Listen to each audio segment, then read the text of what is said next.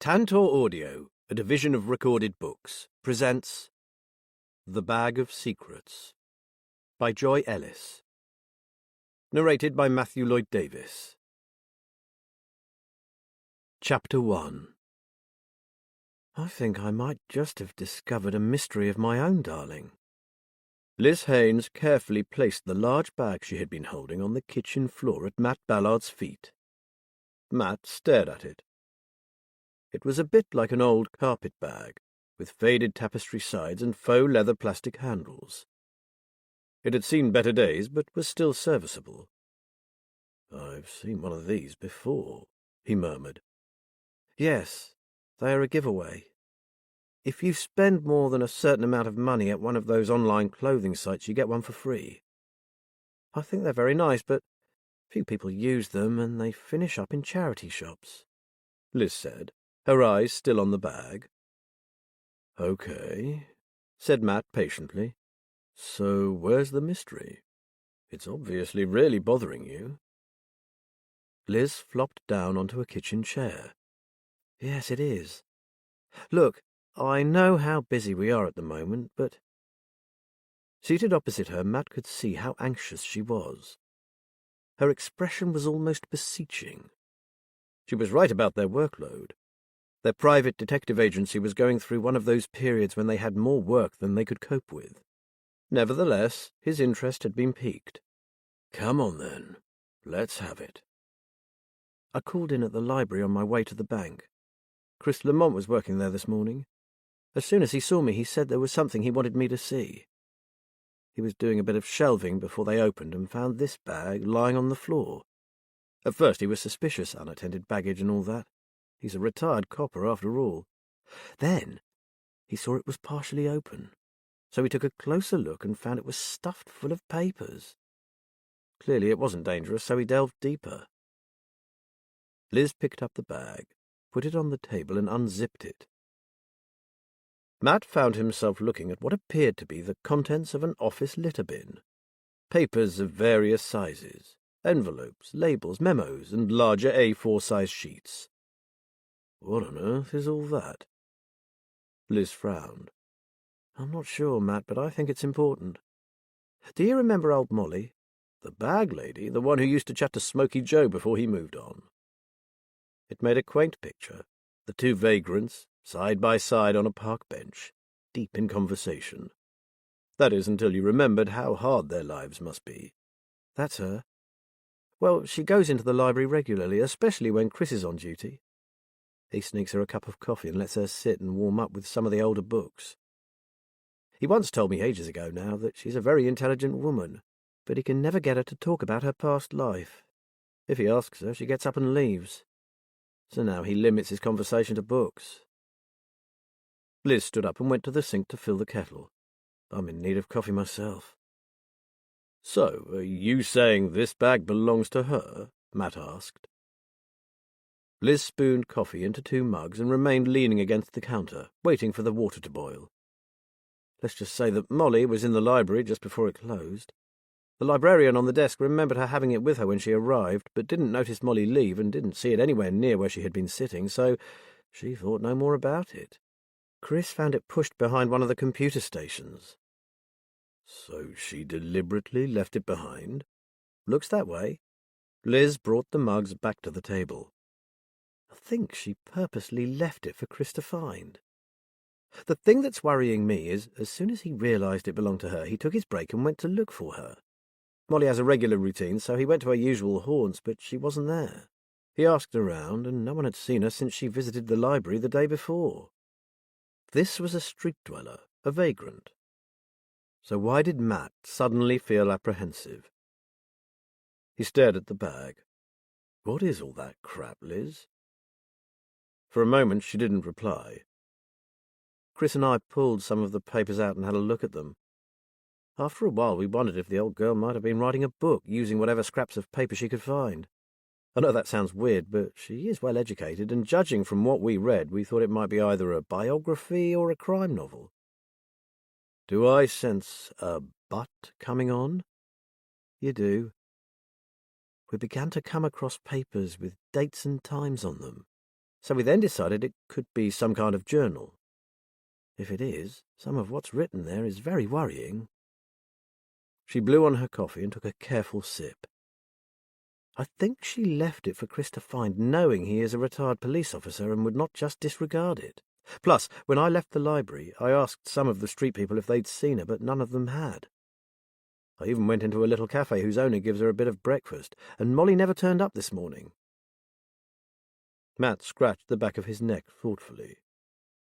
"Given what you said about how busy we are, what, may I ask, is going through that beautiful head of yours, Miss Haines?" "Ah, well, yes." Liz looked at him from beneath her eyelashes. She reached across the table and squeezed his hand. "I was wondering—" He laughed. "Don't look at me like that. You know very well I can deny you nothing. Excellent, because I thought I'd ask young David if he'd like a week in the fens again. He's not the luckiest of lads, as we know. Well, this time he was about to set off on a week's holiday with two of his friends, and they've both gone down with flu. He didn't feel like going on his own, so he's at a bit of a loose end." Matt smiled at her. "Sounds like you've already got it all worked out. So what are you going to ask the poor kid to do? Sort that lot out?" He pointed to the bag full of handwritten notes. "Because he'll need a whole lot longer than a week. I suppose he wouldn't need to read them all closely, just try and make some sense out of them, or find some statement or name that we could verify. Oh, I don't know." She sighed, all humour gone. "I have to know what this means, Matt. I have a very uncomfortable feeling about it." "Then you'd better ring that nephew of yours, hadn't you?" Liz jumped up and put her arms around his neck. "I do love you, Matt Ballard. Thank you." While Liz was on the phone to David, Matt fished out a few odd sheets of paper from the bag. They were all in the same distinctive hand, and it wasn't hard to see that the writer took pride in her writing skills. He read through a scrap of paper that had started life as someone's shopping list. On one side was a list of groceries. On the other, someone, presumably Molly, had written, "On innumerable occasions I was troubled by a sense of unease, although there was no apparent cause. Some nights I lay awake, trying to unravel the twisted threads of supposition. What was wrong?" Matt grunted. He was beginning to understand why Liz had found this bag and its contents so disturbing. He read through another quite lengthy note that seemed to be a description of a room somewhere, with only the words "Early March" scribbled at the bottom. Now well and truly hooked, he delved once more into the bag. This time he pulled out a birthday card, probably expropriated from a waste bin. The greeting read, "Happy birthday, Mick. Have a good one, mate." He turned it over and found an altogether more sinister message. "I fear for the woman, and not just for her. I fear for myself. Am I being paranoid? This place would make the strongest mind doubt itself, so who knows? But what to do? To do anything could prove dangerous for one or the other of us, so it seems that doing nothing is the only solution. And that does not sit well with me." Matt began to hope that David would say yes to Liz's invitation, and that the two cases they were presently working could either be shelved or brought to a satisfactory conclusion. One of these cases concerned a habitual runaway teenager, while the other involved surveillance on a store that was experiencing a high rate of theft. The second should not be a priority, as the store had its own security guards, but the management thought that they had been in place so long that the thieves had got wise to them. The store owner was an old friend of Matt, so he didn't want to let him down. He and Liz had been posing as shoppers, and already had a good idea who might be responsible. A few more days could see that one put to bed. But the runaway was proving a far more difficult case. Matt glanced at his watch. Damn it. He needed to leave soon, as he had an appointment with someone who professed to have seen Liam, the missing boy, within the last few days. Just as he stood up to leave, Liz hurried back in. "David's leaving Thetford later this afternoon. He was delighted to hear of our offer. What's more, his rucksack is still packed for the holiday that never happened, so win-win." I hope you told him we can't promise anything as dramatic as the last case he helped us on. Compared with that, this one could be mind-numbingly boring for him. But was that strictly true? His copper's nose was itching like crazy. Already he was feeling as anxious as Liz about Molly the bag lady. He'd come here even if we had nothing for him to do, you know that, said Liz happily.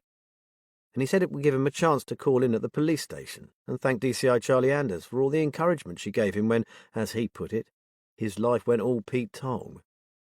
He's back on track now and loving his new work. It's not what he had planned, but now he's out of the doldrums and is a happy bunny again. Matt recalled how despondent Liz's nephew had been when he failed the fitness test for the police force. Now, partly thanks to Charlie Anders, the officer who took Matt's post as DCI when he retired from the force, David was at university and studying forensic computer analysis, and seemed to be doing very well. He pulled on his jacket and gave Liz a quick hug. I'm delighted. Got a dash. I'll be back later this afternoon, okay? I'll get the guest room freshened up and take a swift stroll through the store before they close, said Liz, kissing him lightly. See you later. As he left, Matt glanced back at the innocuous-looking bag on his kitchen floor and wondered where its strange contents would take them.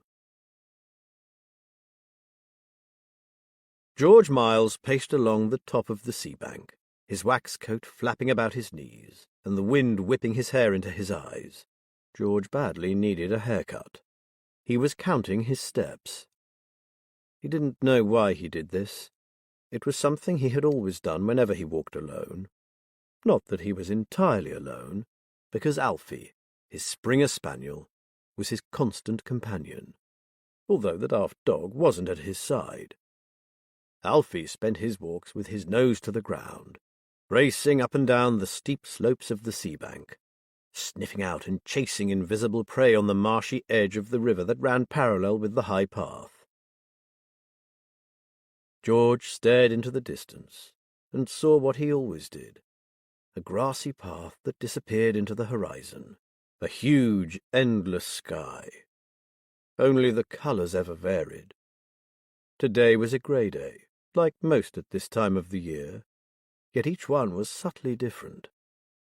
This grey was soft with a pinkish hue, like the downy feathers of a young collared dove, grading into a darker and more ominous hue closer to the horizon. The skies here were like nowhere else. Each single stretch of sky presented the watcher who cared to look with a different cloud formation. George knew that if he turned around and looked behind him, towards the little nature reserve where he had left his old Land Rover, he might well see blue skies and fluffy clouds, or he might see something more like Armageddon. He didn't turn around. He had 400 more steps to take before he did that. If he ever wondered about it, which he rarely did, he supposed the counting stopped him thinking, which in George's case was a good thing. Thoughts about today, about the landscape that he loved, the dog he adored, or what to have for dinner were fine. He could cope with those. Thoughts about tomorrow were okay too, although he rarely bothered about the immediate future, which promised little in the way of excitement. It was the past that gave him a problem. An empty mind often wanders backwards, a place George did not want to go. Not ever. So he counted, his eyes on the dog, who was always in the present, until he reached his allotted number of steps. When George finally did turn around, he was pleased to see no storm looming, no imminent end to the world. It was what he liked to call a busy sky, full of small clouds scudding at different speeds depending on their height above the earth. Walking was easier too, now the wind was behind him. He would make good time getting back to his vehicle. Alfie was still charging around, always on the hunt for likely smells and something unpleasant to roll in if George didn't see it first and call him off. They were halfway back, George counting quietly to himself, when he came to an abrupt halt. Alfie was down near the marshy river's edge, standing rooted to the spot, one front paw lifted, sniffing suspiciously and then jumping back. Then he growled. Alfie never growled. "What have you found, lad?" asked George. "Dead bird or some rubbish dumped off a boat?" "Whatever it is, come away." Alfie didn't respond. Instead, he lowered himself and edged forward. He seemed to be quivering. "Leave it!" called out George sharply, and grunted in annoyance. He had no choice but to go down the bank and put a lead on the dog. Halfway down, slipping slightly on the long damp grass, he saw something dark lying in a lagoon of brackish water at the edge of the river. If it was a refuse sack, he wanted his dog well away from it. People dumped poisonous stuff sometimes, and he didn't want Alfie sticking his nose in it. George looped the slip lead around Alfie's neck and scolded the dog for ignoring his calls. Then, being slightly interested to see what was the cause of Alfie's uncharacteristic disobedience, he edged closer to the object that lay half in, half out of the water. He gasped in horror. This was no discarded sack of rubbish. It was a human being, and it was dead. For a few seconds he couldn't move, as transfixed as his dog had been. Then he edged forward, as if some dreadful magnet were drawing him closer. He did not want to look, but he had to. Then George turned tail and ran, dragging his dog with him. The past he tried so hard not to think of now rushed back, overwhelming him, as if that dreadful sight had caused the floodgates to open. The memories rolled over him, relentless, one after the other. George found himself gasping for air, gulping back sobs. Up on the sea bank he fell to his knees, hugged his dog to him, and finally found the courage to pull out his mobile and dial 999. P.C. Debbie Hume stared at the bedraggled body. "Poor old soul," she whispered to her colleague, P.C. Jack Swifty Fleet. "I thought the guy who discovered her had made a mistake to start with. She looks like a tangle of discarded rags and old clothes thrown in the river." "You do know who it is, don't you?" asked Swifty. Debbie frowned. "Should I?" "It's old Molly," he said quietly. "A street dweller from Fenfleet Town. She's been in this area about 18 months now. You haven't come across her, then?" Debbie shook her head. "I know a lot of the homeless people, but I can't say I know this poor lady." "Lady is right, Debs. I have no idea how she finished up on the streets, but she was a proper lady, I know that much. She spoke beautifully, she did." Jack sighed. "I wonder what happened to her. Probably it all got too much for her. Winters on the streets." Debbie shivered. "It's no way to live." Jack Fleet agreed with her. He had no idea how they survived, but each year there seemed to be more of them. In doorways, on benches, in bus shelters, under bridges, anywhere that provided some protection from the elements. He looked down at the pathetic remains of old Molly and felt unaccountably moved. It tugged on his heartstrings to see her, poor, lonely, abandoned, friendless soul. No woman, no one at all, should ever have to finish up on a riverbank like a bag of discarded rubbish. He stared at her in silence, pondering the world's injustice, when he suddenly noticed something. He stiffened. If this was what he thought it was. Careful not to contaminate the scene, he moved a little closer. "Swifty, what are you doing?" Debbie said. He took a step back. "I could be wrong, but I don't think she took her own life. I think she was killed." "What?" Debbie stared at the old woman in her shroud of sodden clothing. "What on earth makes you say that?" "Look at her mouth." He pointed. A small piece of material was protruding from between her lips. "That looks to me like cloth, possibly a handkerchief or something." Debbie stared at him. "You mean she was asphyxiated, material stuffed in her mouth so she couldn't breathe?" That was exactly what Jack Swift meant. "Okay, Debbie, time to report this one to the skipper. We need forensics out here before nightfall."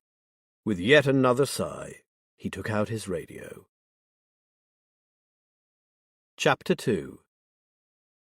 Arriving just in time for the evening meal, David was greeted with a warm embrace. "We've missed you," Liz exclaimed. "And I've missed you and Matt," said David. "Things have been a bit flat since my last visit here. Not that I'm hoping for more of the same, mind you." He pulled a face. "Don't worry. This one is just a simple investigation, not a murder mystery," said Liz. "Now get your things up to your room. Matt is on his way home, and dinner will be ready in 10 minutes. I think your visit calls for a bottle of wine, don't you?" He grinned at her. "I certainly do." He dived into his rucksack and produced a bottle of Cabernet Sauvignon. "Thanks for inviting me, Liz. I was so pissed off when my mates bailed on the holiday." She took the bottle from him. "You didn't have to do that. After all, you'll be helping us out, so really we should be thanking you." Liz loved David to bits. He was like the son she'd never had. The investigation he had helped them with before had turned out to be harrowing in the extreme. During the investigation, he had demonstrated a sensitivity that went far beyond his 21 years. Liz checked the oven. The meal was ready. Now all she needed was Matt. She took plates from the cupboard and put them in to warm, and right on cue the front door opened. "Bloody roadworks," cursed Matt. "The traffic lights spring up like weeds, and no one is ever doing anything that I can see. If it was down to me, I'd fine every one of them." "And hello to you too, Matt," said David, stepping into the hall. Matt broke into a smile and gave him a bear hug. "Good to see you again, lad. Sorry for the outburst, but they really get to me. How are you? How's university?" "All good. It's hard work, but I enjoy it, and I'm learning a lot." The two of them strolled into the kitchen, still talking. "And I'm intrigued by what Auntie Liz told me about your carpet bag." Matt laughed. "You might not be so enthusiastic when you see what's inside. I warn you, it's a pretty daunting task."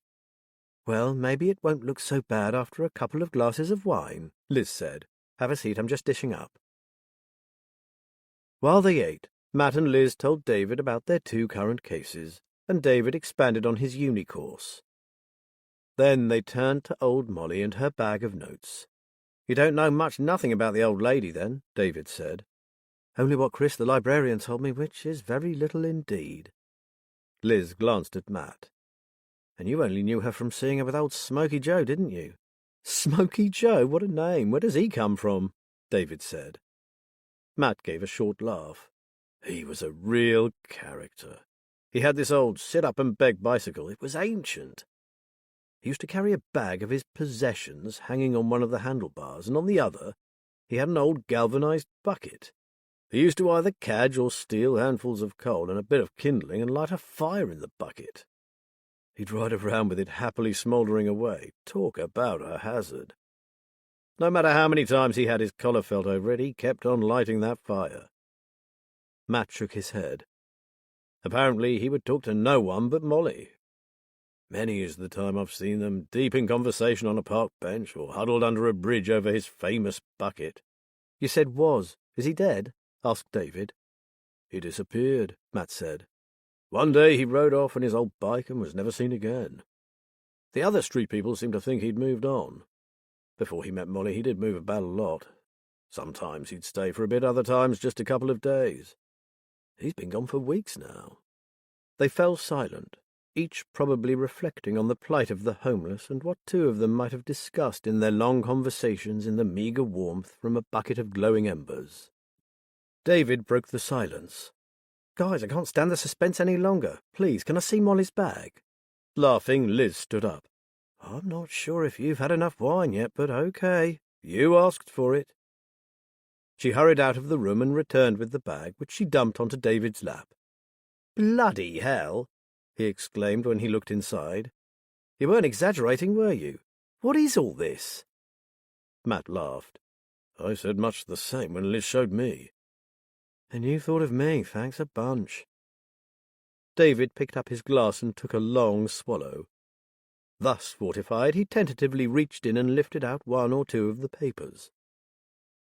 Liz watched his features express first puzzlement, then concern. "We wouldn't have asked you to look at this if we hadn't believed there to be something very worrying, maybe even sinister, about what Molly has written." David nodded. his eyes still on the scraps of paper. Yeah, I'm beginning to see what you mean. He smoothed out a crumpled sheet of paper that looked like an advertising flyer and began to read what Molly had written on the reverse. Here she's describing a change in someone she cares about, and it's a change for the bad. She's desperately worried for them. He looked up at Liz. I reckon the lady that wrote this held a position of some respect. She's well educated, isn't she? So why is she on the streets? Are you up to trying to find the answers to those questions? Asked Matt. I do believe I am.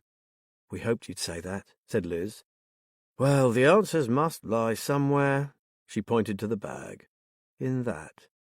Where can I work? How about the incident room? Matt said, referring to what had once been a dining room and which they now used for their detective work. Just like a real incident room in a police station, it held computers, printers, filing cabinets, and a whiteboard. The original dining table remained, now serving as a work table or large desk. I've cleared the table for you. Everything we need for our MISPA case is up on the whiteboard or in the computer, so the table is all yours. Right. I should work out a strategy, I guess. David scratched his head. Maybe I'll sleep on it and start first thing tomorrow. He looked at Liz and then Matt. I feel the same as you, and I've only seen a page or two. Add that to the fact that the old lady is missing. Need I say more? Welcome back to Cannon Farm, lad, said Matt. The team is back in action. They had sat up late, listening to David enthusing about his new life at university. Matt was not a little proud of the role he and Liz had played in getting his life back on track after the bitter disappointment of being turned down for the police force. Now Matt lay in bed, snug in Liz's reassuring warmth, but unable to sleep. He was frustrated at not being able to give his attention to the puzzle of old Molly, who was beginning to haunt him. If only they didn't have these other cases running. Okay, the shoplifting case was nearing a conclusion. Liz had told him earlier that after her visit to the store that day, she had become certain that she knew who the culprits were, and they weren't the lads they had first suspected. The thieves were two teenage sisters. The problem was, Liz knew the family quite well. She now had a decision to make.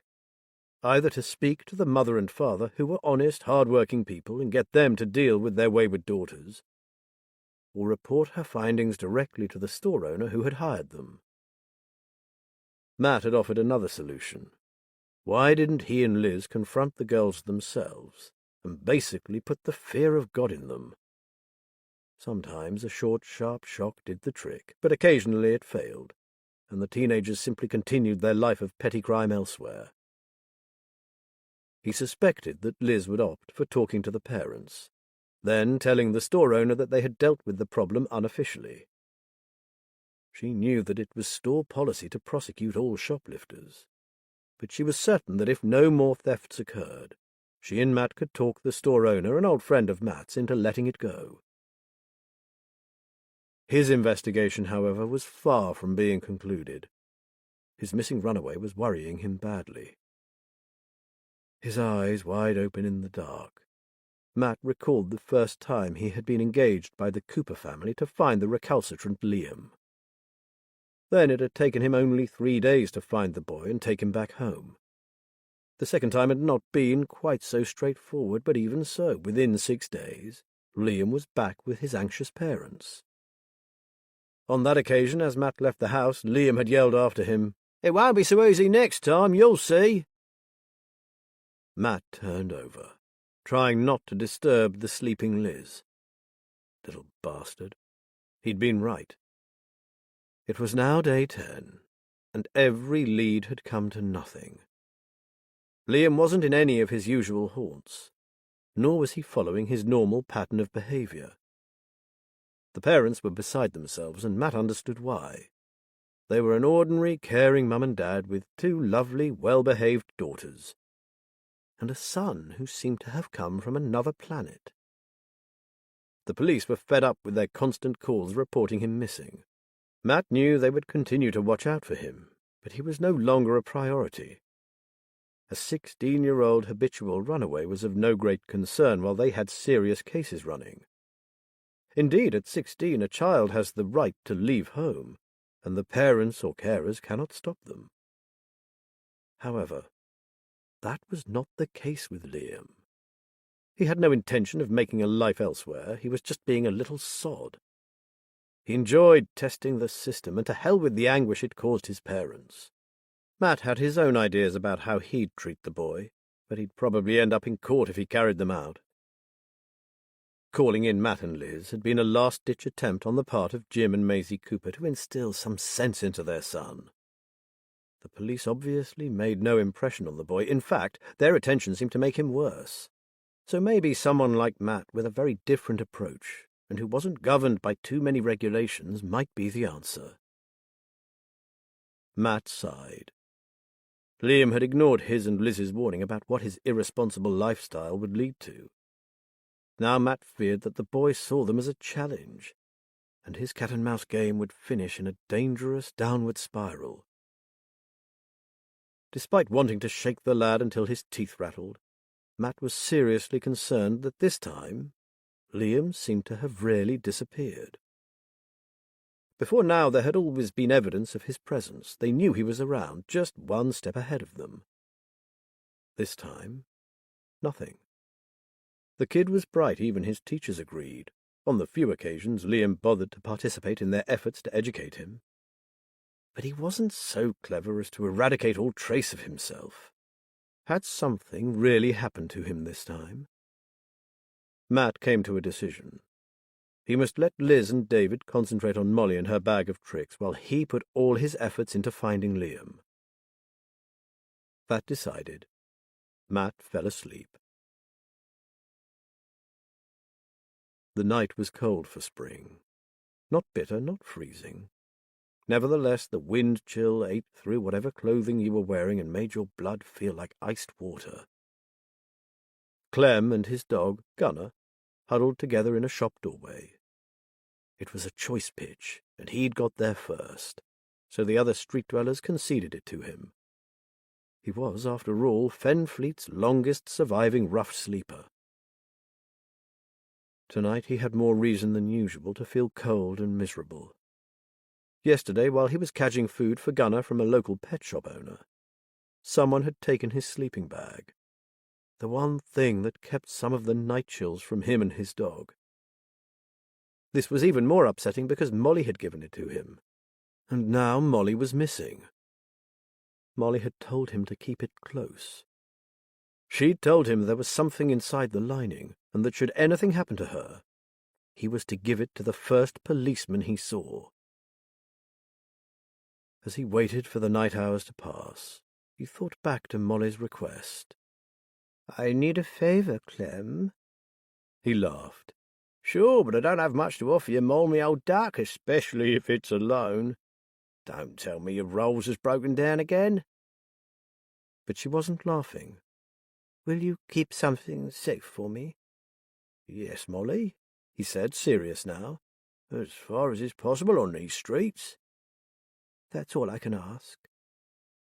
She handed him a tightly rolled-up sleeping bag. It was a faded royal blue in colour, shabby but usable. He looked at her, perplexed. "You need that yourself, girl. The nights are still cold." "I'll get something else. Just keep this close, Clem. It's a kind of insurance." This he really didn't understand. Against what? A fleeting look of anguish passed across her face. "Against people not knowing the truth about something very important." She looked at him, her expression stern. "Will you take it or not?" He took it. "How can this old thing tell anyone anything?" "It's what's inside it, Clem. There's a letter in the lining. Now listen, I'll only say this once.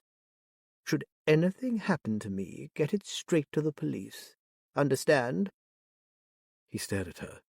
"Molly, whatever is wrong?"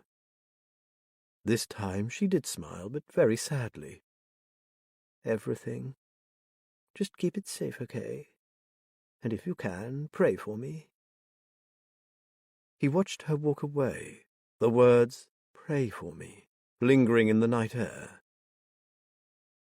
Maybe he hadn't prayed hard enough. Clem hugged Gunnar closer to him, sad that the inevitable must have happened, and Molly had been right to be so concerned. Whatever she feared had come about while he had lost the thing that she had entrusted to him. Something, he feared, that was desperately important. Gunnar shivered and nuzzled closer to him. Clem shivered too, but not entirely from the cold. On the bank of the tidal river, two sockos stood in the darkness watching the lights dim on a familiar old Citroën dolly, as its owner parked as close as he could to the sea bank. "Why is the head honcho turning out in the middle of the night for a dead bag lady?" asked one. "Well, perhaps I should say murdered bag lady. I guess there's a difference." "His technicians are tied up elsewhere, plus I was reliably told that the prof reckons this case is going to be a big one." Ella Jarvis, the senior forensic photographer, grinned behind her mask. "He said there's a bad moon rising. He can feel it in his water." Her colleague Laurie gave a laugh. "And the prof's urine is an accepted method of divination, is it?" "In Professor Rory Wilkinson's case, I'd say definitely," said Ella, gathering up her equipment cases. "At least the lights have arrived, though the natives are getting restless." Ella had heard several uniformed officers complaining that they could have moved the body ages ago, but for some reason Professor Wilkinson wanted to see the deceased in situ. "Ah, my patient children!" Rory Wilkinson gave Ella and Laurie a humble little bow. "I'm sorry to have kept you waiting in this rather unpleasant and boggy stretch of our beloved fens, but the maestro is here now, so let us proceed."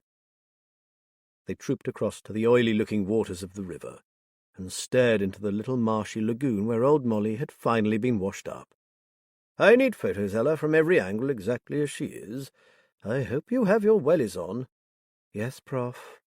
Ella grimaced. "As soon as I heard the word river, I just knew I'd be getting my feet wet."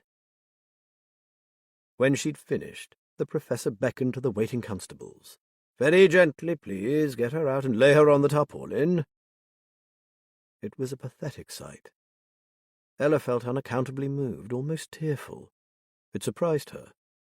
She'd believed herself to be inured to death and all the horrific ways it could present itself. Rory had been watching her. "You feel it too?" "Sorry, Prof, it's just, well—" She shrugged, not knowing exactly what to say. "I know," he said quietly. "But you must never apologize for having feelings. We should treasure our humanity and never forget that the deceased were human too. This woman's death was unjust and should never have occurred in a civilized world. She ought never to have been reduced to living on the streets, and she certainly didn't deserve to have someone kill her." Rory patted her shoulder. "So let's do the best we can for this lady, shall we? And the first thing I need to do is see what that is." He pointed to the piece of fabric protruding from the old woman's mouth. "Photos all the way, please, Ella." He knelt down and very carefully probed the mouth. "No good. Rigor mortis has set in, so I can't get to it. It appears to be a handkerchief blocking her airway, but I can't be certain. It'll have to wait until we get her back to the morgue and rigor mortis has worn off." Ella took photographs as he conducted a painstaking search of the rest of her body and clothing. When he'd finished, he got stiffly to his feet and looked down at the body. "Well, my dear lady, I wish I could promise you a warm bed for the night, but at least you'll have shelter." He turned to the uniforms. "Let's get her off this marshy ground and take her home. Have you checked the site for evidence?" "Yes, sir," said one of the constables. "The only footprints were those of the man who found her and his dog. Guessing from the high tide, I reckon she went in nearer the town and was washed down here. In that case, we can bring down the curtain on tonight. Thank you all. Ella, you can go home. I'll book her in and we'll deal with her tomorrow. Her secrets we'll keep until then." "Who would kill a bag lady?" asked Ella, rummaging in her bag for her car keys. "And will a busy police force have the time and money to devote to the murder of a street dweller?" "Good question," said Rory dourly. "I hope so. She's a human being, after all, and she deserves the same consideration as the rest of us. Will she get it, though? Ella was well aware of the budgetary constraints and the heavy workload the police were subject to. Rory helped Ella with her bags of equipment. She might have ended her life on the streets, but she didn't start like that. Who is she really? What kind of life did she lead before she ended up like this, I wonder? If only our bag lady could speak, I think she'd have a fascinating story to tell, and I hope I can do my part to find out what that is. Ella drove away, musing on the professor's words. Maybe she, too, could feel it in her water. Chapter 3. When Liz went down to make an early morning cup of tea, she heard the sound of rustling coming from the old dining room. She opened the door to find David in pyjama bottoms and T-shirt, surrounded by heaps of pieces of paper spread across the dining table. He grinned at her. Not all uni students slob in bed till midday. Well, not all the time. I woke up an hour ago and couldn't wait to get started. Well, I'd better make you a cuppa then, hadn't I? She moved closer and peered down at the various piles. Have you worked out a plan for dealing with this lot? I had several during the night. First off, I thought the most recent bits of writing would probably be at the top and the oldest underneath, but that's not the case. I think she pushed the later ones down in the bag with the others. Since I can't put them in chronological order, I'm sorting them according to the different pieces of paper they're written on. That does make sense, Liz said. My friend at the library said she sometimes stole the odd sheet of paper from their printer tray. He knew she was doing it, but turned a blind eye, which means she probably used the same kind of paper until she ran out of it. If that is the case, it could give us some continuity to the story. Whatever, it's going to be a mega task. He smiled mischievously. But with a cup of tea inside me, I'll soldier on. She cuffed his shoulder lightly. In that case, I'd better put the kettle on. Smiling, Liz went into the kitchen. She liked having David around again. They had always got on, even when he was a small boy. The difference in their ages had never been a barrier to the strong bond the two of them had. Luckily, it hadn't faded as he grew older. She took him a mug of tea and placed it on the table beside him. I wondered how she managed to use the same pen for all her writing, said David. Then I found these at the bottom of the bag. He pointed to a collection of blue biros. They're the pens you find on the counter in banks so that you can fill in forms. Looks like she half-inched quite a stash of them. Resourceful lady, remarked Liz. I'm just going to take Matt up a cup of tea. I can hear him in the shower already. Oh, and perhaps you'd like to do a little shopping later. Shopping? It's all right, we're not going to Tesco. I'm on the trail of a couple of teenage shoplifters. With any luck, I can sort them out today, then I can pitch in and help you, unless, of course, Matt needs me. Perfecto, I'd welcome your help. I'm dying to unravel Molly's story. I've a feeling it's going to be one hell of a tale. He sipped reflectively at his tea. Maybe it is just that, Auntie Liz. The story. What do you think? Could she have been writing a novel, an autobiography? Is what she wrote fiction or fact? Maybe she was going to give all these notes to someone to write the book for her. You know, someone who's not on the streets and has a computer. What if... Whoa, so many questions. We could spend hours speculating on what she may have intended and never come any closer to finding an answer. What we need to do first is get hold of some concrete facts. Sort this lot and see where it leads us. Sorry, I get carried away sometimes. He smiled rather sheepishly. You're right, of course. What I need is to find something concrete. He fished into the bag and pulled out a scrap of paper. Hey, look at this one. Liz cast her eyes over it. It reminds me of when people used to fold napkins into water lilies or swans. Origami, isn't that what they call it? David was looking at the strangely folded paper. When I was a kid, my dad used to make me little boats and paper aeroplanes. It was shaped like a box or a slightly flattened lotus. Why would she... Oh! David exclaimed. He had been trying to unfold it, and something had fallen out. A ring. That's gold, Liz said. And it's heavy, Auntie Liz. It's a wedding ring, isn't it? She took it from him. It is. What a beautiful one. It's old, too. Years of wear had caused the edges to smoothen out and obscure parts of the pattern engraved on its surface. My goodness, how did this end up on the streets? So was it hers, or did she steal it? Asked David quietly. Liz didn't believe Molly had stolen it. Helping herself to the odd sheet of printer paper was one thing, but a valuable ring? No way. If she'd stolen it, she'd have turned it into money straight away. You don't hang on to something like that on the streets. I think it's hers. But why hide it in a bag of papers? David gave her a quizzical look. So is this one of your concrete facts? Absolutely. Though I haven't the slightest idea what it might mean. I'm going to see what Matt makes of this. Matt, Liz and David ate their breakfast in speculative silence, the eyes of each one of them drawn again and again to the gold band in the centre of the table. As the time approached 8:30, Matt made his now customary phone call to the Coopers to ask if they had heard anything of their son and his whereabouts. As was also customary, they'd heard nothing. Like Liam's parents, he was increasingly anxious about the boy. At the same time, he reminded himself of how the lad had crowed about his ability to disappear at will.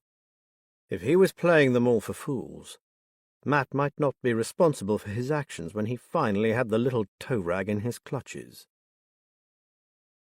Then there was Molly and the mysterious ring. Like David and Liz, his head was full of 100 different possible explanations for how it came to be sitting next to a jar of marmalade on their kitchen table. I think Molly left it with the papers specifically for Chris Lamont to find, stated Liz, waving a knife on which a wedge of butter was perilously close to landing on her lap.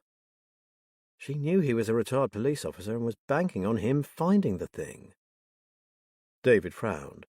So why didn't she just tell him what it was all about instead of going through all this rigmarole? If she trusted him enough to leave her precious bag with him, why not just talk to the guy? It's my guess that she was too scared, David, said Liz. Fear can make you act in some very odd ways. In fact, I'd go so far as to say she was terrified and didn't dare open her mouth.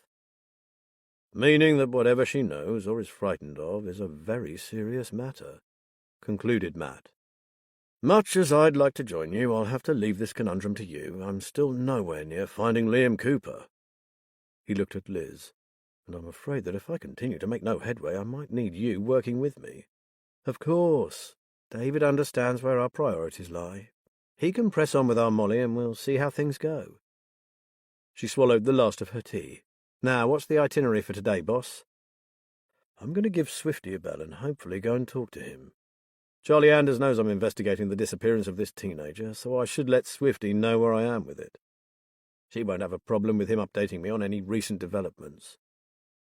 I suggest that after you make your proposed trip to the store, David presses on with Molly's papers while you, my darling, take that ring to Cropper's the jeweller's. If anyone can tell you about that ring, it's Andy Cropper. My thoughts precisely, said Liz. She began clearing away the breakfast things. Keep in touch, Matt. I know that Liam is starting to get to you. David got to his feet.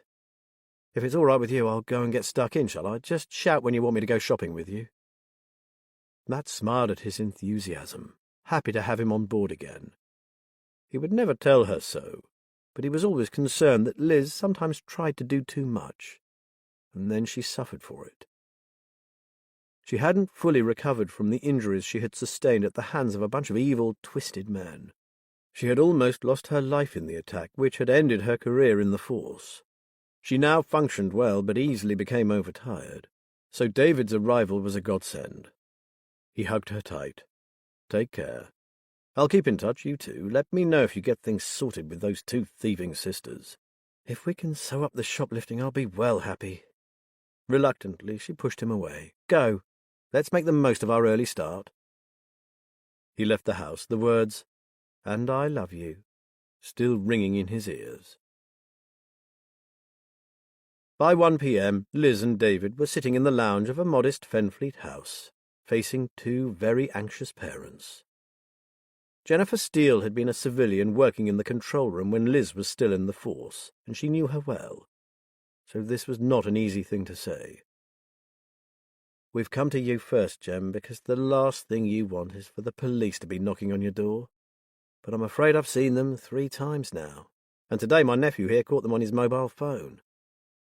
Steffi and Blythe have been shoplifting in the retail park in their lunch breaks and after school. Jen threw a look at her husband. I told you they were up to something, but would you listen? You would not. Now what are we going to do? Bob shook his head. In his eyes, his daughters could do no wrong. Surely this can't be right. They're such good girls. Were good girls, Jen retorted. Ever since they got pally with that boy from the academy, they've been secretive, and now they don't listen to a thing I say. Jen looked beseechingly at Liz. So what happens now? Liz felt for her. The girls had always been nice kids, but she knew how easy it was at their age to fall under the influence of the wrong sort of friend. I'll suggest you have a long talk with them, both of you together, and you, Bob, read them the riot act. Threaten them with the police. Make it sound as if you mean it. She smiled at his forlorn expression. I know it's not easy, but you have to nip this in the bud, and fast. Luckily, the owner of the store is a friend of Matt's. I think I can get him to waive their policy of always prosecuting theft, but only as long as they never do anything like this again.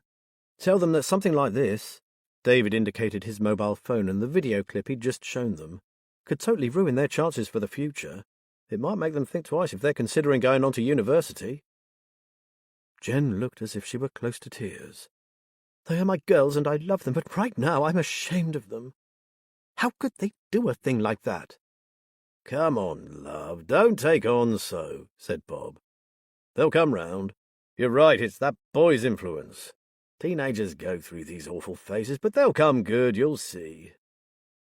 Jen didn't look convinced, so Liz added, It's true. I've always thought they were lovely girls, and a credit to you both. Bob's right, this is just a phase, I'm sure. You just need to administer a short and very sharp shock, and try to keep them away from whoever is egging them on. Bob was obviously persuaded by her words. Dead bloody right. Leave it to me. He turned to his wife. I'm sorry I buried my head in the sand, but I'm with you now. We'll sort this. He looked back at Liz. We're very grateful to you, Liz. If you can possibly get the store owner to understand, we'll make sure that this never happens again, and I'll also return anything they stole, little idiots. If they haven't already sold it on at school, thought Liz, knowing how these things worked. Will you ring me and let me know how it goes? Without fail, said Jen firmly. The minute they walk through that door after school, they won't know what's hit them. Figuratively, of course. Thinking that she wouldn't want to be in the girl's shoes, Liz smiled and stood up. Well, we wish you luck. And don't forget, make sure they know just how close they are to getting nicked. As they drove away from the steel house, David said, Poor parents, I felt really sorry for them. But at least we can now concentrate on Molly. I've been thinking about that, Liz said. I've got to go and see the jeweller about the ring. Come with me and we'll try to speak to a few of the homeless people. We can ask if there's been any news of her or if any of them know something about her. Good idea. Why don't we go there now? Said David eagerly. Wisely, Liz knew her limitations.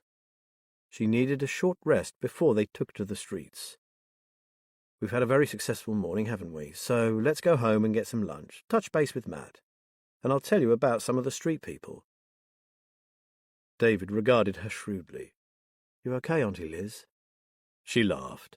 I'm fine. It's just that since I got hurt I've learned to notice the little signs and not ignore them. Some food, a hot drink, and a sit down for half an hour, and I'll be raring to go again. Just tell me if I get too pushy, won't you? Said David seriously.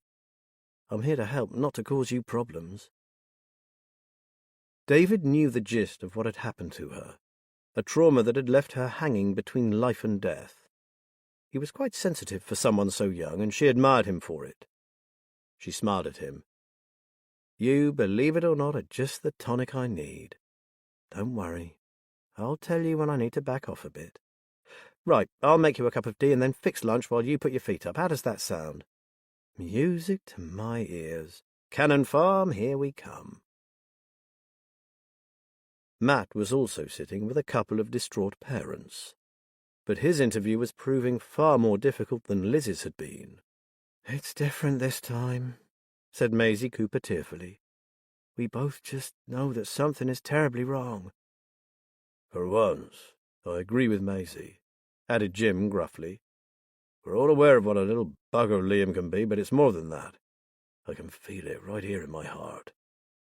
It wasn't like Jim to express his emotions, and Matt felt for him, felt for them both. They were right. It did feel different this time. On top of his worry about Liam, Matt had received a further shock. When he met up with his old mate Swifty, he noticed that he looked a bit subdued. Swifty had grunted that finding murdered bodies by the riverside didn't do much for one's frame of mind, even if it was an old bag lady. When Matt learned that the old lady had been Molly, for some reason he neglected to mention the bag of letters or the fact that they were looking for her. Now, no matter how badly he felt for the Coopers, he kept seeing images of Molly rising before his mind's eye. He mentally shook himself. I've had a word with the police this morning and told them that on this occasion Liam really is giving serious cause for concern. He shrugged. I thought it might sound a bit more convincing coming from a former detective rather than a distraught parent, if you see what I mean. They've promised to do what they can. He looked at each of them in turn. And there's no one else you can think of who might know where he is, no friends, people he mixes with. Anyone who might have seen him, no one he might have spoken to about his plans. I need to find someone who is close to him. Jim shook his head slowly. We've told you of everyone we know about, but he doesn't tell us much, I'm afraid. What about his sisters? Does he ever confide in them? Matt asked, guessing what the answer would be. Maisie Cooper gave a humorless laugh. They barely even talk. The girls have tried their best with him, probably for my sake, because it upsets me so much, but he has no time for them. Well, I have a few more people to talk to, although the last person was no use at all. I'll touch base with you again tomorrow, unless I hear anything in the meantime. I'd better get moving. Matt got to his feet. I'm terribly sorry I've had no good news to give you yet, but we'll find him, Maisie. Oh, I hope so, Mr. Ballard. He's a bad and all right, but he's still our son. I always pray that one day he'll see sense, realize that he's loved, and he doesn't have to behave like this to get attention. That was what it was all about, of course. Matt had gathered that while he was the only child, Liam had been a model son. Then his two sisters appeared and stole the limelight, and he'd been angry and resentful ever since. I won't give up, Maisie, you can rely on that. Outside the house, he breathed a sigh of relief, thankful to be away from the atmosphere of distress and despondency. And he wouldn't give up. It wasn't in his nature. Right now he wanted to talk to Liz. He glanced at the time on his phone and then rang her. Where are you, sweetheart? We've just got back home for lunch. How about you? I'm on my way there too. I've got something to tell you, but it can wait till I see you. Molly's murder put a very different slant on things. They needed to talk, discuss how to proceed. Matt got into the car and sped away. Chapter 4. Gunner at his side, Clem walked the streets of Fenfleet. He checked shop doorways, back alleys, wherever a homeless person might doss down for the night. He wanted that sleeping bag back. And especially, he wanted whatever was in the lining. He had been trudging along for 2 hours now, and he was tired. His best bet was to give up, go to the drop-in centre and get a cup of tea, and then do the rounds after dark. He would recognize that sleeping bag anywhere, and if he saw someone huddled up in it, he'd damned well haul it off them. A few days before, he'd bought a cheap torch in Pound Stretcher and nicked a handful of batteries from W.H. Smith. The homeless were used to having torches shone on them as they lay curled up in their chosen place of shelter. Do-gooders offering hot drinks, coppers checking they were not dead, and occasionally some faceless man or woman searching hopelessly for a lost son or daughter. So no one would take too much notice when he did the same. With a grunt of irritation and a word to Gunner, he turned and went in search of a hot drink, and maybe a biscuit for his best friend. "Killed?" Liz exclaimed, her eyes wide in surprise. Swifty recognized her immediately. He was pretty cut up about it. He told me he'd had a few chats with her over the last few months and was amazed that she had finished up homeless. He swore she was well educated. He sighed. But as we all know, anyone can take to the streets, and some do it by choice. But you didn't tell him we're interested in her? Liz asked. He shook his head. No, I wanted to talk to you first. We need to decide how to proceed, if indeed we do. Murder is a police matter, and it's not as if we were hired to look for her. It's complicated. Liz frowned. In essence, Molly hired us herself. She wanted that bag found, and I'm certain she left the ring as a starting point for an investigation. She raised an eyebrow. Come on, Matt, with all Charlie Anders has on her plate right now, do you honestly think the death of a bag lady will be high priority? It's still murder, no matter how busy they are, Matt said. So, if you want to go ahead with this, we must run it past Charlie, and please, Liz, don't be disappointed if she tells us to butt out. We could be muddying the waters when they embark on their investigation. And she could fall at your feet showering you with thanks, she retorted. Molly is ours, and you know it, Matt Ballard. We have all the time in the world to piece together this jigsaw puzzle and find out what happened in her past. Charlie Anders will be delighted, don't you worry. Matt knew there was no arguing with Liz Haynes when she had the bit between her teeth. He held up his hands in surrender. I'll ring her now, shall I? Liz gave him a smug smile. That's my Matt. No time like the present. As he'd expected, it wasn't as simple as Liz had contended. She wants to see us. Basically, we have a green light, but there are stipulations, which is what she wants to talk to us about. 5 o'clock at the station. Excellent. We can go after we've visited the jewellers and spoken to the homeless people. Can I come with you to the station? Chipped in David. I'd really like to see DCI Anders again. Liz smiled. A family outing. Perfect. Now, young David, I seem to remember you promising us lunch. Jeweller's loop to his eye. Andy Cropper gave a soft whistle. Lovely. Beautiful metalwork, even if it is rather worn. He put the eyeglass down and looked at Liz. Family heirloom, is it, Liz? No, it's part of an investigation. In fact, it's the only clue we have to the identity of someone we're interested in. Oh, dear, Andy said doubtfully. Well, I'm not sure how much help I can be, other than the initials, of course. Initials? Asked Liz. Ah, they're quite faint, but there's definitely the letters M.M. on the inside of the band. Molly? David whispered. Maybe, said Liz. But that ring is pretty old, isn't it, Andy? It is. But people often buy antique rings, or it could be an heirloom. Good quality jewellery like this doesn't just hold its value, it appreciates over the years. I could run tests, but I'd say it's pure gold, not some amalgam. It's quite valuable, then. Liz pictured Molly's bag and the folded piece of paper the ring was in. How easily it could have been thrown away. Oh, yes. Rings like this fetch between £500 and £1,000 on the market. I could value it properly, if you like, Andy offered. Thanks, but not just yet, Andy. What can you tell us from the hallmarks? Liz asked. There's an anchor, so that's the Birmingham Assay Office, and the year is 1921. It's 22 carats from the fineness mark, and there's a sponsor or maker's mark that I can easily check for you. He looked up. Every jeweller has their own mark, and with antique gold it's more likely to be that of the actual maker than it is today, when importers, wholesalers, and retailers can have their own mark. I'm guessing that could help you, couldn't it?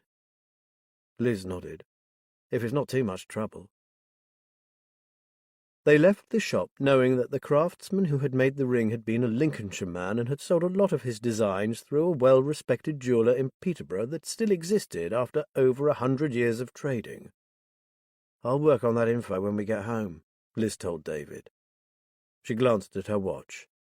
We're due at the Nick in 5 minutes, so we'd better get a move on.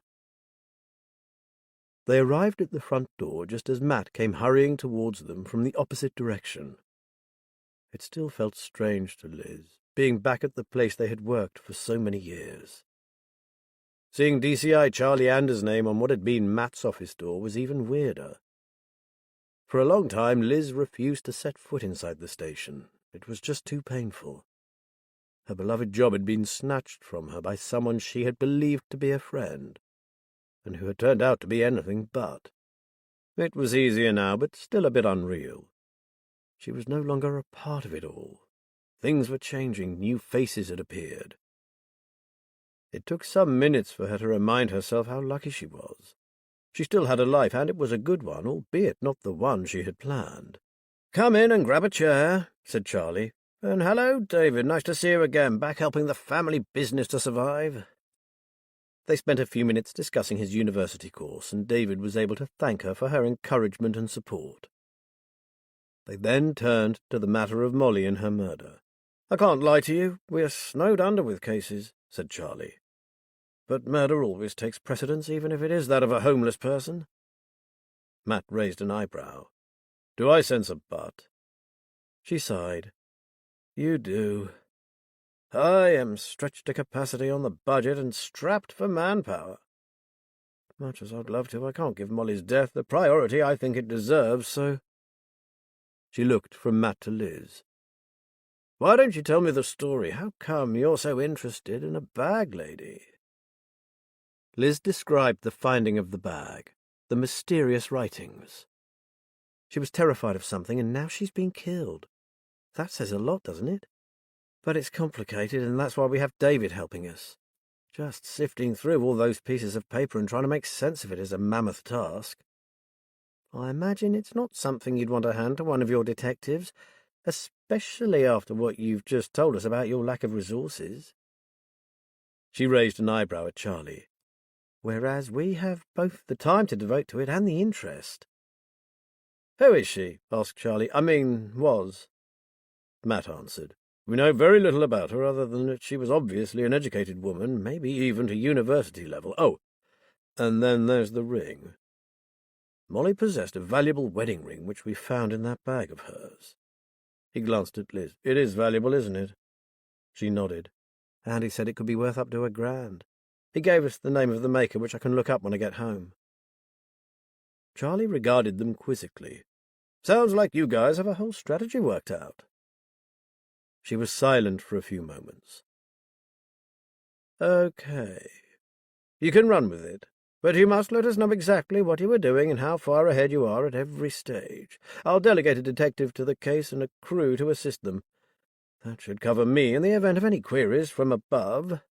You do understand that there will come a point when you need to hand it over to us, don't you?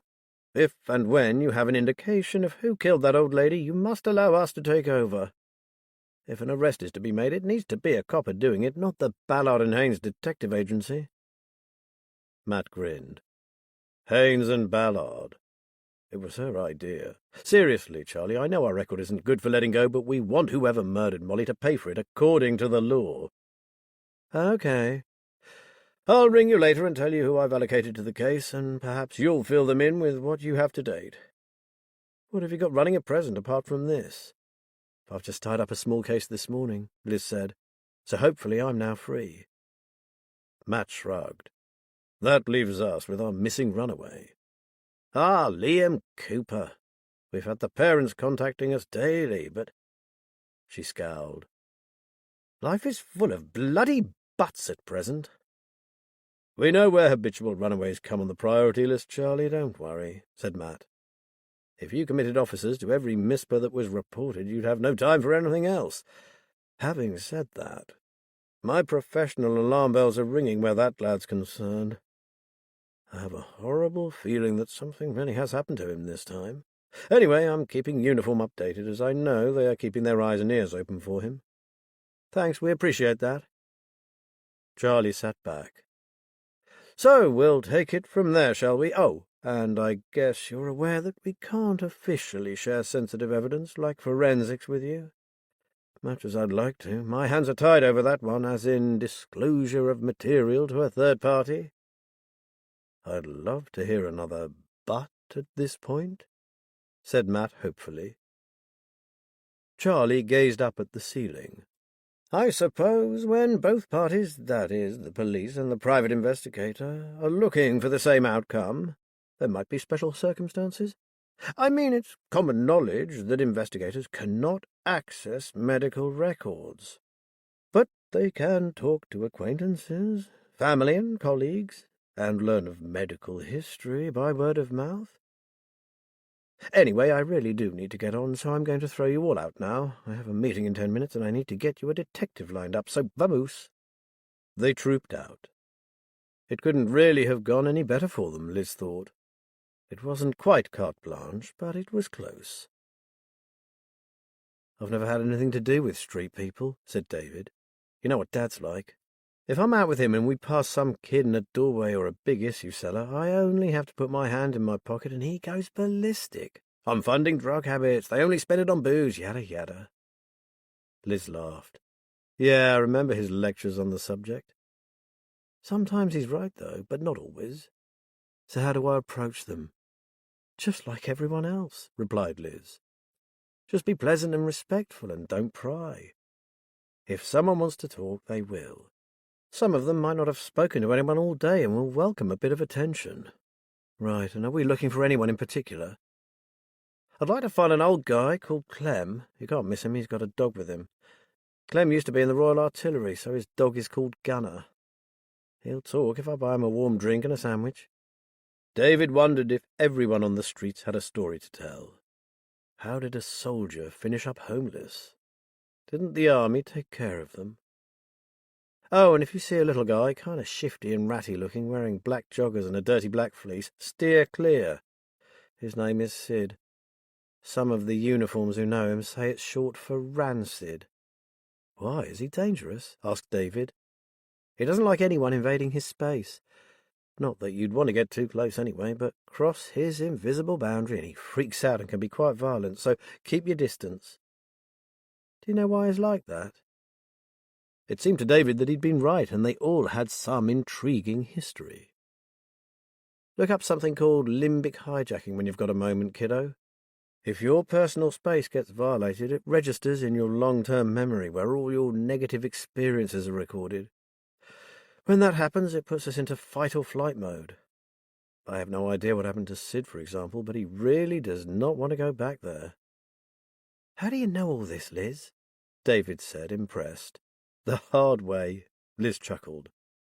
Way back when I was a probationer, I took a pasting from a tramp, and I made it my business to find out why. They strolled through the town, down alleyways and pausing in shop doorways, speaking occasionally to people they saw. But no one knew anything about Molly. It wasn't until they reached the outreach drop-in centre that they finally got word of Clem. He seemed to be bothered by something, said a young volunteer who was dishing out hot drinks to a group of homeless people. Really rattled he was, and that's not like Clem. She paused briefly, a styrofoam cup in her hand.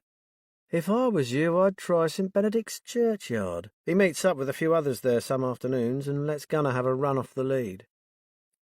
Liz gave the girl a £10 note for the donation pot, and they headed off to the churchyard. On the way, Liz stopped at a small convenience store where she purchased a box of dog food pouches, some dog biscuits, and a packet of bags for dog waste. David noted this latter buy with mild amusement. Oh, our Clem is fastidious about Gunner, Liz assured him. The dog comes first in all things. Clem might struggle to eat, but Gunner never misses a meal, and yes, Clem cleans up after him. She waved the bags. He'll be chuffed with these. The Centrepoint volunteer had been right, and they found Clem hunkered down in the porch at the side of the church. David saw a big German shepherd cross sniffing happily among the gravestones. He was obviously keeping a close eye on his master, because when they stopped to talk to Clem, Gunner materialized out of nowhere to sit at his side. D.S. Haynes, haven't seen you for quite a while. Oh, I'm just Liz now, Clem. My days on the force are over. Matt and I have set up a private investigation agency, so I'm still happy to pay for information. She placed the dog food and the small plastic package on the stone floor. Appreciate it, DSA. Liz? He looked with satisfaction at the bags. Much more hygienic than using old MacDonald's bags. David suppressed a smile. The use of the word hygiene sounded a bit incongruous on the lips of this old rough sleeper.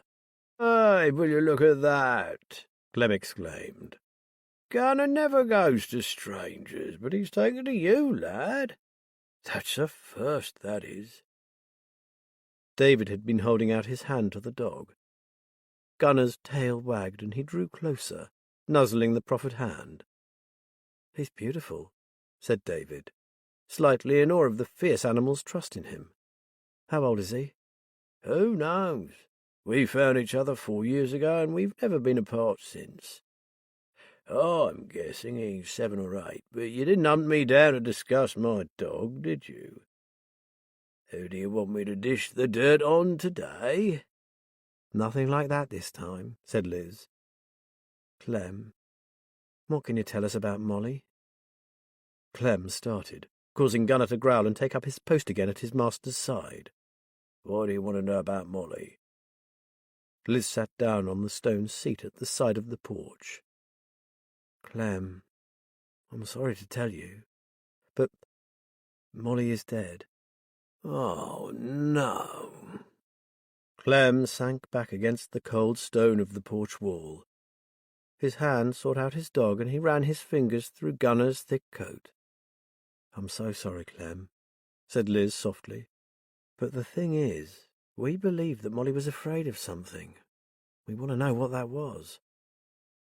"How did she die?" Clem's voice shook slightly. "We don't know yet, Clem, but we suspect foul play." The old man closed his eyes and started to rock backwards and forwards. Gunner whimpered. Then he cleared his throat. "She was scared, I know that. And yes, she feared something bad was going to happen. Oh, Lord, I've let her down." "How so?" asked Liz. Clem ran a bony hand through his hair. "She gave me something, and the other night some bastard stole it. I've been everywhere looking for it, but no luck." "What was it?" asked David. "Maybe we could help you look for it." "It's a sleeping bag, but before you say anything, it's not the bag that matters, it's what she had hidden inside it." Clem looked angry. "If I get my hands on the stinking thief that nicked it, they'll regret going anywhere near that bag." David stiffened. What was this? First a ring in a bag of papers, now something else inside a sleeping bag. "Do you know what it was, Clem?" asked Liz.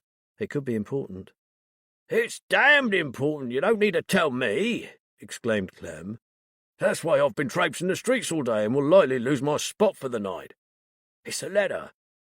Molly told me that if anything happened to her, I was to give it to the first copper I saw. Since you've asked me about it, I'll give it to you if I do find it."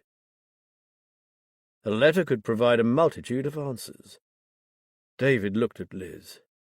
Glancing back at him, she said, "I'd appreciate that, Clem." "I'm going out later after dark, and I'll search all night if I have to. I'd know that bag anywhere. It was royal blue, a bit faded, but it had a bright red lining that showed even when you zipped it up. It had been a good 'un in its day, kind of been cheap." "I could go with you, sir," David offered. "2 pairs of eyes are better than 1, as they say."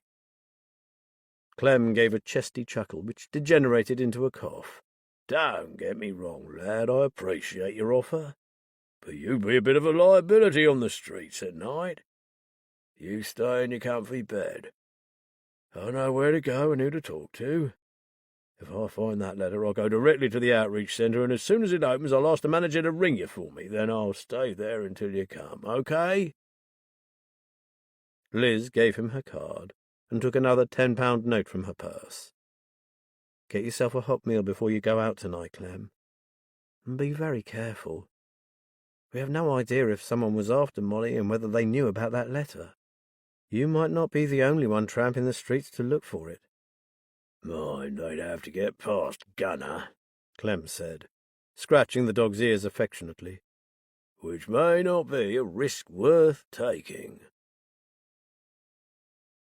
Glad that Clem had this powerful bodyguard at his side, David was nevertheless becoming aware of the seriousness of this situation. It had gone far beyond the little mystery Liz and Matt had asked him to help them with. Molly was dead, murdered. What could she have known that was dangerous enough to lead someone to hunt her down and kill her? David shivered, and it had nothing to do with the stone wall of the porch. Yes, look after yourself, sir. It's been nice to meet you, and you too, Gunner. They walked back to the car in silence. After a while, David said, "Is that old man in danger, Auntie Liz?" She exhaled. "I hope not." Though they fell silent again. Chapter 5. While Liz and David were talking to Clem, Matt was trying to get some sense out of someone far less willing to speak. "Come on, Jax. You've been mates with Liam since you were nippers. He must have given you some idea of what harebrained scheme he had in that head of his." Jackson Briggs was a skinny teenager dressed in the ubiquitous style of the cool street kid. A hoodie that looked like it had had a can of paint thrown over it, vintage jeans that really were vintage, and high-top sneakers that appeared to be brand new. "He never said nothing," Jackson scowled. "I told you before he's been dead cagey lately, didn't want to hang out or talk or anything." "And you haven't seen him for days?" "I told you all this already, a week, maybe longer. I don't know, I've given up on him. Sod the little prick, he can get stuffed. He's running with new mates, I guess, must be. Good riddance to the fucker, that's what I say." Jackson plunged his hands deep into his pockets. Matt knew he hadn't meant a word of it. Jackson Briggs was smarting, hurt that he'd been left out of whatever Liam was up to. He decided to try a different tack. "Listen, Jax, I'm going to tell you something, but keep it to yourself, all right?" Jackson shrugged. "Please yourself." "Even you have to admit he's acting out of character." The teenager puffed out his cheeks. "Suppose so. He's always been a prat, but he did used to tell me stuff, so yeah, I guess he is then." "Okay, well, as you know, I've brought him home twice before after he buggered off, but this time it feels different. I reckon something's happened to him. Now, if you know anything at all, even some small thing that might seem unimportant to you, I want to know about it." "Look, Jackson, I'm worried. Really worried. As you rightly say, he's a prat. I know he said I wouldn't find it so easy to trace him this time, but—" He shook his head slowly. "This stinks. Something's wrong." Jackson withdrew one hand from his pocket and gnawed on a fingernail. After a moment or two, he said, "When you say something's happened to him, do you mean like something really bad?" Jackson was suddenly a lot less cocky. Finger in his mouth, he looked younger than his 16 years. "I honestly don't know, but my gut instinct is telling me your mate is in trouble." Jackson stared at his trainers. "I don't know if this is anything or not, but he kept going on about this place he called the bunker. He never told me what it was or where, except that it was close to the marsh.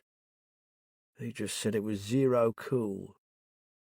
"But you have no idea what kind of place it is?" "Nah. When he first said about it, I reckoned he was making it up. He did that sometimes.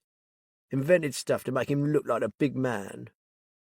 Jack sniffed. "And yesterday I heard some other kids talking and it came up, bunker. So I guess he didn't make it up after all." "Who are these kids, Jax? Do you know them?" Matt asked. "I've seen them around. They act pretty odd. My dad says they're bad news and I'm to stay away from them. They hang out in the wreck, hogging the swings, drinking cans of lager they've nicked, and scaring the younger kids away. I think the main one's name is Kurt." "Did they say what kind of place this bunker is? I mean, I suppose it's a place. It must be, mustn't it?" Matt would have to track this gang down and have a quiet word. "I didn't hear no more, just that one word. Sorry. Jackson looked at Matt anxiously. You really think Liam's in trouble, then? I honestly don't know, Jax, said Matt. But I know where to find you, so if I hear anything, I'll let you know. Here, take my card. And ring me if you hear anything about either Liam or this bunker place. He slipped a $5 behind the card. Keep your ear to the ground for me. The boy nodded. Yeah, all right. I hope you find him. He's a prat, all right, but he is my mate. I don't want anything bad happening to him. Matt left him and walked to the recreation ground. He doubted the older boys would be there now, but it was worth a try. He'd heard of the kid Jax had mentioned, a very unpleasant 17-year-old, already well on his way to the Young Offenders Institution. He also knew the kind of reply he'd get if he started asking questions. He'd need to be canny. When he reached the area where the swings were, there was nobody around but a couple of mothers with youngsters, and no sign of the gang of young thugs. He was about to walk away when he realized he knew one of the young mothers. Penny Turner, it's me, Matt Ballard." She looked up, hostile. Then a slow smile crept across her painfully thin face. "DCI Ballard, I ain't seen you for a while." "That's because I'm not a copper anymore. I'm on Civic Street now. May I?" He sat down on the bench from where she had been watching two little lads playing on a climbing frame. "How have you been, Penny?" She shrugged. So, I guess. In fact, life's pretty good. It's not been easy with Darren gone, and the kids can be a nightmare, but... Her face creased into a smile. "We're getting there, thanks to you." "Get on with you, girl. I did nothing," said Matt with a laugh. "Take the credit you deserve. It was all down to you. I just pointed you in the right direction, that's all." "You were the only one who ever bothered with us, and that's a fact. I hate to think where I'd be now if you hadn't helped me. Probably 6 feet under, and my 2 sons would be in care." As a matter of fact, she was right. She'd lived in a tip with a bastard of a husband, terrified of his drunken rages, as well as having 2 little boys, identical twins, to care for. Then her idiot husband Darren had nicked a car and totaled it on the main road to Peterborough, totaling himself at the same time. He had never been good to Penny alive, and in death he left her destitute. Her plight had got to Matt, enough to make him jump in and take on social services on her behalf. To his surprise, Penny had followed every one of his suggestions. She didn't know it, but he had followed her progress from the sidelines, always hopeful that things would come good for her. He knew that she now had a little maisonette in a small estate on the edge of town, well away from the people her waster of a husband had associated with. She had a part-time job locally, and the kids were in school, and by the looks of them were now thriving. When they'd chatted for a while, she said, "If I know you, you ain't here for the sake of your health. Who are you looking for?" He chuckled. "That transparent, am I? True, I'm no longer a policeman, but I am still a detective, just a private one. I wondered if Kurt and his gang might be skulking around here somewhere. That's shite. If he was, I'd be well away, believe me. I wouldn't want him within half a mile of my boys. Poison he is. He only comes here because there's a dealer out this way. Lives down Heron Crescent, number 42, if you're interested." Even thinking about him appeared to be making Penny angry. "That why you're looking for him, is it? The drugs?" Matt filed that tasty bit of information away in his mind so he could pass it on to Swifty. "No, he was heard talking about a place I'm interested in. I was hoping to get some info on it." "Where is this place? I might have heard of it." She grinned at him. "I keep myself well away from anything illegal these days, but I still get to hear stuff." "Somewhere called the Bunker. The thing is, I'm looking for a missing boy, and he appears to have mentioned this place, wherever it is, several times. I've been told it's on the marsh, which doesn't tell me a lot. There's a whole lot of marsh in this county." Penny looked thoughtful. "Some of my old mates used to go to raves at a venue called the Bunker. You know the thing, party till you drop, trance and house music. But that was somewhere in the smoke, not here. Want me to sound out a few people for you?" Matt shook his head. "Not if it means you talking to some of the lowlives Darren used to mix with. No way." "But I can talk to a few people I trust." Now you mention it, I've heard that name somewhere, I just can't remember where. Okay, Penny, then thank you. But only as long as no one starts asking you questions. I have no idea what this place is or what goes on there, so promise me you'll keep it low-key. She nodded. Gotcha, no problem. Give us your number, then. She produced her phone from her pocket and added him to her contacts. I'll do my best and give you a bell if I come up with anything. She smiled at him. Now I'll have to love you and leave you. I'll need to get these two home and fed. She called to the boys. Nice to see you again, Matt. She gathered up the lads and said goodbye. Matt watched her make her way to the park entrance. He didn't see too many people emerge relatively unscathed from a life of domestic abuse and violence, so Penny's transformation was heartwarming. Matt roused himself from his musings and pulled out his phone. He ought to call Swifty and tell him of the existence of a drug dealer in Heron Crescent. He made the call, then asked Swifty if the name Bunker meant anything to him. Never heard of it, said Swifty, but I'll ask some of the others. I'll be in touch if I strike lucky, and thanks for the heads-up on the dealer. Our Bryn will be delighted. Poor bloke's on a mission to rid the entire town of dealers. Fat chance. Matt smiled. Bryn Owen had been his trusted DC. Having completed his sergeant's exams, he was obviously embracing his new post with gusto. Matt said goodbye, ended the call, and noted the time.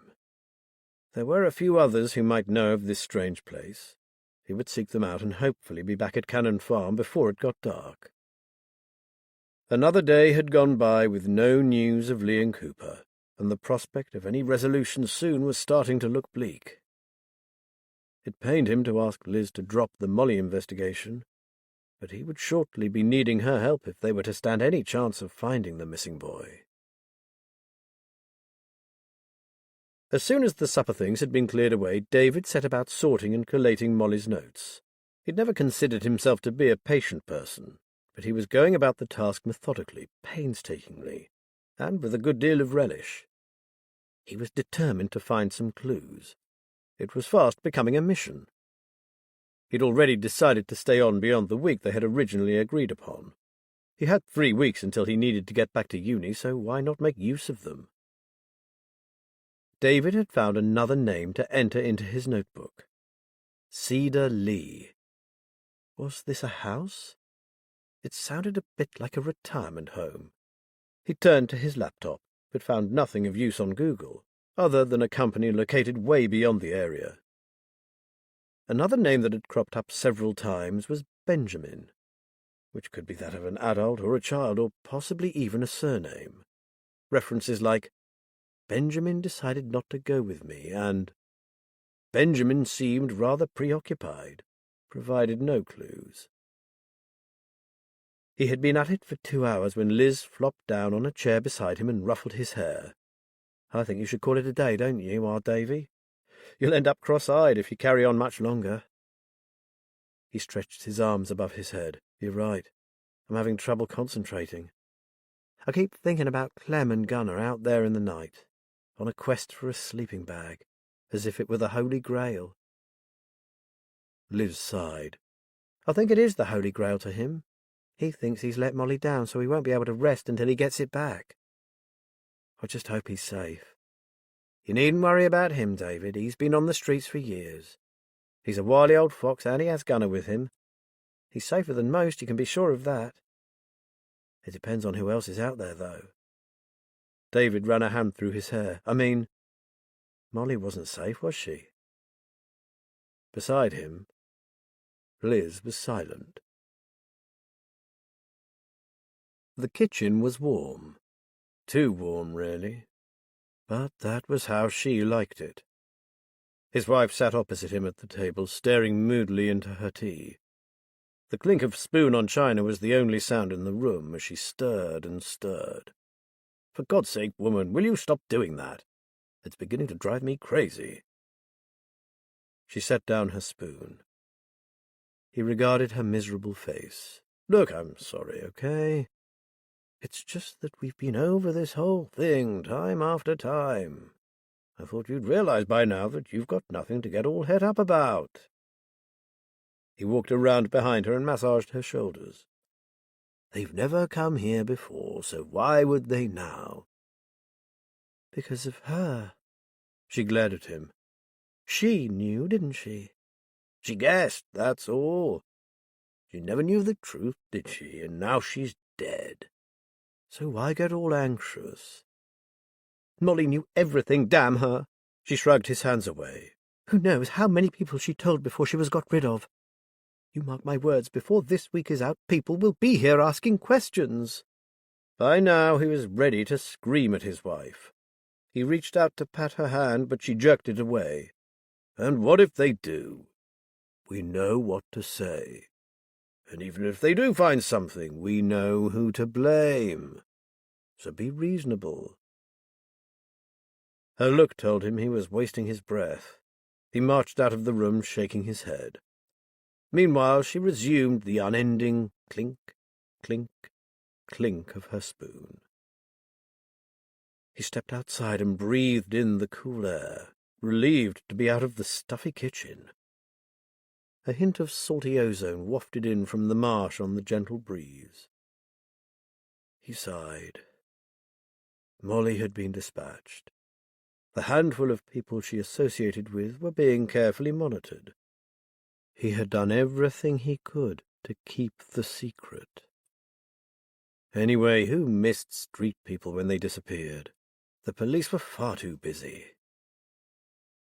Meanwhile, his willing helper was out in the shadowy back streets of Fenfleet, looking for the coveted item.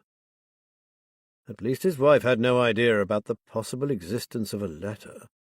She'd be beside herself if she knew. In a way, his wife was right to be anxious. Molly had always been resourceful, and she might well have found a way to tell someone what she knew. One day the police would arrive on their doorstep. Well, let them come. They were prepared. They had their scapegoats lined up. He almost wished they would turn up. This had gone on far too long. Time it was over. Clem longed to get his head down somewhere. It was after 2 in the morning on one of those nights when the chill and damp ate through to your very bones.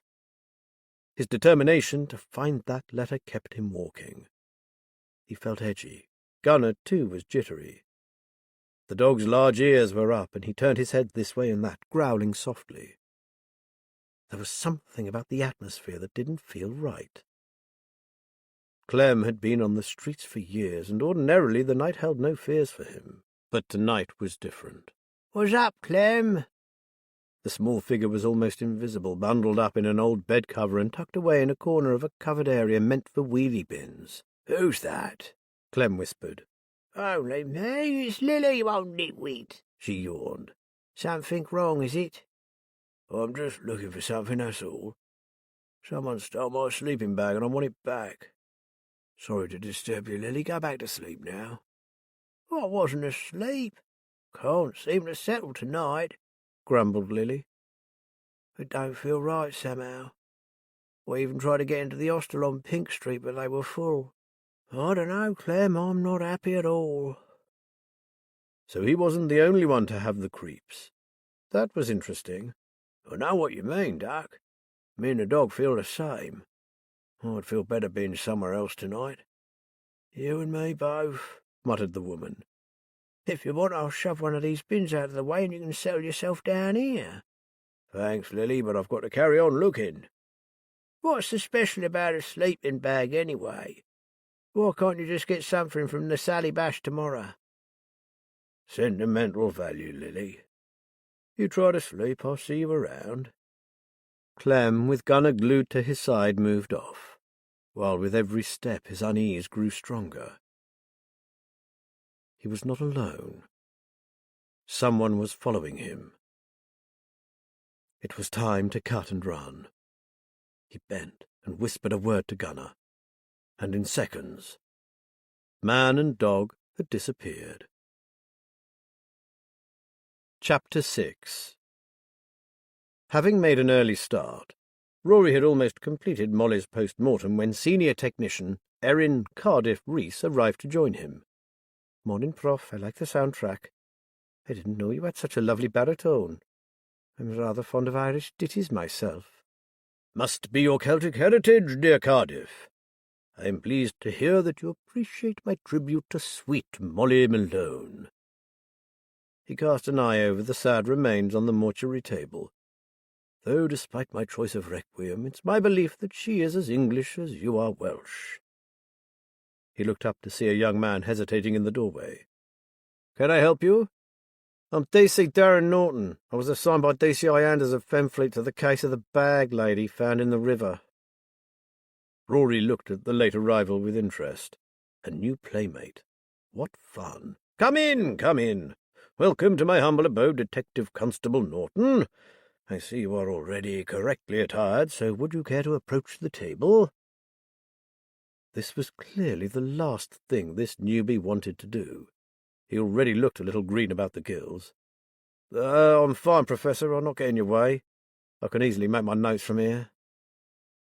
D.C. Norton almost clung to the doorframe. As this was their first meeting, Rory decided not to tease the fellow too much. Besides, having someone puke up in his spotlessly clean mortuary was not the best start to the day. "Have it your way, dear boy, though you'll miss the more interesting bits. These fascinating stomach contents, for one. Let us continue, Cardiff, and as we have a guest, I'll refrain from bursting into song." "What a pity," said Cardiff with a broad grin. "Heartbreaking, isn't it? Still, we'll make up for it later. I believe our next case is the retired owner of an old Victorian music hall. My rendition of A Little Bit of What You Fancy Does You Good is the stuff of legend."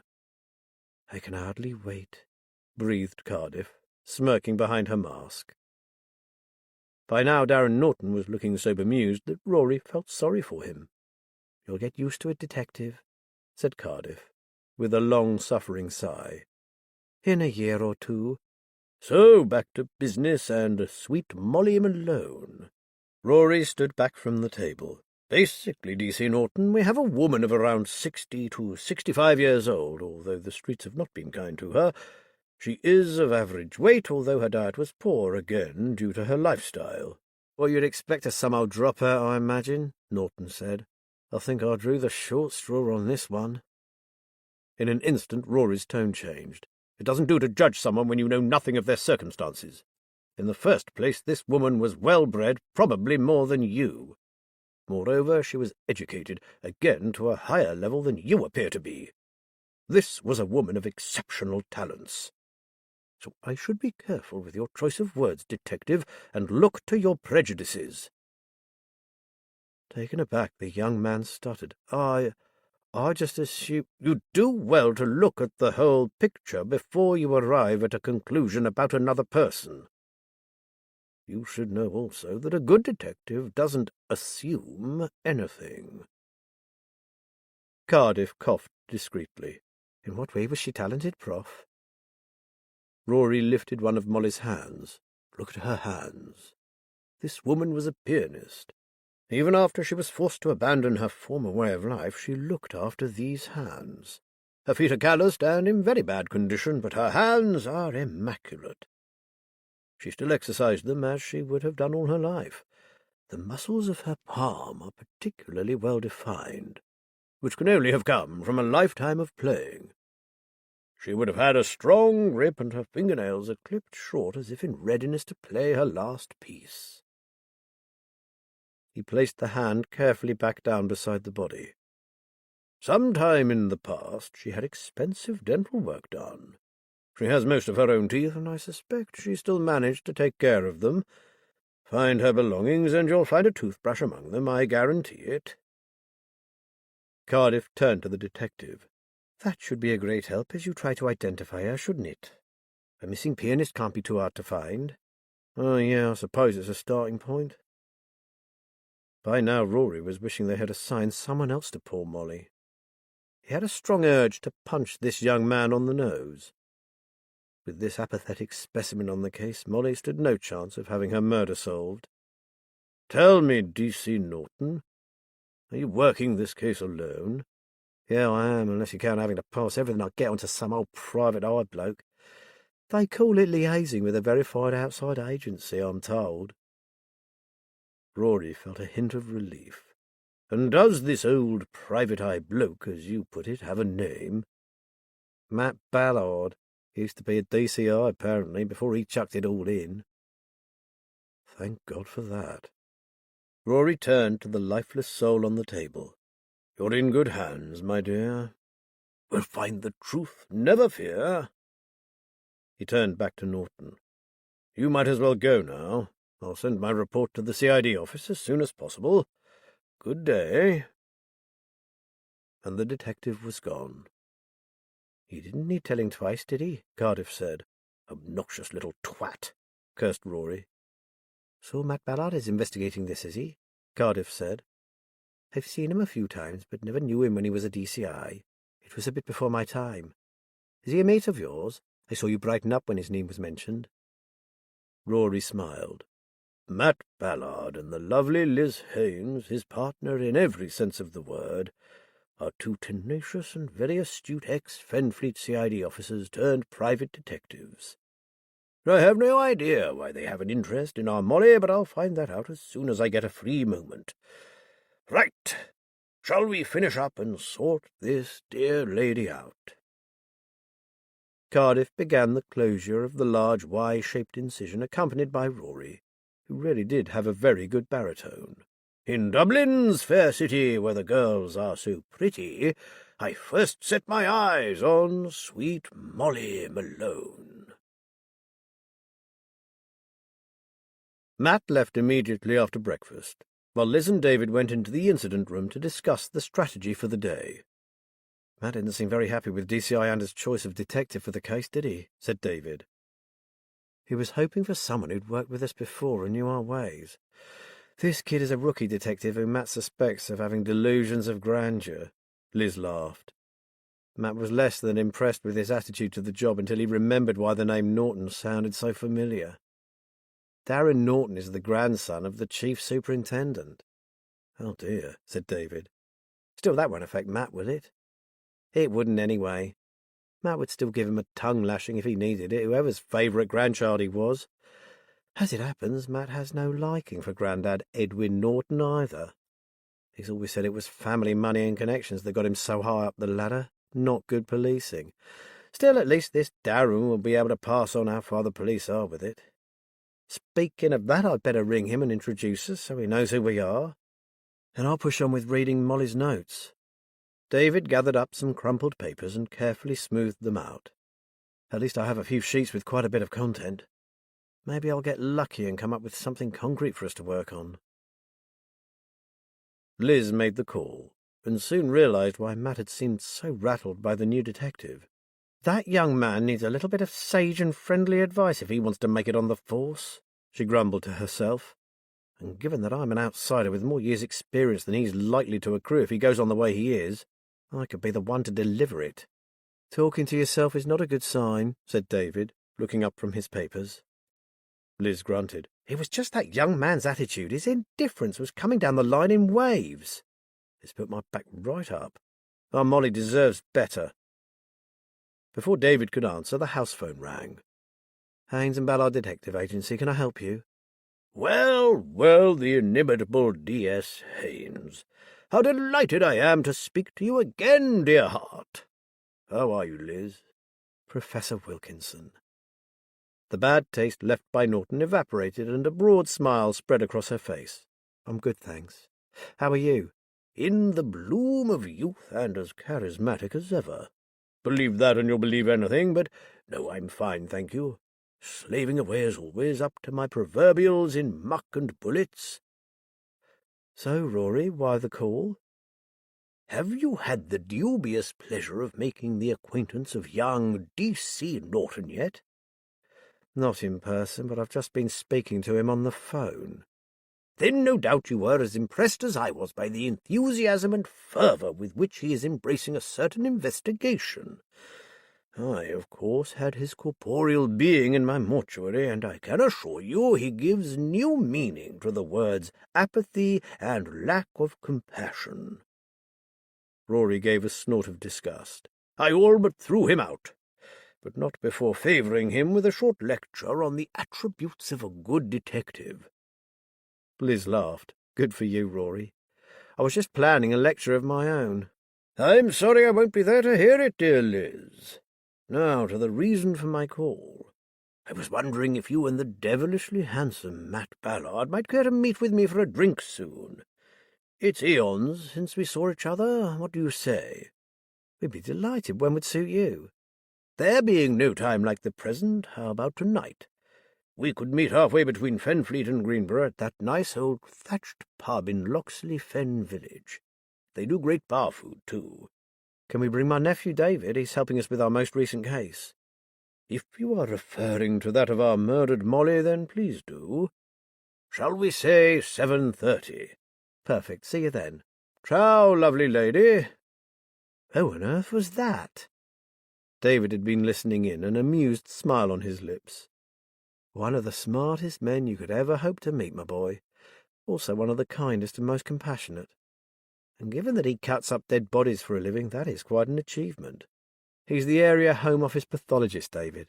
He covers all the districts served by the Fenland Constabulary, so I had quite a lot to do with him when I was on the force. She sat down next to David, and I could be wrong, but I think we may be getting unofficial access to forensics on Molly's death. Really? Awesome. Isn't he risking getting himself in trouble for divulging sensitive material, though? You heard the DCI. She clearly said that as we are all working to the same end and people are willing to talk to us. I'm not sure that she meant the Home Office pathologist, but hey, who am I to quibble? Exactly. You'll love Rory, he's quite a character. She raised an eyebrow. He has his own distinctive brand of humour. I'm looking forward to it, chuckled David. But back to the notes. I think I'm beginning to work out a chronological sequence. Liz leaned closer. That's brilliant. Go on then, how does it go? To start with, any papers that are dated are fairly recent, within the last 18 months. The older sheets that are more detailed only say things like early March, but they don't give a year. Take this one. David picked it up and began to read. She recalls a time when she and this Benjamin, whoever he is, were discussing space exploration, specifically the attempts to reach the moon. Benjamin asked her when the first moon landing took place and why there had been no subsequent excursions. She says she told him there had been 6 further voyages since the one in July 1969, and a total of 12 men had walked on the lunar surface. Following the Apollo 17 mission, the government considered the costs of space exploration just too great. This was still the Cold War era. The US had won the space race, so their aim had been achieved.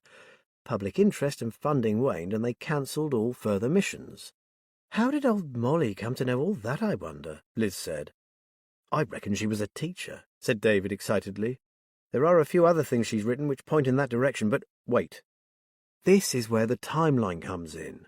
She says, 44 years on, and no one has ever returned. So, as it's now 54 years since the landing, this conversation took place exactly 10 years ago. I see. So all this, she indicated to the notes, refers to events that took place in or around 2013. Well done, David. Of course, we'll need more than that one isolated conversation to confirm it. David glanced at the piles of papers. Oh, and there's one small detail that I found interesting, though it could mean nothing. She ends this note with the words, Then we returned to the planets. The word planets has a capital letter, which, considering how well she usually wrote, seems odd to me. He shrugged. But as I say, it's most likely nothing. Liz stood up. I think this calls for coffee, don't you? I sure do. David grinned at her. I think I'm becoming addicted. I can see that from the glint in your eye, returned Liz. So what's your main objective at the moment? To find a location, I guess. David looked pensive. Apart from that one mention of Cedar Lee, whatever that is, there is nowhere for us to use as a starting point for our inquiries. Leaving David to his work, Liz went into the kitchen to make the coffee. Maybe she thought she might be more usefully employed in talking to more people about Molly.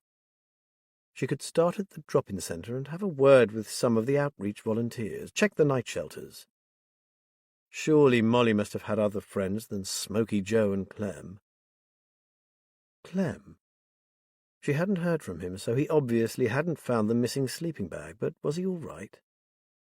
He might be safe with Gunner by his side in the normal way of things, but someone had murdered Molly, and they were still out there. Having shared a quick cup of coffee with David, Liz drove into the town. Soon she was in the Outreach Centre kitchen speaking with one of the volunteers. "No, I haven't seen him today," he said, "but he doesn't always come in. Try the pet shop just off the high street. The people there often give him and his dog a drink and something to eat." Liz knew Billy and Andy Nettles, the owners of Paws a while. They were good people, and she often dropped in for a chat when she was in Fenfleet. The trouble was that every time she visited their little side street shop, it made her long to get a dog of her own. Matt always argued that the demands of their job meant that they wouldn't be able to give a dog the attention it needed. Liz wasn't convinced. A dog would be company for her, especially when she had one of her episodes and had to back off for a while. Perhaps when this case was over, she would have another go at her partner. And Clem was there, sitting with a mug in his hands that bore the inscription, "I like you, but I like my dog better." D.S. Haynes, you checking up on me? He looked exhausted. "I certainly am. I was worried about you." "No luck, I suppose?" He shook his head. "No, but I gave up sooner than I meant to. There was a bad feeling out on the streets last night, and it wasn't just me. Everyone I spoke to felt the same." Liz knew what he meant. She'd experienced that feeling herself in the days when she'd been out on patrol. Her fellow constable had called it the wimwams. "I'm not giving up, though. I mean to check every damn rough sleeper in town." "Well, if you do find it, don't forget to ask the guys at the drop-in centre to give me a call." She perched on a pile of sacks of birdseed. "But, Clem, isn't there anything you can tell me about Molly that might help me find out what she was so frightened of?" "You need to speak to Smoky Joe. She talked to him a lot." He gazed at her thoughtfully. "Know what? I reckon they knew each other before she was on the streets." "Really?" Now this was something new. "What makes you think that?" "Dunno, they just sort of understood each other, if you know what I mean. Almost like they were talking about old times." "Did you ever overhear them talking about anything specific?" she asked. "Not really. They weren't like the rest of us. They always seemed a bit like outsiders. And Molly never talked about herself, not to us lot." Chris Lamont from the library had said the same thing. "I don't suppose you know where Smoky Joe was heading, do you, Clem?" "Nah. He was friendly enough, but he was another one who never said much. And then we'd got so used to him coming and going, and we never bothered to ask. Can't you ask your police friends to look out for him? You can't miss him, can you? There's not that many people riding around on a bike with a bucket of burning coals hanging from the handlebars." Liz laughed. Suddenly she missed being able to just get uniform to put out an attention drawn to someone of interest. Young D.C. Norton could, though, and she'd make bloody sure he did. As Molly's only real friend, Smoky Joe was indispensable to the inquiry. "All I know is that he went off in the direction of Salton Le Fen," Clem added. "And by the way, everyone on the streets now knows that Molly was murdered, and they're pretty nervous, I can tell you. A lot of them reckon it's one of them weirdos that goes around bumping off homeless people. It's happened before." "That's understandable, Clem, but they shouldn't worry too much. We're certain this has to do with something from Molly's past. We suspect she knew something about someone from her old life that they didn't want made public, so they bumped her off." I suppose that's why she never talked to us about herself. Makes sense. Oh, damn it, I wish I could find that bloody letter." Liz wished so too, but it was pointless fretting over it. They'd need to find out about Molly by other means. She slid off her perch of birdseed. "Before I go, are you absolutely sure there's nothing you can tell me about Molly? Even something that doesn't seem important?" Only that we'll never hear the voice in the night again. Liz stared at him. You mean Molly was the night singer? Well, yes, I thought you'd have known that, he shrugged. Then again, why should you? It was something only we homeless people probably knew about. Molly had the most amazing voice. Sometimes she couldn't stop herself from singing. As a matter of fact, I did hear her once. Matt and I were at a wedding reception that was being held in a marquee in the grounds of a Fenfleet hotel. They even turned down the music because the singing was so beautiful. I even remember the song. It was Because You Loved Me. We all fell silent listening. It was a magical moment. Liz was moved all over again, and amazed to realize that the owner of that marvellous voice was old Molly. Clem chuckled. That would have been our Molly, all right. She hung around places that had music playing, pop or classical, didn't matter to her. She used to say all music spoke to your soul or something like that. Well, I'm damned. Thank you, Clem. That could be very helpful. Keep in touch, won't you, and stay safe. She handed him another £10 note. That's for hot food. If you're walking all night, you'll be needing fuel. He met her eyes. Find out who did this, D.S. Haynes, Liz. She might not have said much, but she was one of us, and we'll miss her. We'll miss her singing. It always brought a smile to our faces. There's not much to smile about now. Chapter 7. Jack Swifty Fleet was on night duty, so Matt caught up with him at home. Telling him the kettle was on, Swifty led Matt into his tiny kitchen, where they seated themselves at the table. Can't stop, Jack, I'm afraid. There's just a couple of things I need to know. Fire away, then. Matt was very fond of his old mate Swifty. He was an old-style beat-bobby, sadly a dying breed nowadays. They had often worked together, and he knew he could rely on Jack's assistance and his discretion. The DCI has given us the go-ahead to investigate Molly's death. Good. Jack looked delighted. I could see her case getting swept under the carpet. By D.C. Darren Norton, by any chance? Oh, no, they haven't allocated it to him, have they? That makes your involvement even more important. Jack shook his head. Norton won't like being given a bag lady's death to investigate, not one bit. He'll think it's beneath him. He reckons he should get the plum jobs. That's why I'm here, mate. Can you keep an ear to the ground for us? Let me know if anything turns up, because I've a feeling Norton isn't going to be particularly communicative. Of course. I'll ring you the minute I hear anything useful. Ring Liz, she's handling it now, while I do my best to track down Liam Cooper, the little shit. Which brings me to my main reason for coming. Have you heard anything more about that bunker place? I still have no idea what or where it is. Apparently Liam was always talking to a mate of his about it, and I'm wondering if that's where he's hiding out. Sorry, Matt, I've heard nothing. However, we've got a young officer working undercover on a drugs case at the moment. Brent says he'll ask him if any of the characters he's investigating have mentioned it at all. That's the best I can do, though I have put out a number of feelers. I appreciate it, said Matt. Now I'll leave you to enjoy a few hours' peace and quiet before you have to get back into your uniform. Back in the car, his mobile rang. Hi, Liz, everything all right?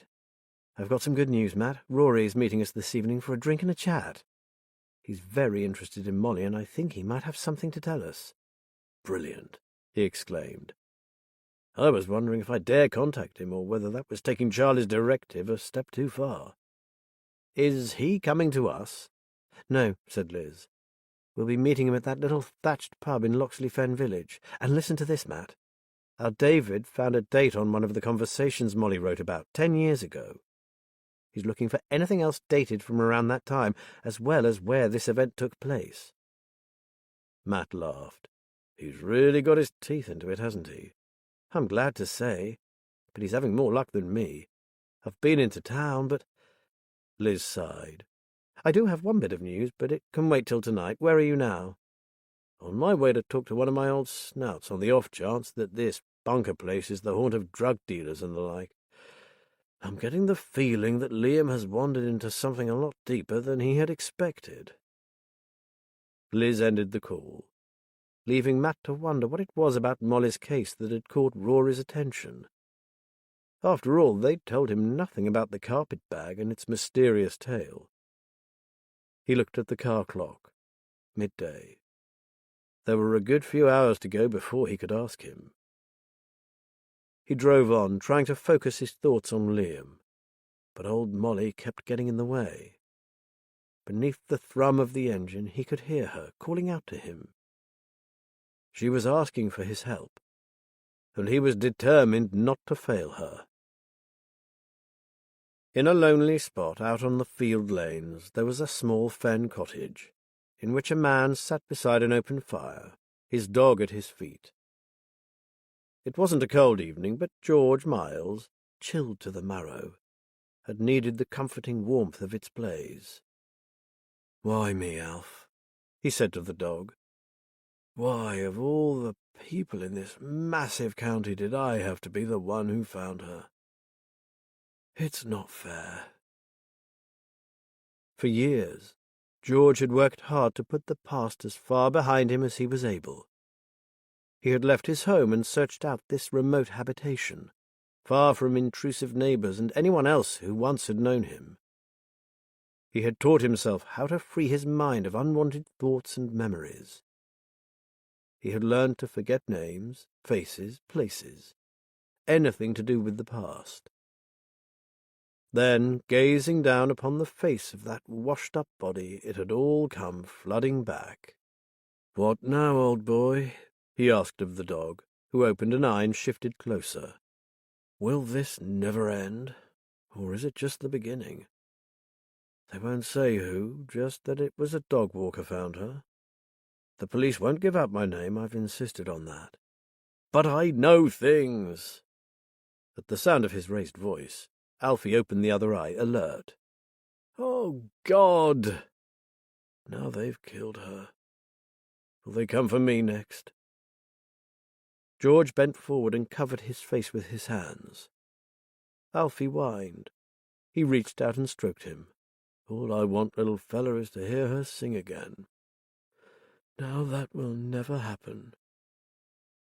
And George Miles wept. The quaint old pub in Loxley Fen, renowned for its local ales and excellent food, was a popular venue. Crammed at weekends, you could always get a table on a weekday evening. They found Rory waiting for them in the car park. David gazed in awe at the lime-green Citroen Dolly. He nudged Liz. "He doesn't drive that thing, does he? It's a museum piece." "And his pride and joy," she returned quickly. "So be nice about it, lad." The four of them went inside and found an alcove table far enough away from the busy bar to be able to hold a conversation without shouting. They ordered without lingering over the menu and straightway got down to business. Observing her dinner companions, Liz experienced a sense of unreality. 2 retired police detectives, the Home Office pathologist no less, and a university student, all drawn together by the death of a nameless street dweller. It was as if Molly herself hovered above their table, pointing at the clues she had left for them and waiting impatiently for a solution. Rory cleared his throat and took a sip of his tonic water. "You know, every so often my immense brain gets sidetracked from the scientific problems it is engaged in, and applies its genius to one that is more, well, esoteric. The moment it came to my notice that a body had been found, I had a premonition. Yes, a premonition. I knew this was going to be no ordinary case. I did not see that poor woman in the water as just another murder victim. I saw someone crying out for justice." Liz felt a shiver run down her spine. That was exactly the way she too had felt. She saw David and Matt both nodding eagerly. "And, my dears, when I heard that nasty little boy detective referring to her as some old dropout, well, I felt positively homicidal." Rory rolled his eyes. "At that point I decided to liaise directly with your good selves, and protocol be hanged. By the way, Matt, I seem to recall that you were referred to as some old private eye bloke." Liz gave a snort of laughter. They chatted about this and that until the food was served. As soon as the waitress disappeared, Rory asked, "So, what do you know about Molly?" Liz sighed. "Not enough, although David is making headway. You see, Molly left us a present before she disappeared." She looked at David. "Tell Rory what your daunting task is all about." David explained about the bag and his attempts to make sense of its contents. "All I know for sure is that somehow she found herself in danger, both she and someone else.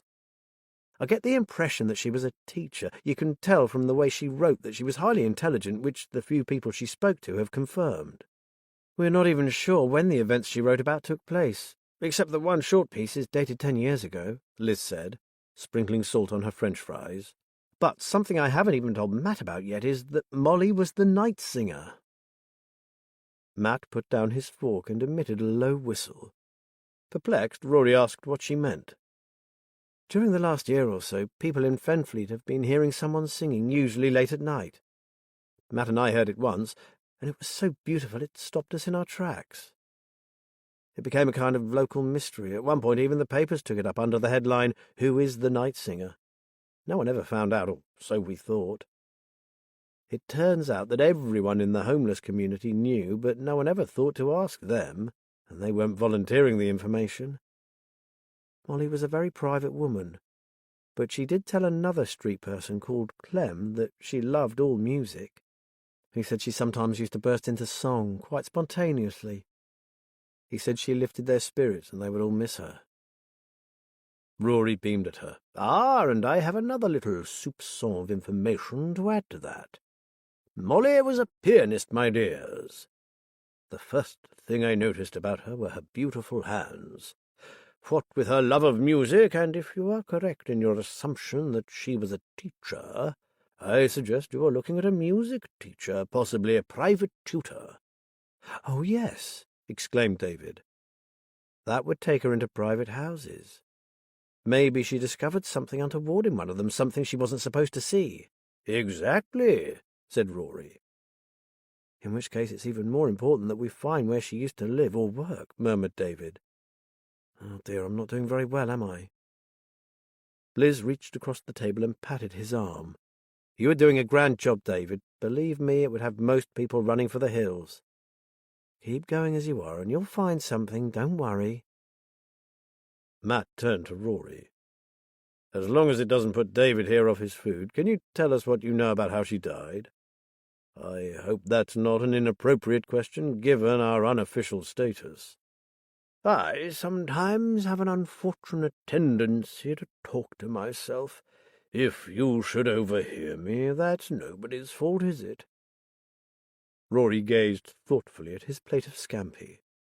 "Asphyxiated using a men's handkerchief of Swiss lawn cotton, white, with a distinctive hand-rolled grey border.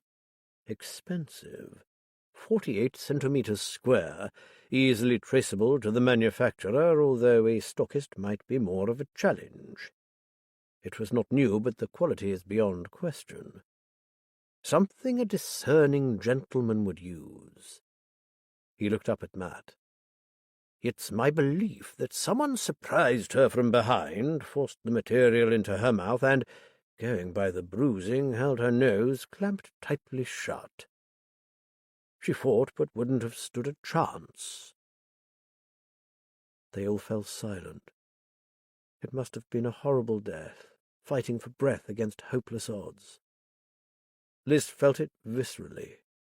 She took a large gulp of water. Rory glanced at her. "On a happier note, I've revised my opinion of her age.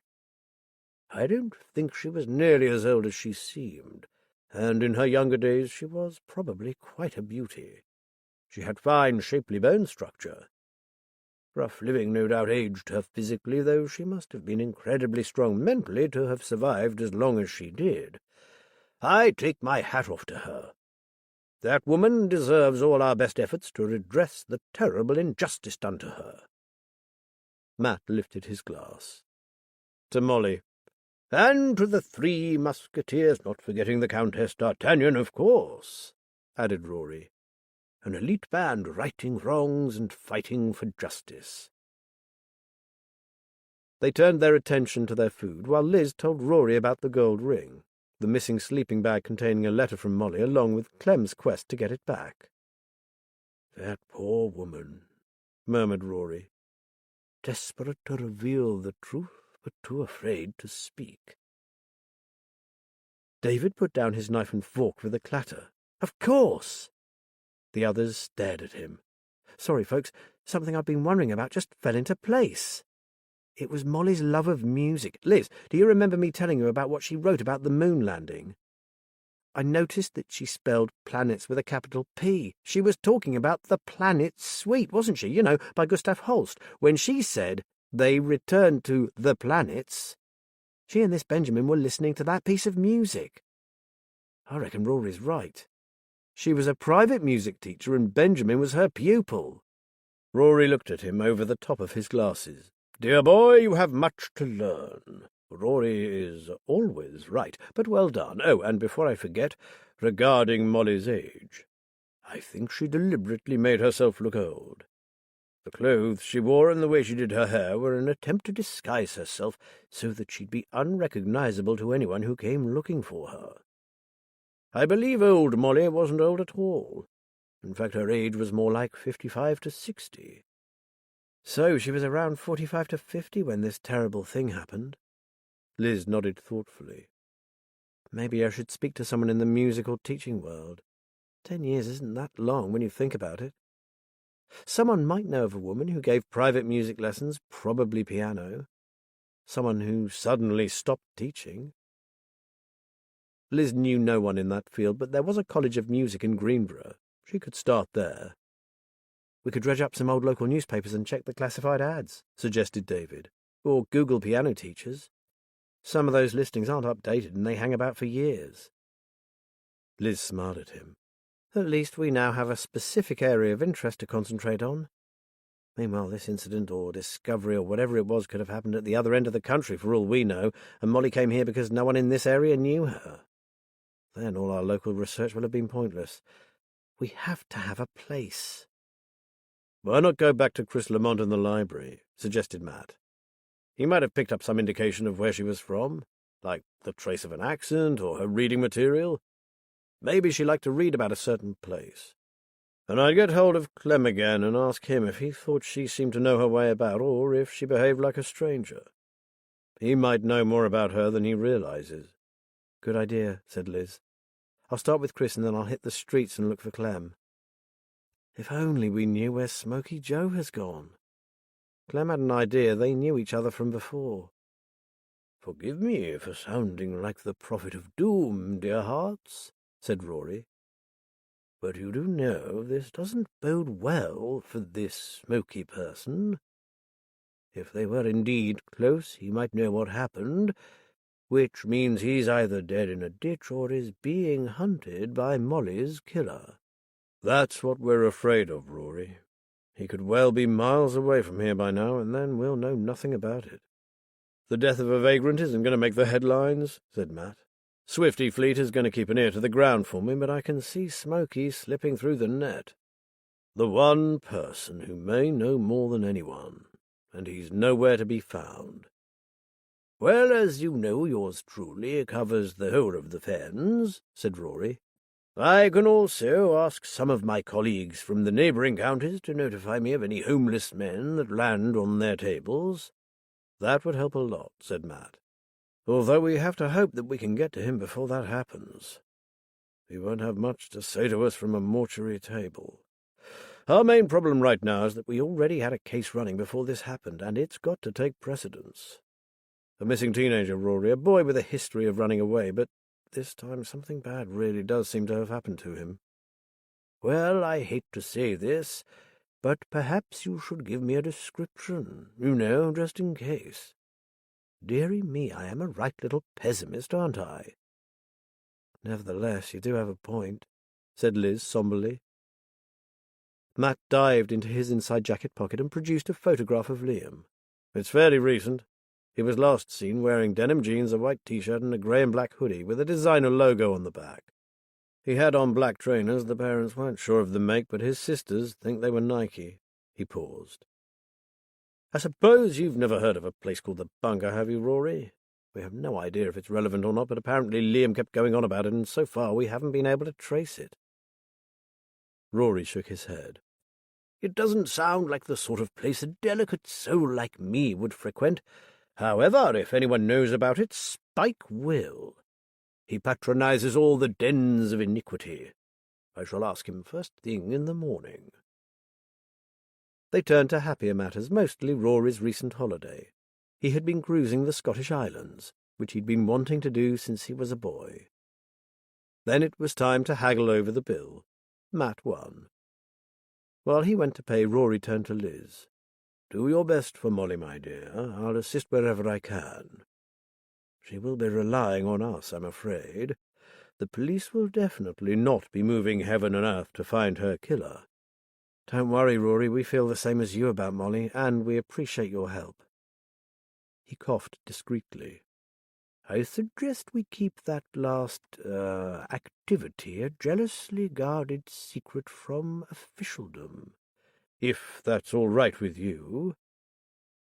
Of course, and if your Spike comes up with any ideas about Matt's bunker, he'll be eternally grateful. It's driving him mad. Liz laughed. They watched the lime-green Citroen disappear into the night, David smiling broadly. What a character! Is he really as clever as you say he is? You better believe it, Davy boy, said Matt. That man is the sharpest pathologist I've ever come across. And I'm so pleased he's batting on our team. Matt's right, added Liz. Don't underestimate our Rory. We've never had access to forensic information before, and if it comes from Rory, it will be detailed and accurate. Rory's help could be key to finding who killed Molly and why. We just need a bit more information from that bag of writings. David made a face. Then I'd better pull my finger out and find us a location, hadn't I? That's the plan, lad, said Matt gravely. Because if I have to ask Liz to help me with finding Liam, Molly will be relying solely on you. David rolled his eyes. Oh, great. No pressure, then. Chapter 8. Una steadily made her way along the edge of the watercourse, the shovel of the bobcat rising and falling as it scraped silt and mud and other detritus from the base of the ditch. Most people considered ditch clearing to be mind-numbingly boring, but she found it deeply satisfying. Watercourse maintenance was the responsibility of every landowner in the county, from massive farms to small plots. Anywhere that had a ditch, a dike, a culvert, or any other form of watercourse bordering their land. With the aim of assisting farmers to do this work, her grandfather had set up the small business with just a few pieces of basic machinery almost 4 decades ago. Now they were one of the most successful companies in the Fens, and granddaughter Una Johnson their most experienced engineer. She had been working since first light and was now in need of something to eat. 10 more minutes and she could take a break and have a late breakfast. The stretch she was working on wasn't that bad, mostly silt and a few minor blockages, nothing too arduous. At the junction with the next field, she brought the bobcat to a halt and reached for her lunchbox and flask. She poured a beaker of hot tea, took a large homemade sandwich from the box and gazed out across the vast expanse of fields. Mornings on the Fens was the best time to be out. When the rumble and clatter of her bobcat fell silent, peace descended upon the vast expanse of land. Beneath the huge canopy of sky, a breeze swayed the rushes. Somewhere a bird called. Una munched contentedly on her sandwich, at one with her surroundings. She was pleased to be able to care for the land in this way. It was important work. They did their best to limit the impact on wildlife by doing the bulk of their work during the autumn and winter months. They also advised farmers not to clear entire ditch lengths in a single year, but to work a rotation system that would allow local wildlife to recolonize the recently cleared ditches. That was what she was doing today. At the junction of the 2 watercourses that flanked the fields, she would leave the stretch to the left and begin the one on the right, along the second field. Una was about to start the bobcat when something caught her eye. The next length of dike was a bit more overgrown than the previous one, with patches of vegetation that had grown right down into the water. Most of these plants were no problem. The grabber would make short work of them. But it was important to make sure that it wasn't an invasive, non-native species that, if left unchecked, would choke out the native plants and reduce their value to wildlife.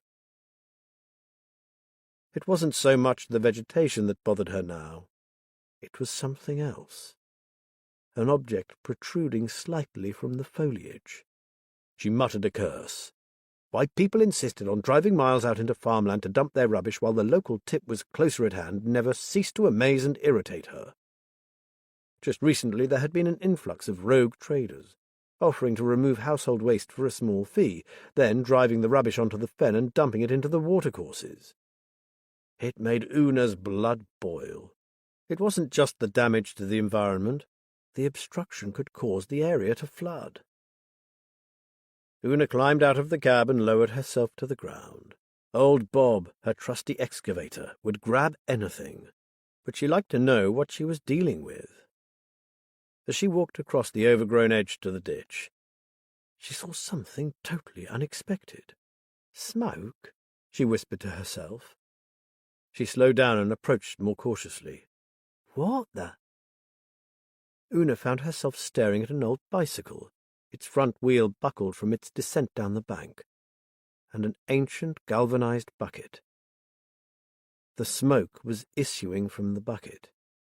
It had become wedged firmly into some of the vegetation that Una had been about to dredge up, and in it a handful of coals were still burning. As she stood, wondering what on earth it was doing there, her phone rang. A cheerful voice asked where she was and if she'd had her break. "Actually, I'm standing on the edge of a ditch trying to make sense of something I'm looking at," she said. "Oh, no, not more fly tipping?" asked Tom, her husband. "No, not exactly.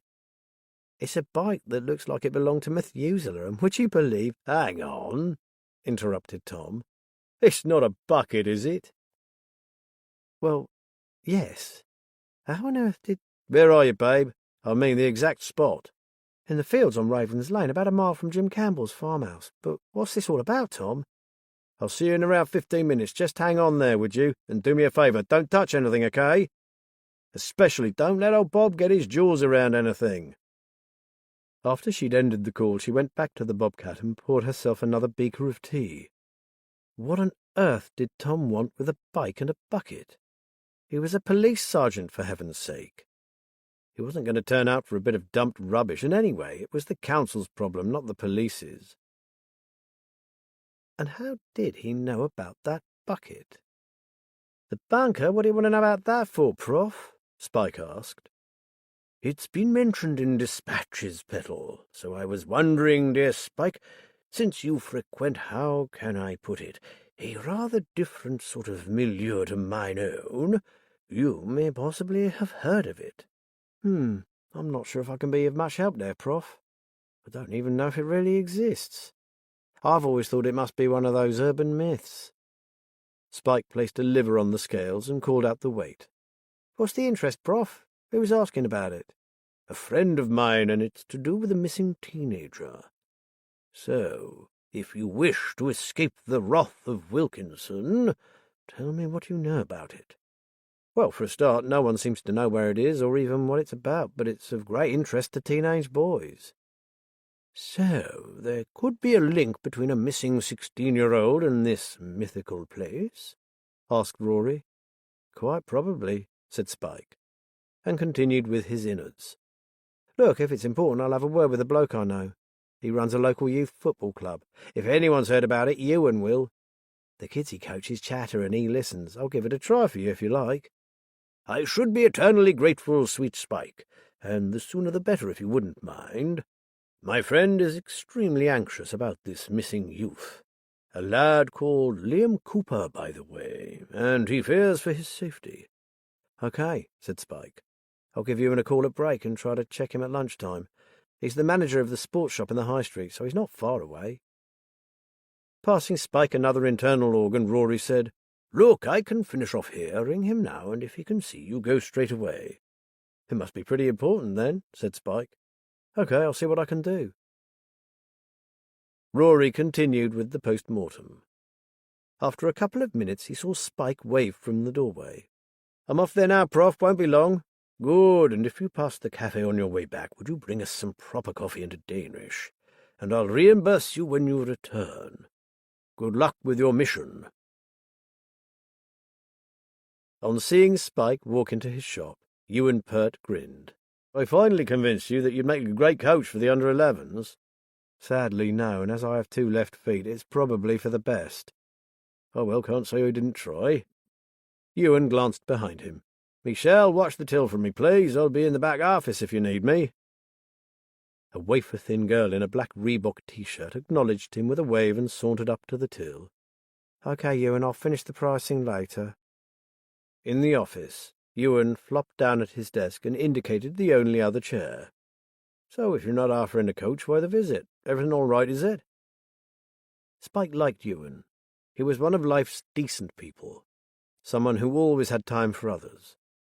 Plus, he was a brilliant sportsman and very happy to share his skill on the football field with anyone who wanted to learn, especially the young. "I'm fine, mate. It's my boss. He's worried about a missing kid, a boy called Liam Cooper. I know Liam, though not well. He's a bit of a handful. I must try to get him to join the football team because he's a strong kid, but he wasn't interested." "Missing again, is he?"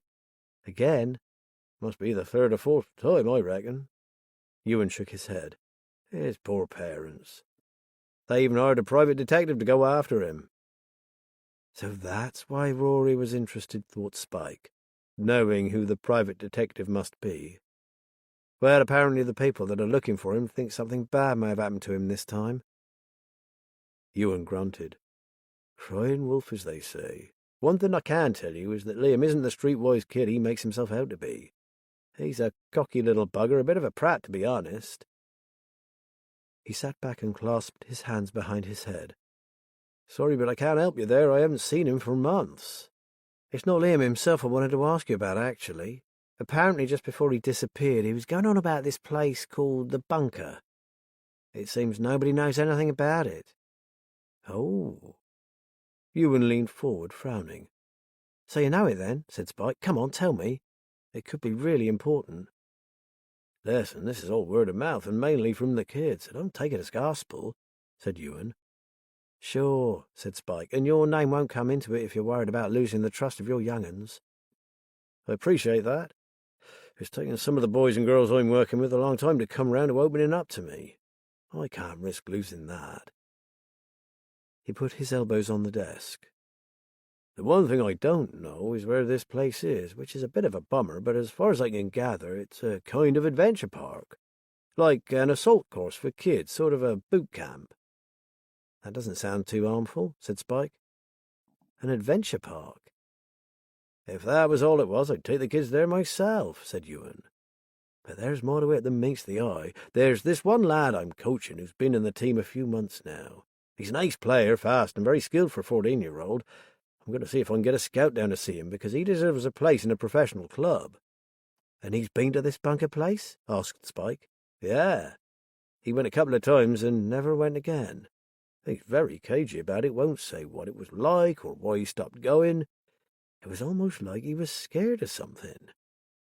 Ewan stood up abruptly. "I'm going to grab a coffee. Want one?" "Yes, please." This was getting interesting. Ewan made the coffee, handing Spike a mug with a football club logo on it. "I'm not giving you my lad's name. Let's just call him Toby. It's taken me forever to get anything out of him." He glanced briefly at Spike, who nodded. "The first thing you need to know is that there's a certain kind of kid who gets to hear about this place. They are all either tearaways or from homes where the parents don't give a toss about what happens to them. Toby's dad is an alcoholic, and his mum did a runner years ago. That fits in with this Liam kid, doesn't it?" added Spike. "He's got a good home, but he's wild and prone to running away." "Exactly.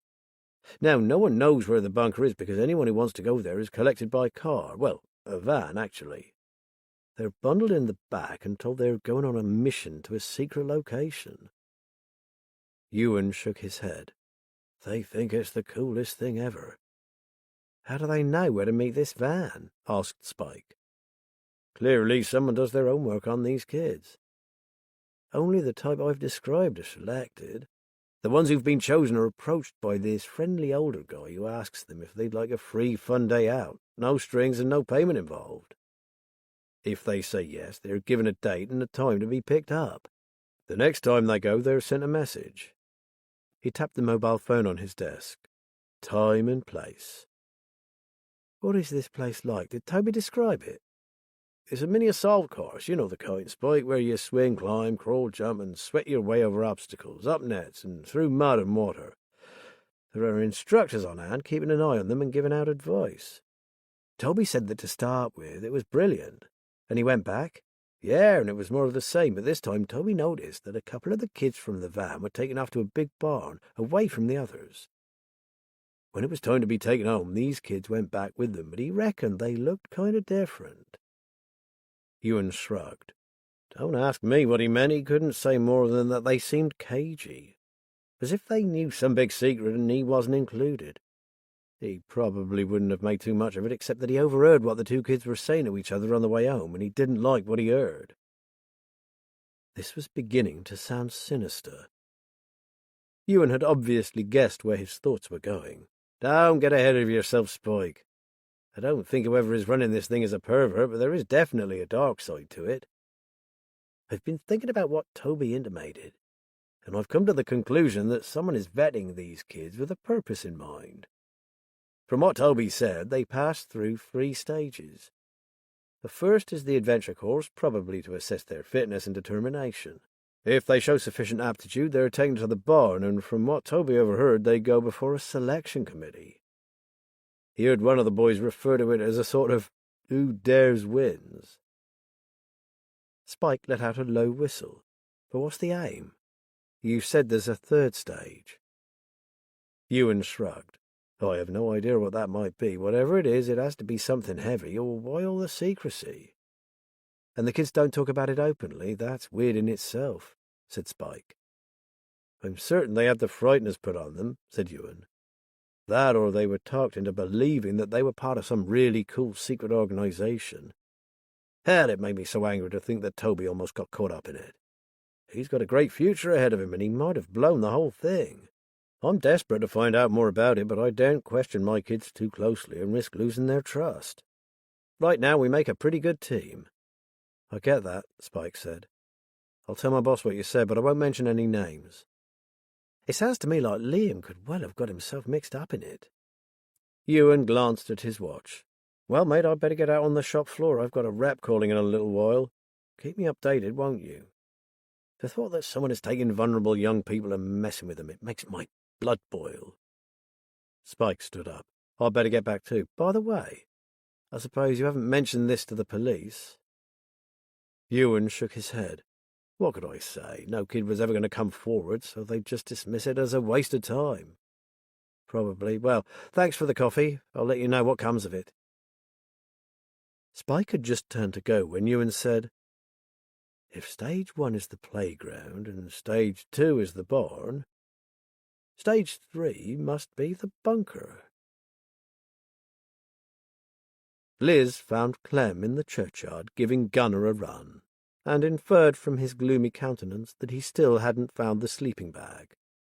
She handed him a sandwich she had made before leaving Cannon Farm and sat down next to him on the stone seat.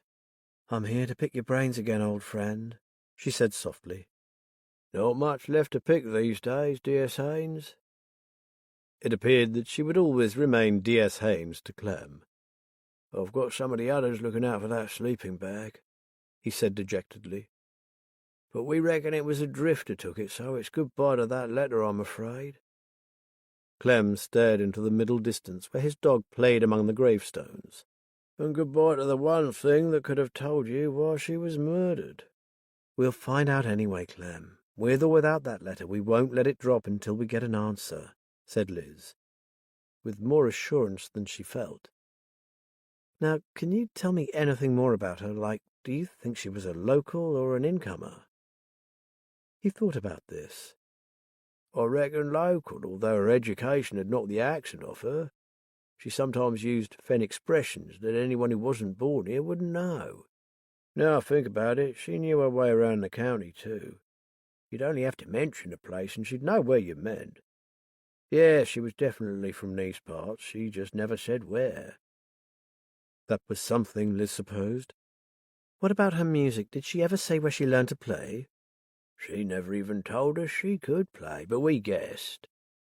He smiled for the first time since Liz's arrival. She sometimes used to sort of play tunes in the air, you know what I mean, like she was playing a piano. The one time I heard the night singer, she was singing a popular song. Was that the sort of music she preferred? Liz asked. Oh, no. Like I said before, she loved all music, didn't matter what. I don't know about these modern songs, I just like to hear her sing. She could have sung any old iron and I'd have enjoyed it. He grew despondent again. But that's all gone now. Liz decided he probably had little else to tell her. Saying goodbye to Clem, she went next to the library. Chris Lamont was arranging a display of crime novels on a table when she arrived. Any news on our Molly? You heard they found her, I suppose, Liz said. The small-town grapevine was generally efficient. He nodded. Everyone knows, and the rumours are flying thick and fast. As you can imagine, everyone has a theory about who did it. He set down his pile of books. Do you guys know anything solid yet? Oh, you know how it is, Chris. We're trying to gather as much information as we can about her, but when someone never talks about themselves, it makes it bloody hard work. You probably know more about Molly than anyone. And that's pretty well sod all, he said. I've been racking my brains to try and remember anything she mentioned that could possibly be of help.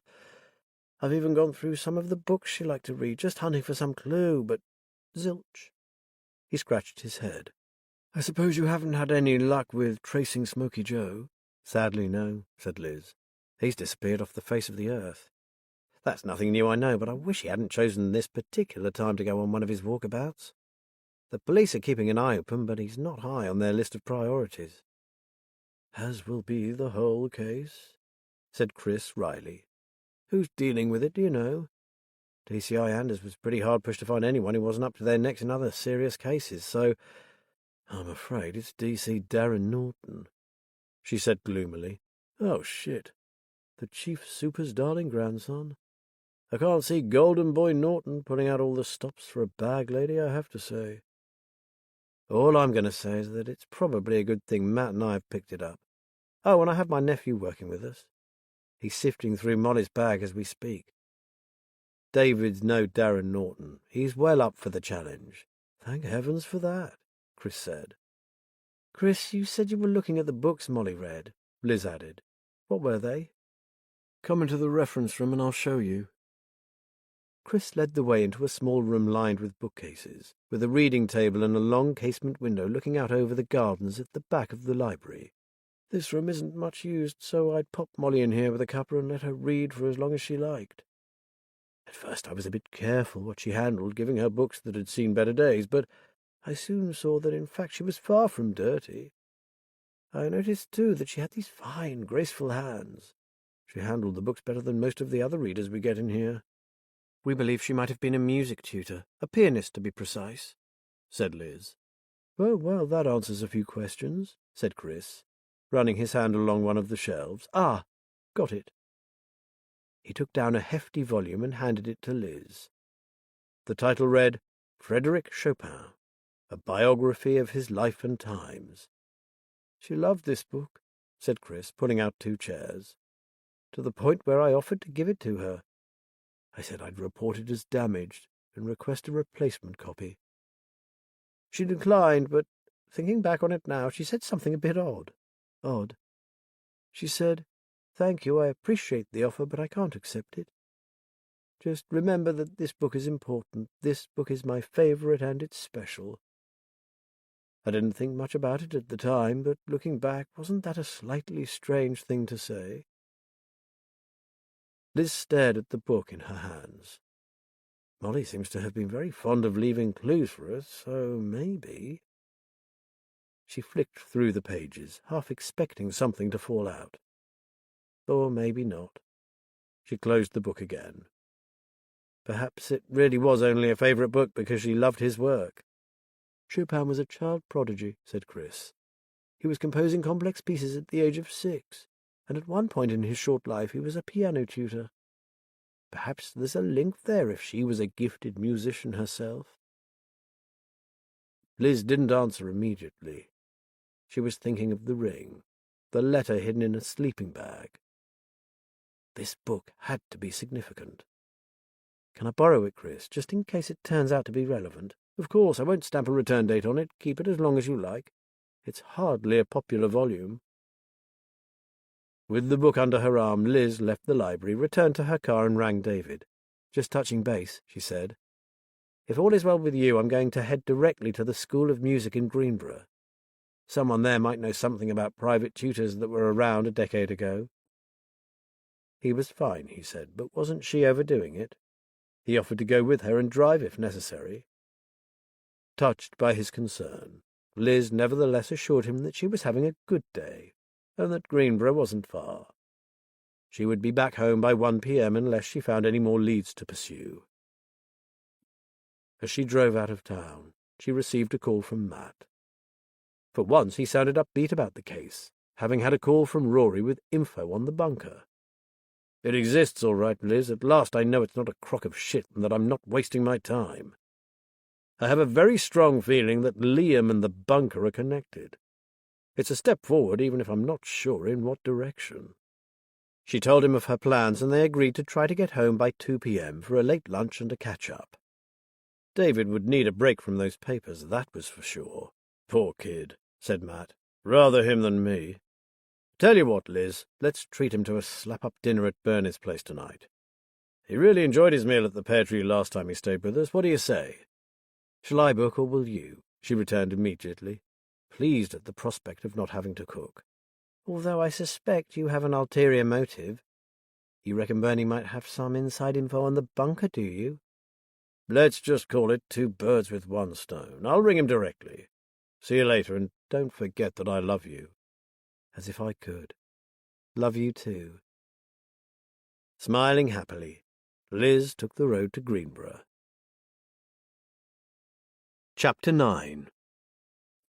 Over at the other side of the CID room, DCI Charlotte Anders was holding an animated discussion with a couple of other detectives. As soon as he spotted her glance over at his workstation, DC Darren Norton put his head down and pretended to be deeply engrossed in a document on his desk. She left the 2 officers and made her way towards him. He could almost feel the temperature drop as she approached. It was obvious that she disliked him, and the feeling was mutual. Not that it mattered. With his connections he was almost fireproof. "Where are you with Molly's murder, DC Norton?" she asked curtly. "Any progress?" "I've spoken to the pathologist. I'm waiting on his post-mortem findings. I also had a call from the private detective agency. We will keep each other updated, ma'am, but there's nothing yet. Any news on the ring and where it came from?" He frowned, puzzled. Ring? What ring? The bag of letters, then. This meant nothing either. "Sorry? You said you'd spoken to the private detectives. Have you actually gone to see them? Are you aware of what they have to date?" Her voice rose. "You do know the meaning of the word liaise, DC Norton, don't you?" When he didn't answer, she said, "They know a great deal more than you do, Detective, and why is that? Because they are committed to finding who killed that unfortunate woman, as you should be. As things stand, you are not convincing me that that is the case. I suggest you ring them right now and go and talk to them in person. You might think a street person isn't worth wasting your time over, but apart from the fact that every life taken has a right to be investigated properly, there is more to this case than meets the eye. And I want to know what that is." She stared at him coldly. "Do your job, Detective." He watched her leave the office, cursing under his breath. He should not be working crap like this. He should be with the team running the big drug smuggling investigation, not trying to find out who topped a vagrant. Who bloody cared? It was just one less to step over in the street. Even so, he did wonder what Anders meant by more to it than meets the eye. With a grunt of annoyance, he picked up the phone. He could do without another bollocking from that woman, especially not in the CID room. Luckily, no one seemed to have noticed. At least she'd kept her voice down. Better get genned up on this poxy ring and bag of letters, whatever they were about. Then he wouldn't get caught out again. If he'd disliked Anders before, he really hated her now. Maybe it was time for a few well-chosen words with Grandad. The bloke answered. "Hello, Matt Ballard here." Norton tried to muster a pleasant tone. "Ah, yes, DC Norton here. I was wondering if it would be convenient for us to meet for a catch-up, maybe later today." "I'm just on my way home, Darren. We could meet there if you like. Say 3 p.m. Liz should be back by then. Do you know Tanner's Fen? Well, we're at Cannon Farm." "I'll find it," Norton said, not having the slightest idea where Tanner's Fen was. "Well, don't rely on your sat-nav, or you'll probably end up in the wash. We're a mile outside the village and close to the sea bank. See you then." "I can hardly wait," muttered Norton when he'd put the phone down. It seemed to him that there were two ways of dealing with this. One was to try and clear this poxy pseudo-investigation as fast as possible and get on to something worth doing, or let the private dicks do the work, and he could put his feet up. If they came up with anything useful, he would record it as a finding of his. But right now he had no option but to go out to Tanner's Fen. He might as well see what they'd dug up, then decide how to play it. Meanwhile, he had a good 2 hours before he needed to leave, so he slid out his iPad from beneath the papers on his desk and continued playing Call of Duty. Matt pulled up outside his front door and was about to lock the car when his phone rang again. "Look," said Charlie Anders without preamble, "I'm fully aware that my choice of officer to handle Molly's case wasn't exactly inspired, and I'm sorry about that, but shit, Matt, everything else is tied up tighter than Houdini." Matt laughed. "I remember that feeling well, Charlie, so don't apologize, even though I must admit to being less than enthused by young Norton's attitude." "I can imagine," she said testily. "But believe it or not, I do have method in my madness. For one thing, he thinks he's safe from scrutiny. But there have been several complaints about him, and I don't intend to brush them under the carpet, Chief Super's grandson or not. If you don't mind, I'd like a report from you on how he discharges his duty. It needs to be acceptable at the very least." "Of course. I'll make sure we monitor his progress for you. I'll be sending you regular updates on our findings anyway, so I'll add a report on his performance." "I'd appreciate that, Matt," said Charlie. "My other reason for using him is that if he could just lose these delusions of grandeur of his, I think there could be a bright young detective lurking somewhere beneath that arrogant exterior. I'm hoping that working with someone of your experience on an investigation of his own, he might just rise to the occasion." "I didn't have you down as an optimist, Charlie," said Matt. "But leave it with me and Liz. We'll do all we can to drag the best out of Norton, if we can find it."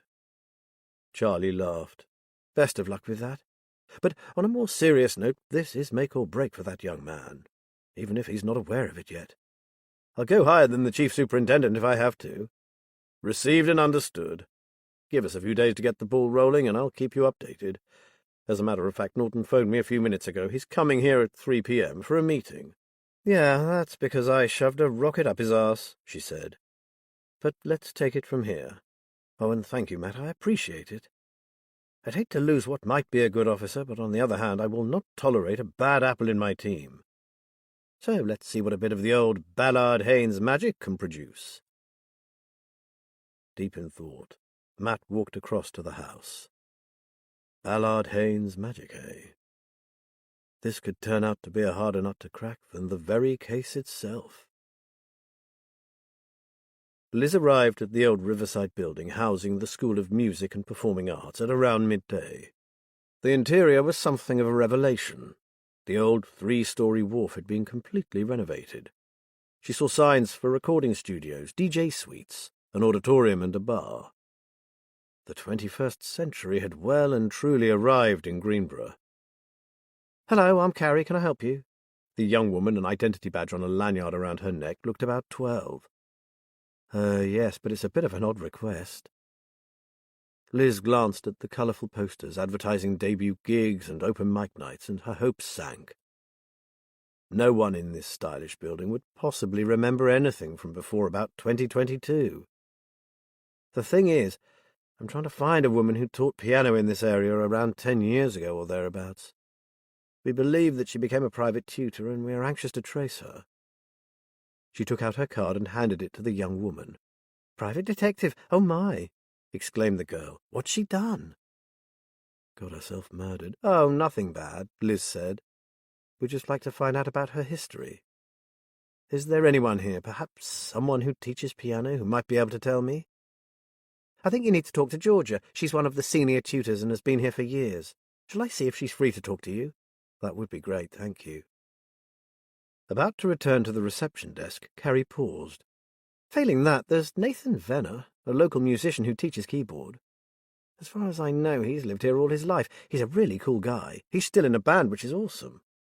He doesn't just play keyboard either. He's a classical pianist as well. He's in Recording Studio 3 now, if you want to talk to him." "Why not?" said Liz. "Can you show me where to go?" "I'll take you, no problem." It was quite a walk to the recording studios, which were on the other side of the campus.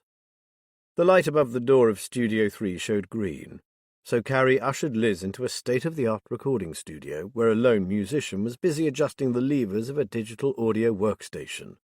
"Nathan," Carrie said, "have you got a couple of minutes to talk to this lady? She's a private detective." Nathan's eyes widened. "I never did it, honest, Gov." From a distance, Liz had taken him for a rock musician, seeing his black hair and gypsy looks. Close to, the grey in his long curls and the creases around his eyes when he smiled told her he was probably in his 50s. He was an attractive man who seemed unaware of it. Liz took to him at once. She introduced herself. "Carrie here tells me you've lived in Greenborough all your life, so I wondered if you might be able to help me. I'm looking for the answer to a couple of questions." He pointed to a stool beside him. "Please sit. I'm happy to help if I can. What do you want to know?" His expression was open and friendly, so Liz had no compunction in telling him about the case. A woman had died, and they were trying to find her identity. From the little they knew of her, they believed her to have been a pianist and a singer. "We think she might have been a private tutor somewhere in this area, so I'm keen to find anyone who knew her or of her." Nathan sat back on his stool. 10 years ago, you say? It appears she was teaching privately at around that time. Liz looked at him more closely. "I know you, don't I? Didn't you play at a police charity ball about 3 years ago?" "That was a real piss-up, that was." Nathan grinned. "Coppers can certainly drink when they put their minds to it. Yes, it was me and my band, Fen Mist. You were there too, a detective, weren't you? I remember you because you spoke to me afterwards about one of the songs. You've got a good memory, Nathan. I was really impressed by your playing, quite blown away. And now you teach?" "I've always taught, ever since I left the conservatoire." He ran a hand through his hair. "Yes, I'm classically trained, but my real love is modern music, so now I'm living the dream, teaching young people who want to give their lives to making music." His eyes had a faraway look. "Anyway, former music teachers." He was silent for a while. "Only one woman springs to mind, although I can't be certain whether she ever went into private tutoring. She taught, certainly, in several schools of music. And I know she was at the Guildhall School of Music and Drama in London in her younger days. She was both talented and gifted." He raised an eyebrow. "There is a difference, you know. You can be a talented musician, technically, but a gift is something innate that can't be taught. Well, 12, maybe 15 years ago, she left the area, or at least I assume she did because I never saw her again." "What was her name, Nathan?" Liz asked. "Marika." He smiled reminiscently. "Marika Mollahan." Mollahan? Molly? That could be right. Liz recalled the M.M. engraved on the ring. Had they finally discovered her real name? Liz thought for a moment. "Did you ever hear The Night Singer?" Nathan laughed. "I certainly did, many times." I spent almost 3 weeks of my life about 6 months ago just searching for her. I'd give my eye teeth to have a singer like that in my band, but sadly I never found her.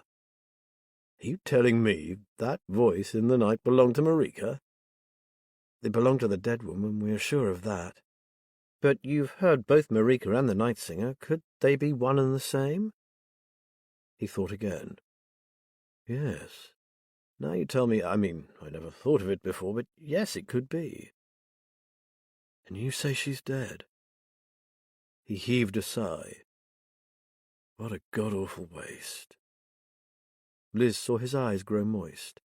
How did she die? He asked. An accident? I can't say much at this stage, Nathan, but I'm sorry to say she was murdered. Nathan Venner looked thunderstruck. Who the hell would... That woman was simply wonderful in every respect. Who would possibly want to deliberately kill her? Well, someone did, said Liz simply. So you can see why I was so keen to find out who she was. He stared at her. How come you're investigating this? No disrespect, but I'd have thought it would be a police matter. We were already looking for her before the police found her body, Nathan. She looked at him seriously. I can't go into the circumstances under which she was found, but in light of them we have decided to continue our investigation. The police will no doubt be speaking to you as well, and we shall be informing them of our belief that the woman is Marika Mollohan. I'd like to tell you more, but I'm afraid that's all I can say at the moment. He leaned forward and rested his chin on his hands. I suppose I could identify her if it would help. It would be down to the police to agree to that, but I think it would be a massive leap forward in the inquiry. I should warn you, though, life has not treated her well. Apart from being dragged out of the river, she is considerably aged. You see, it appears that in the last years of her life she was destitute. Surely not. She was a genius. She could have found work anywhere she chose. What on earth happened to her? Nathan looked astounded. That, Nathan, is exactly what we are going to find out, she said firmly. With your help, I hope? Yes, of course, I'll do whatever I can. This is just horrible. I'm sorry this is so upsetting for you. But is there anything you can tell me about Marika? Where did she live? Was she married? What was she like as a person? Do you have a few minutes? Nathan asked. I don't have a tutorial for an hour, and I live close by. If you like, I can show you some pictures of Marika when she was younger. We did a great gig once. She joined me for a couple of numbers and brought the house down. I've still got the photos of that night. Liz agreed immediately. They left the campus and walked through the main street into a narrow cobbled cul-de-sac. I'm the last place on the right, that big red brick building. It used to be a warehouse, but then it was turned into apartments and studio spaces. Nathan took a bunch of keys from his pocket. It suits me perfectly. I've even got my own soundproof studio attached to my flat. The cavernous interior reminded Liz of a miniature version of the Tate Modern. Not somewhere Liz would like to live, with its visible pipes and ducts and unplastered walls. But she could see how it would suit a musician. Over here. He pointed to a high brick wall that was covered in photographs, all framed in grey aluminium. Wow, you've played with some big names, Nathan. Isn't that Eric Clapton? He laughed. Those were the days. Still, I don't regret them. I've never been happier than I am now, teaching kids. Now, here we are. He lifted one of the photographs from the wall and handed it to Liz. It featured a band on a brilliantly lit stage. Liz recognized Nathan on piano with a woman singer at front of stage, holding a mic. That's Marika. She was so alive. He shook his head. I can't believe she's dead. Could she really be looking at Molly the bag lady? Liz was overwhelmed by the injustice of life. This woman radiated energy, and she was very beautiful. Molly had been a frightened, weather-beaten derelict, washed up dead on a riverbank. Nathan was staring at her. Are you okay? You've gone very pale. Can I get you a drink? Liz made her way to a chair and sank down. Oh, please, if it's not too much trouble. Tea, coffee, or something stronger? Asked Nathan anxiously. Tea would be perfect. I'm so sorry, it's just... Nathan smiled at her kindly. Life can be a bugger, can't it? You can say that again, she murmured. While he went to put the kettle on, she tried to get herself together. It hadn't just been seeing the stark evidence of the singer's dreadful transformation. Liz had seen her own. She had gone from an active and resourceful detective sergeant to a brain-damaged, feeble shadow of the woman she used to be, within the space of a single day. She had survived, fought her way back, but the old D.S. Haynes had gone forever. When Nathan returned with 2 mugs of tea, Liz was herself again. I don't suppose you have a copy of this picture by any chance? Oh, yes, I have several on my computer. He stood up and walked over to a desk made from a huge slab of wood laid on crossed scaffolding poles. After a while she heard the whir of a printer, and he returned with 3 photographs.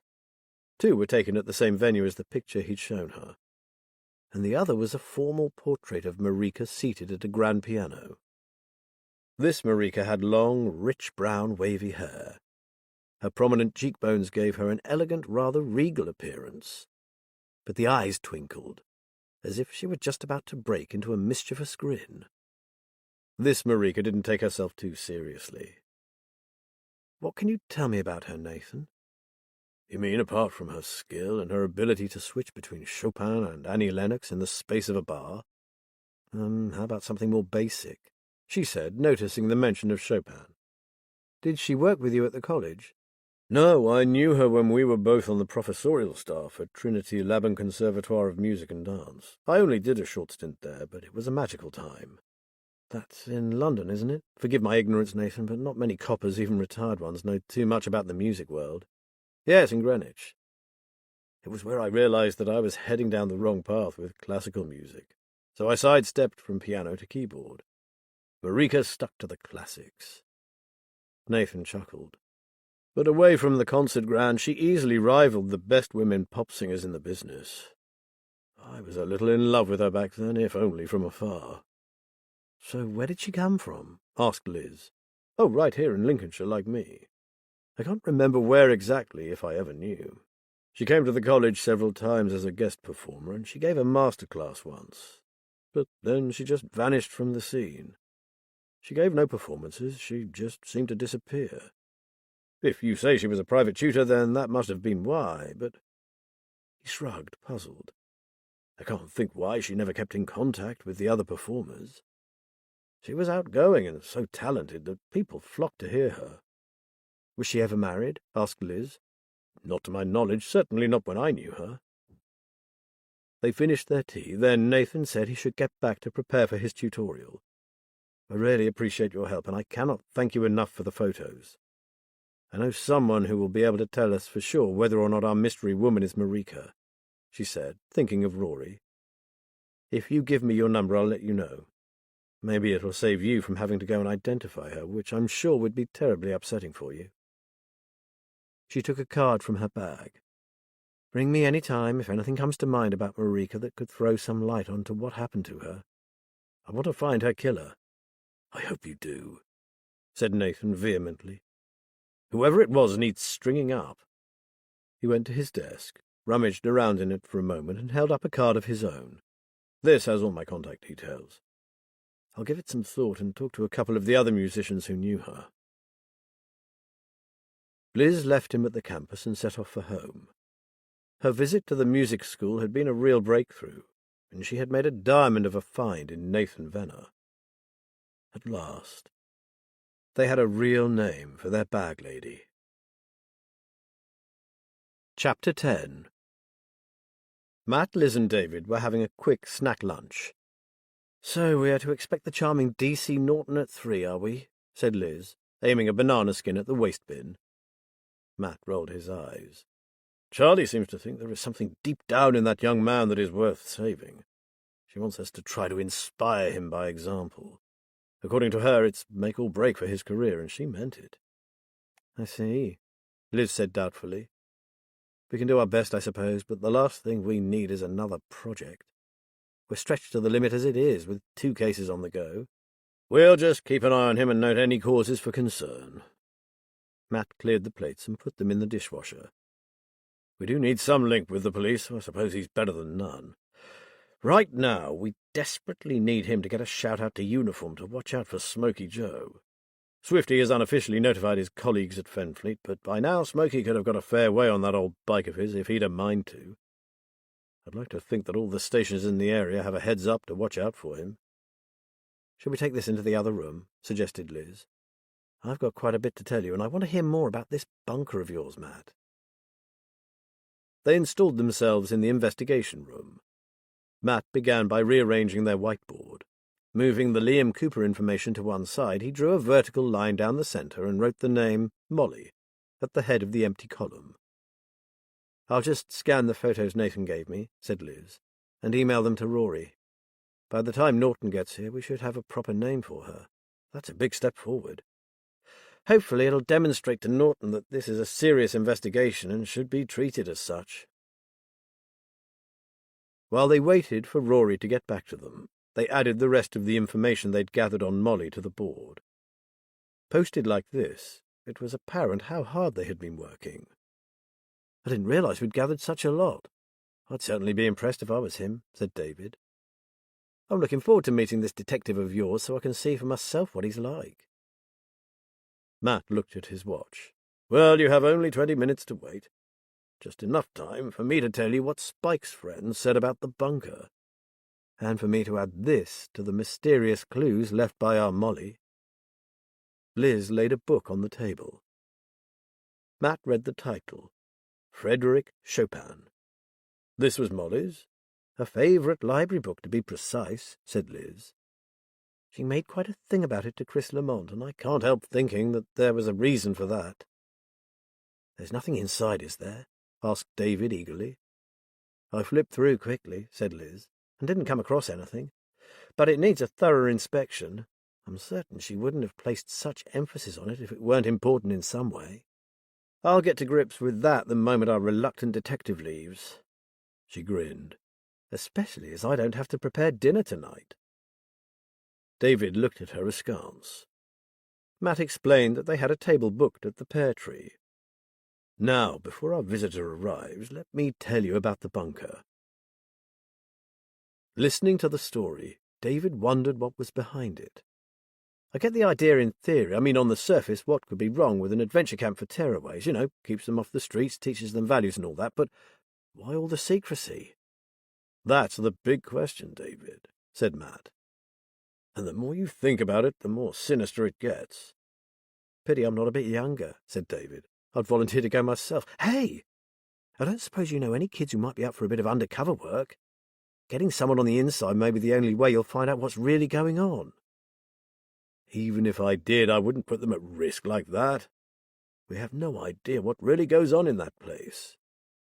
Matt shook his head. Suppose something went wrong, there'd be no backup for them. It's far too dangerous. I guess, said David. Though I know I'd have been well up for it when I was a kid. I bet you'd find plenty of others who would be too. I mean, no harm would come to them if they just went once. You could even follow the van that picked them up. They'd have a bloody good time for a few hours, and you'd have the bunker's location. Matt smiled. You make it sound so simple. It is simple, David retorted.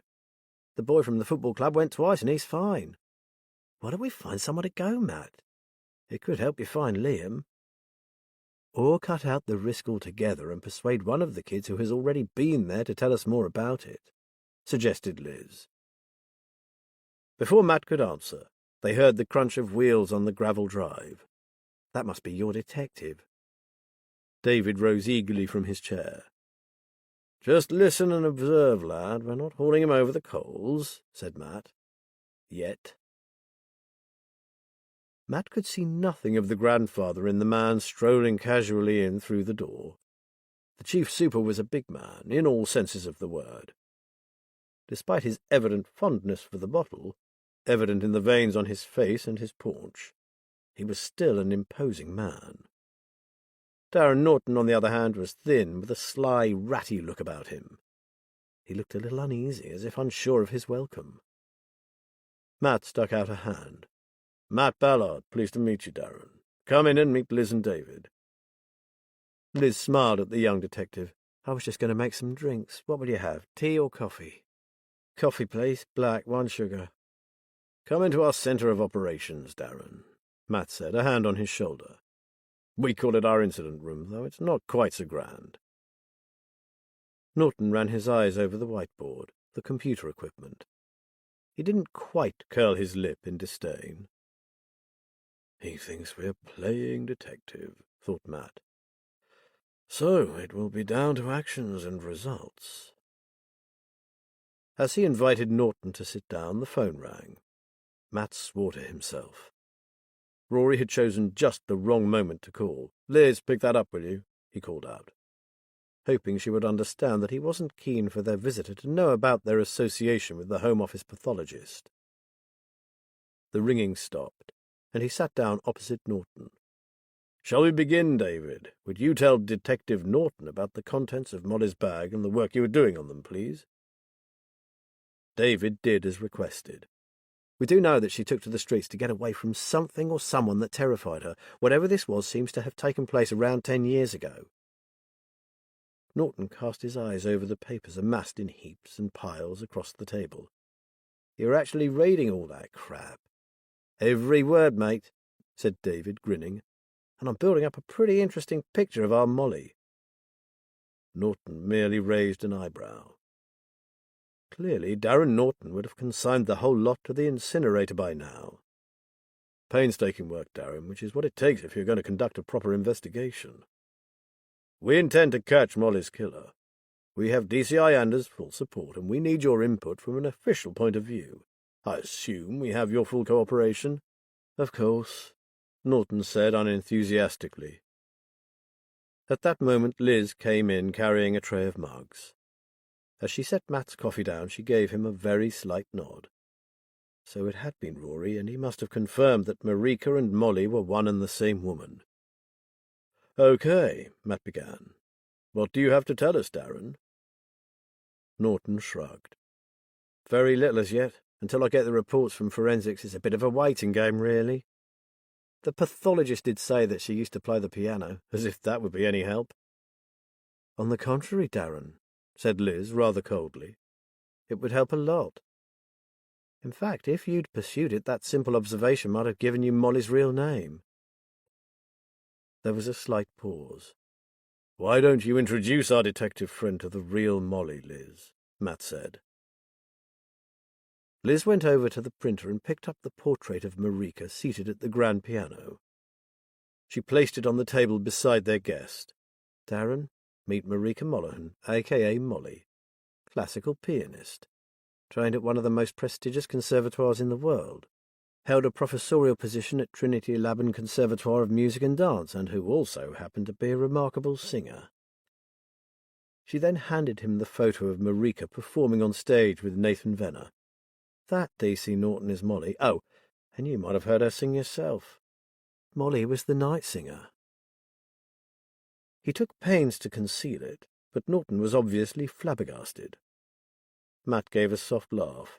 Not too shabby for a pair of private dicks, huh? You found all this out in just a couple of days? That and more. Drink your coffee and listen up.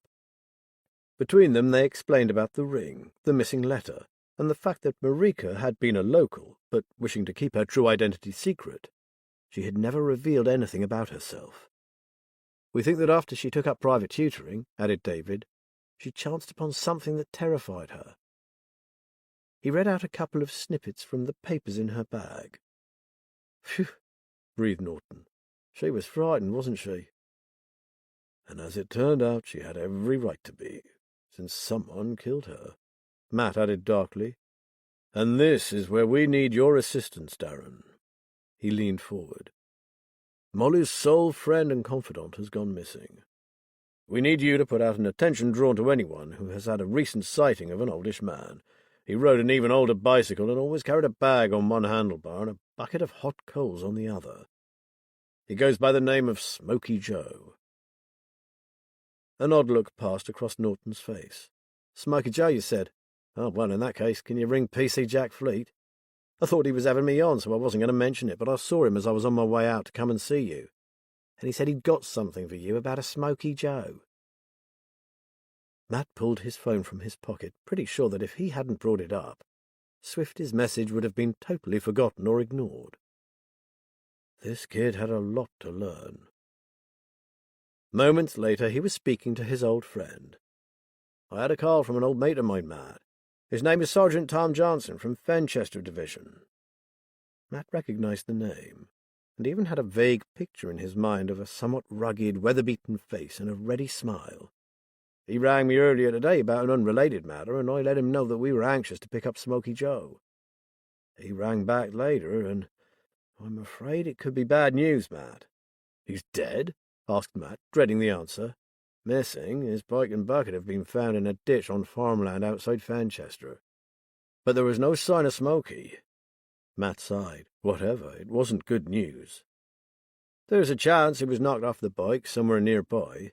That particular fen lane twists and turns, and cars using it as a shortcut drive far too fast," said Jack. "I'm up to my neck at present, which is why I passed on the message to D.C. Norton, or I'd have rung round the hospitals for you." "We'll get on to it, Jack, thanks. I appreciate your help. Oh, and where's the bike now, do you know?" "At Fenchester Nick, I believe," said Jack. "If it helps, I'll text you Tom's mobile number and you can talk to him direct. Now, I really must go." "Thanks again, mate. I owe you one." Matt ended the call, and on cue the message came through. Soon he was talking to Sergeant Tom Johnson. After a few preliminary salutations, Matt asked Tom if, along with the bike, they'd found a bag containing Smoky's belongings. "Yes, mate, and it's dead clatty. It's here with the bike, though I've left the still smouldering bucket for my wife to deal with." Tom laughed. "I hope you don't mind me asking, but why did you leave that bucket to your wife?" said Matt. "It was her driving the tomcat that was dredging the ditches, mate. She found it." Matt grinned. "Ah, I see. Look, any chance of me coming over to Fenchester and taking a look at that bag? We're investigating a case involving a murdered woman, and we know she and Smoky were close. There's a chance she may have given him something which could easily have been overlooked, but if she did, it could help us. Be my guest, Matt, rather you than me. Just don't forget to bring some rubber gloves." Amid gales of Tom's laughter, Matt ended the call. Matt knew he should be concentrating on Liam, but he couldn't leave everything to Liz, and this was something they really needed to follow up. He'd go the moment their visitor had left. He told Liz what Tom had said. "I've got this. You concentrate on Chopin." If Norton was confused, which he should be, he asked no questions. Matt turned to him. "I have another question for you. We have another case running." He indicated the whiteboard. "A missing teenager called Liam Cooper." "A misper, I doubt I'll be much help there," said Norton. "They really attract the attention of CID." "This one will, if he turns up dead," Matt said between clenched teeth. "And you'll find that in this case there is cause for concern. The uniform have already received instructions to keep a close lookout for him. But anyway, will you please make inquiries for me about a place called the Bunker, as it seems to be connected with the disappearance of this boy." Norton actually took out his digital notebook and wrote down the names. "Okay, it's not something I've ever heard of, but I'll make inquiries." Well, that's a start, thought Matt. And was that a hint of interest in the detective's expression when the Bunker was mentioned? "It will be quite a sizable place, probably, since it's supposed to be a kind of adventure park with barns attached.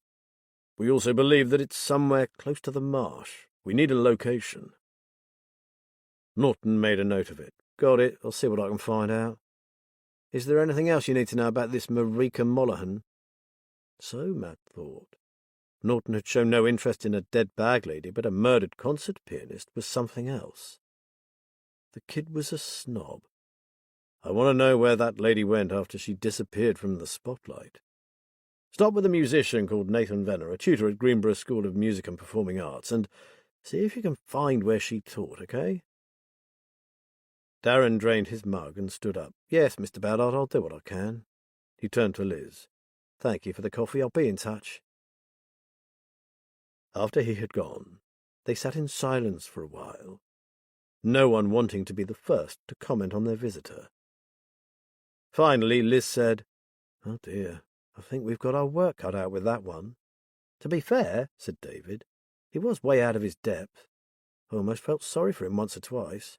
I think you two shocked the pants off him." "Well, I'm not sure that'll be enough to awaken the sleeping master sleuth within," said Liz dubiously. "Whatever, it had an effect on him," said David. "I was watching him while you spoke. I'm still not sure what to make of him, but he left here fully aware that you mean business. He'll also realise that unless he pulls his finger out and makes a contribution, he'll find himself having to answer a whole lot of awkward questions as to why you can achieve so much while his end of the investigation is at a standstill." Despite David's words, Matt still had serious reservations about Darren Norton. "There was one thing I noticed. Did either of you see his reaction when I mentioned the bunker?" "Yes," Liz said thoughtfully. "For one moment I thought he recognised the name, though he said he didn't. Maybe it was the word bunker. It does sound rather sinister, doesn't it?" "Yeah," David said. "It makes me think of old military installations or secret underground facilities established by the government. And Hitler's bunker, of course." Matt almost gasped. Something David had said struck a chord. "What's the matter, Matt?" Liz said. He closed his eyes for a second or two while he tried to get his thoughts in order. "Know what? I think I've been looking at this all wrong. I've been imagining this adventure park to be attached to some kind of farm, spread out over a field, with barns and the like. But what if that's not the case at all? What if it's on one of the old air bases?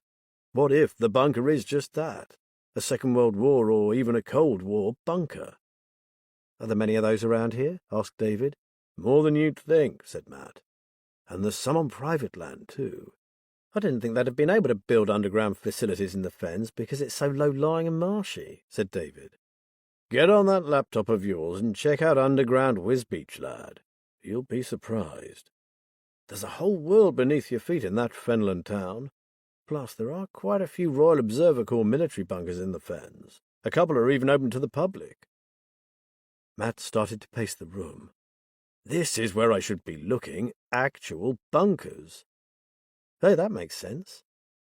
David was already reaching for his computer. "But back to Molly," Matt said, taking a breath. "Right now I'm going to head off to Fenchester and take a look at Smokey's belongings. Now I have a direction to follow with Liam's bunker, I feel a lot happier, so I'll get this out of the way and then I can decide how to proceed." "If you want to do that now, Matt, I can go to Fenchester," offered Liz. "No, you're already looking tired, sweetheart. This won't take long, and Tom is expecting me. Hold the fort here and read about Chopin.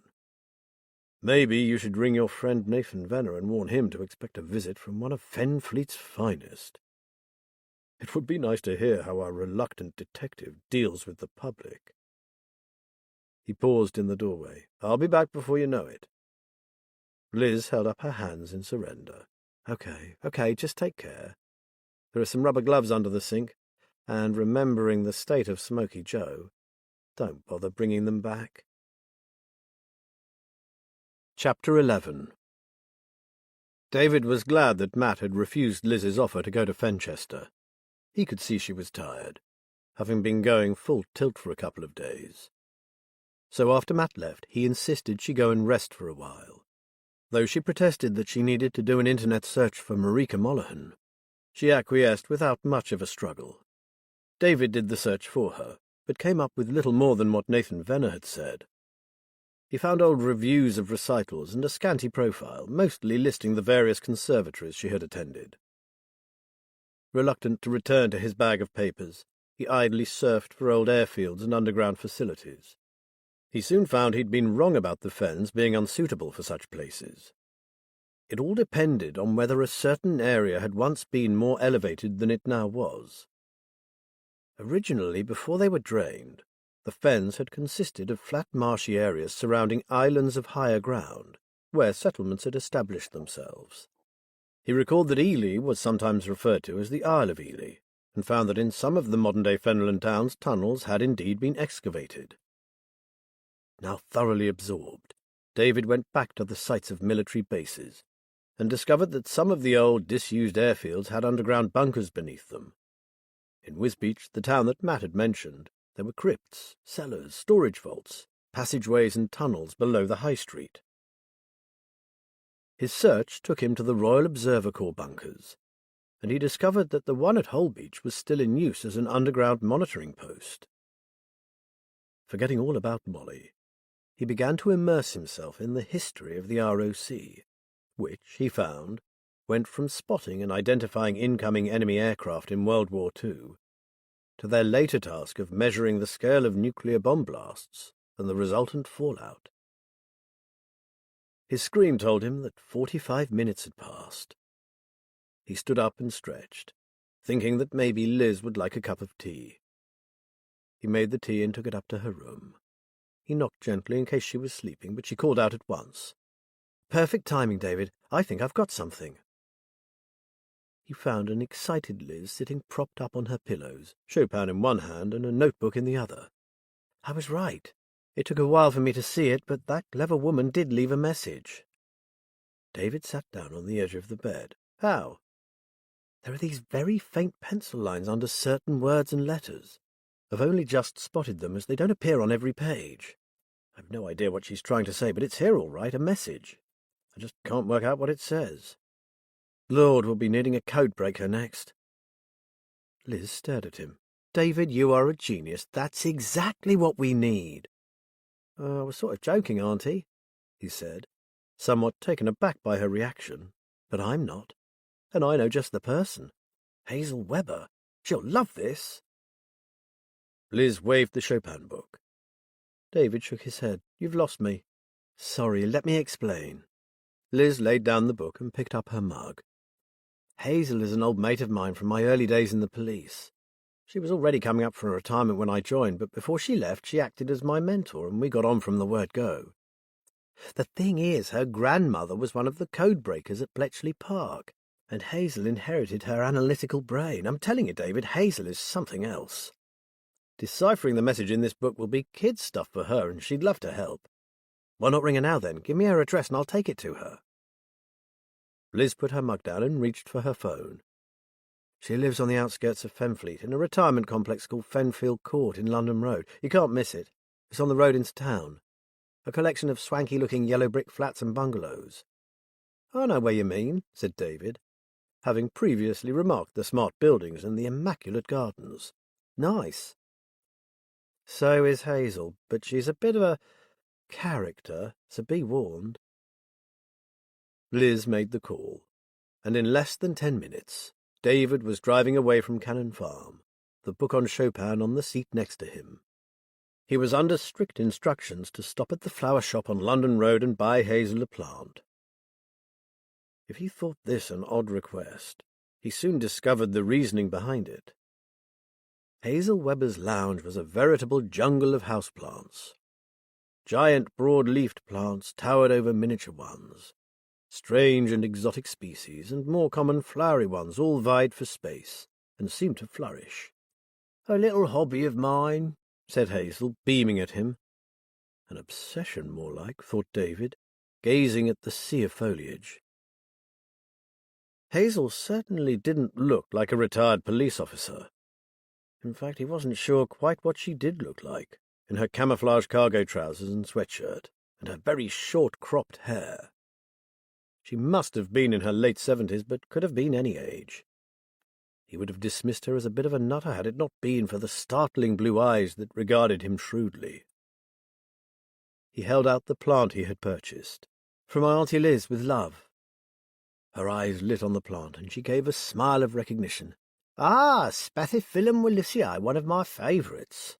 The peace lily, you know, and we could all do with some of that." Somehow the plant was allocated a space, and she turned her attention to the book. "Liz told me about your dead woman. Now let me take a look." David handed her the book. "This is one of a number of cryptic messages that Molly left. It appears she was too scared to speak openly about what was troubling her so badly." "And someone murdered her," said Hazel. "So what she knew was so serious it was worth killing her to keep hidden. Of course, in a perfect world, the police would be all over this like a rash, but unfortunately the world is far from being perfect." Hazel went across to a small antique desk and fished around beneath the spotty leaves of a plant that seemed to have colonized most of its surface, finally producing a pair of spectacles.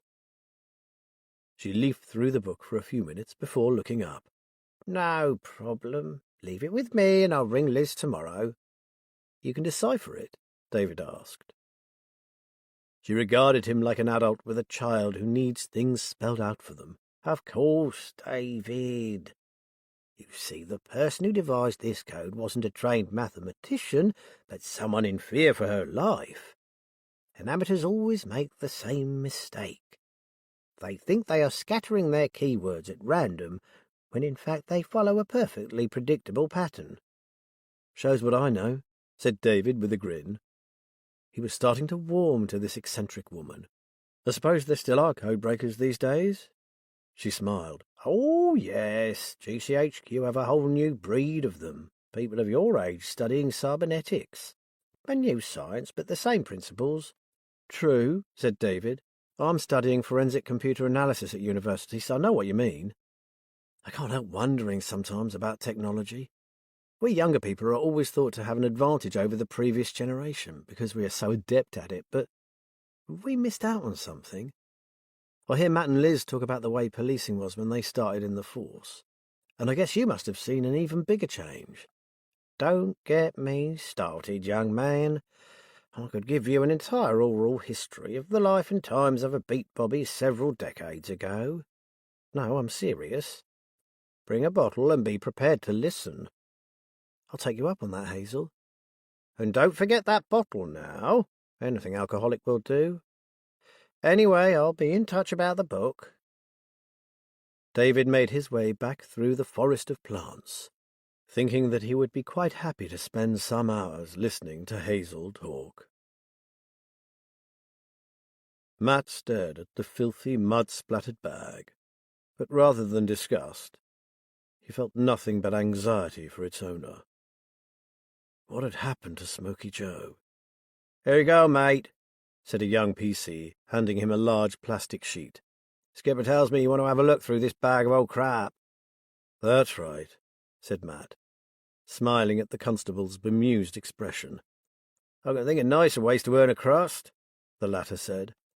"Me too, but a man has to do what a man has to do." With a sigh, Matt pulled on the rubber gloves, undid the top of the bag, and peered inside.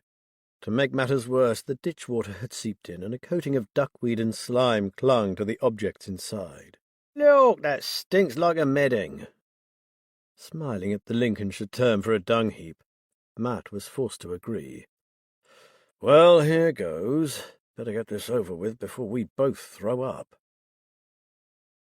What appeared to be a bundle of rags turned out to be Joe's wardrobe. Beneath the clothes, Matt found a plastic tray with a half-mouldy sandwich stuck to it, and an assortment of objects stuffed in an old sock. These did interest Matt. He removed each one carefully and laid them out on the plastic sheet. "What's a tramp doing with that?" The young PC pointed to a pocket watch that might have been silver. "Ah, but he wasn't always a tramp," Matt said. "Smoky Joe was ex-army, so they say. And what you were looking at there is a Second World War British Army GSTP pocket watch. Okay, he's not that old, but I'll lay odds that it belonged to his father or someone else very close to him." "GSTP?" Matt turned the watch over. Beneath the grime, the lettering was still visible. The initials GSTP with a broad arrow above and a single-lettered T and 5 numbers beneath. "General Service Timepiece," said Matt. "Probably manufactured between 1940 and 1949. "Well, I must say you know your stuff," the officer said. "Not really. There was one of these watches at home when I was young." He looked at the PC, who appeared to be even younger than David. "What's your name, Constable?" "DC Billy Norman, sir." He grinned at Matt. "It's not really Billy, but Norman sounds a bit like No Mates, so the others call me Billy No Mates." Matt knew exactly what coppers were like for dishing out nicknames. He smiled. "Could be worse, son." He returned his attention to the rest of the contents. There was a plastic bag tied tightly that held a small handful of disposable lighters. No doubt Smoky used them to keep that famous bucket alight after a night on the streets. a cheap Swiss knife and a waterproof wallet, which Matt opened, to reveal several sheets of hay fever tablets, a small amount of cash, mainly coins, and, surprisingly, a bank card. PC No-Mate stared at this last item suspiciously. Wonder who he nicked that off. The name on the card was Johan de Vries. It sounded Dutch. Could this be Smokey Joe's real name? Matt had the feeling that it was. He knew of some banks that made accounts available to the homeless, and there was always the possibility that Joe had money of his own and had chosen this way of life. "Billy, I'd like a word with your skipper. Would you be kind enough to ask him if he has a moment, please? I want to take this back with me and make some inquiries about its missing owner." While Billy was away, Matt laid out each piece of clothing on the plastic sheet and carefully ran a gloved hand across pockets and down seams. He knew of old that people concealed things in the most unlikely places. He was almost through when he felt something hard inside the cuff of an old raincoat. On further investigation, he discovered a slit in the stitching and was able to gently ease the item out. Matt found himself staring at a key. What on earth would a man without a home need a key for? Matt slipped off one of the gloves and reached into his pocket. He removed a sealable freezer bag, slipped the key inside it, and popped the bag into his pocket. He had no idea why he had done this, but for some reason he wanted to keep his find to himself. He pulled the glove back on and resumed his investigation of the stinking clothing. "When was I thinking you private investigators spent your days watching adulterous couples? I take it all back. You seem to be positively relishing wading through that lot." Sergeant Tom Johnson stood above him, laughing uproariously. "Hello, Tom. I get the choice jobs in this agency." "So I see. And not only that, Billy here tells me you like this stuff so much that you want to take it home with you." Tom gave another guffaw. "You're welcome to it, I must say, but why the interest in old Smokey? Do you think someone has done something to him?" "A woman was found murdered on the sea bank, Tom, and Smokey is our only connection to her. Given what happened to her, I really am afraid for Smokey's life. Could you get your lads and lasses to keep an eye open for him? And if there's a sighting, let Swifty Fleet know." Tom nodded. "Absolutely. Consider it done, Matt. My Una is dredging ditches in that area, and I've told her to keep her eyes peeled as well." "I hope it doesn't come down to that, but thanks, mate, I appreciate it." Matt glanced across to the old bike.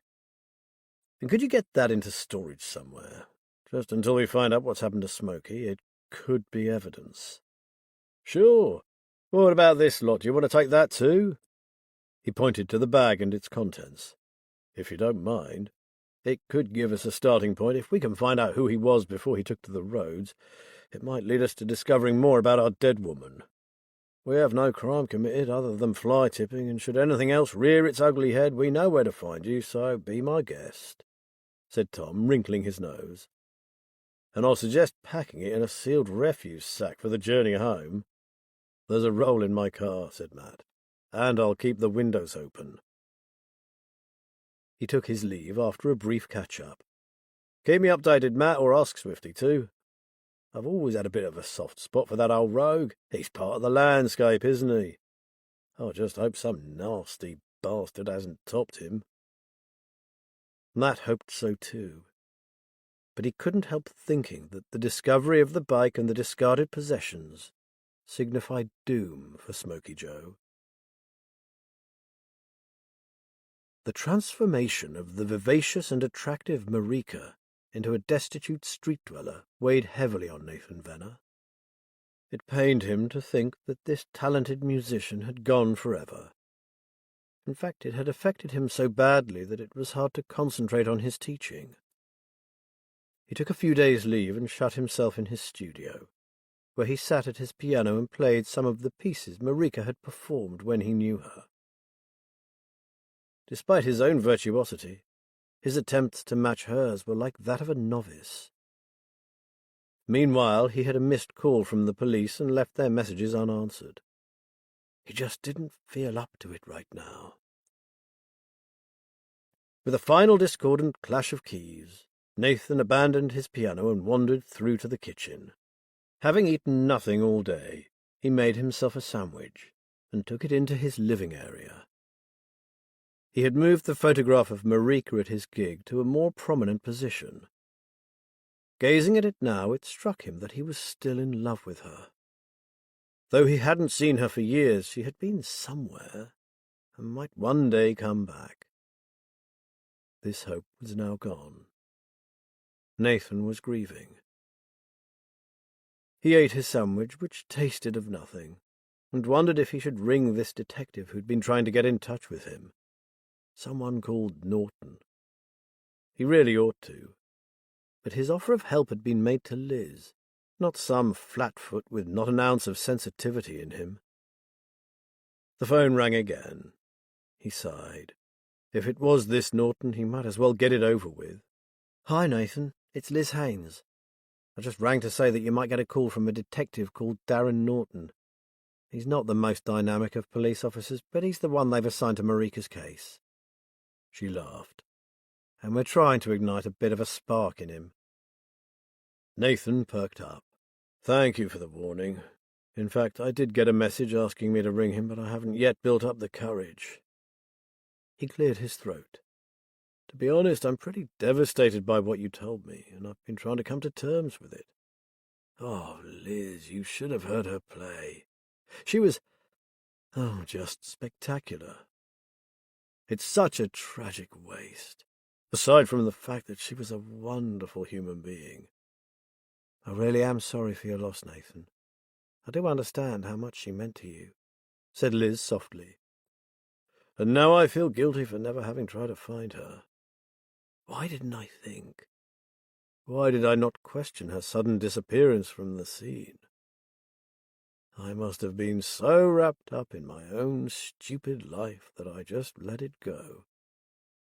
I did think about her a lot, but I never did anything about it. What an idiot!" He suddenly realized what he must sound like to her. "Forgive the outburst, it's just that I've been going over and over it since you left. In which case, helping us find what happened to Marika might make you feel better. You, more than anyone, you move in those circles, know the kind of people she mixed with. I'd go so far as to say there is no one else that we know of who'd be able to help us like you could. How about channeling your grief into something positive?" She was right. He owed it to Marika. "Make some inquiries for us, would you, Nathan, please? Talk to people. Someone in your community must know something. If she gave regular performances, she must have had quite a high profile. So at the very least there must have been rumours circulating or gossip about her sudden disappearance." Even as she spoke, Nathan was thinking of people he might try. "You're right, Liz. It's doing me no good sitting around moping. I've taken a few days off so I can start right away. I know of people I can contact.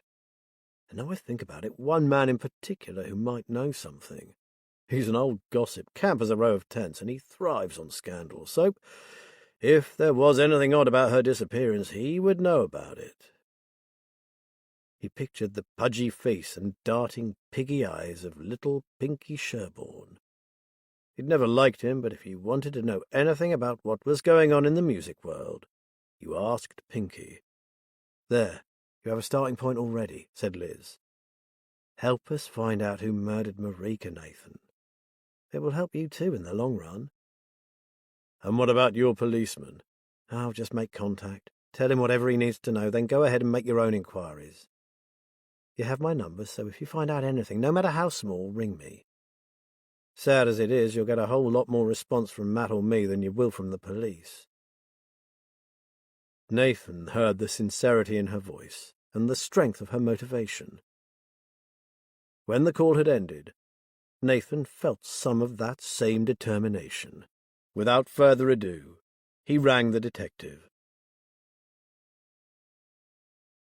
As twilight stole across the marsh, and stars began to appear between the scudding clouds, a scream was heard. This time it was not the blood-curdling howl of a vixen, neither was it a barn owl. This time, the scream that rang out was the cry of a terrified teenager. Suddenly aware, but he has made the most terrible mistake of his life. Chapter 12. The pear tree was a popular venue, and all the tables were full. The owner, Bernie, was one of Matt's more long-standing sources of information, and he had been hoping to speak to him tonight.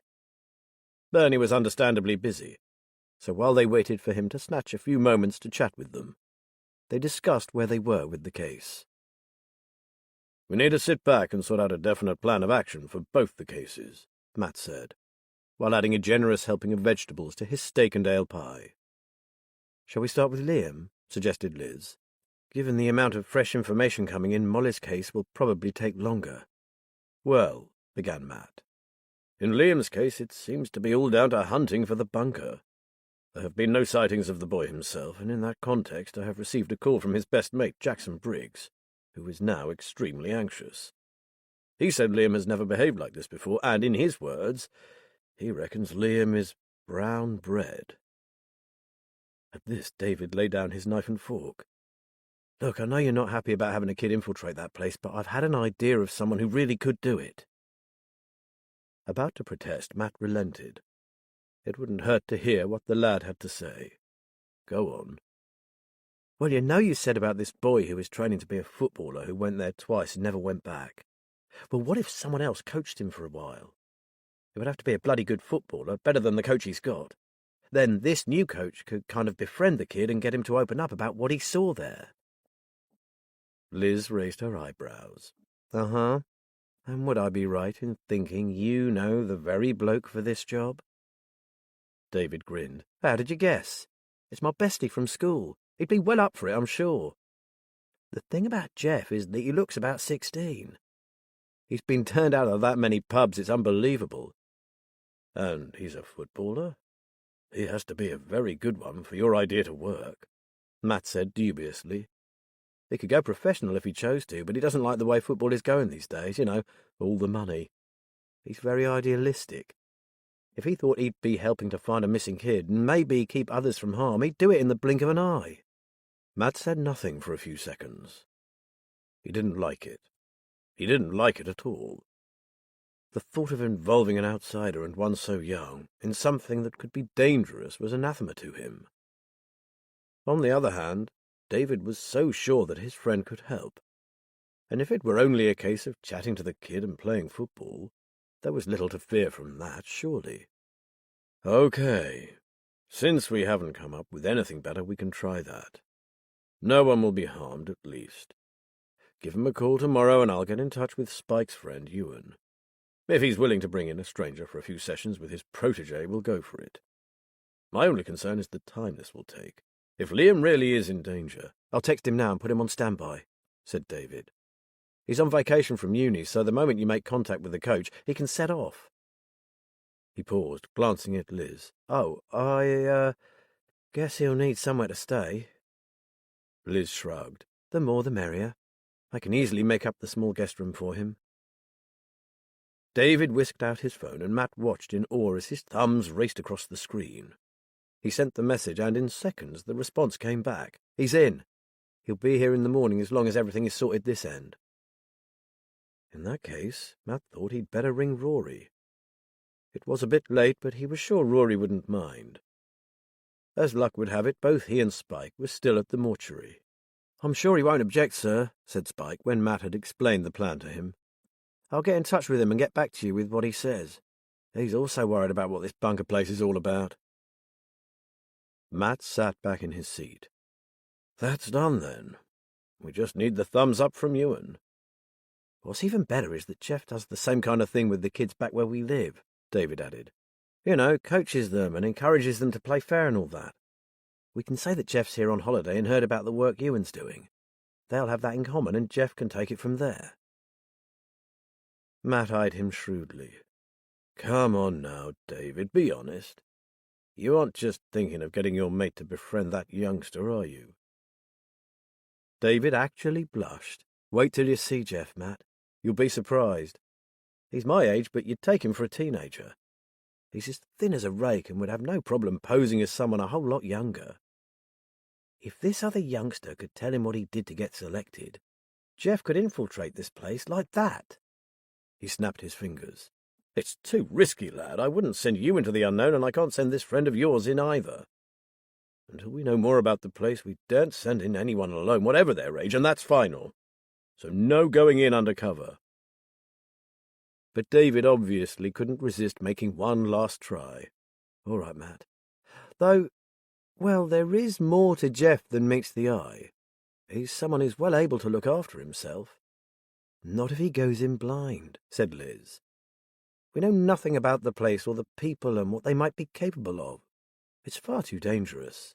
We'll see what you think when you've met him. Are we having a dessert, by the way?" The slight atmosphere of tension dissolved into laughter. They ordered dessert and turned their attention to Molly. "Over to you, Liz," said Matt. "First, and our most important success to date, is that we now have a name for Molly, and, second, that Nathan Venner is helping us determine what happened to her after she disappeared from the scene. He has contacts in the music world, so, at present, he's our best chance of finding that out. David has looked on Google, but there's little there that we didn't already know, so it's going to be down to legwork and talking to people." She looked at David. "Unless your papers tell us that, of course." "I'm ever hopeful," said David. "She's got to mention the name of a place at some point. Oh, and I haven't had time to tell you this before, but I've begun to notice something about the paper she was writing on. Everything she writes about her safety, hers and that of someone else, is part of a diary. It's the same type of paper, and there are tear marks down one side of each sheet." "So she tore the pages out and kept them?" asked Liz. "That's right.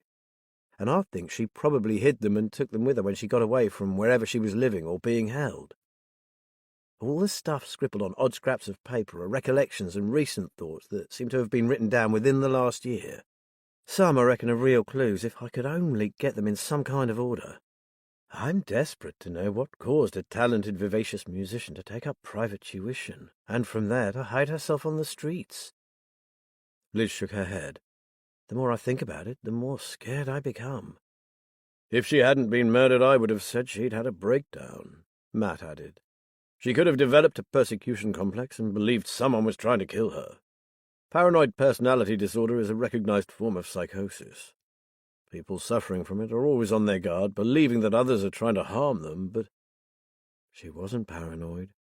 Someone really was out to get her," said Liz grimly.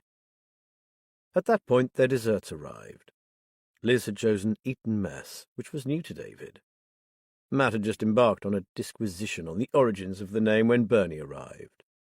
He flopped down in a spare chair. "Food to your liking, my friends?" "As always," said Matt. "And as always, you are not here just for the food." Bernie grinned. "So what troubles you tonight?" "A place called the Bunker, Bernie," Matt said. "Ever heard of it?" An odd look stole across Bernie's face. "What's your interest in that place?" "A missing teenager," Matt said. "Ah." Bernie looked pensive. "In that case, I've heard talk. Not much, I'm afraid, and it doesn't refer to a place as such, but more of an organisation, if I can put it like that." Matt frowned. "Organisation? What kind of organisation, Bernie?" Bernie shrugged. "I've never asked. To tell you the truth, I didn't want to know. Maybe I'm getting older and that way of life no longer has the same appeal, I don't know. I do know that there's a new breed of criminal around these days, and they scare even me." He looked weary, even sad. Nothing like the smart ex-racketeer turned restaurateur that Matt had always known. These people have no morals, they're utterly ruthless. The only thing they care about is money. It may sound disingenuous coming from a crook like me, but there's no, honour. The good days are gone, Matt. Planning a clever scam, the thrill of putting off a big job and getting away with it. It was sort of like a game of chess, using different strategies to avoid getting caught, especially with an opponent like you. Sometimes people got hurt, but it was never the intention, and believe it or not, we were always pig sick when something bad happened to someone. We always try to play a clean game." Matt had never heard Bernie speak with such passion. He knew just what he meant, though. "Times have changed for all of us, Bernie, but why are you so troubled by this bunker outfit?" "Matt, I don't even know who they are." They're only ever spoken about in whispers. The only thing I've gathered is that the bunker is an enterprise of some kind run by a consortium. Rumour has it that a number of criminal groups have got together to form this bunker thing.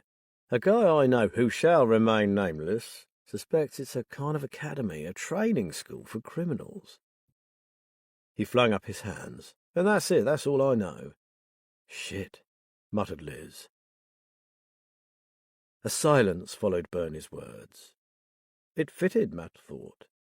This group were vetting youngsters for their suitability for a life of crime, organised crime. I know you want nothing to do with this, Bernie, he said. But if you do by any chance happen to hear anything, even a hint, of where this group operates from, would you let me know immediately? Bernie nodded. Of course. But I'm not sticking my neck out to make inquiries for you, Matt, not this time. Sorry, but I like my life here, and I'm not risking losing it for anyone, even a missing kid. Even you, my friend. Abruptly, Bernie stood up and left the table. After he had gone, there was another silence, an even longer one this time. Finally, David cleared his throat. I was wondering, well, what does this criminal academy, or whatever you want to call it, do with the kids that don't make the grade? Neither Liz nor Matt had an answer. Kids like Liam Cooper, for instance? David went on. I don't know, David, but I can guess, said Matt, feeling uncomfortable. David had just put into words what he himself had been thinking. Then you really do need to talk to Jeff. Unless you want vulnerable kids to continue to go missing, just talk to him, Matt, please. There could be no harm in just talking. At least it might keep David quiet. Fine, I'll speak to Jeff. Now let's have some coffee and get home, shall we? Liz lay awake long into the night. If she hadn't known about the disappearance of a real live boy who might be in mortal danger, she would have found the idea of an academy for criminals risible, like a spoof on Police Academy. The reality, however, was far from being funny. She gazed up into the dark and saw herself as a child, watching Oliver with her dad. She could hear him now, pretending to be Fagin and singing along with You've Got to Pick a Pocket or Two. But Liam wasn't being taught how to be a pickpocket. These faceless men had to be teaching the urchins of the fens far more sinister skills. Seeking comfort, Liz snuggled up to Matt. Can't you sleep? I'm sorry, darling, I didn't mean to wake you. It's just that my mind is racing. No wonder, he sighed. I've been over and over what Bernie said. The most frightening thing about it was what he wouldn't say. He's never clammed up on me like that before, never. He's given us some of the best info we've ever had. He's even helped us close cases, and to hear him say that he wouldn't help us, even to save a missing boy, well, that really hit home. Liz felt the same way. Bernie had his feet firmly in two camps. He had been a rogue and had friends who still were. But he had gone straight, turned his back on all that to run a successful restaurant. Bernie had been close to Matt's friend, Adie Clarkson, who had died saving the lives of both Matt and Liz. The death of Adie had created a lasting bond between Matt and Bernie. Now, for the first time, Bernie had refused him his help, and in so doing had loosened the ties that bound them. Liz felt for him. It must hurt like hell. Do you really think such a thing could exist, Matt? She asked. A training school for prospective young villains. You know it could, said Matt flatly. You can serve an apprenticeship in most trades, so why not crime?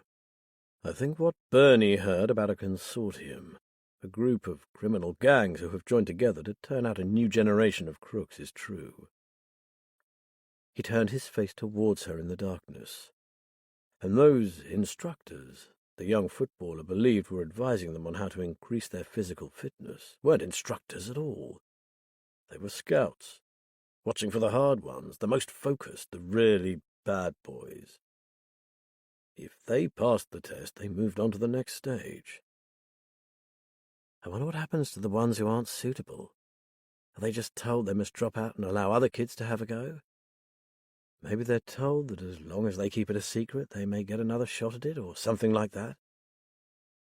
Or they're scared into silence, added Matt dourly.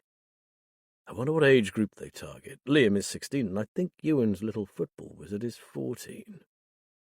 Impressionable ages, I guess, if you want a mole to tear away into a criminal. After a while, Matt went quiet and his breathing began to slow. Liz was left watching the digits on her clock count out the hours and trying to rid her mind of unwanted thoughts. She wondered what was so special about David's friend, Jeff. David had made a big thing of how special he was.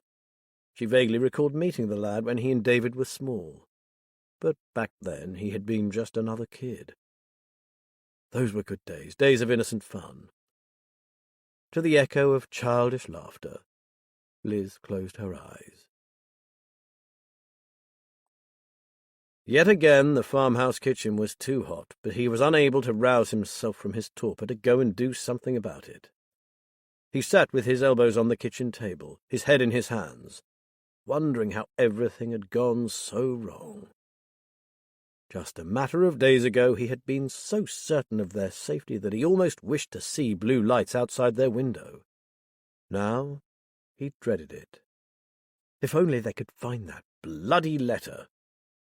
They had searched everywhere for it, and now there was nowhere left to look.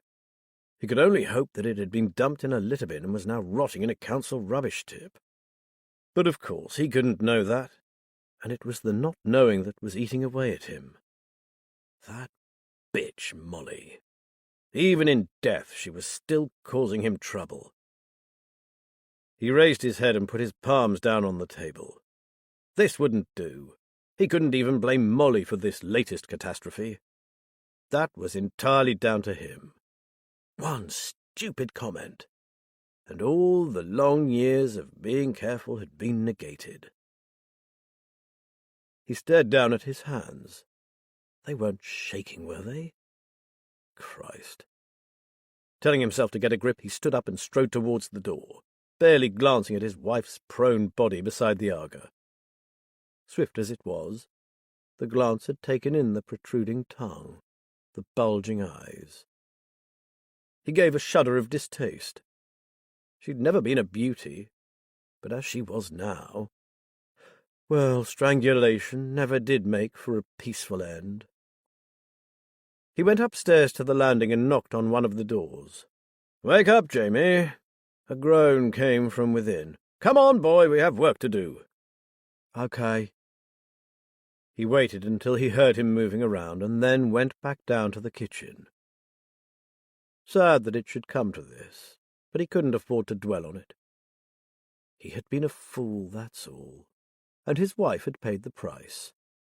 Her and her stupid, annoying habits, like the way she stirred her tea. This time it had been her pen. Click, click, click, over and over. She had been sitting at the table writing a shopping list, clicking that bloody pen.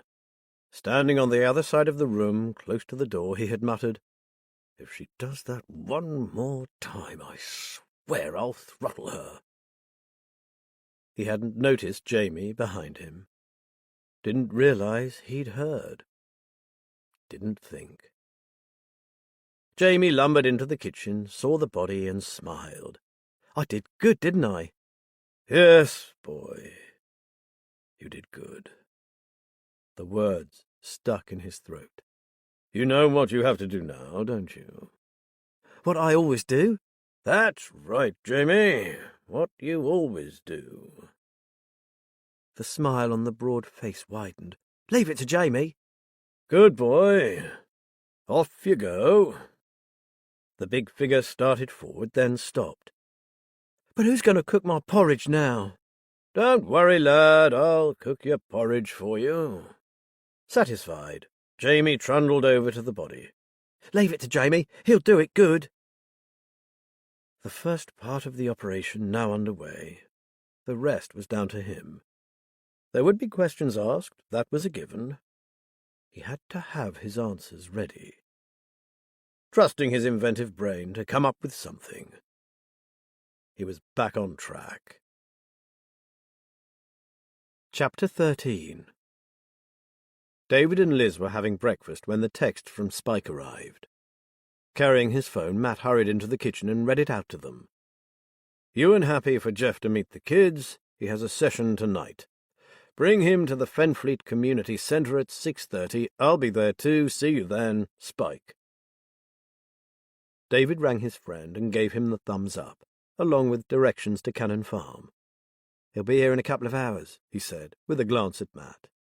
Though Liz would be a pushover, he was aware that Matt continued to have reservations regarding Jeff, and particularly the fact that what David really wanted from this visit was a green light for Jeff to infiltrate the bunker and experience firsthand what it was all about.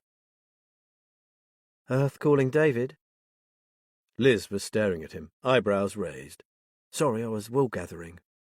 "I doubt that very much," she said, handing Matt a mug of tea. "More like plotting your next move." He had the good grace to look sheepish. "Guilty as charged, Sarge." "Seriously, David, you are placing a great deal of faith in this friend of yours. You are not normally a risk-taker, so I'm wondering why you're so keen to send your best mate into what could turn out to be a death trap. Since he'll be here soon, maybe it's best you make up your own minds, rather than me keep hammering on about how special he is." Liz laughed. "At this stage, it wouldn't surprise me if he walked in wearing red underpants over his trousers and a cape fluttering behind him." "Maybe I do idolize him a bit," David said. "Jeff was my best buddy for years, but he was the complete opposite to me. It was everything I'd always wanted to be if my childhood illness hadn't got in the way. Like football, I just didn't have the stamina. I could barely get from one end of the pitch to the other." "Still, you never let it hold you back," Liz said. "I know I met Jeff, but I have very few memories of him, other than he was a nice, friendly kid." "Not even the car park incident?" For a moment, Liz looked blank. Then it dawned on her. Oh, of course. It was Jeff who frightened the life out of me, wasn't it? That was Jeff, all right. And he was only around 9 or 10. David could still see the look of horror on Liz's face. They had parked on the top floor of a multi-story car park, some 3 floors up. They got out of the car when suddenly, without warning, Jeff dashed across the concrete parking bays, making straight for the perimeter wall. Balancing on the top of it, he proceeded to perform a handstand, remaining in that position for maybe 20 seconds, like a diver on the high board. Then he flung himself into a backflip and landed perfectly steadily on his feet. Then he trotted back to the car. David explained to the astounded Liz that Jeff wanted to be a gymnast when he left school. "Did he ever become a gymnast?" she asked. "Not exactly." "David Haines, you're doing it again. Stop being all mysterious about him." "Come on, David," Matt added. "Tell us what the hell you were talking about and put us out of our misery for once and for all. I promise you it won't make a scrap of difference to any decision we make." The atmosphere was becoming tense again, so David decided he'd better show them. "Hang on a minute, I'll get my laptop. It's best you see this on a bigger screen." He fetched his laptop and selected the video he wanted. "Watch this. This is Jeff." They watched a young man in joggers and sweatshirt run full tilt across the flat roof of a building, spring into the air and somersault across what seemed to be a wide abyss to land on the roof of the next building along. Without pausing, he went over the edge and dropped several floors, still at a rapid pace, from iron railings on balconies to ledges, before landing on the ground and going into a roll. But it didn't end there. In seconds he was up again and racing towards a blank wall with a railing along the top. Somehow he ran several steps straight up the wall, grabbed the rail, paused briefly and hauled himself up and over. The camera caught up with him a few moments later, doing what had scared Liz in the car park all those years ago. A handstand on the edge of a roof. He then launched himself off the ledge, plummeting down to land, perfectly balanced, on the flat surface of a narrow wall before leaping from that and sliding down the handrail of a steep flight of steps. The video ended, leaving Matt and Liz speechless. Then Matt said, "Is that what they call parkour?"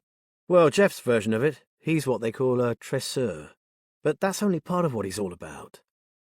David looked at Liz. "I don't know if you recall anything about his family, but his father travelled a lot for his work, and immediately after he finished school, Jeff went with him to Korea.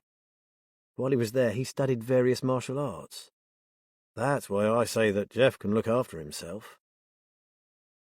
For the first time, David saw a glimmer of interest in Matt's expression.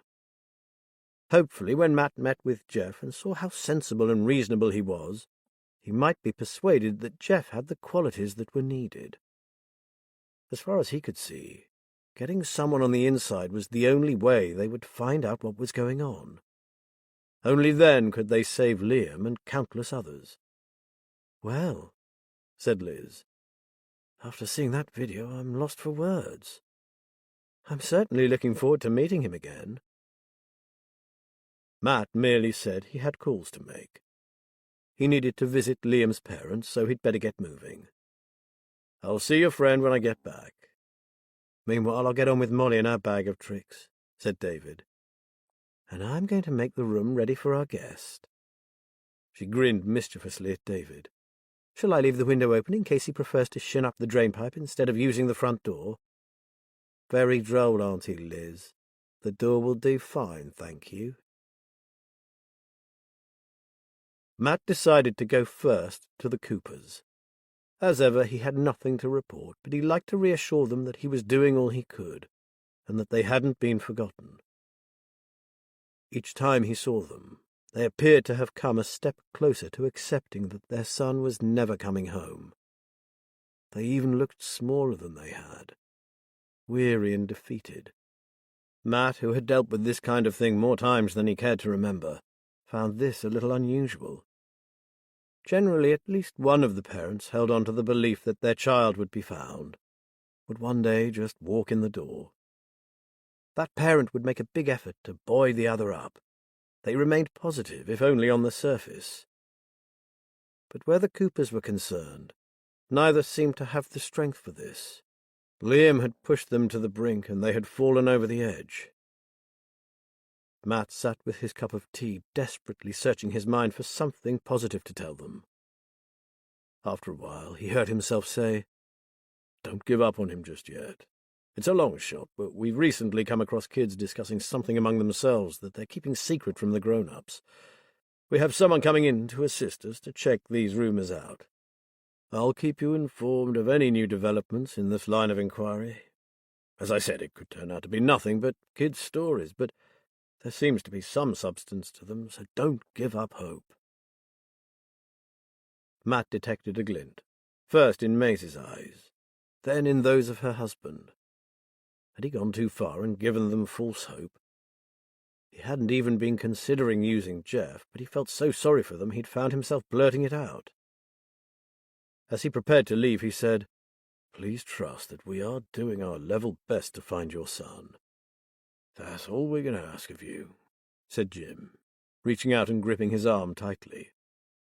"And thank you for not giving up on our boy." As he drove away, Matt realized that he had come to a decision without his even knowing it. There had been something in that video that spoke to him. The young man, who did indeed appear to be around 17, had been so controlled. It wasn't his abilities so much as the calm with which he carried out his remarkable feats. There had been an almost spiritual quality in him. Now he just needed to meet this young man face to face. They had to do something for that poor couple, and if David was right about him, Jeff might be their only hope. Nathan Venner awoke feeling unexpectedly positive. Determined to find some answers that would help get justice for Marika, he showered, dressed, and went to his desk. There, after a few minutes' thought, he began to list the names of people who might be able to help him. First on the list was Pinky Sherborne. While he was running through all the musicians he knew, Liz called. "I forgot to tell you something, Nathan. We have found a ring. It's gold with the initials MM engraved in it. Does that mean anything to you?" "Yes, it does," he said immediately. "It was her mother's wedding ring. She was called Maeve Monaghan. Where did you find it?" When Liz had explained, he said, "I'm just about to make some calls, then I'll be off to see a few people who might know something about why she suddenly took up teaching. I'll try Pinky Sherborne first. He's always in his lair or in the bar at Cool Annie's place, listening out for the latest bit of gossip. The moment I hear anything of interest, I'll ring or text you." With 3 very different people on his list and determination in his stride, Nathan left his apartment and walked off in the direction of Pinky's house. If he wasn't at home, the bar was only 5 minutes away, and Pinky rarely strayed further than that. Nathan had never liked Pinky, whose piggy little eyes always seemed to glint with malicious glee. He had often watched him take an unsuspecting victim and dig into their life until he found some dirt to crow over. He had applied this dubious talent to his career as a music critic, and was a regular contributor to a satirical magazine. Nathan had read 1 or 2 of his articles, which, as far as he could see, served as an excuse for a vitriolic, queenly attack on some poor victim. If people got hurt in the process, so much the better. Making his way along the high street, Nathan recalled the time when Piggy had applied his paring knife to him. Unfortunately for Piggy, Nathan had no secrets. However many layers Piggy peeled away, he could never get to a rotten stratum beneath. Nathan didn't give a damn what Pinky said about him. He knew very well who he was, a brilliant musician and a flawed human being. He was doing something that he loved and had no regrets. He and his band performed for the pleasure of it rather than for adulation or monetary gain. Most importantly, he had a fulfilling job, teaching enthusiastic youngsters to love music. He took his pleasures in moderation, never drinking to excess, and drugs were a dim, distant memory from a long-abandoned past life that Piggy had made a vain attempt to sensationalize before turning his attention to richer pickings. Pinky's house was an end-of-terrace property in a back street not far from Greenborough town centre.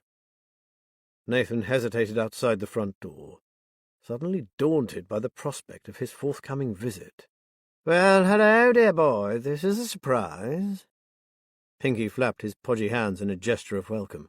Come inside. It's months since I've seen you."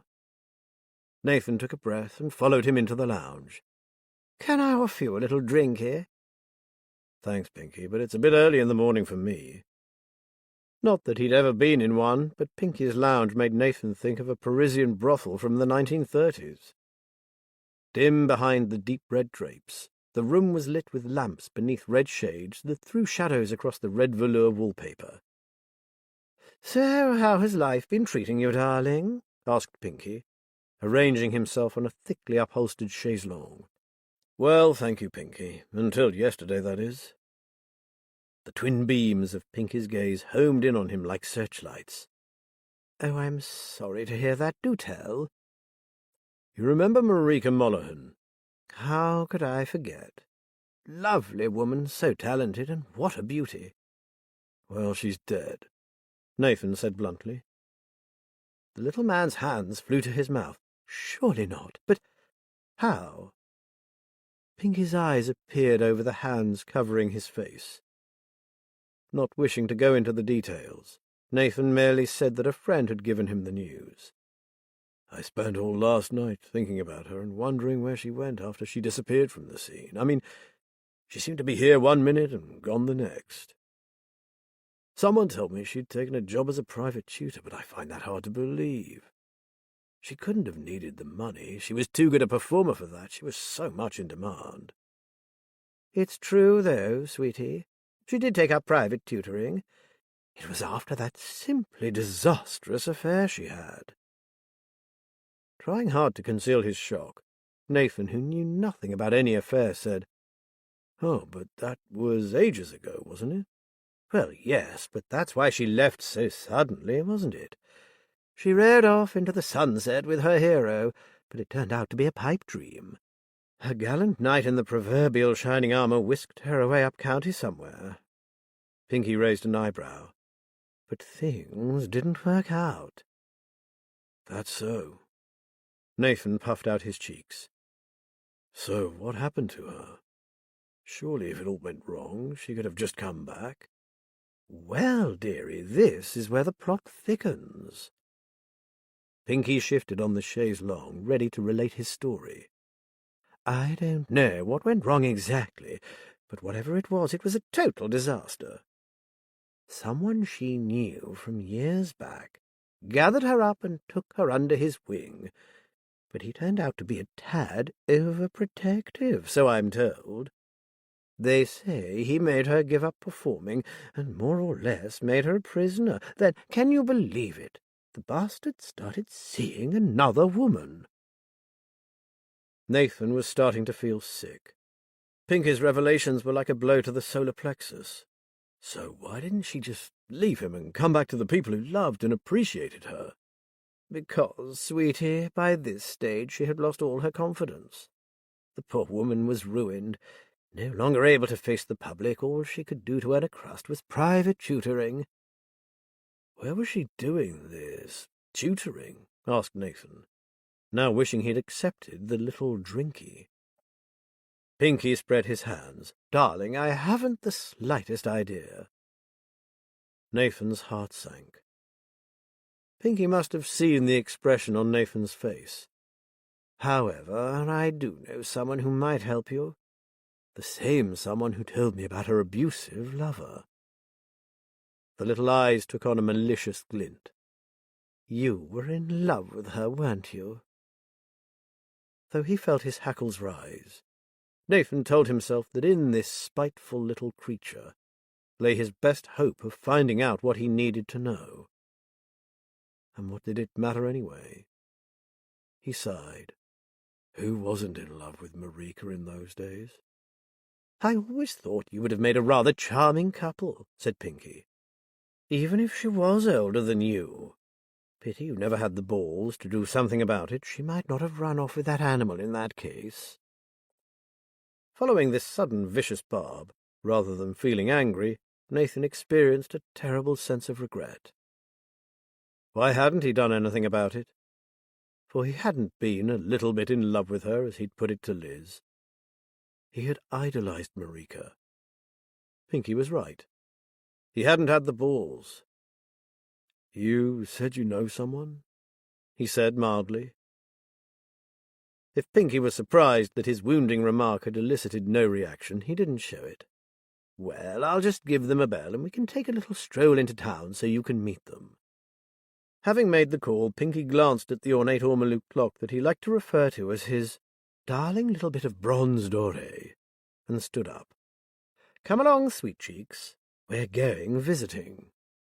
Liz was making up the bed for their guest when she heard the house phone ringing. The agitated voice on the other end of the line wasn't one she recognized. I need to speak to Matt Ballard quite urgently, please. My name is Penny Turner. Matt had mentioned seeing her, so Liz said, He'll be back shortly, Penny. Can I take your number and he'll call you straight away? Oh, well, only if it's within the next 20 minutes, because my shift starts then. Tell him I have some information for him. Perhaps you can tell me, Penny. I'm Liz Haynes, his partner. We work all our cases together. It wouldn't happen to be about the bunker, would it? After a silence that lasted several seconds, Penny Turner said, Yes, well, indirectly. You see, a boy has gone missing. He spoke to his brother about the bunker a few days before he disappeared. The family is dead rough, but the two boys are, well, sort of okay. I see Lee sometimes, that's the brother, and he's really worried about Dean. He reckoned that Dean went on this mysterious trip somewhere, and when he came back he seemed sort of changed. Not long after that he disappeared for good. He'd been raving about something he called secret bunker training before he vanished.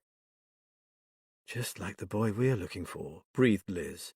Look, I need to go. I'd give you the family's address if I thought they'd let you over the doorstep, but there's no chance of that. Not that you want to set foot in that pit in any case. What I can tell you is that Lee has a part-time job after school at the convenience store in Eastleigh Road. He's a decent kid, God knows how with those parents, and he'll talk to you. Liz thanked her, told her she'd pass this on to Matt, and ran downstairs to write the names down before she forgot them. Telling David about the call, she said, I wonder how many kids are getting drawn into this weird setup. If you ask me, just one is too many, muttered David. I find it frightening. The unknown always is, Liz said sagely, privately thinking that the reality might turn out to be even more so. David looked at his watch. Jeff should be here in half an hour. I'm looking forward to seeing him. We haven't been able to get together so often since we started at uni. I'm not too far away, being at Peterborough, but Jeff is at Loughborough. It's not that far, but it does involve a bit of travel. Liz, too, was looking forward to his visit. After David had reminded her about Jeff's handstand on the car park wall, other memories had begun to come back. She had an overriding impression of Jeff as a kind, sensitive boy. He probably still was. David certainly held him in high esteem. I'll call Matt and tell him about Penny Turner. Hopefully he'll be on his way back so he can meet Jeff when he arrives. Matt sounded dispirited. His visits to the Coopers always left him feeling that way. Penny's call had given him something positive to do. He was just saying that he would stop off at the convenience store on his way home to have a chat with Lee, when Liz heard David call out, "Got something!" She ended the call and went into the incident room, where she found him with a creased sheet of paper in his hand. He waved it at her. "At last, a place! Ever heard of Water's End?" "Vaguely, but I can't pinpoint it. Hang on." David turned to his laptop. "It's further up from here and towards the east coast. It looks to me like a tiny village." "In what context did Molly mention it?" asked Liz. "She says here that she is considering buying a little property there. She says she's been there without telling anyone about it, or that she was thinking of moving out. The cottage was called the Old Post Office." He grinned happily. "This is big, Liz. Wherever she was when disaster struck, it couldn't have been too far from this place. As soon as we get Jeff settled, can we go look for it? You never know, the person who was selling that cottage might have known her, or where she was staying." "Absolutely. Jeff might like to come with us. We can't do any more about the bunker until he's met up with Ewan at the community centre this evening. Matt also says he'll go and speak to the boy Lee, so we've got plenty of time this afternoon. Well done, kiddo. I knew you'd find a location before long. I'm trying not to get too excited in case it turns out to be a dead end, but you never know, we might have a lead at last." He stopped, as if struck by a thought. "Let's take the key that Matt found in Joe's things. It could have been Molly's, not Joe's, and she gave it to him for safekeeping, like the things she gave to others." Though Liz wasn't sure their luck would be that good, she couldn't help being infected with some of David's enthusiasm. Chapter 14. Arriving at Cool Annie's, Nathan realized he should have known where Pinky would take him. And who else could Pinky's mysterious informant be but Annie Travis herself, the owner, who knew everything that went on within at least a mile of her bar? "Now, seeing as it's close to lunchtime, you can't say it's too early for that drink here now, can you, Petal?" Pinky looked at him expectantly. "Sorry, Pinky, I'm going to be driving later, and 11:30 is hardly lunchtime. I'll get you one, though. What'll you have?" The order sorted, Pinky asked if they could have a word with Annie, and the bartender ambled off to find her. "So is it Annie herself who knows about Marika, or someone she knows?" asked Nathan. "Well, sweetie, I think it's both. Annie knows more than I do, but I have an idea she'll point you in a different direction. If you're that keen to find out, and don't mind a bit of a drive." Nathan didn't mind at all. He'd have driven to Land's End to meet someone who could tell him about Marika. What he did mind was Pinky's reluctance to tell him something he obviously knew.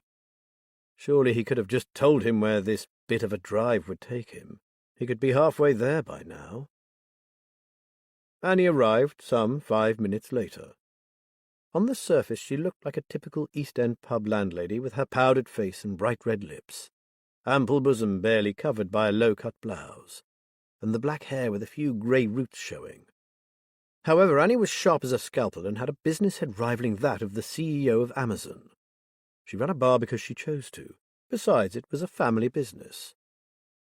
Nevertheless, she had fingers in any number of other pies, all supposedly legitimate and all successful. Indicating a quiet table in the corner, she sat down and fixed her gaze on Nathan. "Pinky tells me you want to know what happened to Marika Molohan when she moved away." "That's right, Annie." "Why?" Oh, come on, Annie. Pinky nudged her. He was madly in love with the woman, and he let her roll out of his life without doing a thing about it. Now she's dead, the poor fellow feels guilty.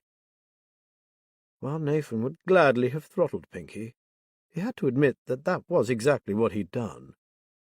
At least he had the small satisfaction of telling Annie something Pinky didn't know. She's not just dead, Annie. Marika was murdered. I need to know what happened when she left here, where she went, and who with. Ultimately, I need to find out who killed her. Really? I'd say that was a job for the Fenland Constabulary, wouldn't you? Said Annie dryly. Not a keyboard player? Her words had hit home. Nathan scrambled to his feet. Sorry, I'm clearly wasting your time. Forget it, I'll find out for myself. She fell in love, last whatever, with a guitarist, said Annie with a smile of amusement. So get off your high horse and I'll tell you what I heard. With a muttered apology, Nathan sat down. A guitarist? Who? Please go on. She told me he played like a man possessed under the spell of some unearthly force. She was drawn, couldn't get enough of it. His name was Carl Harriman, and as far as I could see, nothing but a loser, not to mention being ugly as sin. The name meant nothing to Nathan, which was odd. Surely if this musician had been as good as all that, he would have heard of him. I didn't know it was him she ran off with, Pinky said. I remember seeing him around years ago, and, my dear, he was perfectly repulsive. And she went away with him? Nathan asked. They went up to Newcastle. This Harriman fellow was auditioning players for a new group he was forming. Marika was to be lead vocalist and pianist when one of their numbers called for it. Annie sat back, getting into her story. It was supposed to take music in a new direction by fusing classical music with hard rock, whatever that means. Well, there's nothing new about that, said Nathan with a shrug. That kind of thing was around as far back as the 60s. He wondered what on earth Marika had been thinking of. With the gift she had, why in heaven's name would she want to join some crappy rock band that nobody had even heard of? Did this group record anything or do any live shows? He asked. Nope, said Annie. What Marika didn't realize until she shacked up with him was that Carly Boy was possessed by drugs rather than the music. What's more, he had every intention of dragging her down with him. Nathan was speechless. Annie sighed. Even after she found this out, she was so besotted with him that she couldn't bring herself to walk away. I don't know if she ever did hit the drugs. Somehow I don't think she did. But she very soon discovered that all he was after, apart from sex and money, was her voice, her virtuosity. That can't be true, Nathan cried. Marika wasn't like that. I can't believe that a woman so highly educated with such class could fall for some no-account junkie rock musician. Love makes fools of us all, dearie, said Pinky quietly. How true that was. I think I should get you a drink, Annie said, because there's worse to come. Nathan nodded dumbly. A drink was exactly what he needed. Annie ordered 3 whiskies and continued her story. Well, finally she reached the end of her tether and rang an old friend of hers from down this way. She told this friend that Harriman had drained her bank accounts and she was at rock bottom. This friend, Clarice, I think her name was, told her she knew someone who would be prepared to drive up to Newcastle, pick Marika up and take her back to his home, out of the clutches of Harriman, who was likely to try and force her to stay. The whiskies arrived, and Nathan gulped his thirstily, thankful for the alcohol that burned his throat and for a second or two eased the pain of what he was hearing. Marika leaped at the offer and left Harriman that evening. Annie shook her head. But she jumped out of the frying pan and straight into the fire. Her supposed saviour had been an ardent fan of hers for years, and at first he treated her like royalty, asking only that she gave piano lessons to his nephew. She looked at Nathan. You know what's coming next, don't you? This man became possessive, then controlling. Gradually, as Marika started to recover from her experience with Harriman, he put the pressure on, and the downward spiral began again. When she hit an all-time low, he grew tired of her and started seeing another woman. It ended when he threw Marika out. Who was he? Nathan managed to say. His name was Bolter, Frederick Bolter, but he liked to be called Rick. And don't bother looking for him, he's dead. Nathan swallowed the last of his whiskey. He was starting to feel like a punch bag. Dead. Killed in a car crash, Annie said. The car was being driven by the woman he left Marika for. Nice piece of irony, that. And Marika, what happened to her? Asked Nathan. At this point, the story gets a bit sketchy. Annie gave him a look of uncharacteristic sympathy. All I can tell you is that she managed to find lodgings somewhere and began giving private lessons. Eventually she found a permanent position as a sort of music tutor-cum-governess, if such a thing exists these days. Where was this? Nathan asked, thinking that this must be the drive Pinky had mentioned. I can't say, Annie said. Could have been anywhere. But I'll give you the name of a man in the village he lives in. It's my belief that he was Marika's closest friend at that time. Annie yelled to the bartender, asking him to bring her a pen and paper. She scribbled on the slip of paper and handed it to Nathan.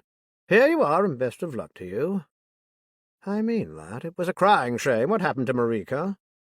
The world is all the poorer without her playing.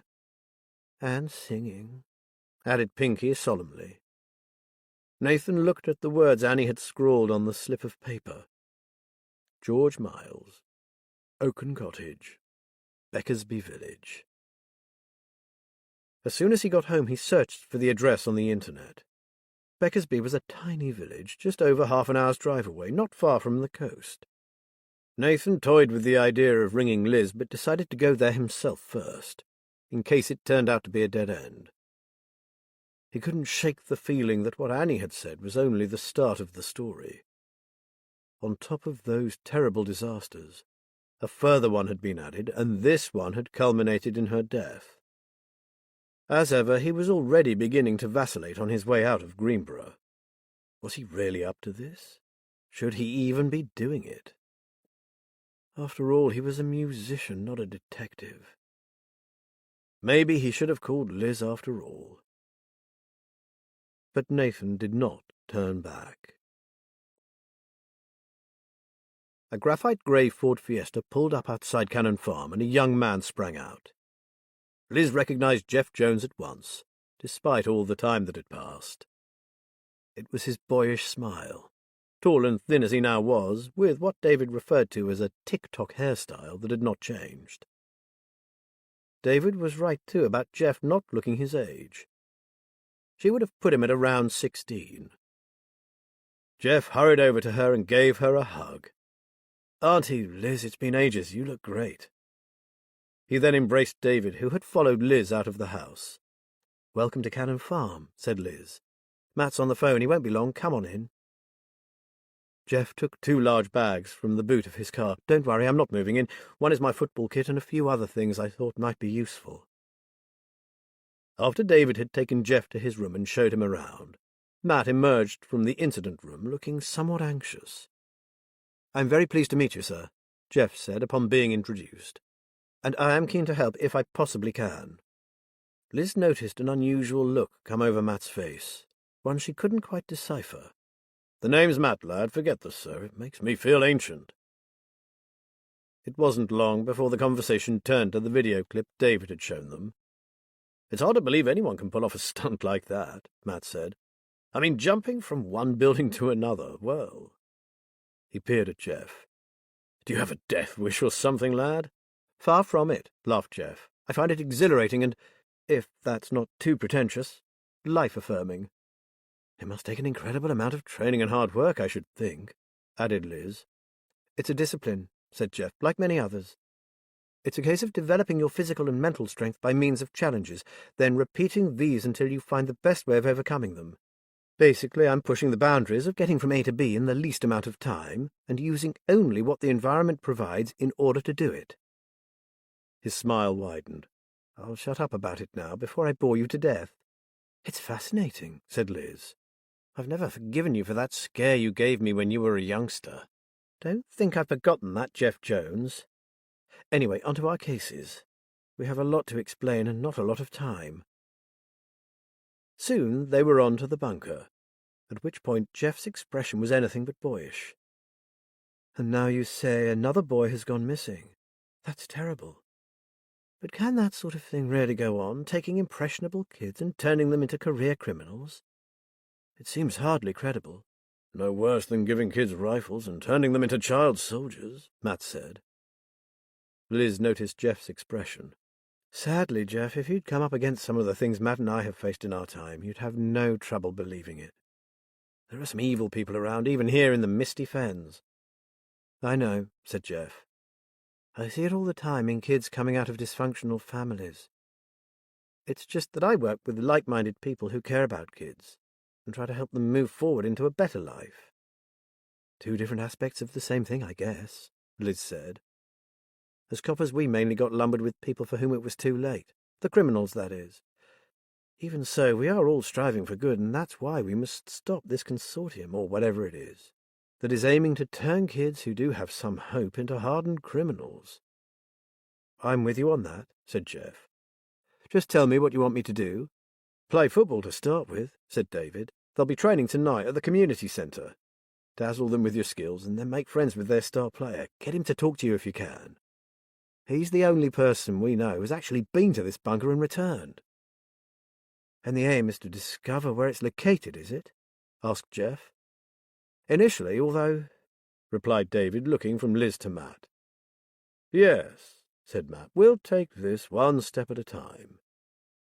However, if you felt able to... Well, if at some future point there was a chance you might get inside the place, and only if you could do so safely... I understand, said Jeff calmly. A thing like that cannot be allowed to continue unimpeded. We'll start with football, and I'll see how the land lies. David was smiling at Matt, his eyes shining in gratitude and relief.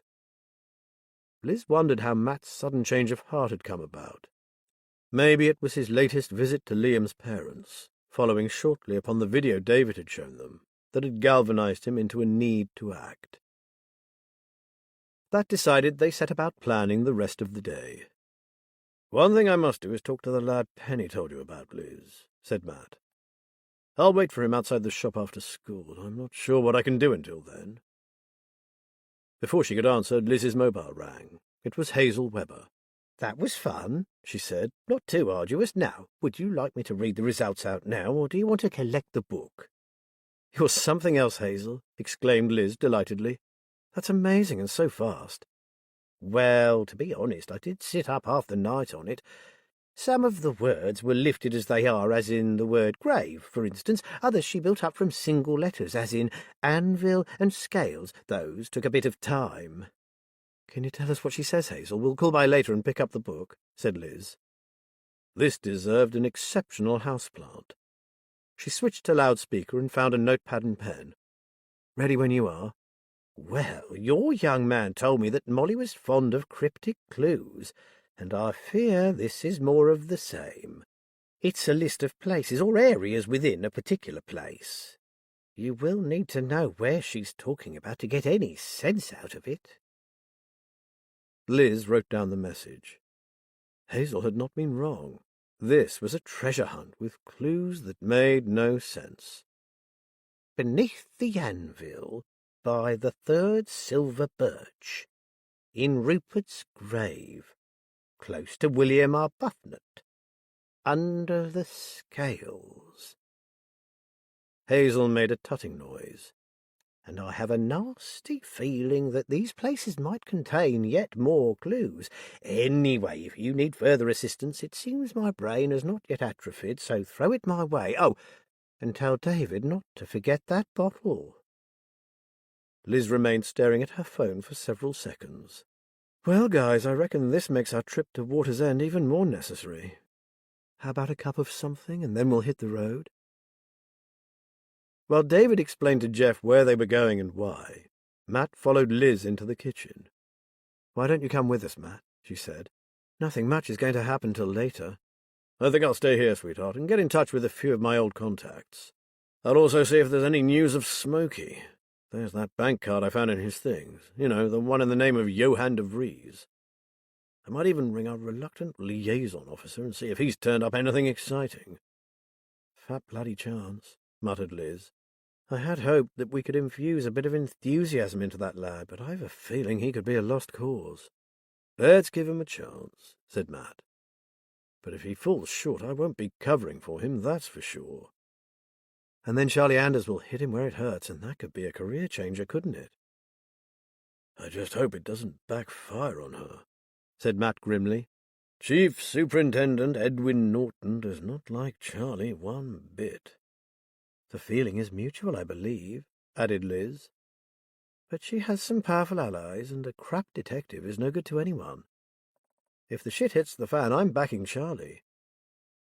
She finished making the tea, glanced at the door, and lowered her voice to a whisper. "Jeff is quite different to most of the lads his age, isn't he? He has a kind of, how can I put it, almost as if he's older and wiser than us. Or does that sound ridiculous?" "No, and I'm beginning to understand why our David feels the way he does about his friend. I believe we could trust him to help us, Liz. I never thought I'd be saying this, but I really think he would act wisely and not be tempted into taking any stupid risks." Liz could have cheered. She had feared that Matt would dig his heels in. David, of course, would be over the moon. They went back to the lounge carrying the tea. "Ever been to Water's End, Matt?" Liz asked. "I think I've passed through it on a couple of occasions. It had a lovely little Norman church, as I recall, with a pub next door that had a funny name which has escaped me." "That's more than I know," said Liz. "I just hope we'll be able to find the old post office, that's all. And a link to Molly," added David. Liz wasn't sure why, but she had a positive feeling about this nondescript little hamlet. Chapter 15. Just as Liz, David, and Jeff set out, Nathan Venner was arriving at Beckersby Village. He wasn't impressed. "What a shithole," he muttered under his breath, turning his gaze from sad little cottage to miserable-looking house. There wasn't even anyone around to ask the way to Oaken Cottage. The one street was deserted, like the setting for some creepy old movie. Either all the inhabitants had been spirited away by some evil force, or a shootout was about to take place. "Can I help you?" Nathan jumped. An odd little figure was peering in through the partially opened passenger window. The man was very short, but that was probably down to the severe curvature of his spine, and he had a wizened, impish face. He smiled toothlessly at Nathan. "Oh, yes, I'm looking for Oaken Cottage, sir. Have you heard of it?" It took him a while to realize that the man's loud guffaw of laughter was because Nathan had called him sir, which he evidently found terribly funny. "Oh, I knows it all right. Looking to buy, is you?" No, I'm looking for an old friend. Do you happen to know George Miles?" "Oh, he's long gone." "Sorry?" "George, he up and moved out a good few years back. As far as I can tell, no one knows where he is now." Nathan's heart sank. "So is the house empty?" "Nah, the folks that bought it from George come into some broad, so he's moving up the ladder. Our little village ain't good enough any more." He screwed up his face in distaste. At least there was someone to talk to. These people might know where George went. "Could you direct me there, please?" The old man gestured vaguely in the direction of a handful of cottages that straggled down a fen lane and out of the village. "Last one before the fields start. Got a stump of an old oak in the garden. Storm back end of 1987 took it. Saw it go, I did. Terrible night, just terrible." Before the man could embark on a long story about that terrible night, Nathan thanked him and drove on. Unlike the rest of Beckersby, Oaken Cottage was rather pretty. It had obviously been cared for over the years. The residents had even taken the trouble to carve the giant stump of the devastated oak tree into the shape of an owl.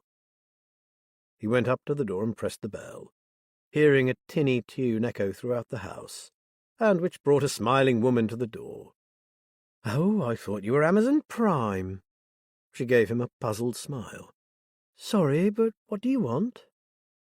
Deciding there was no point in fabricating an explanation, Nathan told her that George Miles was the only person left who might know something about a dear friend's disappearance.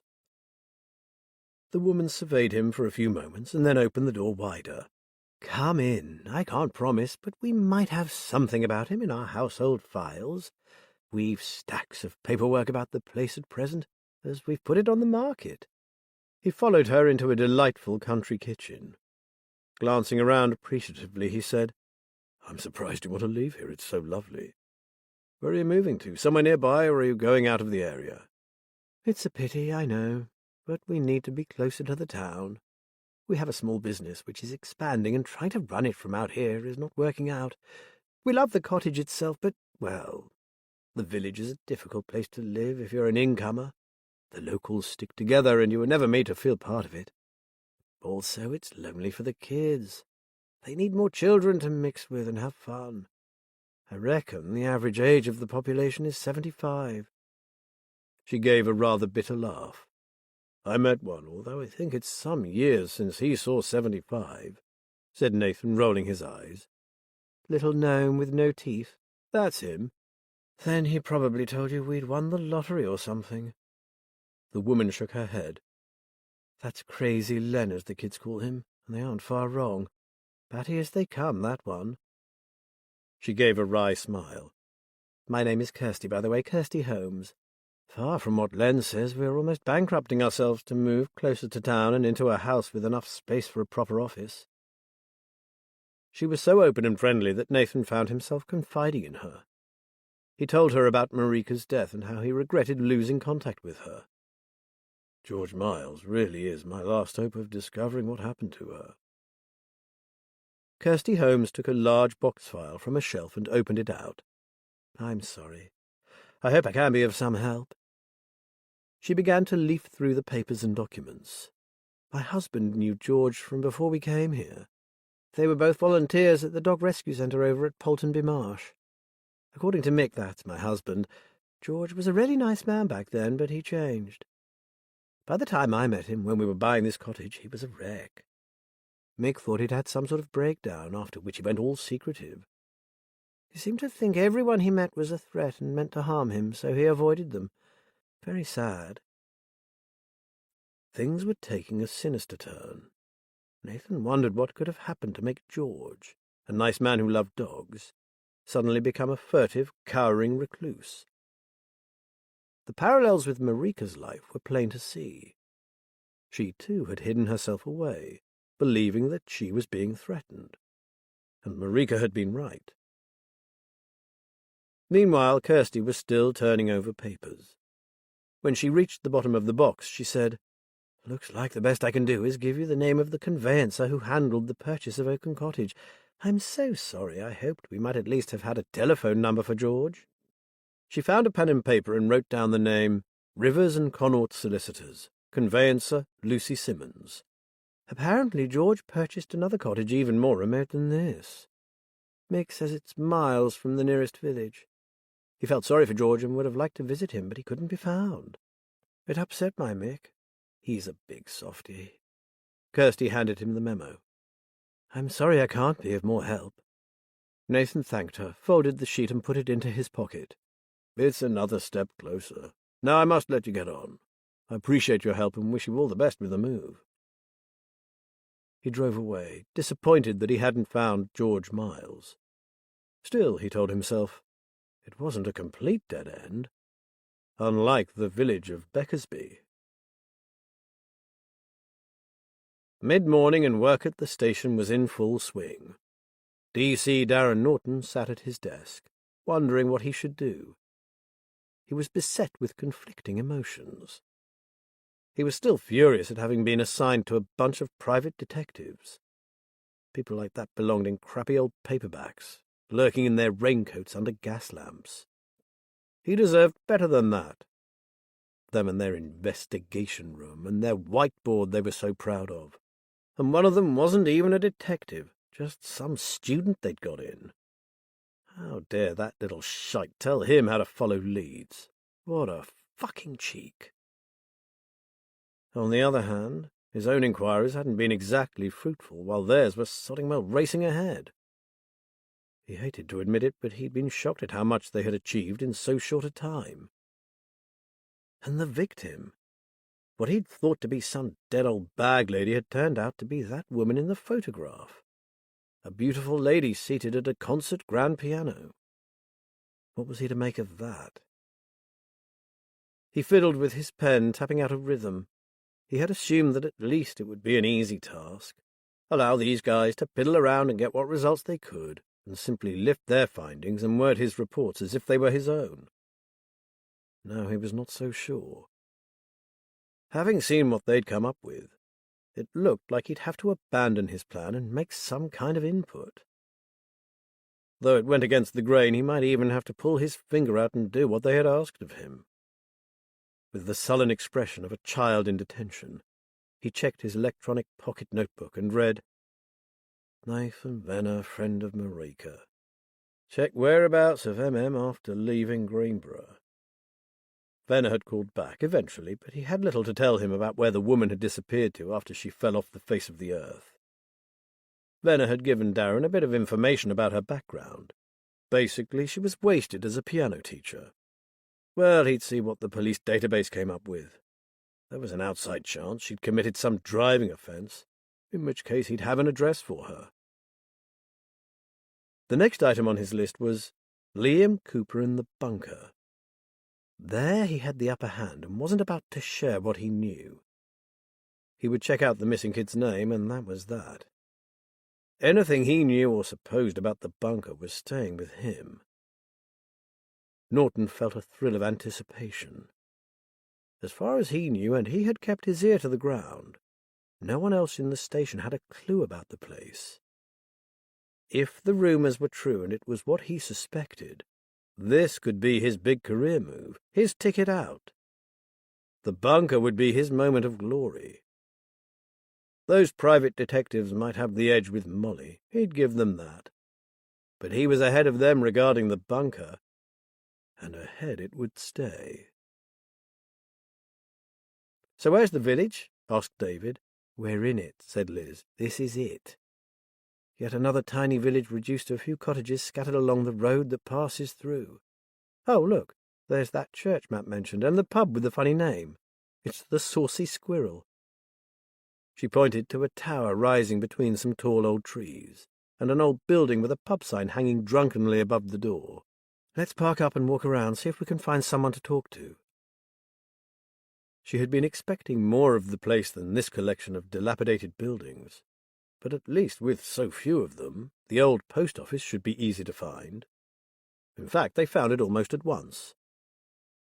It's over here, called out Jeff, pointing to a rather run-down little house whose front door opened onto the street.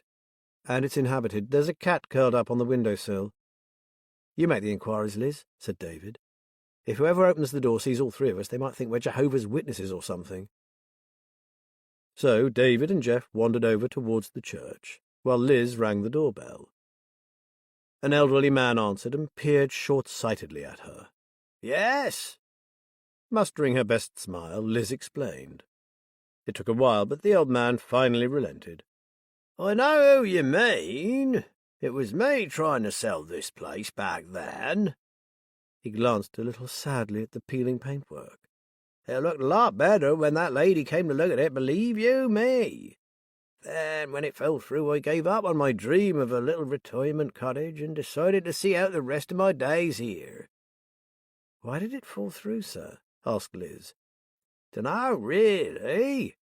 She said she was keen, and then, well, nothing. I'm told she just disappeared. His face creased in a frown. I no fear when I sees it, my duck, and that lady was frightened. She was a looker, but her face was all washed out. Worry, you know. I fretted over her for quite a while. It didn't seem right for a beautiful lady like that to be so scared. Liz nodded. It wasn't right. I suppose you didn't keep her address, did you, or the name of the estate agent?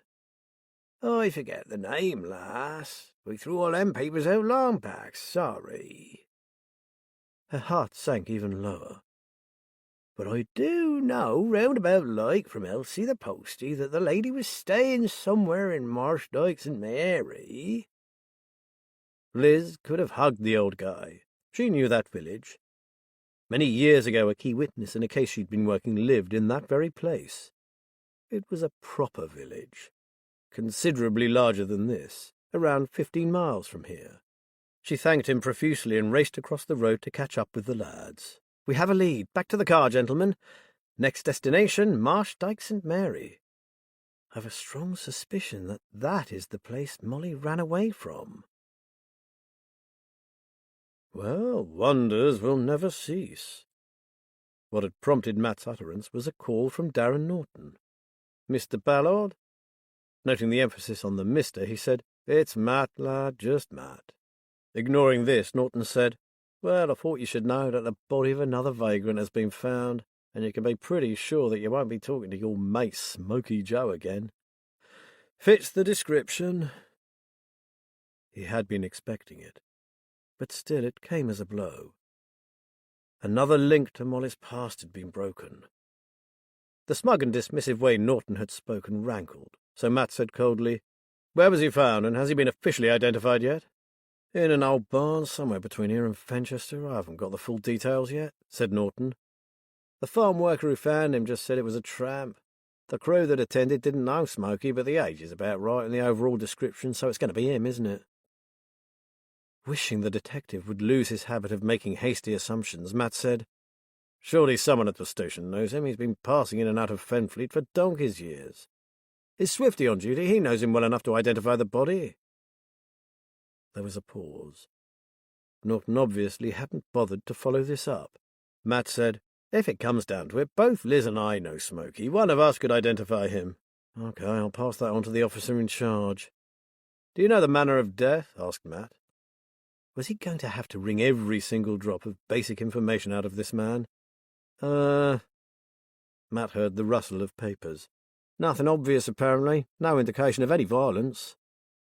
So, if the cause of death is unknown or unclear, they are looking at an unexplained death. Matt was racing through the procedures, some of which might well have changed since he left the force. Red tape grew like bindweed around the law, and new pieces of legislation took root almost daily. Whatever, it would be referred to the coroner for investigation, and there would be a post-mortem to determine the cause of death. Look, I've got an appointment in a couple of hours' time. Meanwhile, I can go to the mortuary myself. At least we'll know, one way or the other. Norton didn't put it in so many words, but his meaning was clear. If Matt wanted to waste his time, he was welcome. He was quick to reject Matt's offer to meet him there. No, I've got a report to tie up by this afternoon, and I need to chase up a couple of contacts regarding Marika. Matt very much doubted that he was doing anything of the sort. More likely was that Norton wished to avoid having to come up against Rory Wilkinson again. He could count on the fingers of one hand the number of people Rory actively disliked, but when he did, he took no prisoners. A few choice phrases could reduce the pompous, the unsympathetic, to abject silence. Okay, but perhaps you'd let them know to expect me. Norton agreed rather reluctantly, and Matt ended the call. He looked at his watch. He would have to shelve his search into Johann de Vries for the time being.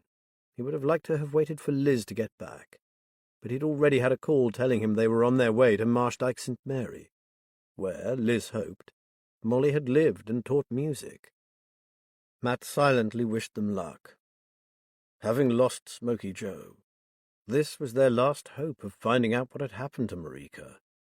He left a note for Liz and set off for the morgue, making a quick call to Rory en route. He had only asked Norton to ring in advance because he wanted to appear to be following correct procedure. He had no wish for the young detective to know the true relationship between them and the pathologist. "I'm hoping that a quick peek into my cold storage facility will be sufficient," said Rory. "Only we're frantic here today, and I haven't had time to make him look presentable. He only arrived half an hour ago, poor old guy." "That's all I need, my friend. I have to know if our main link to Molly is now gone, dead as she is." "The one difference, and this is just a guess, as I only had a cursory look when our John Doe arrived, was that he was not murdered. I strongly suspect a fatal heart attack, but don't quote me on that. It's only a hunch, going by his outward appearance." "How ironic," Matt said. "Our main lead to Molly's past, simply ups and dies." "It'd be far worse if someone killed him," said Rory. "Anyway, sorry to rush you, but as I have a queue of cadavers all begging for my ministrations, let's go to the cold storage." Rory hadn't been joking. The entire morgue was packed with people, trolleys, along with the sinister-looking metal boxes used to transport bodies from the hospital wards to the mortuary. A few moments later they stood in front of the bank of cold cabinets. "Okay, my friend, the moment of truth." Rory placed his free hand on the handle of a drawer. "I never had the pleasure of meeting your Smoky Joe, so he's a stranger to me. Ready?" Matt nodded, preparing himself to say goodbye to another long-time local character. Rory opened the drawer. "I see from your expression that this particular person is a stranger to you," said Rory. "Absolutely. I've never seen this man before in my life." Part of him was relieved, as it meant that there was a chance that Joe might still be alive, just in hiding. Another part felt sorry for this sad stranger. "I'm not even sure that he's a vagrant. He's got shabby clothes, and he's not exactly well cared for, but—" He stepped forward. "He doesn't look like a street dweller to me." "I think you could be right, Matt Ballard. Very observant. Maybe I'll reorganize my schedule and move this gentleman up the list for his PM. This is interesting." "Will you let me know unofficially, of course?" asked Matt, keeping his voice down. "I certainly will." A lab technician was beckoning frantically from the door. "Sorry, Matt, I'm needed. Oh, the price of fame! What it is to be in constant demand." Matt didn't hang around. He had all he needed. Despite himself, he had to admit to looking forward to informing a certain young detective that his assumptions were yet again incorrect. Yes, it was a relief that it wasn't Joe, but the question remained as to where the hell he was. He sent a text to Liz telling her of his mission to the mortuary. Then, clearing his mind of all thoughts of Molly Monaghan, he turned his attention to the bunker. School was out. Time to pay a visit to young Lee at the shop in Eastleigh Street. Chapter 16. Approaching the outskirts of Marshdyke St. Mary, Liz felt a tingle of excitement along her spine. Jeff glanced at her. "You have a feeling about this place, Liz?" "Yes." Apparently that was enough for Jeff, who didn't ask her why. They drove slowly into the village, while Liz told them what little she remembered from her previous visits. She did recall thinking that although it was a well-kept, if somewhat straggly village, it had had a strange atmosphere. "It was nothing I could put my finger on," she said. "Just an odd feeling of, well, unease." She frowned, remembering. "However, I was investigating a disappearance, a complex and rather sinister case that affected the residents badly, including my key witness, so I put down my disquiet to that." "But you feel it now, today?" said Jeff. "Funnily enough, I started to feel it on the road in. It's probably just those old memories coming back." Jeff didn't answer. "Anyway, forget my fancies and let me tell you what I know about the place. It has no public transport service and no amenities, not even a post office. It has a small community centre where they hold coffee mornings, parties and meetings of groups like the Ladies' Circle and the Gardening Club. There is a very pretty church, too. I was told it has some remarkably fine and ornate architecture, and even attracts the occasional visitor who appreciates that sort of thing. I got the impression that it was kept going by a handful of the locals, who hold fundraising events and raffles. That's often the way in small communities, said David, gazing out of the window. Hey, that's impressive. He was pointing at a fantastical structure rising high in the air from an open driveway. Liz smiled. Scrap metal art, brilliant, isn't it? She slowed to a crawl so they could take a proper look. The metalwork sculpture represented a dragon-like creature made entirely of old pieces of farm equipment, nuts, bolts, and various bits of discarded metal. That place used to be a forge. Nowadays they do ironwork, making gates and railings and stuff like that. Wrought iron is very popular around here. So, where do we start? Asked David. Liz pulled into the side of the road. If I remember rightly, there was a rambling old farmhouse off a lane by the village postbox. My witness lived next door.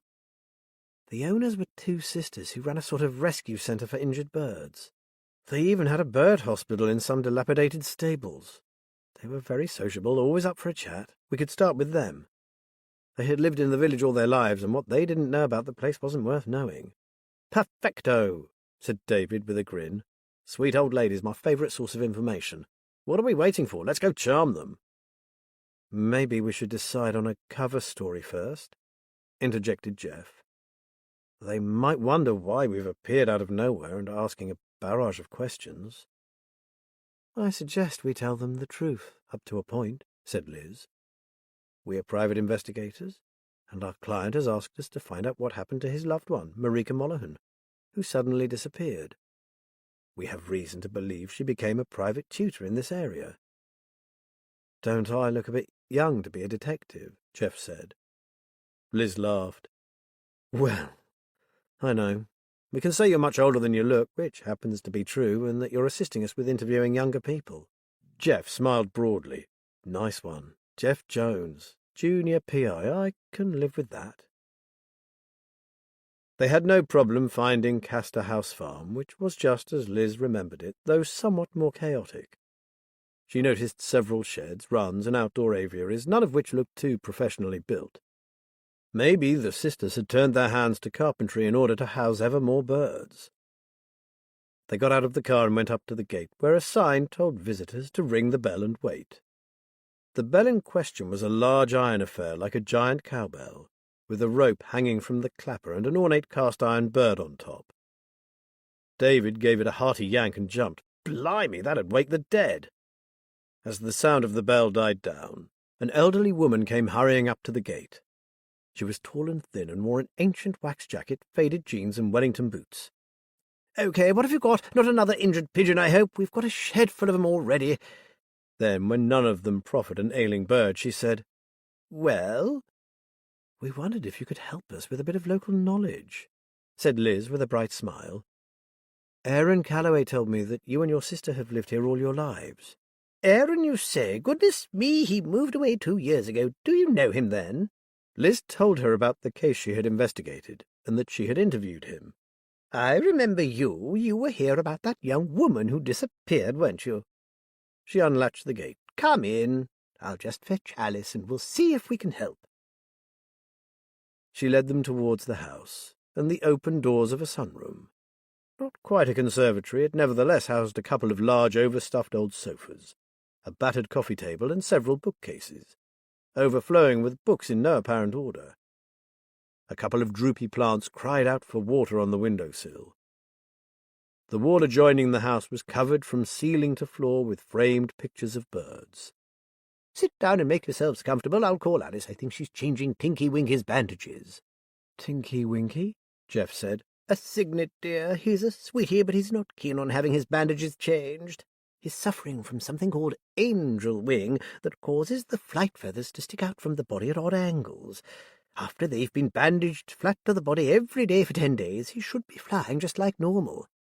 Alice is very good with swans, you know. She's very fond of the larger birds, whereas I like the little ones. Oh, I'm Emily Target, by the way." She hurried off with a, "Won't be a tick."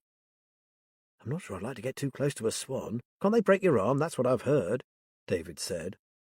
"Only when they're breeding, feel threatened, or are protecting something. I understand they have great memories, and they'll remember whether you've been kind to them or not," said Jeff. I know an old guy who lives on the river near our place. He has one that follows him around like a dog. When he gives it a treat, it dips its head, as if it's saying thank you. While the lads were chatting, Liz had been looking around and had spotted an upright piano inside the house. If one or both sisters played, perhaps they'd actually met Molly. When Emily returned with Alice, Liz was struck by how different the two sisters looked. Whereas Emily was a beanpole, Alice was short and round in both face and body. Only the ancient wax jackets and the muddy Wellington boots were identical. They stopped at the door and dragged off their boots using an old cast-iron boot remover. Emily perched on the arm of one of the sofas and smiled at them. "Did you ever find that missing girl you were looking for when you were here last?" "We did," said Liz.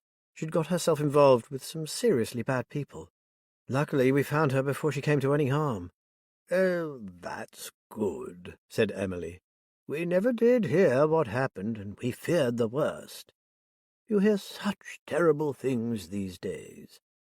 Still, that's by the by. How can we help you? You said you needed some local knowledge." Liz told them about Marika, and that she may have been teaching music in this very village. Neither sister spoke for some considerable time. There was an inexplicable air of tension in the room, quite unlike the warmth with which they'd been welcomed. When Alice wanted to know who was asking for this information, she sounded almost unfriendly. "I'm sorry, but I can't say. Our client wishes to remain anonymous." "But you do know who I'm talking about, don't you?" Liz said. No idea at all," Alice said abruptly. "Why would anyone think this person came here to teach?" Emily added. "Who in Marshdyke would even want to learn? It's a farming area, hardly a breeding ground for professional concert pianists, is it?" They know her, thought Liz. It was far from what she'd hoped to hear from these two women, but it clarified one major point. They were in the right place. Molly had come here. They just needed to find someone who would admit it. Having learned during her years in the force that it was no use flogging a dead horse, Liz smiled brightly. "Not to worry, we must have been given wrong information. I'd love to hear more about your rescue birds, though." Luckily, both David and Jeff caught on, and they too plied the women with questions about bird care and rehabilitation. They left some 20 minutes later, having been ushered out with friendly smiles. Their first interview had taught them an interesting lesson about Marshdyke St. Mary. They would have to approach the place more carefully, and from a different angle. But they were on the right track, which was a great step forward. Johann de Vries was no stranger to fear. He had been barely out of his teens when he enlisted in the army, and in the years that followed had experienced the worst of humanity and what it could do. After 14 years in the armed forces, he retired out, and having been in signals, took a job in civilian communications. He hated it. He needed to do something to redeem evildoers, turn them away from warfare and show them that there was good in the world. It was totally by accident that he chanced upon the Outward Bound movement. A friend of his, an instructor, had been on his way to an open day when his car broke down. Johann had offered to drive him to Dorset, where the event was being held, and he had spent the day watching and listening. By the time his friend was ready to leave, Johann had signed up for a course as an instructor. He sailed through the leadership training program, and the years that followed were the best of his life, until his dream job ended in nightmare. To ease his pain, he turned to his memories of Molly. "Sing for me." She laughed with a shake of her head. "Oh, all right. What's it to be this time, Joe? Are you in the mood for something classical? How about a piece by Verdi? Or would you rather something gritty and modern?" "Something moving. You know what I mean. Something with those minor chords that bring tears to my eyes, that gets me right here." And he thumped his chest with his fist. "Well, Molly girl." So she had sung for him. And all those years later, sitting on the ground behind a deserted barn, He heard her voice soar above the marsh. How was it possible, he wondered, that a series of sounds could be so indelibly engraved in his memory, on his heart? While he had a breath in his body, that voice would never die, even though the singer was gone. Joe felt like the loneliest man in the world. In his years on the road he had travelled widely, but he had always gravitated back to Molly. Now his guide star was gone. More than that, her killer was coming for him too, and he didn't know why. He had never found out what had scared her so much that she had taken to the streets in order to hide. She wouldn't say. And because she hadn't told him, he didn't know why they were looking for him. He leaned back against the wooden slats of the barn and dug the heel of his old boot into a tuft of the couch grass that had colonized the abandoned yard. Maybe he did know something without being aware that he knew. Maybe Molly had told him something inadvertently that was important enough to set the hounds of hell on his tail. He'd avoided them once, but how long could he keep running? To get them off his back, he had ditched his precious bike, his bucket of coals, and his bag of belongings. He had been too recognizable, too much of a character. He had to lose Smoky Joe and become someone else. That old bike had been his grandmother's, and it hurt him to toss it into a ditch where it would doubtless be consumed in the mouth of some dredger. His possessions, on the other hand, were a joke. He'd even left a bank card with them just to make sure they knew the things were his. What he hadn't meant to leave was his key, but he didn't think about that until he was 10 miles away. Too late to bother about it now. It was probably at the bottom of a refuse bin, along with his wardrobe. And then there was his bucket, his talisman. Only Molly had understood why he had needed that bucket of hot coals. Without it, life was certainly harder. If only he had someone to talk to. Joe frowned.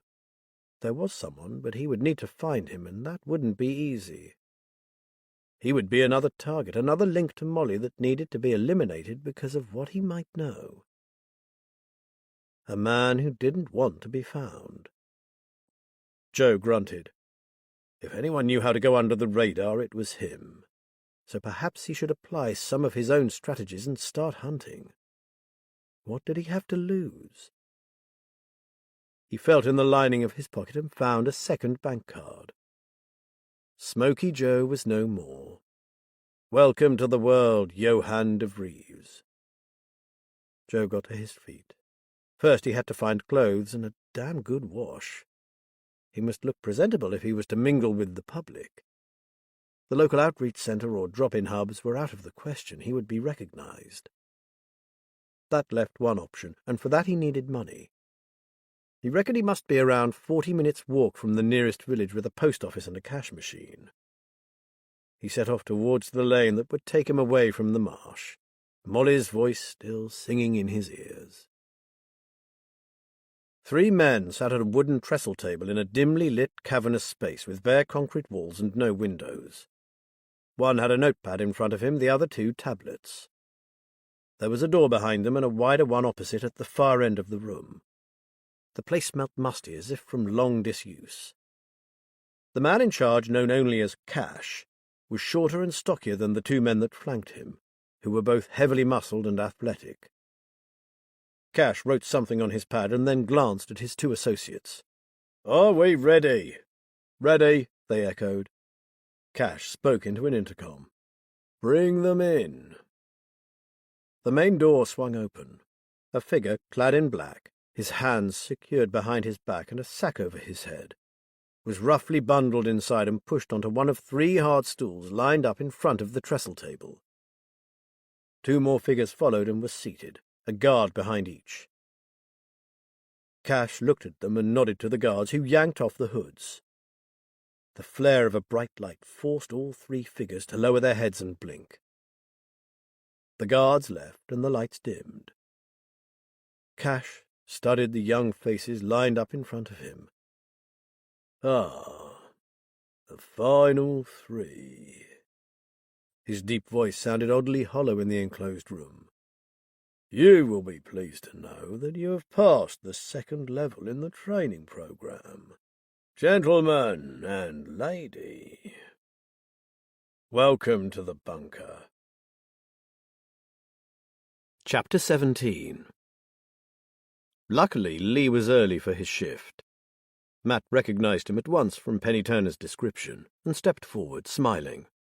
Hi, Lee, I'm a friend of Penny Turner's. She told me Dean is missing and I want to help. Lee looked startled. Why?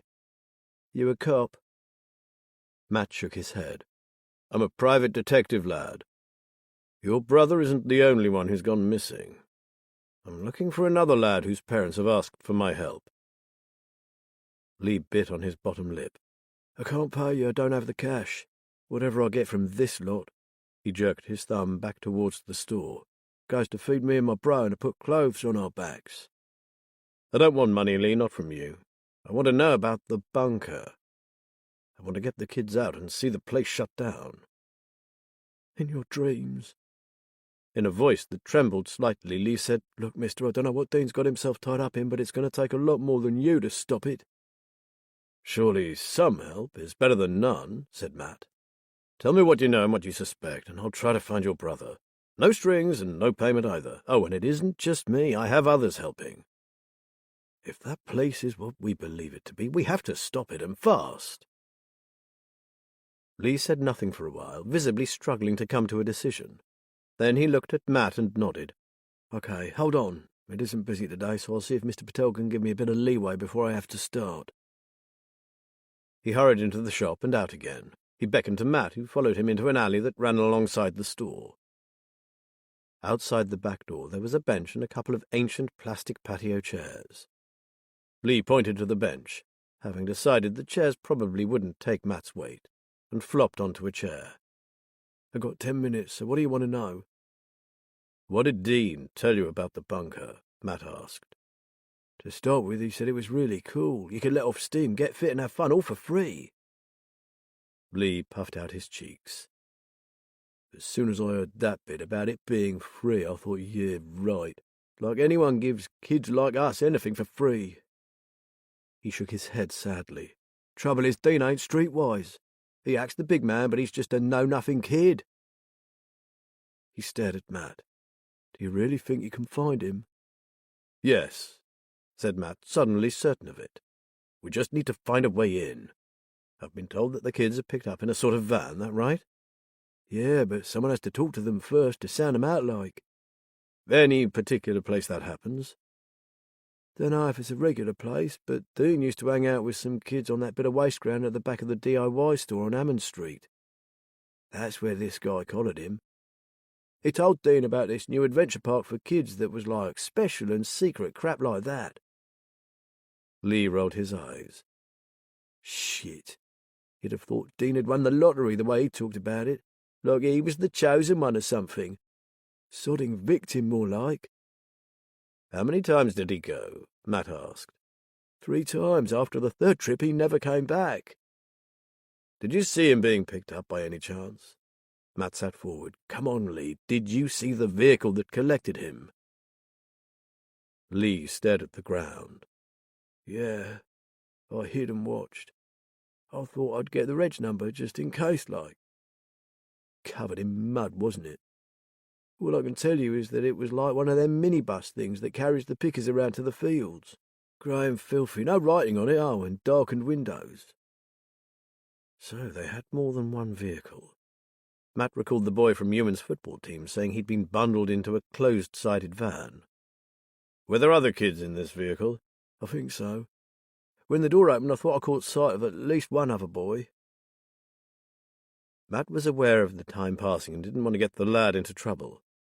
Lee, what do you think the bunker is? I don't know, but whatever it is, they're taking kids whose parents either don't give a shit about them or ones that look like they are heading off the tracks and using them for something bad. I can think of a whole lot of uses for a teenage boy, and none of them are nice. So could Matt. Give me your mobile number, Lee, and I'll get in touch if we have news of Dean. I promise we'll do our very best to get him back for you. Lee stared at the ground. I ain't got no phone, mister. Mine got nicked just after Dean disappeared, and I can't afford another one. Matt exhaled. Okay, I'll go and get you a cheap one. I'll bring it straight back. Meanwhile, here's my card. I'm Matt. You can trust me, I promise. And you can trust my colleagues too. That's Liz, David, and Jeff. Got that? And the phone is yours, lad, so don't say no one ever gives kids like you anything for free. Not long afterwards, he went into the convenience store and handed Lee a box with a new phone and charger, along with a top-up card for £20. Let me know if you hear even the slightest hint of something that might lead us to the bunker, okay? Lee nodded. For the first time he looked Matt in the eye. Find my brother, Matt. He's an arsehole, but he's all I've got. People like Lee and the Coopers, the ones who were left behind, are just as much victims as the kids who have disappeared, he thought sadly. Supper at Cannon Farm was a chaotic affair, what with trying to cobble together a hot meal from what could be found in the fridge, discuss their respective findings, and decide on Jeff's best course of action in the coming evening. All I can say, Jeff, is that we don't have the luxury of time on our side, said Matt, busy straining rice and thinking about what Dean had said. However you choose to charm that lad, it can't be done slowly. With every hour that passes, I fear more young lives could be in jeopardy. I'm very much aware of that, Matt, said Jeff seriously. But I'll have to be careful not to scare him off. He's valuable, and we can't afford for him to clam up because I've come on too strong. I suggest you get him on side with your footy skills, suggested David, stirring the chili con carne while Liz clattered plates and cutlery. I agree, said Liz. And if you want to make a real impact, do something spectacular. Or the pants off them with one of your parkour moves. It's not really meant to be used like that, Jeff said doubtfully. It's a discipline, not a party trick, but I hear what you say. And it does have the effect of making people take notice. I'll play it by ear, and I understand the need to get this information as quickly as possible. The meal finally on the table, they discussed the forthcoming evening. They would debrief Jeff on his return, no matter how late. David was to go along as chauffeur. The two of them would meet up with Spike prior to going to the community centre and take it from there. By 6:10, Matt and Liz were alone. As we're not going out again tonight, do you fancy a coffee and a cognac? Asked Matt. I do. I have all these thoughts racing around in my head. Old ladies and injured swans, along with that old boy's anxious expression when he told me how frightened Molly was when she viewed his cottage. I could do with something to calm me down before steam begins to rise. Matt's mind, too, was whizzing, only his thoughts centered around missing teenagers and anxious relatives. Then there was tonight's meeting at the football club. He brought the bottle of cognac into the kitchen, and they sat at the table trying to unwind. Matt sipped his drink and sighed. I wish we had a better liaison officer. If this bunker thing is as big as I fear it is, we'll be handing the whole thing over to the police before long, and if it's Norton who'll be dealing with it, who knows how it will turn out. Liz nodded grimly. I know what you mean. Until now, we've always had the good fortune to work with dedicated detectives. I hate to say it, but I'm not sure I even trust him. She raised an eyebrow. Or am I being unkind, or worse? No, babe, I feel the same. He stared into his glass. Lazy detectives are inclined to be devious. The fellow's no fool, and he'll know that Charlie is watching him like a hawk. It's my guess he'll feed whatever we give him into his own reports. What, pretend our findings are his? My goodness, I hadn't thought he'd go quite that far, but you could be right. Who knows?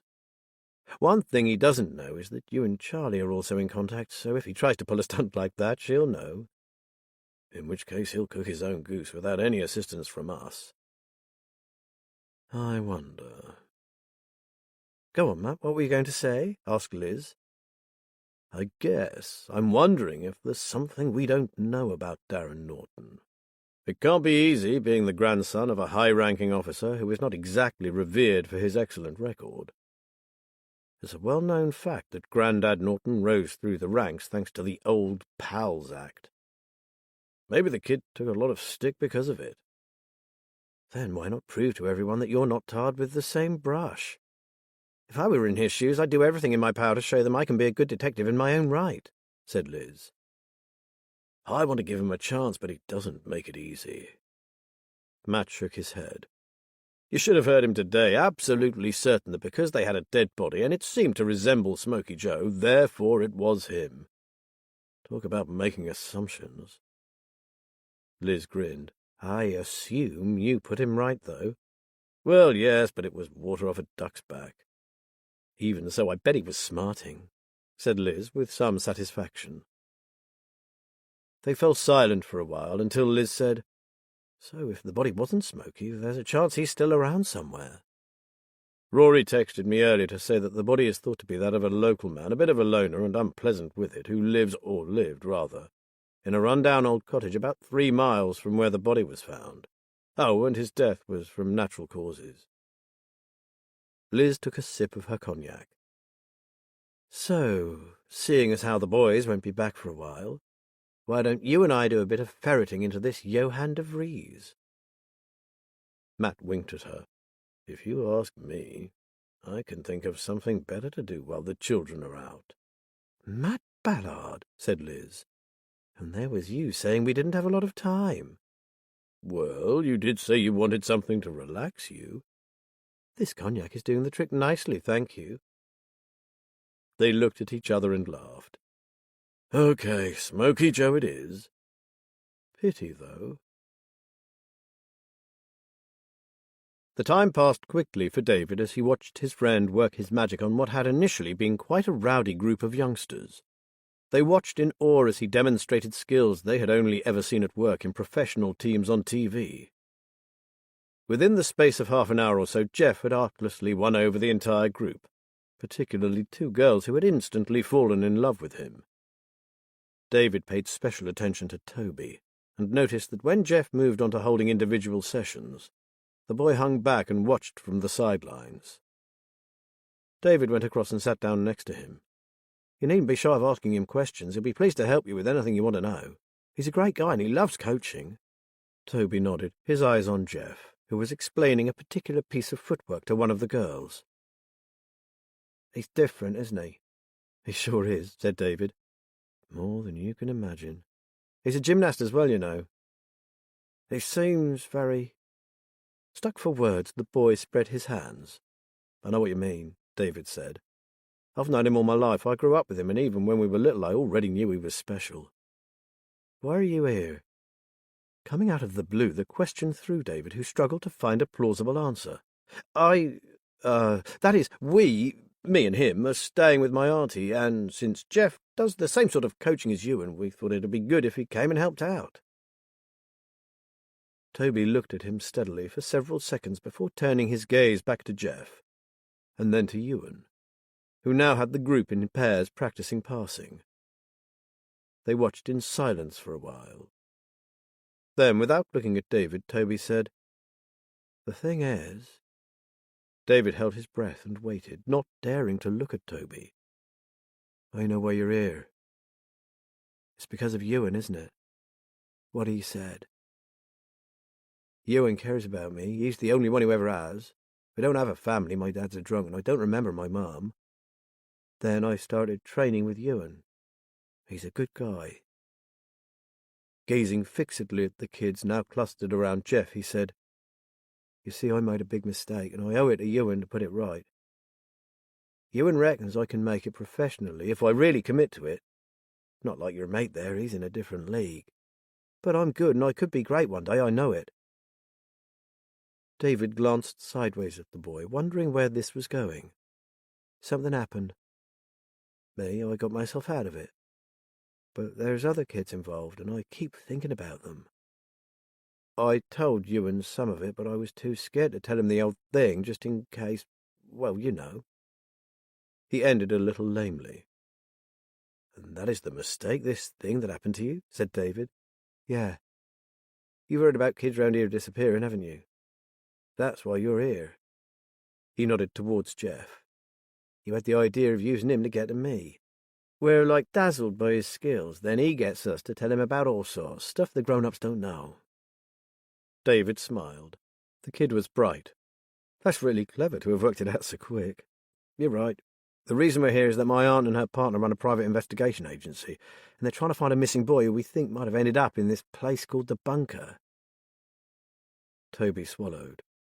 Will you talk to Jeff after the session? David asked. Yes. Thinking about it has been driving me crazy. I almost went and told the cops, but you don't do that round here. Then I thought of getting you in to tell them for me, but I wasn't sure if I should. In any case, I've got to tell someone, and Jeff might be the best person. He gave David a lopsided grin. But before that, there's this move I'm not sure of. Go for it, and we can give you a lift home if you like, all right? Cool, we can talk in the car. David watched Toby stroll back to the others with a sigh of relief. The kid was on side. It's cold. Why isn't it warm in here? Kitchen's supposed to be warm. His father sighed. It's all right, son. We don't have to have it warm if we don't want to. I want it warm. Mum said it has to be warm. He groaned inwardly. He had just begun to feel comfortable in his own home, and now this. Okay, son. You know where the thermostat is? He watched his son shamble across to it and twist the dial. He smiled. Warm now, like Mum said it should be. How little had changed since his wife's death. If anything, things were worse. The cool kitchen had been one of the few compensations, and now that was gone. I'm going to skin the rabbits, Jamie announced. I want rabbit pie for dinner tomorrow. More work. He knew better than to argue, however. Occasionally he was able to cajole or bribe the boy into doing as he wanted, making it appear that the suggestion had come from his son rather than him. Not when he was in one of his present moods. At times like these it was better to go along with him in the hope that the task would put him in a better frame of mind. Skinning rabbits was one of Jamie's favourite jobs. Incongruously, given his bulk and general clumsiness, he could be almost delicate when wielding a knife. He recalled teaching the boy to fillet a fish, the trepidation with which he had handed him the sharp blade. But to his surprise and awe, Jamie had copied his every movement with the careful precision of a master chef or a surgeon. Over the years that followed, the boy's skill with a knife had come in handy on more than one occasion. As soon as the boy left the kitchen, he turned down the thermostat. He'd have to put it back up again later. He couldn't afford to cross Jamie. Ever. I'm sorry I didn't call you earlier, Liz, but I've only just got in. Have you got a couple of minutes? The call came from Nathan Venner. He sounded either very tired or slightly drunk. It was 9:30 and David had just rung to say they were on their way home. From his excited tone it sounded like the evening had been a success. Now Nathan was contacting her as well. Sure, it's not late. Are you okay? Just totally knackered. He gave a short laugh. I've been driving round the fens all bloody day in an attempt to track Marika's movements. Did you find anything? She asked. Kind of, though I think I should stick to music. It's a lot less stressful.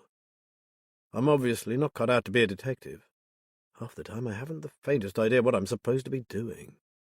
Liz would have laughed if he hadn't sounded so dejected. Go on. It started really well, said Nathan. I was so determined to get to the bottom of it all, but then I hit a dead end. Nathan, you wouldn't believe how many blind alleys I've been down in my time. It's all part of the job, I'm afraid. Now tell me what you did find. Nathan related Annie's story of Molly's tragic affair with the rock musician who turned out to be a drug addict, and her rescue by a man who proved to be even worse. Hell, Liz, what she went through. His last words were a cry from the heart. But Nathan, you've done amazingly well to discover all that. We could never have done it so quickly. But then the trail petered out. I was told about this man who could help me. He knew the whole story, apparently. His name is George Miles, and he lived in a village called Beckersby. Don't tell me you got there and found he'd moved on. Yep. and no one seems to have the faintest idea of where he went. Even the solicitors couldn't or wouldn't give me any help. He went off the radar and I've come to a grinding halt. I'm sorry to say I'll have to let you take it from here."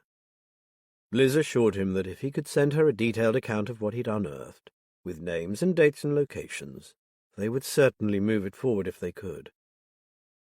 "Beckersby, you say?"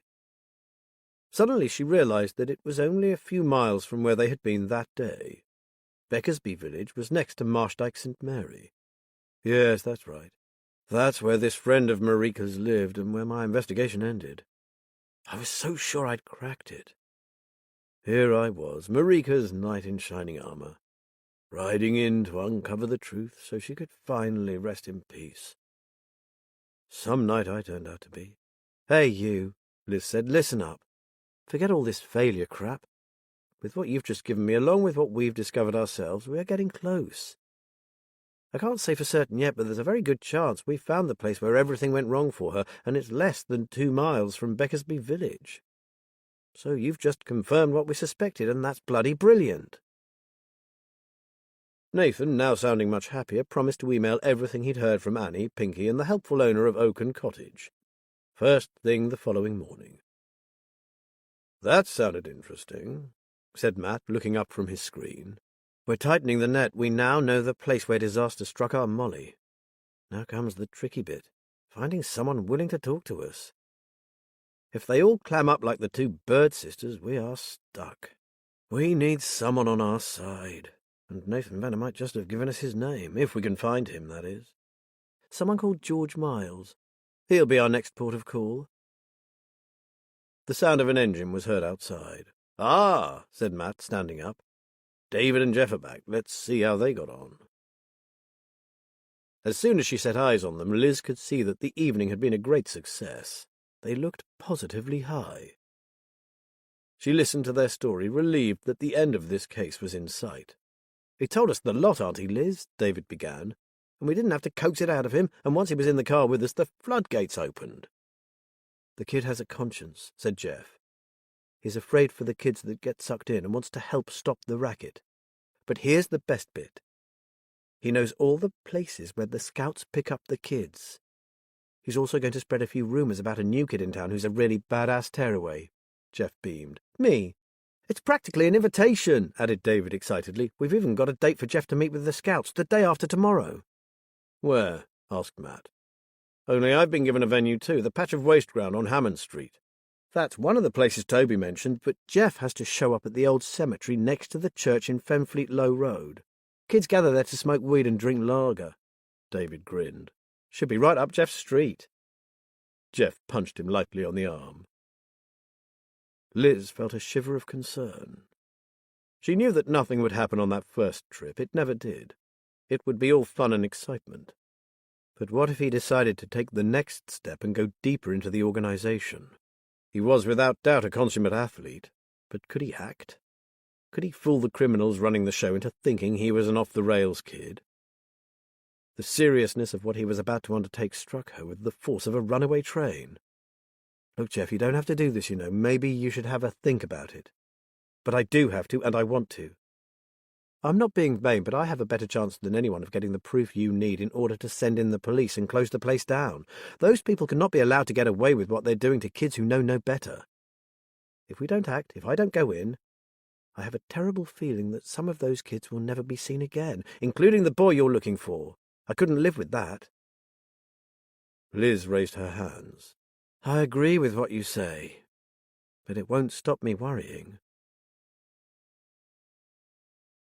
Joe had had a long day, having begun it as one person and ended it as someone else entirely. Smokey was now Johann. He lay in his anonymous hotel room and took stock of his transformation. He had begun the day by walking to the nearest village, where he found a cash machine and withdrew £240, the maximum amount the machine would allow. That was the easy part.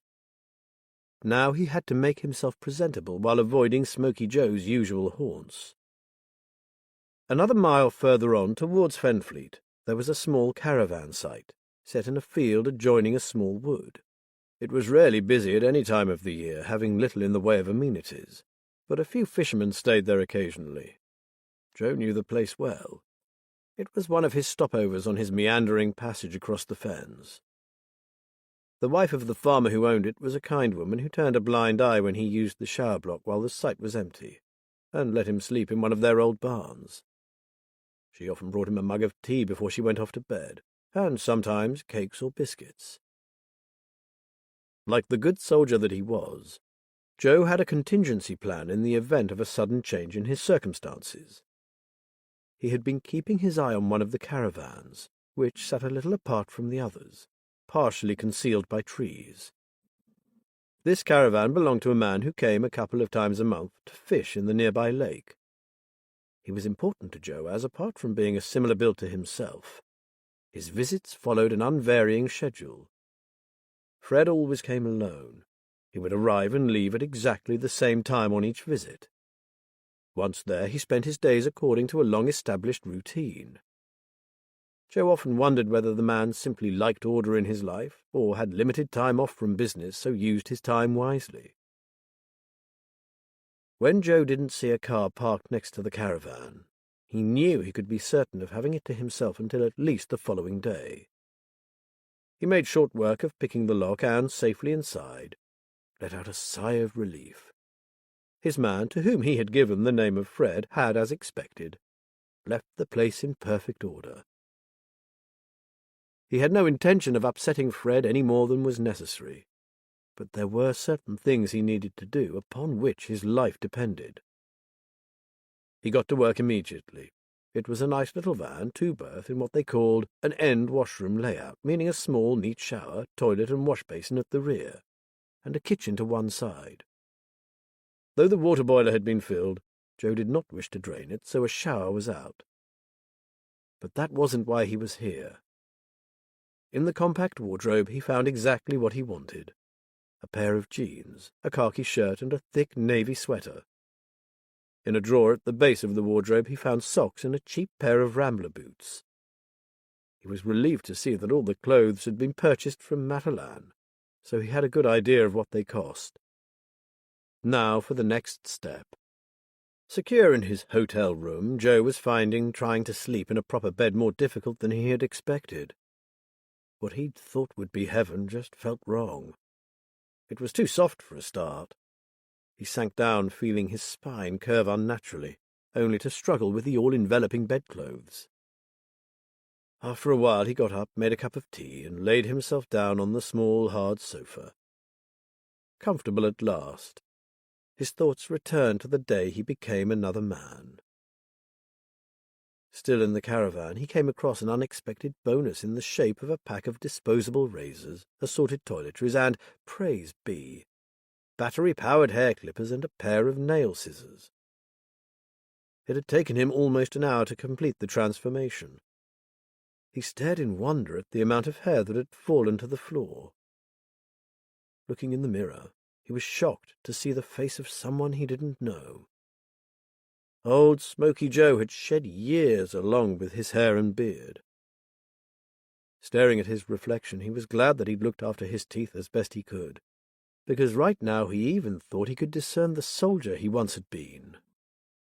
Satisfied, he cleared up the hair and left everything as he had found it. He had even had the foresight to bring with him an envelope he had found in a litter bin outside the post office. On this he wrote a note to Fred, apologizing for his intrusion and for taking his clothes, which he had valued at around £100 at Matalan prices. He put £150 in cash in the envelope to cover the cost. He wasn't yet dressed in his new clothes, since he still had to wash, which he did shortly, the shower block being empty. Then Johann de Vries hit the road, looking presentable enough to get a lift into town from a passing farmer.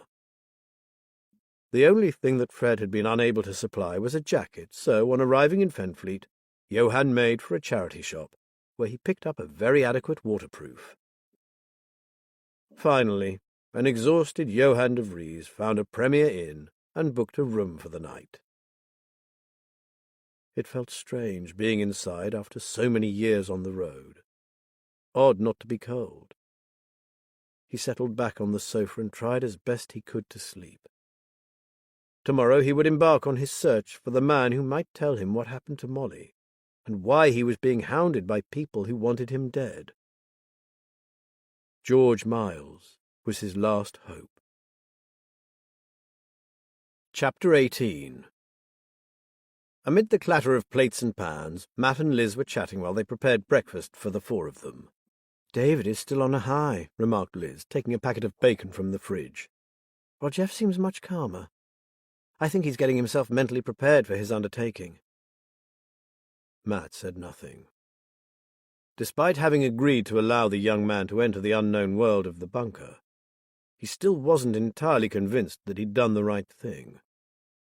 After all, they had no idea of what he could be walking into.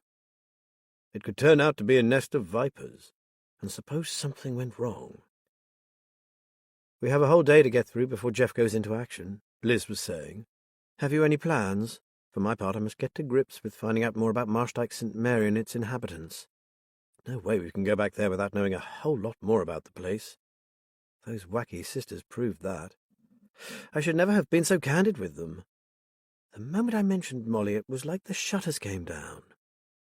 She passed Matt a bowl of eggs. "Plus, I've got a few calls to make and a Tesco delivery at 9:15. Meanwhile, David can do what he does best, pulling everything he can from the net. Once I've done here, we can head into town. I want to talk to Chris Lamont in the library. I seem to recall that he used to cover the area around Marshdyke when he was a copper, so he might be able to tell us more about the place. Oh, and I'd like a quick catch-up with Clem if we can hunt him down." "In which case," Matt said, "I might take Jeff on a guided tour of Fenfleet and the surrounding area. We can also take a look at those places Toby mentioned. You know, where the kids get together and the scouts watch for suitable candidates." Liz nodded. "Absolutely. It would give Jeff a good idea of the type of behavior they're looking out for. As long as no one sees him with an ex-copper." "Don't worry, I'll make sure I'm not seen." Matt added tomatoes to the bacon sizzling under the grill. "I suddenly realized halfway through the night that we haven't yet worked out what we're going to do after Jeff is dropped off after his visit. I have no idea if they keep tabs on the kids when they get back, so we can't just wade in and pick him up." Liz pursed her lips, thinking. "I know. He could walk in the direction of one of the rougher areas of town as if he was heading back home. As soon as he thinks he's in the clear and isn't being followed, he can call us and we'll come and get him." "Good idea. And maybe we should get David to pick him up rather than one of us," Matt said. "In that case," added Liz, "you really must do that recce today." Their two guests joined them for breakfast, and an hour later he and Jeff were ready to leave. They were just about to go out through the door when Liz said, "Why don't we meet for lunch at the Anglers' Arms? It'll save us driving all the way back here and we can discuss our progress before we carry on with our day." Matt agreed at once. The Anglers' Arms was beside the river just outside town, a quiet pub that did decent bar food. It was also the sort of place where they wouldn't be likely to run into any of the people Jeff was supposed to be mingling with. "How about midday? We'll be through by then, but does that give you enough time?" "We can continue after lunch if we need to, so midday is fine," Liz said. That sorted. Matt and Jeff embarked on their tour of the misty fens and the darker side of Fenfleet. While Liz made calls and dealt with groceries, David switched on his laptop and Matt's computer in readiness for his own tour, that of the wider world of the web. First he printed out 4 copies, one for each of them, of the clues Molly had hidden in the text of her book on Chopin. Beneath the anvil, by the 3rd silver birch, in Rupert's grave, close to William Arbuthnot, in the vegetable store. Where to start? The words beneath, under, and grave suggested that the answers were all buried. He pictured tins or jars containing messages, just waiting for him to dig them up. Beneath the anvil made him think of the metal sculpture they'd seen in what had formerly been a forge. He entered Metalworks, Marshdyke St. Mary, into his search engine and found a website consisting mainly of images of the ornate gates and fences on sale, though he did find a paragraph on the welding process itself. The craft had come a long way from the days of anvils, but it was certainly worth a visit. Next he typed in William Arbuthnot. Amid the hundreds of William Arbuthnot's listed, not one was even remotely connected to the Fens. Realizing he'd get little from a search of the names listed on Chopin, he turned his attention to the village itself. He had no luck there either. This wasn't proving as easy as he'd thought, and it came as a relief when Liz came in and told him she was ready to set off. The three graduates, now dressed in fatigues and looking a lot less scared, were seated, on chairs rather than stools, in what looked like a military operations room. This time Cash was alone with them. It was the first of 3 interviews, although the kids didn't know this. Each of his team leaders would question them on how they would react to or deal with certain situations, and evaluate their responses and their overall performance, following which Cash would make his final decision. Over the past 4 months, over 50 kids, varying in age from 13 to 19, had passed through their hands. They were rigorous in their selection, with over 70% of candidates deemed unsuitable for purpose and sent home. Around 10% had been invited back for further assessment. If they failed this part of the procedure, they too were sent away and excluded from further visits. That left a small core of fit and optimistic youngsters who, with the right training, should go far. Out of 50 boys, 2 had fallen well short and should never have been selected in the first place. Because these 2 couldn't be trusted to remain silent, they couldn't just be sent back, and had therefore been dealt with according to the rules of the bunker. According to the regulations, such failures were to be removed from the area and consigned to the ever-growing host of missing persons, under threat of instant death should they ever return to the Fens. Luckily, kids like that were rare. Key to the success of the bunker system was the fact that the kids they chose had all been dismissed by society as no-hopers. Cash deliberately selected these delinquent adolescents precisely because they had no future. These he would mould into hardened individuals who could expect great things from a life of crime. He was especially pleased with this little trio. From what he had seen of them, they were the crème de la crème. Now for the final test. Last time you were here, we asked you a question. We wanted to know whether you would be prepared to walk away from your home, leave family and friends, and make a new life for yourself. You all answered yes. Now I'm asking you to take that one step further. More than just walk away, would you this time sever all ties with family, friends, and home, and never go back or see any of them again? He watched for their reactions. Think about it over the next few hours. Here's what we're offering, and listen carefully. If your answer is yes, you will be asked to pledge allegiance, following which you will join us and be trained for your new life. Apart from your code names, which you already have, you will be given new identities, names, birth certificates, and any other documentation you might require. In other words, you will become different people. In return, we undertake to invest whatever resources we have in your education and training. You will become part of an elite group of people. We can enable you to achieve everything you ever dreamed of. But we can only do that if you commit fully to the organization. That means fully. Body and soul. Cash stopped speaking and watched them closely for their reactions as they took in his words. You may be asking yourselves what will happen if the terms are too harsh. Well, if that's the case, it won't be held against you. You will be perfectly free to leave here, but... He held up his hand. You will not be allowed to return to your family. You'll be taken somewhere far away from here, and you will be assisted in making a new life for yourself. You must never speak of this place to anyone. If you do so, there will be repercussions, and they will not be pleasant. You will be safe, and so will everyone close to you. But only as long as you never breathe a word about the bunker. The choice is yours." He sat back in his chair and smiled, though the smile didn't reach his eyes, which remained watchful. "Right. Now we've got that out of the way, we can proceed with your interviews." "Oh, I remember Marshdyke," Chris Lamont said. "You're right, it was on my patch. And you think it might be where it all started for Molly? Well, that is a coincidence." Liz wondered whether it was such a coincidence.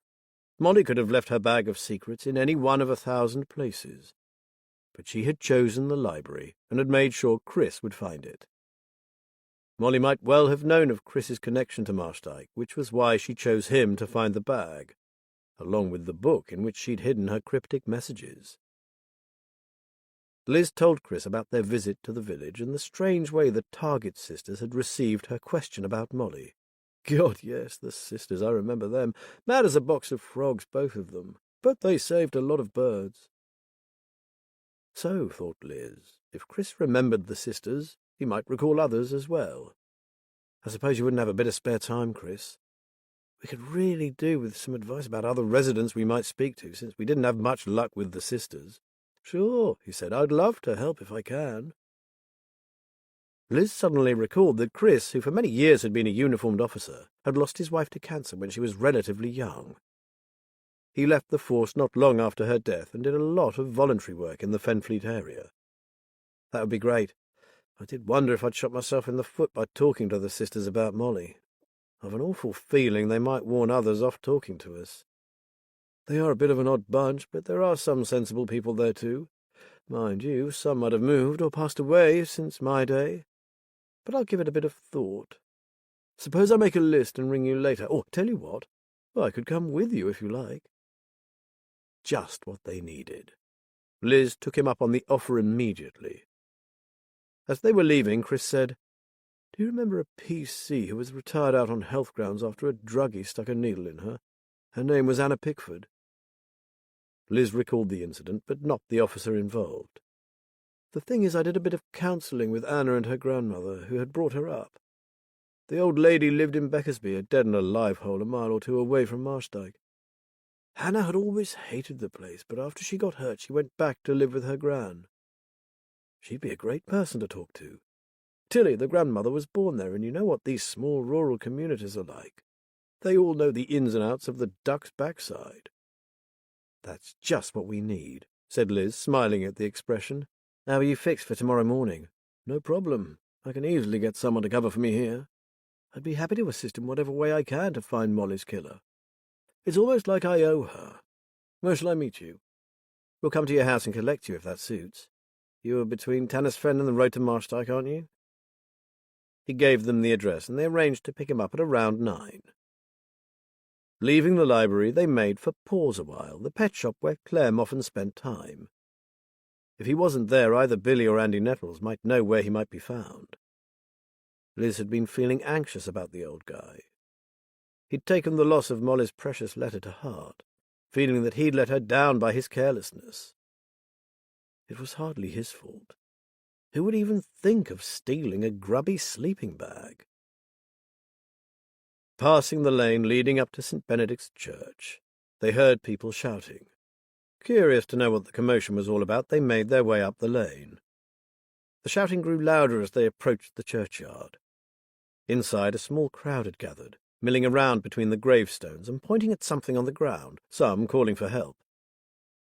Liz automatically slipped back into police mode and pushed her way to the front, David close behind, to be confronted by a sight that made her gasp.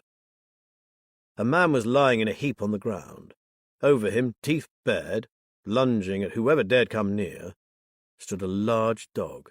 "Get the brute off him!" screamed a woman. "That dog's gonna kill him!" Liz could see at once what was happening. "Quiet, all of you, and get back." Can't you see what's happening? He's protecting his master. You're making everything 10 times worse, so back off." "Dog's sodden dangerous, lady," called out one man. "They'll have you as soon as look at you. We've called for someone to deal with it." Anger flooded through Liz. "If you want to call someone, call an ambulance for Clem, and please just give him some space." David began herding the still shouting crowd back towards the church. "It's all right, we know this man, so let my aunt help him. She knows what she's doing." The crowd fell to muttering, watching fearfully as Liz took a few steps towards the man and his dog. Gunnar kept his eyes on her, lips still curled but quieter now. Liz saw that he was trembling. The poor animal was terrified. "Gunnar, old boy, it's me, Liz. It's all right. Good boy, Gunnar. Let me see if I can help Clem, eh?" She moved a little closer, talking calmly to the dog, assuring him that no one was going to hurt his master. "Good boy. Lie down now and let's take a look at him, shall we?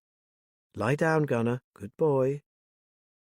It was as much of a shock to her as it was to the watching crowd of people when, with a whimper, the dog laid down at his master's side.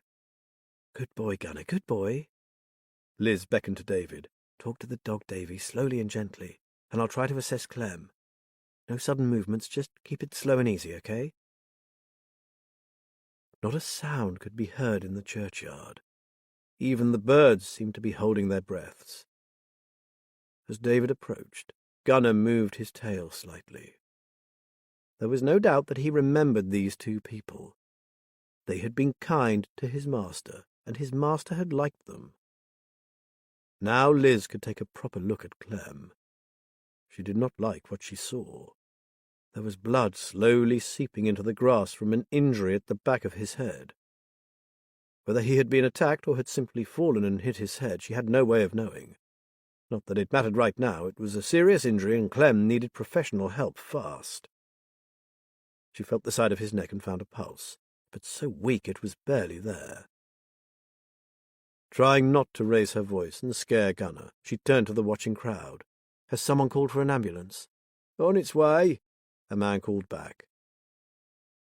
Realizing how cold he was, Liz took off her jacket and wrapped it around the fallen man. Seeming to sense what was needed, Gunnar pressed himself into his master's side. "Good boy, Gunnar, you got it, fella. Let's do what we can for him." She held Clem's hand and told him help was on its way. When at last the sound of the two tones was heard, she felt Clem's hand move in hers. His eyes flickered for a moment, and had he whispered something? Did he really say Molly, or had she imagined it? Now for the next part. She had no idea how Gunnar would react to the paramedics. Would he allow them to work on Clem? And how would they react to this big, ferocious beast? The paramedics threaded their way through the graves towards them, and Liz heaved a sigh of relief. 2 women, and she knew one of them. Not only that, Emmy, as the paramedic was called, actually owned a rescue dog. Liz instructed them to approach slowly, while reassuring the now stiffening Gunnar that these people were here to help. To her amazement, Gunnar backed away and went to David, leaning heavily against his leg and watching the paramedic's every move.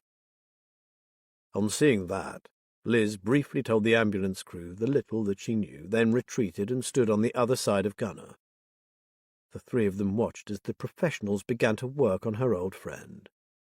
"He knows, doesn't he?" whispered David. "Gunnar knows they're not hurting Clem." Liz reached down and fondled the dog's ears. Gunnar was still trembling, his gaze fixed on his master. "You're right, he does.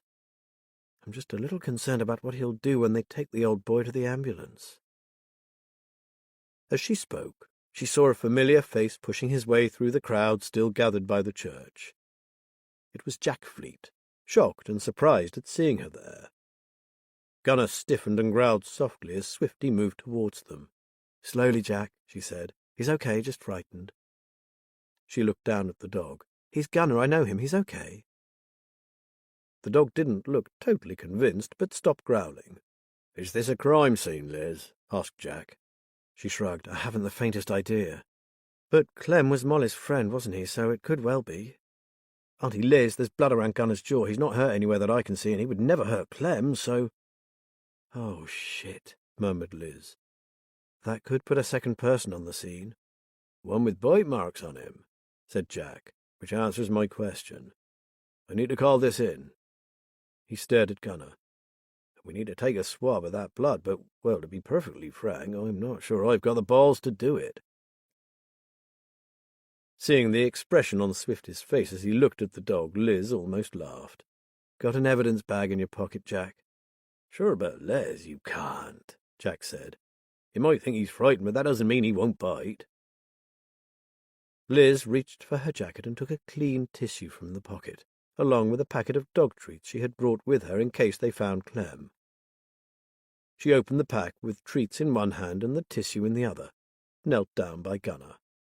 "Here you go, lad, your favourite treats, and let's clean that mess off your face, shall we?" While David continued to stroke his head, Gunner sniffed Liz's hand, and then tentatively took a treat. On the third treat she carefully wiped some of the blood from his chin, noting as she did so that it was still red and fresh. This had happened very recently. She dropped the tissue into the open bag, which Jack then sealed up. Getting to her feet, Liz saw Gunner's lead lying in the grass where Clem had fallen. She picked it up and gently slipped it over Gunner's head while he finished off the snacks. At once, Gunner laid down and rested his head on his paws. Jack Fleet let out his breath. "Nice one, Liz. That's after you for that. I'll see if I can organise some assistance. We need to see if any of that rabble back there actually saw anything and get a proper crime scene set up. If he was attacked, they're going to have to get the suckos in. This is not what I was expecting when I popped out for a sarnie and a bun. We'll interview you whenever you can make it into the station, if that's okay." He pointed to the dog. "Oh, and what are you going to do with him?" David looked at her, eyebrows raised.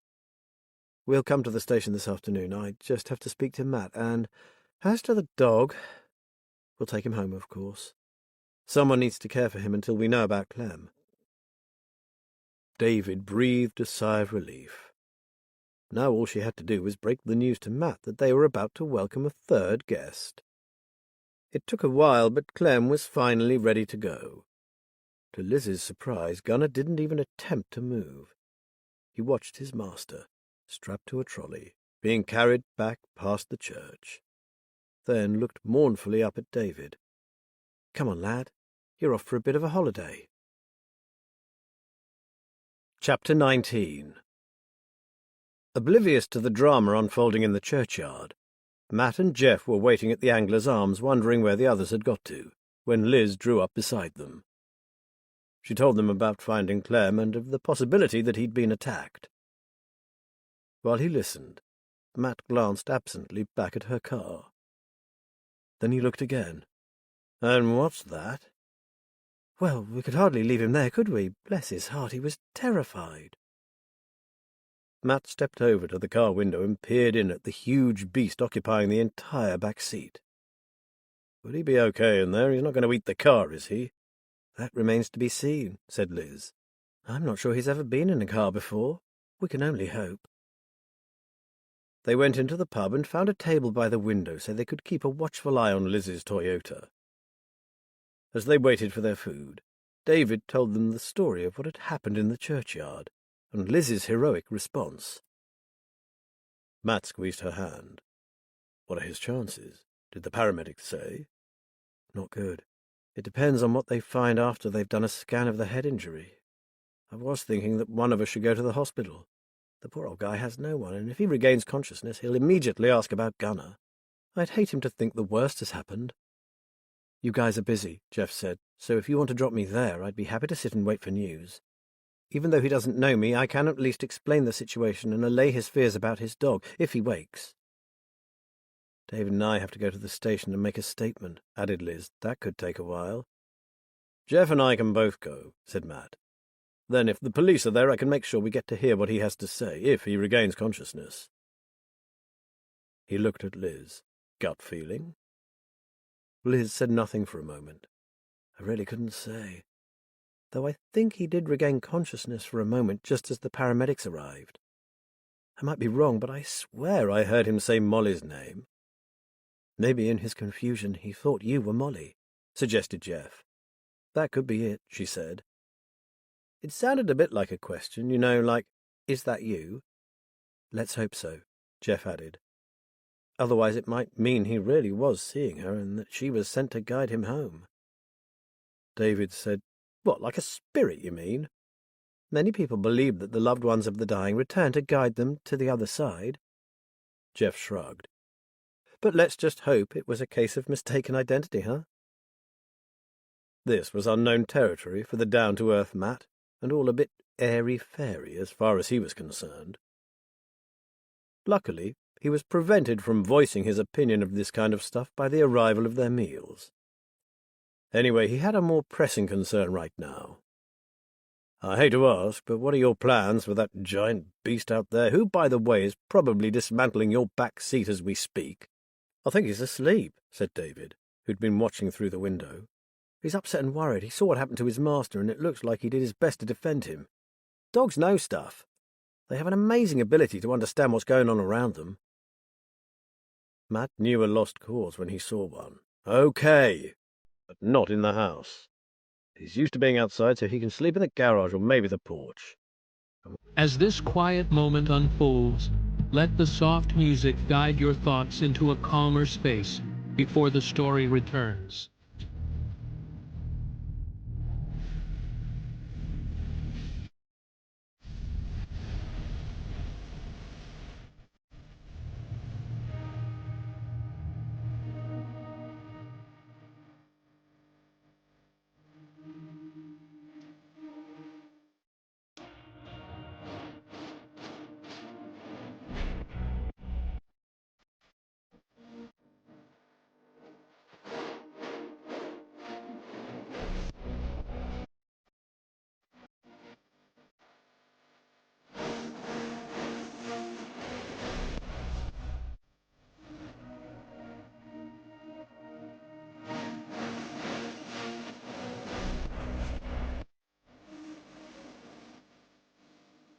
I'll have another think when we know how Clem is.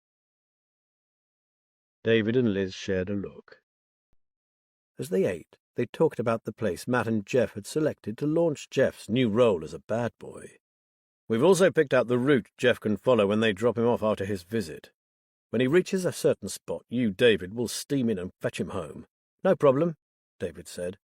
Is there anything you need, mate? Clothes or something?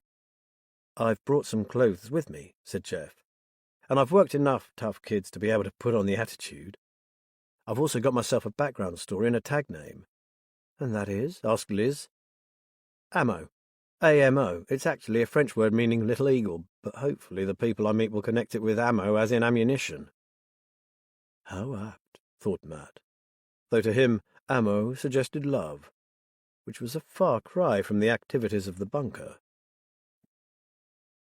The meal finished, they made their way outside. To their relief, Liz's car was still intact, though it did emit a strong odour of dog when she opened the door. David made a big fuss of the dog, then slipped on the lead and walked him around the car park so he could pee. Back in the car, Gunnar laid down quietly again. Well, said Matt, pretty good for a street dog, I must say. You should have seen him in that churchyard, said Liz. He'd have taken on the world to protect Clem. She kissed Matt. We'd better go and give our statements. Will you ring us if there is any news about Clem? He watched her drive away, the biggest nodding dog in the world looking out of the rear window. The three youngsters sat in a small windowless anteroom on two battered sofas, the girl on one while the two boys shared the other, facing her. The grueling interviews were over. Now they were awaiting the verdict. They were a disparate bunch of kids, but they all shared a deep mistrust of humanity. Take the eldest boy, a thin 17-year-old with hair so blonde it was almost white, and eyes of two different colours, one blue, one green. His alcoholic father had been using him as a punch bag, taking out his frustrations on the boy from his first tottering steps. The other boy had almost black, curly hair. At 15 he was short and muscular for his age, and had been abused by both his mother and her junkie boyfriend. The girl, Well, she was an enigma. She wore her long, fair hair scraped back in a ponytail, which accentuated her hard, thin features. Her lips, too, were thin, tight and unsmiling. She refused to say what had happened to her, although her team leader had a strong suspicion that she had been shared among different members of her own family. They had been given the code names of Kurt, Bruno, and Leah. Though wary of each other, they had formed a kind of bond as the selection process proceeded. A mutual respect developed as their fellow competitors fell away one by one, finally leaving the three of them victorious. Conscious that the room was likely bugged, they kept their voices low. "As far as I can see," said Kurt, "it's win-win all the way. I want to join this lot so bad I'd kill for it, but if I don't make it, I'll still get to go out of this stinking county. And away from my fucking dad." "If what they say is true," said Leah stonily. "I hope we all make it through," said Bruno. "The three of us, we could make a good team. We could go far." The other two remained silent. Kurt agreed with Bruno, though he didn't say so, fearing a cutting riposte from Leah, of whom he was very much in awe. Leah didn't care whether Kurt and Bruno made it or not. All that mattered to her was that she should make it through. She probably liked the two boys more than anyone else, but that didn't mean she'd be shedding any tears if they failed to pass the test. It was a long time since Leah had cried for anyone, even herself. "I heard a scream last night," said Bruno suddenly. "Nightmare, I expect," said Kurt. He too had heard the blood-curdling sound, but he wasn't about to say so. "Oh, I don't have nightmares when I'm asleep," said Bruno. "Mine happen when I'm awake." It was a statement neither Kurt nor Leah could dispute. "Maybe it was whoever screamed was having the nightmare," said Leah. "One of them kids who hasn't a chance of making it through." "So they go back to their miserable lives," said Bruno. "Shame, really. This is a chance of a lifetime." "Maybe they don't go back to their miserable lives at all." Leah's voice was so low they could barely hear her. "True," Bruno said. "Cash says they get taken somewhere miles away and dumped. After that they go on the streets, I guess. Still a shame, though." "That's not what I meant," said Leah. The boys stared at her. "Oh, come on, you two, work it out. They're not going to leave all these kids floating around flapping their lips to whoever will listen, are they? Still, if you want to believe in fairy tales, be my guest."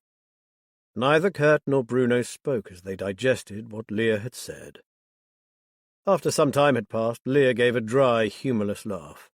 "Come on, boys, you must have made the connection by now." "Not nice, is it?" It wasn't, because it had never occurred to the boys that they would be lied to about the price of failure. And if that was the fate of some, it could well be the fate of all who failed. Kurt looked paler than ever, while Bruno appeared to be in shock. Leah just laughed. "Sorry, boys, but it's not quite as win-win as you thought, is it?" Chapter 20. Joe was taking his second shower of the day, attempting to rid himself of the stink of the streets that clung to him, the last vestige of what remained of Smoky Joe. In the morning he had ventured out to visit the hole in the wall, and taken the cash to the nearest barber, where he submitted himself to a proper haircut and a shave. He felt exposed without the thick beard, the hair shielding his eyes, almost naked. And without his bucket of coals he was doubly vulnerable. Having scrubbed himself almost raw, he stood in front of the mirror and surveyed his handiwork. No one would possibly recognize him now. He dressed in Fred's clothes and prepared for his next foray. He would need a change of clothes before he was finally ready to set out on the hunt for George. An hour later he was queuing at the supermarket checkout with a trolley full of clothing, anxious that his bank would question the sudden number of withdrawals on his card. The transaction went through smoothly, and he hurried from the store carrying his new wardrobe and a couple of reusable bags. Next was the problem of transport. Without a driving license, he couldn't just hire a car, so it would be back to the road. Only this time he would be using public transport. Unless... Pondering an idea, he returned to the hotel to sort out his new possessions and check out. Back in his room, Johann sat heavily on the bed. Already he was missing his life on the road. His new self felt stiff, alien, but there was no going back. Along the winding lanes, beneath that big sky, a stranger was waiting, and that stranger wanted him dead. After all, he hadn't always been Smoky Joe. Once he had been a soldier, a good one too. The strength and resilience he had acquired during his years in the army had sustained him through the tough days on the road, and they would sustain him now, while he sought justice for Molly. He closed his eyes. "Sing for me." And she did. Her voice, strong and powerful, filled the dreary hotel room. It would accompany him on the journey to come, right to the end. He was ready. Within half an hour he was knocking on the door of a run-down cottage in a poor area on the edge of town. Joe knew it well. The man who answered the door looked at him suspiciously. "What do you want?" "Derek? Who wants to know?" "The squatter who pulled you out of a burning truck somewhere in the Iraqi desert, that's who. Don't you recognize me?" The man peered at him, then his eyes flew open. "Joe, is that really you? Fucking hell, come on in, man!" Limping, the man led the way into a dim, cluttered sitting room. Sit down, jeez. What happened?" "Last time I saw you, you looked like some old scarecrow that had been dragged in off the fields. And where's your bike?" "Don't tell me you've lost your sodden bucket as well." "Long story, pal. I don't have time for it now. I came to ask for your help." "Anything, man." "Do you still have your motorbike?" Derek nodded. "Yeah, can't bring myself to part with it. Stupid, really. I'll never ride it again. I'll keep it running as a kind of hobby. Passes the time, I suppose. And I've even got myself another one. Don't ask me why, given this." He slapped the twisted leg that was his legacy from his days in the desert. "Anyway, bloke I know was just letting it rot in his garage, so I gave him a few quid for it and did it up. I'm quite proud of the thing. It's turned out a real diamond. Want to look?" After the messy jumble of the sitting room, the garage was something of a revelation. Clean and orderly, tools on hooks and carefully labelled. This was obviously where Derek spent his real life. In pride of place stood 2 gleaming bikes, along with the skeleton of an old Zundap 125 surrounded by assorted parts. "My latest project," Derek indicated the Zundap. "And I was just about to dump it in the skip. Sacrilege! Bloke didn't know what he'd got. I almost kissed him when he gave it me for free." Joe smiled, but his attention was on the smaller of the 2 glossy bikes. "I know it's a big ask, but could I borrow one just for a few weeks? Then I'll return it." Derek beamed at the man who had saved his life. "Be my guest. They're both taxed and they need riding. Which one do you fancy, my old girl or the baby? They both run smooth as silk. Light to handle, too. Much as I love your old BMW, I reckon the Royal Enfield Meteor would be perfect for what I want. She's a 350, right?" Joe's first bike had been an Enfield, and he would often let it idle just to hear that distinctive thump as the engine ticked over. "Then she's yours for as long as you want," said Derek. "You might not say that when I tell you the next bit," said Joe. "The problem is my license expired years ago, and what I want the bike for has to be done now. You see, your life could depend on it. Mine." "Shit, man, what have you got yourself into? Okay, come back inside and tell me what's going on." Joe followed his friend back inside, where they resumed their seats in the shabby sitting room. "Come on then, spill." "You know it won't go any further than these 4 walls," Derek said. "It's complicated," Joe began. "Someone is after me, and I have no idea why. Whoever it is seems to think I know something. The trouble is I don't know what that thing is. The only thing I do know is that a close friend of mine was terrified of something, so scared that she couldn't even tell me. And then she was murdered." "Murdered?" Derek said. "Jesus, that's bad. Who was she, this friend?" She called herself Molly, but her real name was Marika Mollahan. She sang like an angel and was a virtuoso pianist who often gave performances. Then something happened. I don't know what, but it was so traumatic that she ended up on the streets.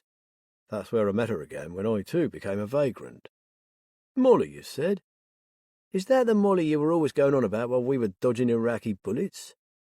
She was your childhood sweetheart, wasn't she? Joe nodded unhappily. So how can I help? Do you want to hide out? You'd be safe here, no one gives a shit in this part of town. Good old Derek. Joe shook his head. Thank you for your offer, but there are things I need to do. I want to find another friend of Molly's, someone who may well be in danger too, but I have to have wheels to do it. That's why I asked about the bike. You said about a license. So take mine, I'm never going to drive again. The bike is ready to go and you can have my old leathers and a helmet. If you stop, don't take off your helmet, they'll never know the difference. That's really good of you, Derek, but what if it backfires? Then you'd be in shit too. I suppose if anything went wrong, you could just say you forgot to lock your garage and it was nicked along with the bike, but are you really sure? This is my mess, Derek, not yours. Look, just take the licence and give yourself a fighting chance. After all, what can they do to me? Ban me from driving? Derek slapped his leg again. Let them. This was more than he had hoped for. Jesus, man, I can't tell you how grateful I am. You've just saved my life. Then we're quits, aren't we? Derek said and grinned. But you do owe me a good few beers. You're on, Joe said. As many as you can drink. Soon Joe was seated comfortably on the Meteor, dressed in leather from head to toe, crowned with a full-face helmet. He looked like any one of the hundreds of anonymous bikers who pass in a rumble and a glare of the headlight, and are forgotten before the noise dies away. Now that he was mobile, Joe's spirits lifted. He'd achieved a lot in a matter of days, but only now was he really beginning. Leaving Smokey in a ditch, along with bike and bucket, Johann rode forth on the hunt for the man who might save him. He opened the throttle. The sound was like the purr of a giant cat. What better partner to go hunting with? Liz and David were driving back from giving their statements when David said, So who is this George Miles guy? You said your musician friend had given you a name, but when it came to locating him, he'd hit a blank. He's an old friend of Molly's, apparently, and is said to have lived in Beckersby, the next village to Marshdyke. It seems he dropped off the map after he moved, and Nathan tells me that before he left he became very strange and seemed to think he was being threatened. He probably was, said David. I get goosebumps just trying to imagine what could be so bad that someone would be willing to commit murder just to keep it secret. After years on the force, Liz could imagine any number of bad things, but she kept these to herself. We'll find out soon, I'm sure. Anyway, locating this George is our priority now. And it was. But no matter how hard she tried, she couldn't stop seeing the prone figure of Clem in that churchyard, and wondering if he had survived. This fear turned to anxiety for Jeff, who was about to walk blind into what could be a very dangerous setup indeed. You look very pensive, said David, reaching back and giving Gunnar a pat. I can't help wondering if we haven't bitten off more than we can chew in taking on both Molly's murder and this bunker business. They both seem to be getting deeper and more complicated by the day, and I fear they may be beyond our capabilities. Surely we're not giving up on them, are we? Asked David. Not now we've come this far. She glanced at David, and seeing his anxious expression, laughed. No, we're not giving up. But we do need to recognize there will come a point where we need to hand them over to the official channels. In the case of the bunker, a lot will rest on Jeff's initial impression tomorrow.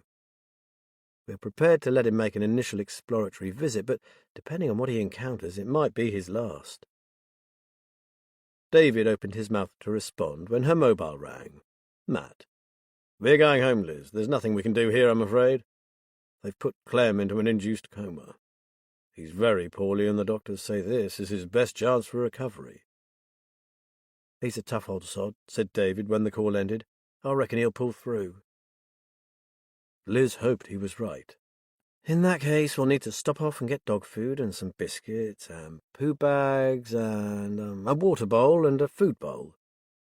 It looks like our new guest may be staying a while. We'll try Pound Stretcher. They should have all we need. Soon they were walking up and down the pet aisle in the big store. I'm not sure he'll be too impressed by that squeaky pink cow with the roped legs, said David, looking askance at the dog toy Liz was adding to their trolley. He'll never have seen one of those before, you can be sure of that. I just thought that if he needed something to chew on, this would be preferable to my cushions, she replied. Or the carpet. Are we really going to leave him in the garage, Auntie Liz? Don't you think he'll fret without Clem? David dropped in a packet of training treats. I'm sure he will, and that's why he's going to sleep wherever he wants. I've got some old travel blankets in a trunk on the landing. I'll get a few of them out for him to lie on. At least Clem has always looked after him. Gunner's in good condition and okay. He doesn't smell of violets, but he doesn't stink either. She flashed a sideways look at David. Don't worry, I'll handle Matt. He's as soft as we are underneath it all. Now, let's go and pay for this lot, and by the looks of it, I'm going to need my credit card. As soon as they were back on the road, her phone rang again. This time it was Jack Fleet. Liz? Sorry, weak signal, but I just wanted you to know that we got that bloody tissue to forensic. Apparently the prof nearly bit our officer's hand off for it. He's well invested in finding Marley's killer, isn't he? Talking of which, have you seen D.C. Norton recently? Liz said. Conspicuous by his absence, I'm afraid. She wasn't surprised. We just heard from Matt. He says Clem is hanging on in there, so I guess that's the best we can hope for right now. Can you pass on to Matt that Sergeant Johnson said there have been no sightings at all of Smoky Joe since his bike was found in the dike, and no admissions to hospital or to the morgue for that matter. If you ask me, I reckon he's gone to ground, and considering what seems to have happened to Clem, it's probably not a bad move on his part. I totally agree, Jack. But hell, I'd really love to talk to him. Oh, and while I've got you on the line, does the name George Miles mean anything to you? Amid a sudden crackle of static, Jack said, George Miles? I can't think of anyone off the top of my head, but I'll check him out if you like. I'd be grateful. There's a damned good chance that he's on the hit list too. Apparently he was a friend of Molly's. Jack whistled. Blimey, she's a proper little typhoid Mary, isn't she? Get friendly with her and you're under a death sentence. Then the static got worse. Jack gave up and signed off. He's not wrong, is he? Murmured David. Seems like any friend of hers is in danger. Liz turned into the lane leading to Cannon Farm. It sounds like someone is systematically removing anyone Molly might have confided in. The stupid thing is that since she was too scared to share what she knew with anyone, this killing spree isn't even necessary. As she swung into the farmhouse entrance, she wondered if this was true of George Miles. Maybe Miles was the one this faceless killer was really looking for, the one person who knew Molly's secret. Liz parked and turned off the engine. Right, show our new guest to his room. Then I need you to get on that laptop and find me something on George Miles. I believe he's in grave danger. Matt marched into the kitchen, stopped, stared, and shook his head in despair. Lying next to the Aga on several thick blankets was the dog. I thought I said, come on, Matt. Are you really going to turn him out knowing what happened to Clem, and how that dog obviously did his utmost to save him? Just look at the fellow. Matt turned to David, glanced at Jeff, and held up his hands in surrender. To tell the truth, as soon as he'd seen the hound lying there cuddled into a weird pink cow, looking up at him with mournful eyes, he knew he didn't stand a chance. Poor little sod. He and Clem had been joined at the hip. Now he probably didn't know which way was up. Has he been fed? He asked meekly. Liz beamed at him. Oh yes, and traumatized or not, he's certainly not off his food. I guess street dogs know to grab every morsel of food that comes their way, just in case it's the last they see for a while. Said Matt cautiously. In which case I'd be very careful to keep all our food well out of reach. Be warned, we may have a counter-surfer in our midst. Good point, said Liz. Talking of food, who's for an early supper? There's a chicken casserole in the crock-pot we can eat and then discuss how Jeff is going to play it tomorrow. Matt opened a bottle of wine. I, for one, am starving. I'm also very anxious that we give Jeff all the advice we can. He felt a stab of apprehension. The lad looked so very young. If it wasn't so absolutely necessary, I wouldn't let you go within half a mile of that bunker. Jeff nodded. I understand, Matt, but given what's at stake, I'm willing to take the risk. And believe me, I won't let down my guard for a moment. They ate their meal and took their drinks into the incident room. As soon as they were all seated around the old dining table, Matt continued to advise caution. You are a rather special young man, Jeff. You have the right ideals, excellent morals, and a good heart. But the people you will be dealing with are the antithesis of all that. Whatever they may say, don't forget that they are criminals, whose aim is to turn vulnerable kids into criminals too. Given how hard it has been to find anything out about the place, it is obvious that they will stop at nothing to keep what is going on there secret, and I mean nothing. Don't worry, I won't be taken in. But I'm wondering what to do about my phone. I can't take it with me. It's full of contacts that would give me away immediately if they got hold of it. Likewise, if I carried a burner phone, they'd be suspicious of that too, wouldn't they? Matt raised an eyebrow. I wondered if you'd think of that. Well, I've devised a way around it. I'm going to give you a mini GPS tracker that you can easily hide on your person. With that in place, we'll be able to track your every move, which means you'll be leading us directly to the bunker. We won't even need to tell you. We can do it from miles away. Cool, but how will I let David know when I'm ready to be picked up? The tracker will show you moving back towards town. When we see that, David will drive towards the prearranged meeting point. When you arrive, keep walking in the direction I showed you this morning, then stop. If you remain still for over 2 minutes, we'll know it's safe to pick you up. How does that sound? Fine. A lot better than having to carry a phone. I think I might have hit a stumbling block, said Liz. That is great, but didn't someone say that the kids get contacted for their second visit by phone? If Jeff doesn't have one, how can they get in touch with him? He's going to have to say he's lost his phone or think someone has nicked it, said Matt. If they think he has potential, they'll probably just give him a time and place there and then. So it's up to you, Jeff, to come up with a convincing story.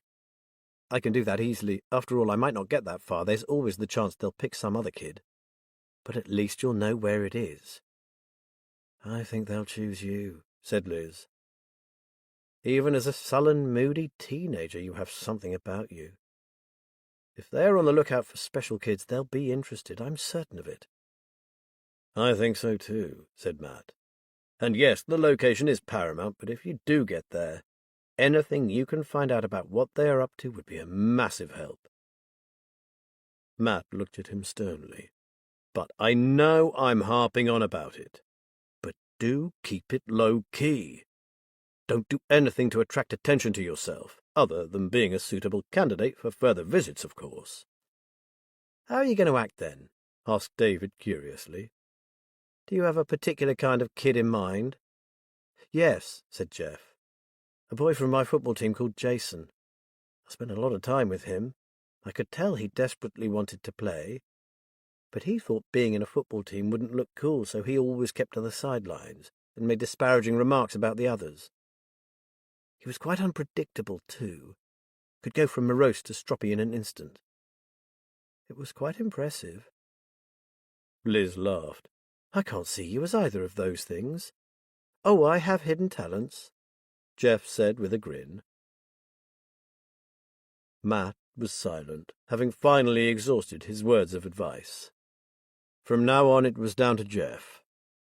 Toby had told him to get to the old cemetery by 10:30 in the morning, as the man from the bunker usually made an appearance at around 10:45.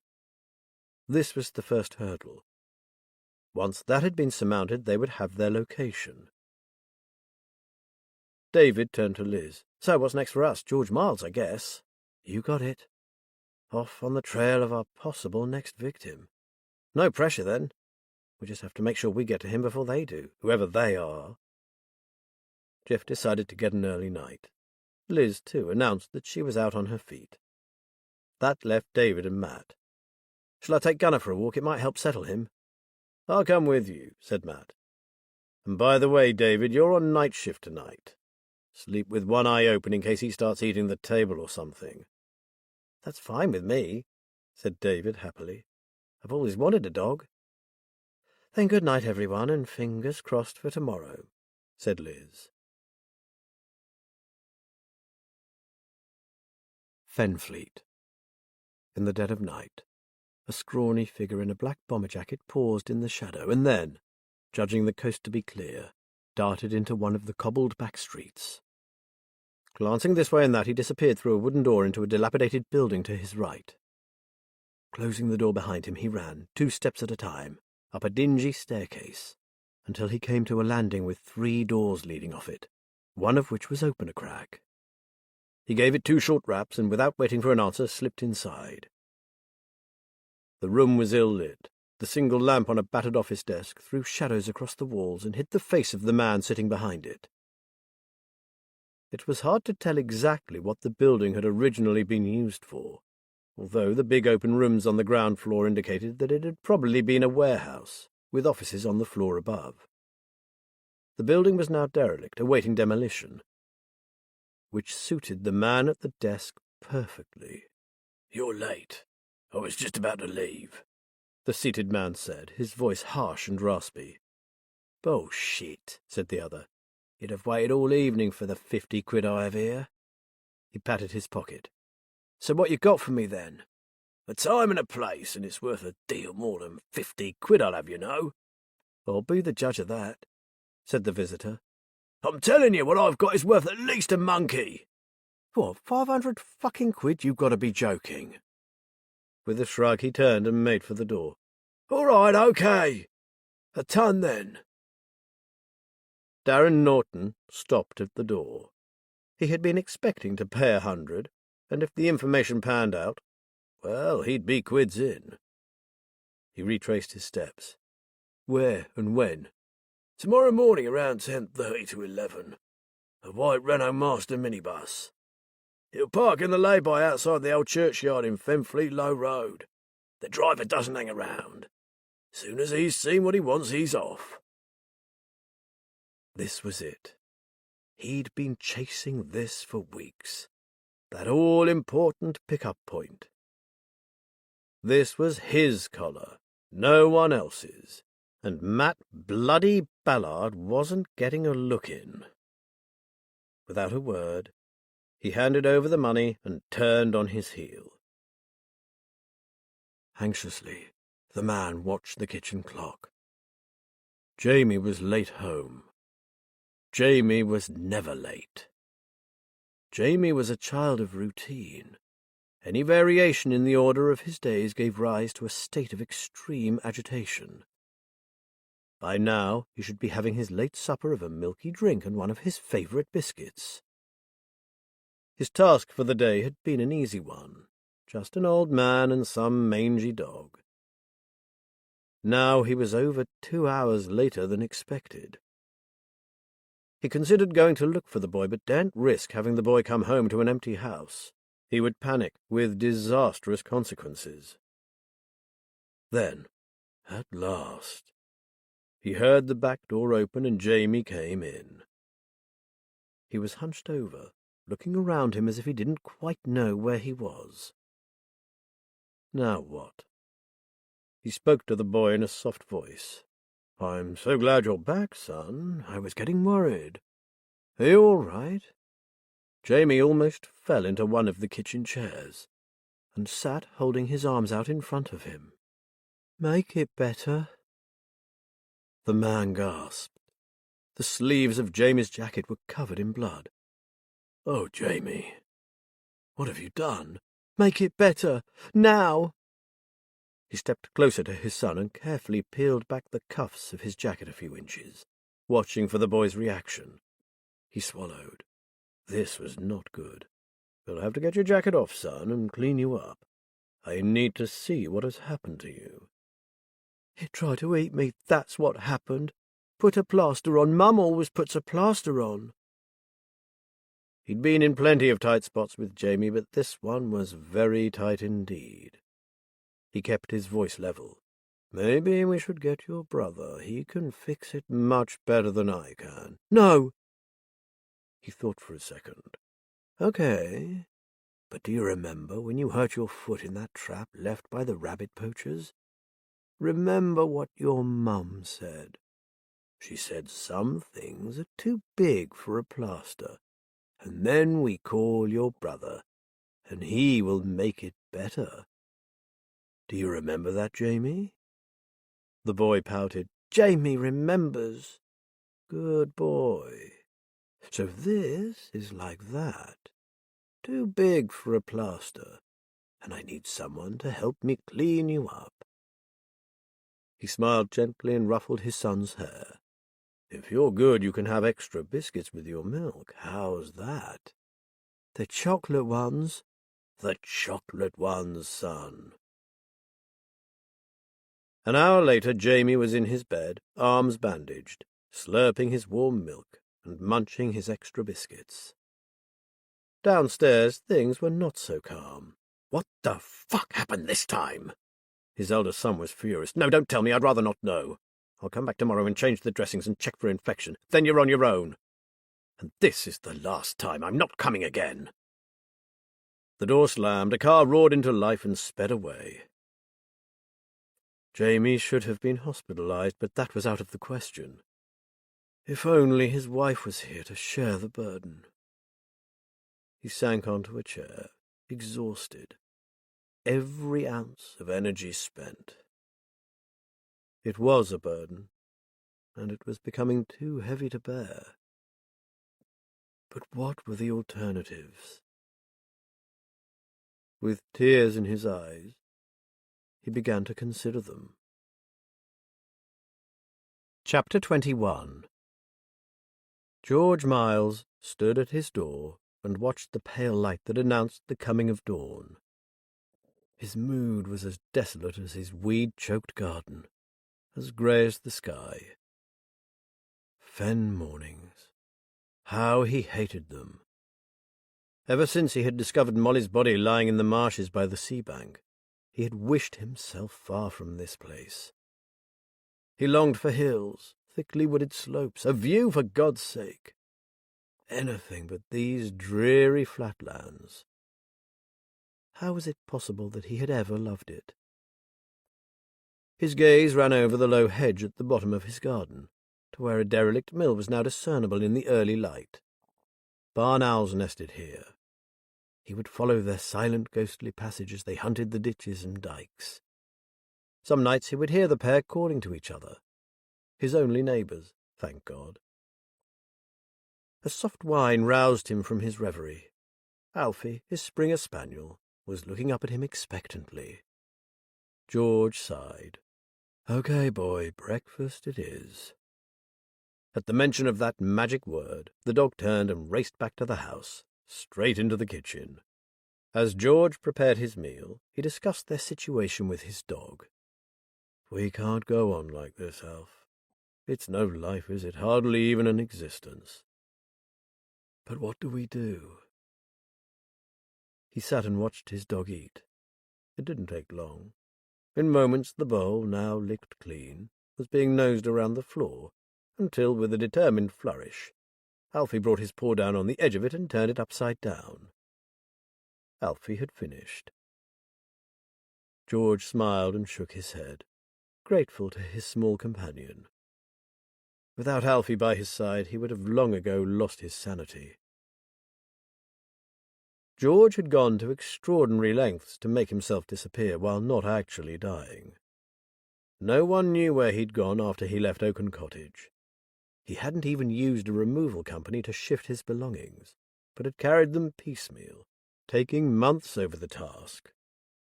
He made sure not to give his real name to anyone, referring to himself as Steve. He even shopped in farm shops and roadside stalls rather than the local supermarket.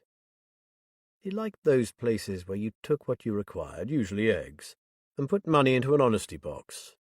He purchased cleaning materials and other household goods from a small convenience store attached to the post office in a village that was not his own. He didn't possess a credit card and used his debit card once a month, to withdraw cash and pay his bills. George dried the bowl and put it back on Alfie's shelf with his vitamins and his treat tin, while continuing his deliberations.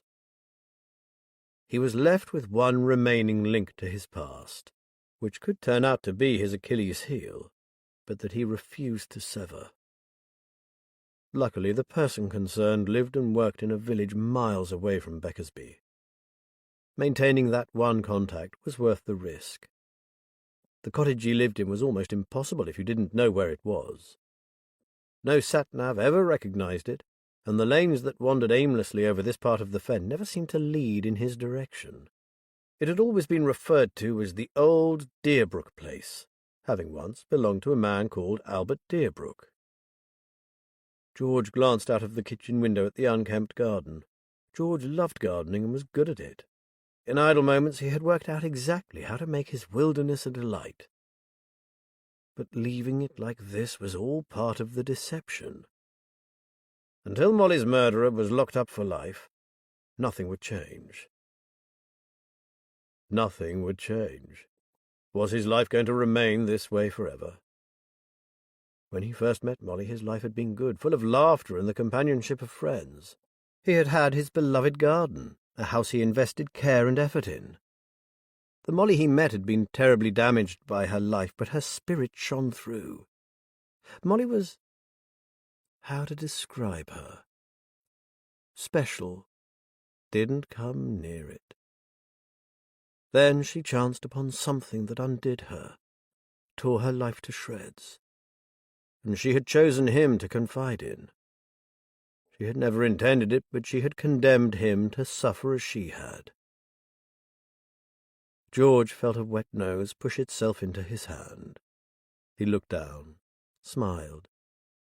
Time for your walk. The dog ran around him in circles, finishing up with a sneeze of delight. George pulled on his jacket and picked up the lead.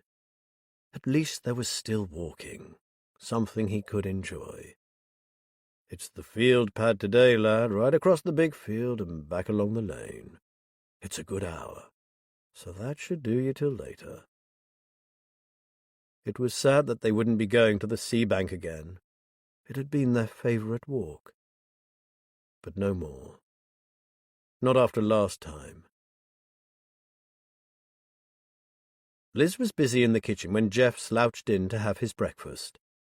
She did a double take and almost dropped the toast. Gone was the self-assured young man with the straight back and the loose stride of an athlete.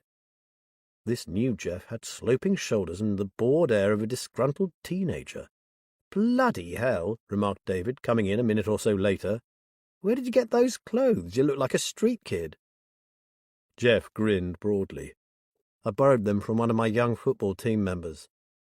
The only things of mine are the trainers. I kept them because that's what the kids wear. The more expensive, the better." He looked at his feet. "And they have special flexible soles and they grip brilliantly if I need to use any of my parkour skills." Liz had seen kids in designer trainers that probably cost more than her first car. She finished dishing up the breakfasts, her thoughts turning to her own plans for the day.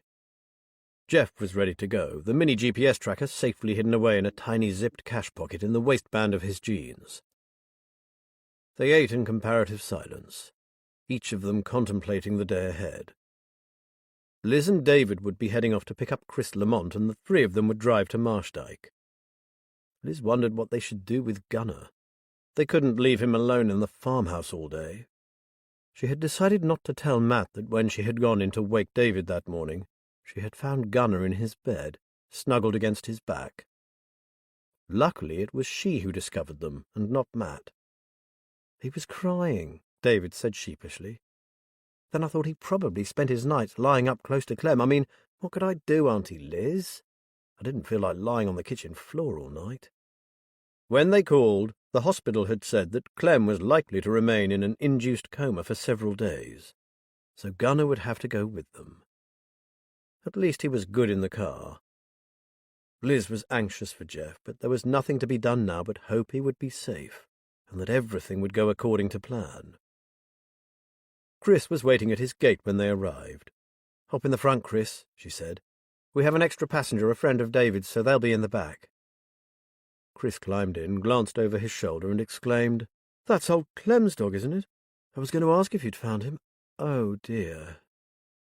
He looked inquiringly at Liz. She told him what had happened the previous day. "Poor old Clem," Chris said. "So you're looking after his dog for him. I'm glad he's safe." "Okay, what are our plans? Where to first?" Liz asked before they could get into the minutiae of dog care and behaviour. "I thought we'd start with Anna," Chris said. "I rang her last night and she's happy for us to call in to see her and her gran. So we're head for Beckersby, and I'll tell you all about my days on the beat in Marshdyke and Mary." Joe had to find out where George had gone after he moved. This gave him no option but to go back into dangerous waters.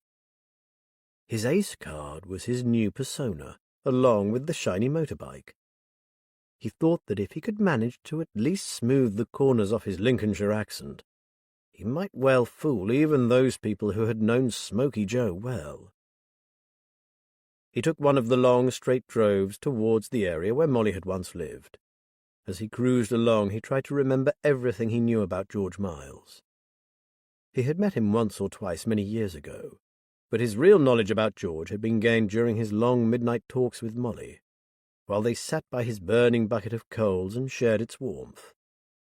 He wished she'd shared more. What she had told him was that George was a bit of an enigma, a quiet man, a loner and rather fragile. He had a job in accountancy or bookkeeping and was clever with figures. But his greatest love was dogs. According to Molly, he spent a lot of his spare time working as a volunteer at a dog sanctuary, which was how she first met him. He had found a runaway dog that had escaped from the house where she was giving piano lessons, had brought it back, and the two of them struck up a friendship. Molly said that she found George sympathetic and easy to talk to. He was fond of classical music and even had a piano in his cottage. He liked nothing better than to sit by the fire with a dog on his lap, listening to Molly play. Over time she had confided in him the story of her two tragic affairs, and he had encouraged her to go back to her previous life as a musician. In a cruel twist of fate, she had been on the brink of taking his advice when events took a turn for the worse. By now, Joe was entering what he thought of as enemy territory. The last time he'd been here, an attempt had been made on his life. He had only escaped thanks to his military training and the sharpened wits that came from living on the streets. There were, however, 3 people he thought he could trust to help him, and who would keep silent about his new persona. He also had a safe place there that Molly had told him about. This was where he was heading now. The road ahead stretched before him, and his thoughts returned to Molly. He recalled the night when he told her the story of what had happened to send him out on the road with his gran's bike and a bucket of eternally burning coals. It was raining steadily, and they had taken shelter underneath a bridge. When he had finished, she was silent, tears in her eyes. "Dear Joe, I so wish I could reciprocate and tell you my story too, but I can't. It could mean a sentence that I'm not prepared to have you serve. It is my deepest regret that I ever told George Miles. Because of that, he hides away in fear for his life. I cannot do that to you. After all, you were my first love. I loved you when I was still little more than a child, and I would have stayed with you, I'm sure, if your life hadn't sent you into the army and me into a very different world. I will not make things worse for you than they already are." He told her his life was worth nothing anyway, and he would willingly risk what little there was left of it if he could only help her. But she had been adamant. It was an affirmation that she still loved him, and he would always treasure that. Above the thumping beat of the Enfield, Molly's voice rang in his ears, drawing him to Marshdyke St. Mary, and the man who might at last reveal her secret. Matt dropped Jeff off in the car park of one of the big stores on the outskirts of town. Jeff made his way through the shop, out the other side and down towards the low road. Leaving the old Jeff in the car, he now dragged his feet, scuffing his trainers, darting occasional sideways glances from beneath his hoodie. He had always cursed the fact that he looked 5 years younger than his age. Now it was a blessing. It didn't take long to find the place. Both church and cemetery were no longer in use, the church up for sale and the future of those who lay buried beside it uncertain. The cemetery was extensive, stretching all the way to a side road that led out into acres of farmland. The grounds were overgrown and uncared for. Toby had told him where the kids hung out, and he made his way through the weeds and brambles to the collection of moss-covered tombs and fallen statues, where he could see some kids lounging in 2s and 3s. They eyed him suspiciously as he drew near and sat down on the edge of a grave. "You're new here, ain't you? Not seen you around before," said a boy with a black eye and a wheal on his cheek. Jeff shrugged. "I'm staying with a relly, bored out of my skull." "Where are you from, then?" asked another. Jeff waved a hand. "Over Peterborough way, got into a bit of trouble, so the folks wanted me out of the way. Now I'm here with my uncle, pissing my time away in this fucking dump." No one seemed keen to rise to the defence of their hometown. "I met this boy at that place where you can skateboard. You know, crappy bit of waste ground behind the station. Anyway, he said if I hung around here, there's this cool place kids can go for training. Some kind of boot camp or something." The boys looked at him askance before one said, "We're not supposed to talk about it." "Well, how would I know that?" Jeff retorted. "Kid never said." No one answered. "So it's here then, is it?" Jeff asked. The boy with the black eye nodded. "Hang on a bit and a van will pull in at that lay-by over there. Mind, you might not get lucky. The geezer only picks some of us. Sometimes you don't take anyone." He scratched at his crotch. "What they call you, anyway?" "What they call you," countered Jeff. The boy's eyes narrowed. "Bez." "All right," Jeff said. "Ammo." The other two boys told him their names, and they sat and waited. Bez was watching the entrance gate. "Cal and Dina are late. They'll miss out if they don't shift their arses." He had just finished speaking when 2 more boys could be seen dodging between the graves in their direction. As they arrived, the sound of an engine could be heard drawing closer. Jeff felt a jolt of anticipation. This was it. Matt was on his 3rd takeaway coffee of the day, this one purchased from the drive-through Starbucks where he had parked up. He stared at the screen of his laptop. The tracker was working perfectly, and he could see that Jeff had been stationary in the churchyard for over 10 minutes, obviously waiting for the bunker operative to arrive. Would he get chosen? And if he didn't, what then? The tracker moved. Bingo!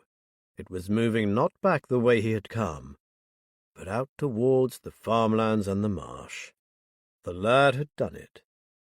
He was on his way to the bunker. Chapter 22. En route to Marshdyke, Liz received a call from Cardiff, who told her that the blood found on Gunner's jaw was indeed human, but that there was no match on the system. Chris, who had been listening in, raised an eyebrow. "Interesting. It's rather unusual for a private investigator to have access to forensic, isn't it? Especially not the forensics from a murder case. How did you swing that one?" "Don't ask," laughed Liz. "Let's just say that our CID liaison officer is being spectacularly unimpressive, and the pathologist is keen to have this victim given the attention and professional care that she deserves, so, well, he is being kind enough to keep us informed. Oh, and he also happens to be an old friend. I'm impressed. It doesn't do to be too rule-bound in cases like this." He pointed. "Take the next lane on the left, follow it around the village until you get to a small cul-de-sac called Victory Close. Anna and her grandmother live at number 17, the last bungalow along. It has a red front door." The tiny road consisted of bungalows dating from the 1930s. Over the years, their occupants had renovated them, adding their own personal touch, so that each one was slightly different from the rest. As far as Liz could see, number 17 was unaltered, but it was well cared for. The windows were clean and the paintwork fresh. They were greeted by a chubby, smiling woman who introduced herself as Tilly Pickford.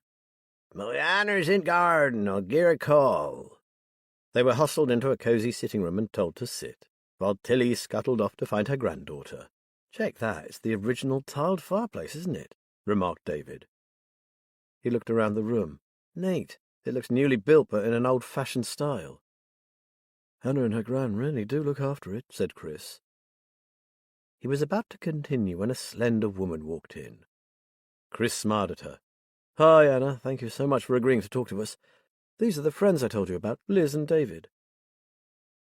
Despite her pallor, Anna's smile was as warm as her grandmother's. But when she greeted them, her local accent was far less pronounced. Liz was familiar with the dialect, but sometimes struggled with the real old yellow bellies. And Tilly was a true yellow belly, born and bred in this little village. "Tilly's got the kettle on," she said, shaking back her fair hair. "Tea or coffee?" Once the drinks had arrived, Chris explained the reason for their visit. "Liz will tell you all the ins and outs of it, but basically we're after some local knowledge. Do you recall a woman who was a piano teacher here? She may have lived with her employer, possibly a sort of governess. It would have been over Marshdyke way, around 10 years ago." Tilly looked up from her tea. "Oh, rum likely or that place, but I reckon it'll be Molly or George's friend." She gave a throaty laugh. "Bit shy he were, or that'n." Hannah smiled. "Sometimes Gran needs an interpreter. She's saying he was bewitched by her. I remember her myself, although I didn't know her well, and I seem to recall that she was very beautiful, and that George Miles, who lived here in Beckersby, was a great friend of hers." Liz was amazed. They hadn't been here 5 minutes, and already they were speaking with people who had actually known both Molly and George. "What can you tell us about Molly? Where did she teach, or, more to the point, who?" Anna looked to her grandmother, who said, "He never said, just that she taught the nob's children to play." "There were 2 or 3 big posh houses in Marshdyke back then, privately owned. I imagine it was one of those." Anna was staring at Liz. "I know you, don't I? Weren't you a DS?" Liz nodded, embarrassed not to have recognized a fellow police officer. "I was, now I'm a private detective. But I'm sorry, I can't quite place—" "Oh, we never met or worked together," Anna said. "But you were the arresting officer on a case I had been involved in and was following closely. I remember being really impressed with the way you handled it. I was a real fan of yours for a time. I aimed to be just like you." She blushed at this admission. "Then some druggies stuck their needle in me and I finished up with chronic hepatitis B. That was the end of my career. Then I heard what happened to you and, well, I stopped feeling sorry for myself. I mean, it was nothing compared to what you went through. And now here you are, a detective again. You really are an inspiration." "She is, isn't she?" said David. Liz, who was growing more and more uncomfortable with all these expressions of admiration, turned her attention to the grandmother.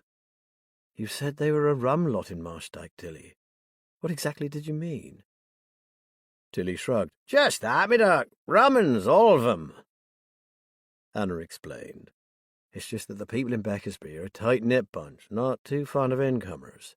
They call them furners here, meaning anyone who wasn't born right here in the village. Nonetheless, they are good people on the whole. Like old farming people everywhere, they look after each other. Now the folk from Marshdyke St. Mary, well, Gran's right, they are odd, and downright unfriendly to outsiders." She looked at Chris. "You work this patch. You know they're not like the rest of us round here." "They're not the easiest people to deal with," he said. "I never liked getting a call out to Marshdyke, though we didn't have to go there too often." "That's 'cause they sorts their own problems in their own way," said Tilly. "Marty-faced lot alluring to themselves, they is." She paused and cocked an ear, as if she were listening out for something. "Looks, the dilly-cart's coming shortly. Better go and see him round." "Dilly-cart?" David looked bemused. But then he'd looked that way all morning. "The lavender wagon," Chris chuckled. "They aren't on mains drainage here, David, so the dilly cart comes round to drain the septic tank." "I clearly have a lot to learn about Fen culture," said David with a grin. "But what did Tilly mean about sorting things their own way? It sounds a bit feudal to me." "You're not that far wrong," Chris said. Some of the old rural hamlets are still stuck in medieval times, complete with widow inheritance and incest. And then there's the boggart, of course. You wouldn't want to meet him. He's a creature that lives in the dikes, all green and slimy with long, hairy arms. Clearly suspecting that his leg was being pulled, David looked to Anna. He's not far wrong, she said, although nowadays communities like that are few and far between. Marshdyke isn't one of them, after all. There are well-off people living there, a number of big old properties and several small businesses. There's the metalworks at the old forge, for example, and a small holding growing local vegetables, the stables, and the Target Sisters bird sanctuary, of course. It's got no access to public transport, but it's not a backwater by any means. The church even brings in visitors because of its distinctive architecture. It's just that they are all kind of insular. They don't want outsiders there at all. It's like they have, well, secrets. Liz perked up. Secrets? Yes, that's how it seems, Anna said. Secrets. Although I have no idea what they might be. It's probably just my overactive imagination. Anyway, what's this all about? Why the interest in the music teacher? Liz explained. Molly, a bag lady? Dead? It can't be, Anna exclaimed. Hard to believe, but it's true. She was murdered, and everything we have learned about the case points to Marshdyke. We are eager to find George Miles because we believe he's in danger too. Moreover, he seems to be the only person who knows what happened and why Molly ended up on the streets. We need to find him fast. So that's why George disappeared. He sold his lovely cottage and just upped and left. We all wondered why. We loved George and his dogs, and you should have seen his garden. It was a picture. Then, well, all we could think was that he'd had a nervous breakdown. He suddenly went all strange and very sort of, well, private. He suddenly started avoiding people, which wasn't like him. Then he was gone. She gazed at Liz, concerned and uncomprehending. What the hell is going on in Marshdyke? Not was, thought Liz. Is. I wish I knew. If there's anything I can do to help, offered Anna. I'm on the doorstep, and Gran knows a lot of people around here. Perhaps I can make a few discreet inquiries for you. Liz drained her tea. We'd appreciate that, but keep it low-key. We don't want people knowing we are still interested in that village. We've already made one almighty blunder by questioning the Target Sisters. Not the weird sisters. Ouch. You'd only get those two to help if you had feathers. Chris took a sheet of paper from his pocket. I've written the names of a few people who lived there when I was around and whom I think would be safe to talk to. Would you have a look at it and tell me what you think? Anna took the paper from him and ran her eyes down the names he'd listed in his small, neat handwriting. Well, Tim Blake died early this year. He had a heart condition and some virus finished him off. Mr. and Mrs. Green moved to the West Country to be closer to their married daughter, but the other two, yes, I'd say they might be approached. Neither of them lived right in the village, so that's helpful. I'd start with Callum Stokes, who has the small holding on the Marsh Road. I get quite a lot of fresh produce from him. I know, Chris said, looking from Liz to Anna. Supposing Anna and I go and talk to Callum, just in case the Target Sisters have put the word out about you. He'd be more willing to talk to one of his regular customers, wouldn't he? And I've got the perfect excuse, Anna said. Just before you arrived, Gran asked me if I'd get her some Tate's, broccoli and carrots. It's only 10 minutes' drive away. Chris could come with me. She turned to Liz. I've had another idea. While we're in Marshdyke, you can go and talk to a friend of mine who's here in Beckersby. Her name is Kirsty Holmes, and it was her who bought George's Oaken Cottage. Perfect, said Liz. And indeed, having 2 retired police officers on the job was about as perfect as it could get. So, a short while later, she and David were standing on the doorstep of Oaken Cottage, having stopped to admire the tree stump carving of the owl in the front garden. When Liz explained that they had come to ask her what she knew about George, Kirsty's eyes widened. That's 2 people who've come asking about George in the last couple of days. That would have been Nathan Venner, said Liz. He's a friend of mine. Kirsty beckoned them inside. Bit of luck you picked now, as Mick, my husband, is at home today, and he knew George quite well. Come on into the kitchen. Once more Liz explained the reason for their visit. Mick smiled reminiscently. "Ah, George, I really like that man. You couldn't have met two completely different characters, yet we got on really well. There was George, all quiet and reserved, and me, life and the soul I am. Talk to anyone. At great length," added his wife. "Anyway, the main thing we had in common was our love of dogs. That's how I met him. We were both volunteers at the rescue centre out in Poltonby Marsh." Only then did Liz notice the old collie dog under the table, lying across Mick's feet, with his head resting on his knees. After about 20 minutes they took their leave, having learned little more about George Miles than Nathan had already told them. On their way out, Mick said, "I'll tell you one thing. Whoever he is, George will have a dog with him. He told me once that he couldn't imagine life without a dog. He had 3 when he lived here. One died and another was very old. I reckon it'd be worth your while going out to Poltonby Marsh and having a word with Deanna Pascoe, the woman who runs the rescue place. Tell her Mick sent you. I still help there when I can, but with our new business just taking off, I don't have so much free time these days. If George kept in touch with anyone from back here, it could be Deanna." Joe coasted to a standstill and let out an oath. Now what? The day that had started so well was rapidly turning into a disaster. His safe place had too many people around, so he had gone to see an acquaintance he believed could be trusted. They had been out. Now he was meters from George's old cottage, and once again stymied. This time the obstacle was a Toyota CHR parked in the driveway of Oaken Cottage. Having exhausted all his other options, he decided that the only thing he could do was wait for the blasted vehicle to leave. The man who now owned Oaken Cottage, a fellow called Mick, had once been kind to Smokey, and he was banking on him helping him now. There aren't many people willing to go out of their way to help an old tramp with a puncture. Not only that, but he'd also given Joe his packed lunch. You don't forget that sort of kindness. And then to find that he lived in George's old cottage was one of those coincidences that rarely occur in real life. Joe parked the Enfield in a field beneath the shade of a stand of trees and prepared to sit it out, while his fears for George were growing by the hour. If Jeff had not known what lay behind it, he'd have been very impressed with the bunker. The chosen 5 were ushered into the minibus by a tall, amiable man in a black t-shirt and khaki cargo pants. Upon their arrival, this man took them to a small corrugated iron Nissen hut. Jeff had seen them in the fields, remnants of the Second World War now used to store farm equipment or as workshops. Inside were rows of seats and a trestle table laid out with cold drinks and an assortment of energy snacks. 8 or 9 other youngsters were already helping themselves to the refreshments, so Jeff assumed there was more than one collection point. The man, who introduced himself as Henderson, gave them a short talk on the background to the centre. According to Henderson, the land was owned by an ex-army officer whose aim was to give deserving street kids and adolescents from dysfunctional homes a healthy, fun day out. No strings, no payment.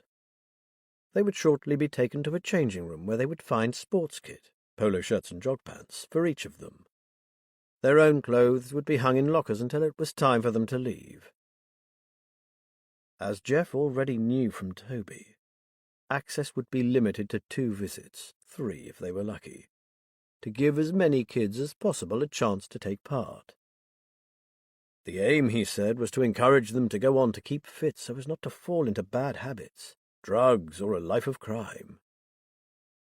It all sounded so plausible. Henderson went on to caution them about the need for secrecy. They must tell no one about this place or it would close. People out there wouldn't believe that anyone would be giving these courses for free and would be suspicious of their motives. Ridiculous, of course, but that's how it was. If they wanted to come again, they must never tell anyone where they'd been. Not much to ask, was it? He warned them that the owner of the bunker would be very disappointed in them, and that there could be serious repercussions for anyone indulging in careless talk. Henderson then moved on to the virtues of team building. Henderson finished his talk by asking each of them to come and speak to him individually for a minute or 2, Meanwhile, they were all invited to help themselves to drinks and snacks. It might not have been apparent to the others, but as they were listening to Henderson's little talk, 2 or more men and a woman had been observing them through a partially open door at the back of the room. Henderson called out his name. A chill ran through him. This was his first real test. Whatever happened, he must maintain his act, and be careful not to drop his guard. This man was not as he appeared. Matt was staring at the signal from Jeff's tracker, his mouth slightly open. This was not what he had expected. For a moment he wondered if he wasn't doing the very thing for which he'd criticized Darren Norton and making assumptions. But no, this was too much of a coincidence, and Matt didn't believe in coincidences. He took out his phone and called Liz. Liz began telling him about their meeting with Anna and her grandmother, and then she paused. "Are you okay, Matt? You're very quiet." "I'm worried. I have no idea what to make of my latest bit of news, so I called to ask you what you thought. As you know from my text, Jeff managed to get himself selected.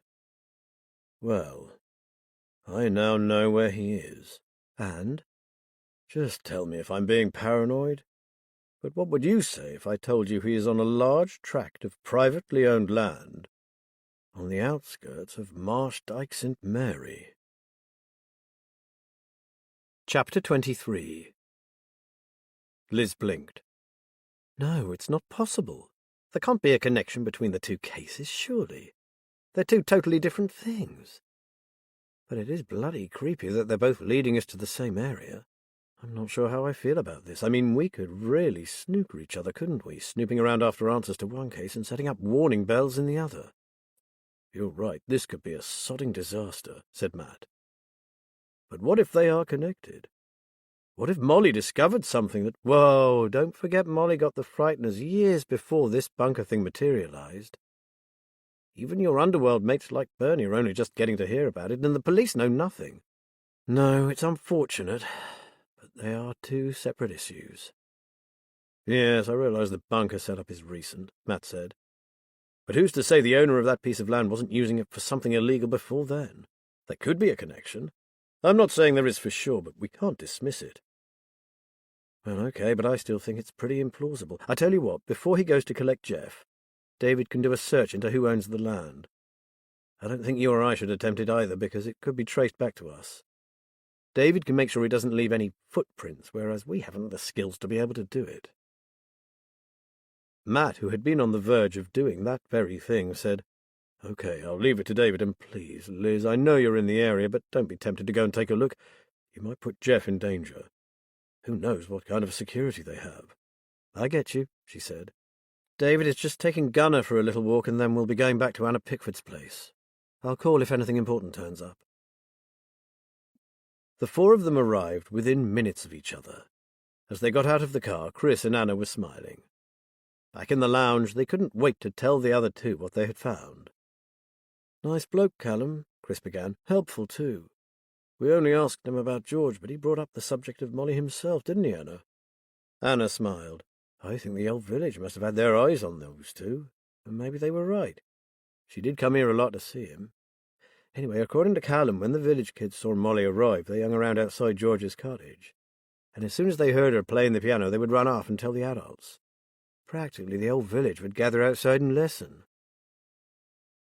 This reminded Liz of the time she had heard the night singer. It seemed that through her music, Molly had drawn people to her throughout her life. Whoever had silenced her had done a terrible thing. Callum also said that Molly didn't stay with the families whose children she taught. She lived in a tiny cottage close to the rectory, and, moreover, she taught not 1 but 3 children. "And did he tell you which families these were?" Liz asked. "Oh, yes." Chris wore the satisfied air of a cat presenting her with its kill. "What's more, all 3 of them, or at least some of their members, still live in Marshdyke." Liz almost clapped. This was real headway. "This is fantastic news, guys. You've done brilliantly, but George must remain our focus. Molly has gone. There's nothing we can do about her, but he is still in danger." Chris held up a finger. "But we haven't finished. Get this next bit. Callum has a cousin he goes fishing with a couple of times a month, down past Femfleet way. While he's there, he always pops in to see an old friend of his who also runs a farm shop there, a much bigger concern than Callum's, more of a proper shop. Anna took up the story. Callum happened to be at the store one day visiting his friend when he noticed an old Land Rover outside with a Springer Spaniel sitting in the back. He recognised George's vehicle immediately and even thought he knew the dog. He was just about to go out to greet him when he saw him climb in and drive off. Callum reckoned he looked awful, added Chris, quite haggard, and he'd lost weight. His friend told him that he came to the shop every 2 or 3 weeks and made a quantity of purchases, as if he was stocking up. That was exactly what George was doing, Liz realised at once, avoiding the supermarkets in case he met anyone he knew, instead using smaller establishments like the farm shop that were off the beaten track. But more importantly, it placed him within a specific area. She felt suddenly elated. If they could narrow it down, they might just find him. Now it was the turn of her and David to tell Chris and Anna what Mick Holmes had said, and the conversation turned to dogs.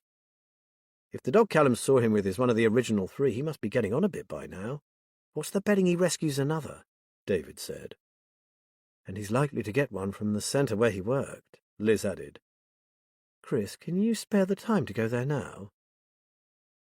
Chris said that was fine, so they said their goodbyes to Anna and her grandmother.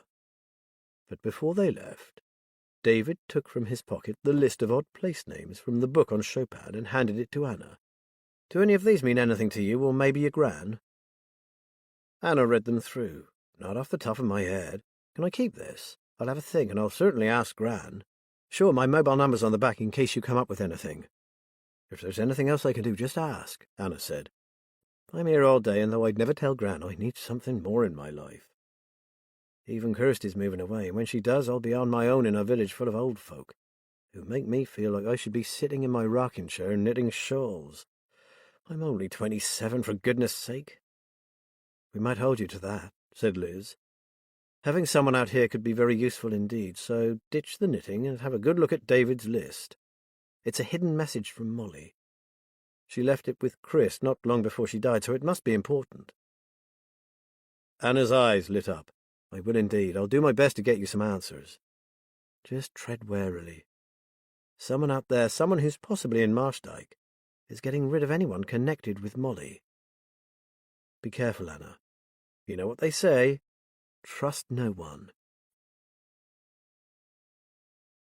Jeff had spent a grueling 15 minutes talking to Henderson. Keeping up his performance was exhausting, and he had the rest of the day to get through before he was safely away from this place. He told Henderson of a dreadful home life, and his use of exercise as a means to control his violent rages. If I don't look after myself, no one else is going to, are they? No one gives a flying fuck about me. Words borrowed from one of the lads he himself worked with, and which had had a profound effect on him. The interview out of the way, a man called Simon was now showing him the correct way to use the equipment. Jeff had decided to make use of some of his skills, but in such a way as to make them seem like those of a fit and enthusiastic teenager. He told Simon that he was good at gym. It was something he could do by himself, rather than in a team where he might expose himself to ridicule. Privately, Jeff had to admit that the assault course was impressive and cleverly designed. It consisted of around 20 different obstacles designed for people with varying abilities. Like the real thing, it had nets, water jumps, and ropes to be scaled. But there was also a massive covered area with inflatables to play in. There was even a battle beam and foam pit to knock about with. The clever combination of exercise and fun was just the thing to draw kids who would probably agree to anything just to get another shot at this fabulous playground. It seemed like a lot of money to throw at turning kids into criminals. He kept glancing at the closed doors of a big windowless barn that stood at the very end of the obstacle course, like the entrance to hell. He would have to wait for a second or even third visit to discover the purpose of that menacing edifice. For now he concentrated on running, jumping, climbing, scaling walls, while trying to tone down his usual way of tackling these. Despite having to hold back, he was beginning to enjoy himself. At the same time, he was aware that he was under constant scrutiny. 2 men and 1 woman, most likely the ones he had glimpsed during Henderson's welcoming address, were observing his and his companion's every move. If they were looking for the fittest, he was pretty sure he'd pass, even though he was keeping his true abilities concealed. Only once did he come near letting down his guard. He and another boy were instructed to stand facing each other in the center of a pair of raised inflated discs.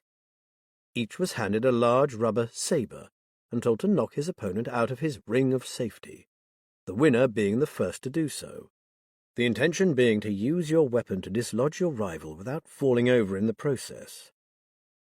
Using his martial arts training and the sense of balance this conferred, Jeff made a single lightning-fast move, catching his opponent off guard and sending him flying out of the ring. Realizing that he'd given himself away, Jeff put it down to beginner's luck, and thenceforward wobbled around as clumsily as the other boy.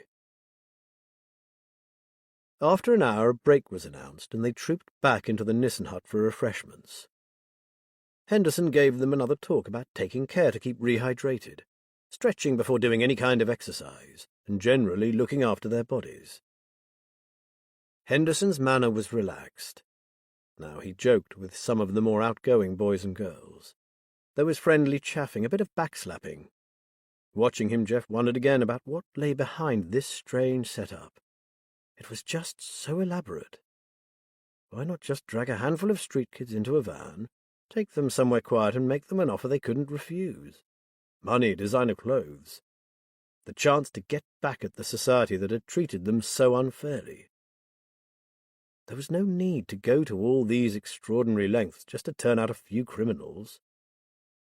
No. There had to be more to this than even Matt and Liz suspected, and it would be down to him to discover what it was. Refreshments over, they were told they could go out for another hour. As everyone made for the door, Jeff noticed a man he hadn't seen before hurry in, scowling. He went over and spoke to Henderson. Jeff bent down and took off one of his trainers, shaking it as if to get rid of a stone or some other piece of debris. He was too far away to hear what was being said, but the man definitely sounded angry, and Henderson's face became hard. As he followed the others through the door, Henderson's eyes fell on him briefly.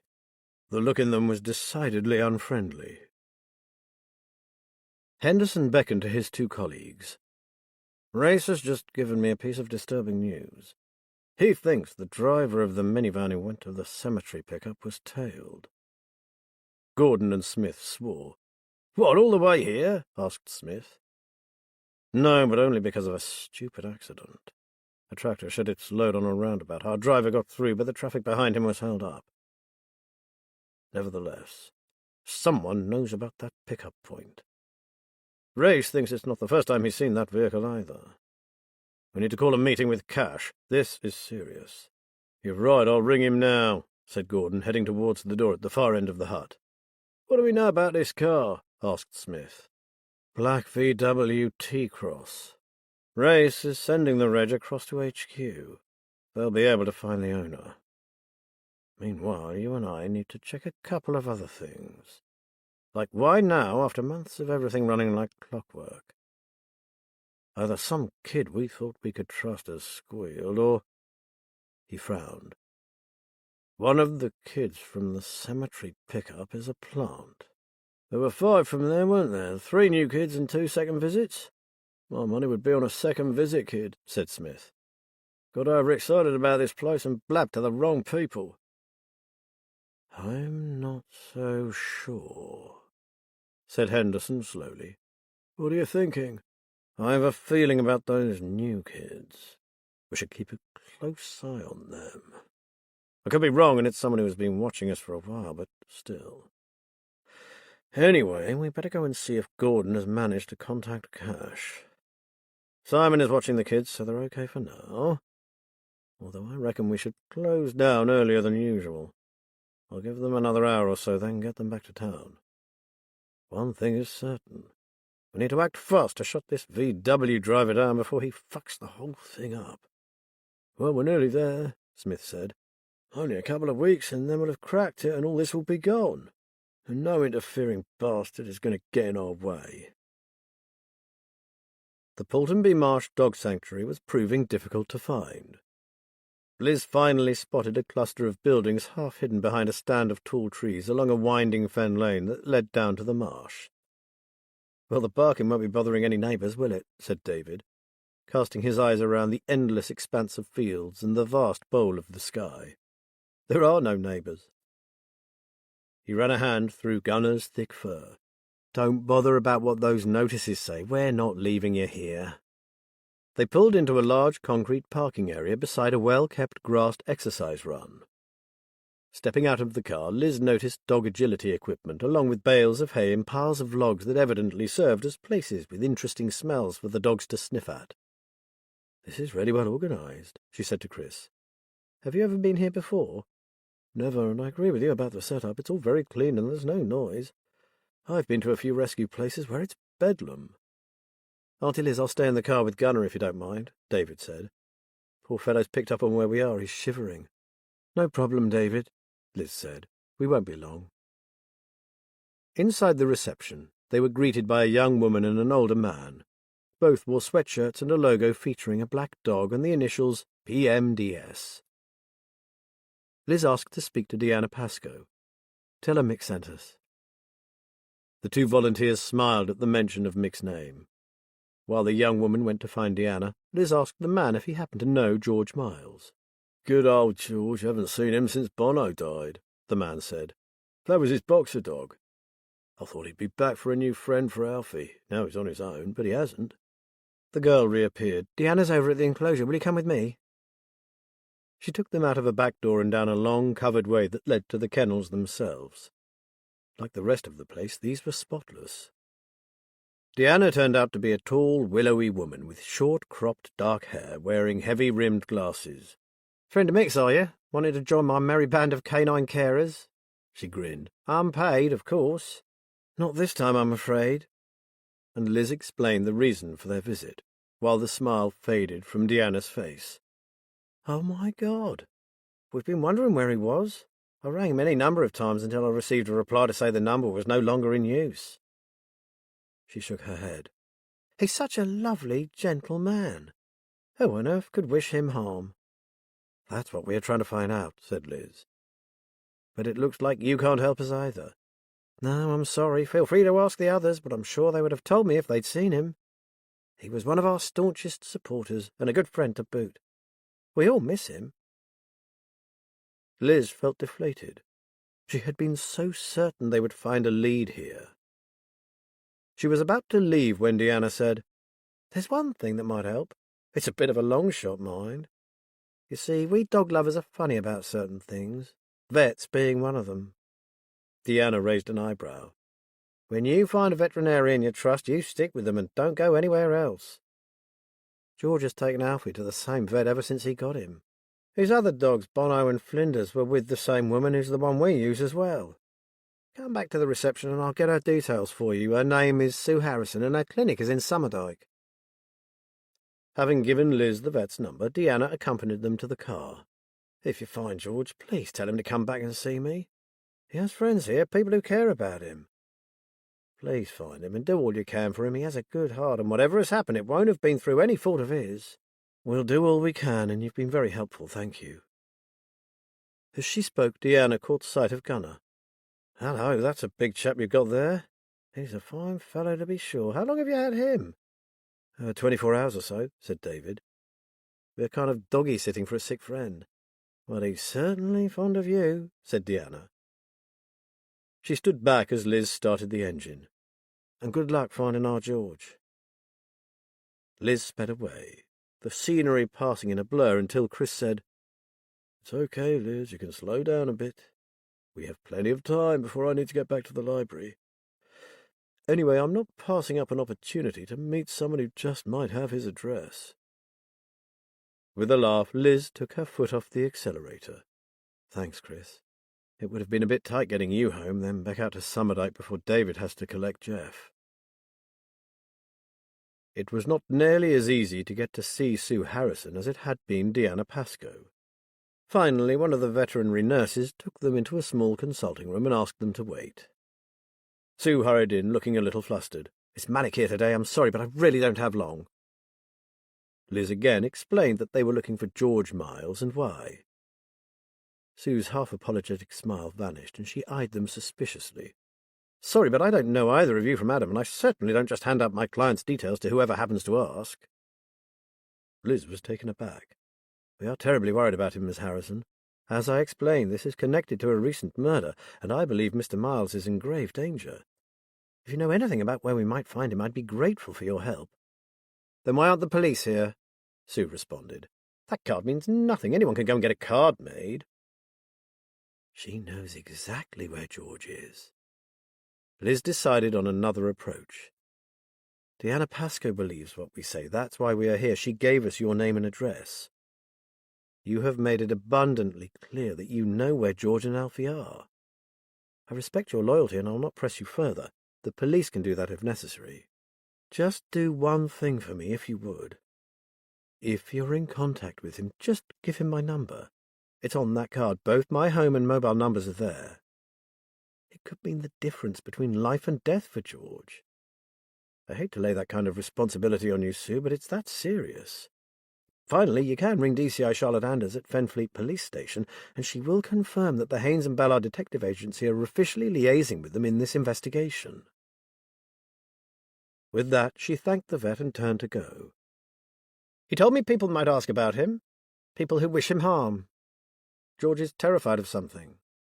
He said he was risking his life coming to me, but he would do so for Alfie's sake." Sue Harrison looked at the floor. "I was hoping it wouldn't come to this. Part of me believed he had suffered some kind of breakdown, and it was all in his mind. I have no idea what happened, and I don't think I want to, but I like and trust George. He's a good man. I won't give you his details, but I will give him your number. He can decide whether or not to talk to you. That's all I ask," said Liz gratefully, "and I do appreciate it." It was something, she supposed. Now it was down to George, and failing that, an official visit from D.C. Darren Norton, God help them. All she could hope was that George Miles would see sense and ring her. Chapter 24. At precisely 2:30, the youngsters were taken to a shower block, where they took off their kit, showered, and put their street clothes back on. Jeff was on edge. It was plain to him that something unexpected had happened. The two who had been watching them during the first session were missing, as were Henderson and the other instructors, and they were left in the hands of a man called Simon, plus a new man, Kit, who was introduced as a medic. For the first time, Jeff missed his mobile phone. He needed to tell Matt and Liz of his suspicions, but he had no way of communicating with them. Recalling the look Henderson had given him as he left the Nissen hut, he realized that from now on, he would have to be careful not to drop his guard for a second. "Everyone back to the main hut, please," Simon called out. "One last word from Henderson and you'll be taken back to town." Back in the Nissen hut, Jeff could sense the tension radiating from Henderson. "One more quick word with each of you, then make your way to the vehicle that brought you. Except for the group from the churchyard. You will be going back in a Land Rover. We won't be dropping you there, but it will be close by. Me and the team hope you've had a good time today." Jeff watched Henderson speak to the other boys. As far as he could tell, he was asking them for their mobile numbers. Would he be able to return if he didn't have one to give him? And why the change of vehicle and a different dropping-off point for their group alone? Henderson was now calling his name out. Taking care to look bored, Jeff made his slope-shouldered way over to the waiting figure. "Simon tells me you handle the equipment pretty well, Ammo." Jeff shrugged. "Fat lot of good that'll do me down at the job centre." Henderson stared at him thoughtfully. "Don't knock it, Ammo. There's plenty of jobs that call for someone who's agile and strong. And if you were prepared to develop your other skills as well, you might go far. Now, if you just give me your cell number, you might get a call to say you can come back for a second time, if you want to." "Well, what is it?" "Ain't got one, have I? Some bastard nicked it." Henderson shook his head. "You teenagers. You're the third kid whose phone has been lost, damaged, or stolen. Well, if you want to come back again, be at the car park at Aldi the day after tomorrow at 10:30 sharp. And don't be late. He won't hang around." Jeff nodded. "All right, Anne. Thanks. This is a pretty cool place. Just don't shoot your mouth off about it, and I mean that." Jeff scuffed the toe of his trainer on the ground. "No chance of that. Who have I got to talk to in that dump? No one." He went out to the waiting Land Rover Discovery, wondering if he'd got away with it. Something serious appeared to have happened back there, and from the look that Henderson gave him, he knew he could be under suspicion. As they drove away, Jeff was relieved to be out of there. For a while he had wondered if the only way he'd get out was over the high mesh fence. At least Joe now knew that he no longer needed to fear being recognized. The look of amazement on Mick Holmes's face when Joe revealed himself as the old tramp he had once helped on the road was almost comical. Mick was only convinced that he was who he said he was when he described what was in the packed lunch Mick had given him that day. Joe rode away no wiser as to that elusive address, but knowing that he wasn't alone in his search for George Miles. Some private detectives were trying to find him too. From what Mick had said, they were working alongside the police to solve the case of Molly's murder. He was surprised to learn that the police were even mildly interested in the death of a vagrant, and wondered what this might mean. Joe was now heading back the way he had come. He had decided against going into Marsh Dyke itself, instead trying one more time to find his safe place. If there was no Joy there, he would contact the number Mick Holmes had given him for the detective agency that was looking for George. Anna and Tilly sat in the kitchen, the list of place and names David had left with them on the table in front of them. None of them meant a thing to Anna, but Tilly wasn't so sure. "Me head's all mizzy-mazzy right now," she muttered, "but summat seems to be a tugging at the old memory." "What's that, Gran?" Anna asked. The old lady frowned. "Rupert." Anna got up to put the kettle on. "Other than the bear in those children's stories, I can't say it rings any bells with me." She badly wanted to help Liz, for whom she felt the deepest admiration. This had only grown when she understood what it must have cost to get her life back on track after the life-changing injuries she had suffered. "Madge, that's it, Madge Kettleworth!" exclaimed Tilly. Anna looked round. "Who's she?" "Dem bird now, Duck, but she were in service at the Whistler's house. You know, the big house behind the church. The old vicarage." Anna knew which house she meant. And what's more, Whistler was one of the 3 families Callum had told them of whose children Molly had taught. "So what's the connection to Rupert, Gran?" she asked. "Madge's cat, damn great thing it were. Can see it now, a big tap cat called Rupert." And if Madge were dead and buried, Rupert would be too, and that might mean a grave. In Rupert's grave. I don't suppose you know if she buried it, do you, Gran? "Oh, yes." Tilly nodded furiously. "Old man Whistler let her have a quiet spot in the back of the garden. She give it a nice little service and all, piping her eyes, somewhat awful she were." Tea forgotten, Anna exhaled. This could mean that one of the riddles was solved. If they could only locate this grave after God knows how many years. Gran, you said she cried her eyes out when she buried Rupert. Were you actually with her then, or did she tell you about it? "Oh, I were with her, me duck. Your granddad dug the hole hisself. He were gardener to the old man Whistler." "I don't suppose you could find that grave again, could you, Gran?" The old lady's face crinkled. "Well, I knows where it was," she said doubtfully, "but they's made a lot of changes to that garden since them days. Not a patch on when my Albert tended it, mind. Young Ted does his best, but—" Anna tried to think herself back into police mode. Now they had found the answer to one of the clues. What then? How could they gain access to the Whistler family's garden? And if they did, they could hardly start digging up some dead cat's grave. She would need to think about this. Meanwhile, since Gran had solved one riddle, maybe she could do it again. She turned back to the kettle and made the tea. Right, Gran, 1 cup of tea coming up, and you can get that mizzy-mazzy brain of yours working again. You've solved 1 riddle, so how about the other 4? He reckons a chocolate biscuit would help, don't you, me duck? Smiling fondly at her Gran, Anna reached for the biscuit tin. Matt breathed a sigh of relief.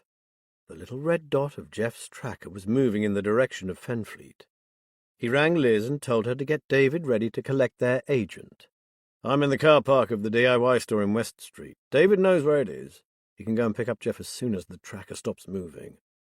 The minute we know he's happy that he's not being followed, the 3 of us will head back home. He exhaled. I'm telling you, Liz, this little escapade has taken a year off my life. I've spent the whole day worried sick about that lad. 20 minutes later, David's car drew up behind him and David hopped in. Hi, Matt, everything all right? I'm not sure. Look here. Matt pointed to the tracker. The vehicle bringing him home just went right past the old cemetery. It's still moving.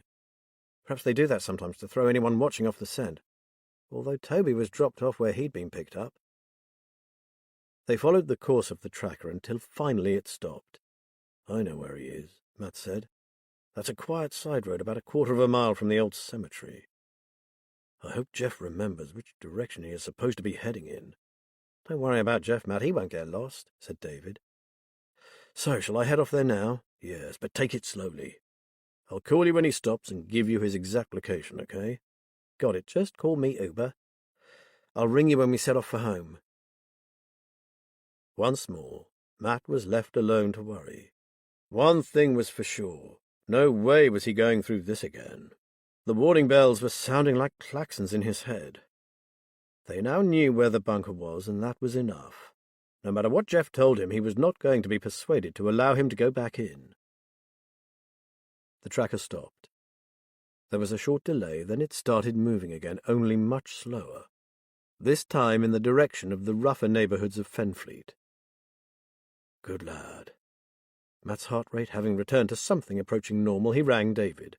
He's on his toes to the rendezvous point. Be ready to move towards. I suppose that's police speak. David sounded amused. Sorry, lad, old habits die hard. It's okay, I get the picture, though I refuse to say Wilco. Anyway, I'm ready and waiting. 20 minutes later, they were all on their way back to Tanner's Fen, Matt's anxiety having turned into impatience. What had Jeff met with out there on the marshland by Marshdyke St. Mary?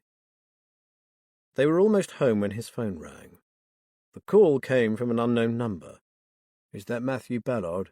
A man's voice said, of the detective agency. Yes, how can I help you? My name is Johan de Vries, and I believe we are both looking for the same man, George Miles. Matt was momentarily stunned. Johan? Could this be Joe? It's all right, Mr. Ballard. I thought you might be surprised. Yes, I'm the man you knew as Smokey. The man was silent for a moment, then he said, It's about Molly, Mr. Ballard, Marika Monaghan. Can I meet you somewhere? Do you know Tanner's Fen, Joe? There was a soft laugh. I know every inch of this part of the fens, Mr. Ballard. I travelled every road here for more years than I can count. Then go to Cannon Farm, near the sea bank. I'm heading there now. Do you have transport? Matt recalled the weed-draped bike that had been dragged from the ditch. Oh, yes, I've upgraded. I can be there in 30 minutes. Then we'll see you soon, and Joe? Matt chuckled.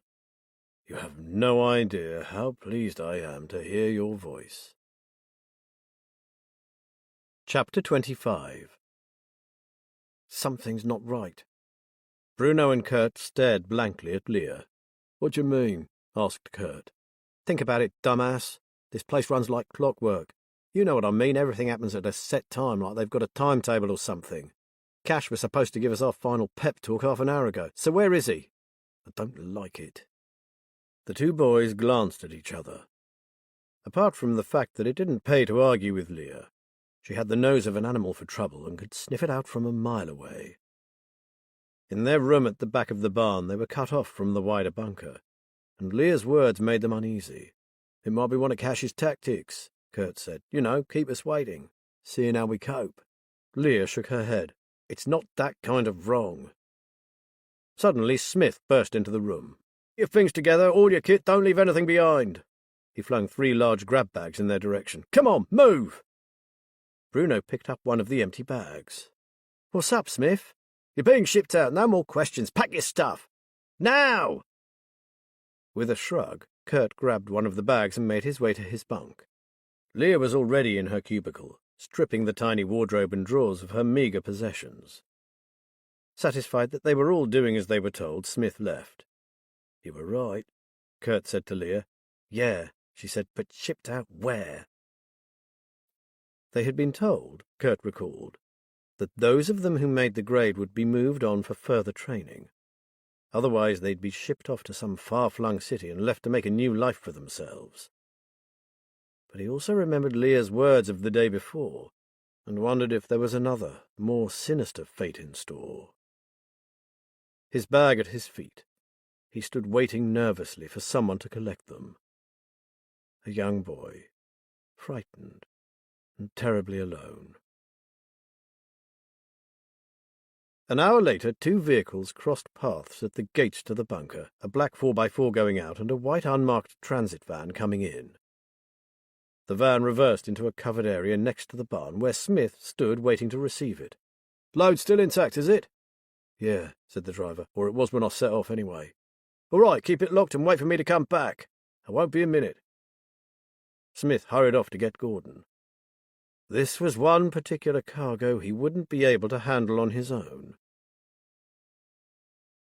Matt burst into the kitchen and announced the imminent arrival of a very special visitor. Liz gasped. Smokey? Oh, thank God he's alive. Is he really on his way here? I can hardly believe it. Matt's unexpected news caused quite a flurry. He sounded different, he said, sort of, well, perky. And when I asked if he needed a lift or had got himself a new bike, he said he'd upgraded, whatever that means. Jeff was the only one of them who seemed less than excited. If it's okay with you guys, I'll go and get changed. Then I really do have to talk to you about today. Things happened that you need to hear about. Off you go then, Liz said and looked at Matt. It's a pity Smokey Joe chose now to turn up. We really need to hear what Jeff has to say about the bunker, but Smokey could be pivotal to Molly's case. I suppose there's not much we can do about it, said Matt. Smokey's on his way here, and by the way, he called himself Johann de Vries, so maybe we should drop the Smokey. I'll try to remember, said Liz. Though I've known him as Smokey for so long, it'll be odd calling him— What did you say the name was? When the gleaming motorcycle thundered to a halt outside, Matt wondered what the delivery could be. David looked out of the kitchen window. Hey, I've seen that guy before. I recognise the bike. I met him when I was walking Gunner while you were at Mick Holmes's cottage in Beckersby. He was parked up at the side of the lane and he said hello to Gunner. So it had been Mick who had brought them together. Matt joined David at the window and the two of them watched him put the bike on its stand and pull off the full-face helmet. So it was a courier after all, thought Matt. Don't you think someone should let him in, said Liz, instead of gawping at him through the window? David hurried to the door and admitted a thin man of medium height, with short, wavy grey hair. Despite the weather-beaten features, this new Joe revealed himself to be quite a few years younger than Matt, and bore not the slightest resemblance to the old tramp with the bicycle and the bucket of hot coals. Joe? Matt asked hesitantly. Joe made a little bow. The same, Mr. Ballard. My circumstances have changed, you might say, and I realised that if I wanted to stay alive, I'd have to change along with them. Well, you've done a bloody good job. I'd never have recognised you in a million years. That's very good to hear, said Joe, meaning it. It should give me a bit of an advantage if it comes to the crunch. Matt shook his head. Hell, man, we all thought you were dead. And look at you now. Well, all I can say is thank heavens you had your wits about you. I assume it was you dumped the bike. Joe nodded. I had to buy myself some time. Perhaps we could all go into the lounge and sit down, Liz said. We clearly have a lot to talk about, and if Joe will excuse us, we really need to listen to what Jeff has to say. Jeff was hovering anxiously in the background. I can wait outside if you like, offered Joe. Matt shook his head. No need, it's a different case, Joe, but knowing this area as well as you do, you might be able to help. Once they were settled in the lounge and Matt had given Joe a rundown on the missing teenagers and the bunker, Jeff then gave them an account of his day. He described the layout, the people in charge, and the way they drew the kids in. "It's bloody clever," he said. "They assess the kids' abilities and interests, then tailor a program to fit each individual. I didn't know it until I chatted to a boy on the journey home, but apparently they even have computer games consoles in one section for anyone who isn't comfortable with the assault course." Jeff paused. "I couldn't see any sign of an actual bunker, just the assault course, a Nissen hut and a large barn, but from the top of one of the climbing nets I noticed another structure at the back of the barn. It looked like a big low concrete block, half overgrown with brambles and grass, so I guess that must be it." "Where is this place?" Joe asked. "An area of land between Marshdyke St. Mary and the marshes," said Matt. An odd look passed across Joe's face. "Joe?" Matt asked. Joe didn't answer immediately. "That's the old Bruton place." Liz gasped. "Bruton is one of the names given to us by Anna's friend, Callum Stokes. It's one of the 3 families whose children Molly was teaching." "That's right," said Joe tightly. "She did teach one of the Bruton boys. Benjamin was his name." "Yes," exclaimed David. "She mentions Benjamin a lot in her notes." "Whoa, folks." Matt held up a hand. "I know it's important, but can we keep to the bunker for now? We mustn't lose sight of our missing boy, Liam Cooper, and for heaven's sake, let Jeff finish. Now, lad, what happened to make you so uneasy?" Jeff told them of the man who'd rushed in and said something to Henderson that he obviously found extremely disturbing, after which the people who'd been watching them suddenly disappeared, leaving one instructor and a medic to supervise the kids. "That wasn't the only thing that got me worried," said Jeff. "It was the way Henderson looked at me. He was definitely suspicious. When we were on our way out, a number of other vehicles were coming in, and they weren't hanging around. I got the feeling it was some kind of red alert." Matt and Liz glanced anxiously at each other. The only thing that could cause such a reaction was a security breach. "But he let you leave, Jeff. If he was so suspicious, I wonder why he didn't try to keep you there." "Well, he had a last chat with each of us before we left, and when it came to my turn, I sensed that they had identified the problem, and it wasn't anything to do with me. He accepted my explanation for not having a cell phone number, and what's more, invited me to come back the day after tomorrow. So I'm guessing I'm in the clear." "Did they say why they were using a different vehicle and dropping you beyond the pickup point?" asked Liz. "No," Jeff said. "I can only assume that they thought the cemetery and the van were being watched." "Exactly," replied Matt thoughtfully. "But who by?" "We were miles away, and according to Norton and Swifty, the police know nothing about the bunker, so it can't be them." "Someone else is interested then," said Liz. "And they're not doing a very good job of observing." "This all makes me very edgy," said Matt. "I can't help thinking about Bernie's reaction when we asked him about it. He looked downright scared. And if a hard nut like Bernie is frightened of them, they must be seriously bad news. He called them a new breed of criminal, heartless and with no sense of honor. If that's the case, and if they were able to identify the problem so easily, in the time it took for our Jeff to swing on a rope and scale a net or two, they've probably sorted it by now. And, like they say, by any means necessary." The others were silent as they considered the implications of this. "What I don't understand is why the police aren't all over it," said Joe. "Because there is no evidence, and one missing habitual runaway doesn't warrant a major inquiry," said Matt. "And," he turned to Jeff, "if they raided it today, what would they find? A group of do-gooders, an altruistic landowner, and a handful of stalwart volunteers all helping to improve the lives of underprivileged kids. Isn't that right, Jeff?" "Absolutely," Jeff said. "And a bunch of happy, smiling teenagers. If I hadn't known what was behind it, I'd have had nothing but praise for what I found. Matt turned to Joe. Okay, Joe, you said you know who owns this place. Any more you can tell us? Well, Joe said, there's a big house on the far side of Marshdyke called Bruton Manor. In its day it was a magnificent spread with well-kept gardens and a swathe of surrounding land. The Bruton family were filthy rich. They owned huge farms both here and in Warwickshire. In the years up to and during the Second World War, they had a run of bad luck, mainly due to bad investments, and they sold off most of their farms. But they retained all the land around Marshdyke, including a stretch of grazing land along the marsh. That big barn belongs to the Brutons, along with the concrete bunker behind it. It was a World War II relic that old Francis Bruton had converted into a bunker at the time of the Cold War. Are there still Brutons living there now? Asked Liz. Yes, I believe so, although I haven't been that way for a few years. Molly told me to steer well clear of Marshdyke, and I took her advice.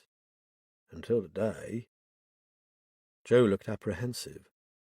I got as far as Baggersby, and now I'm here. He looked directly at Matt.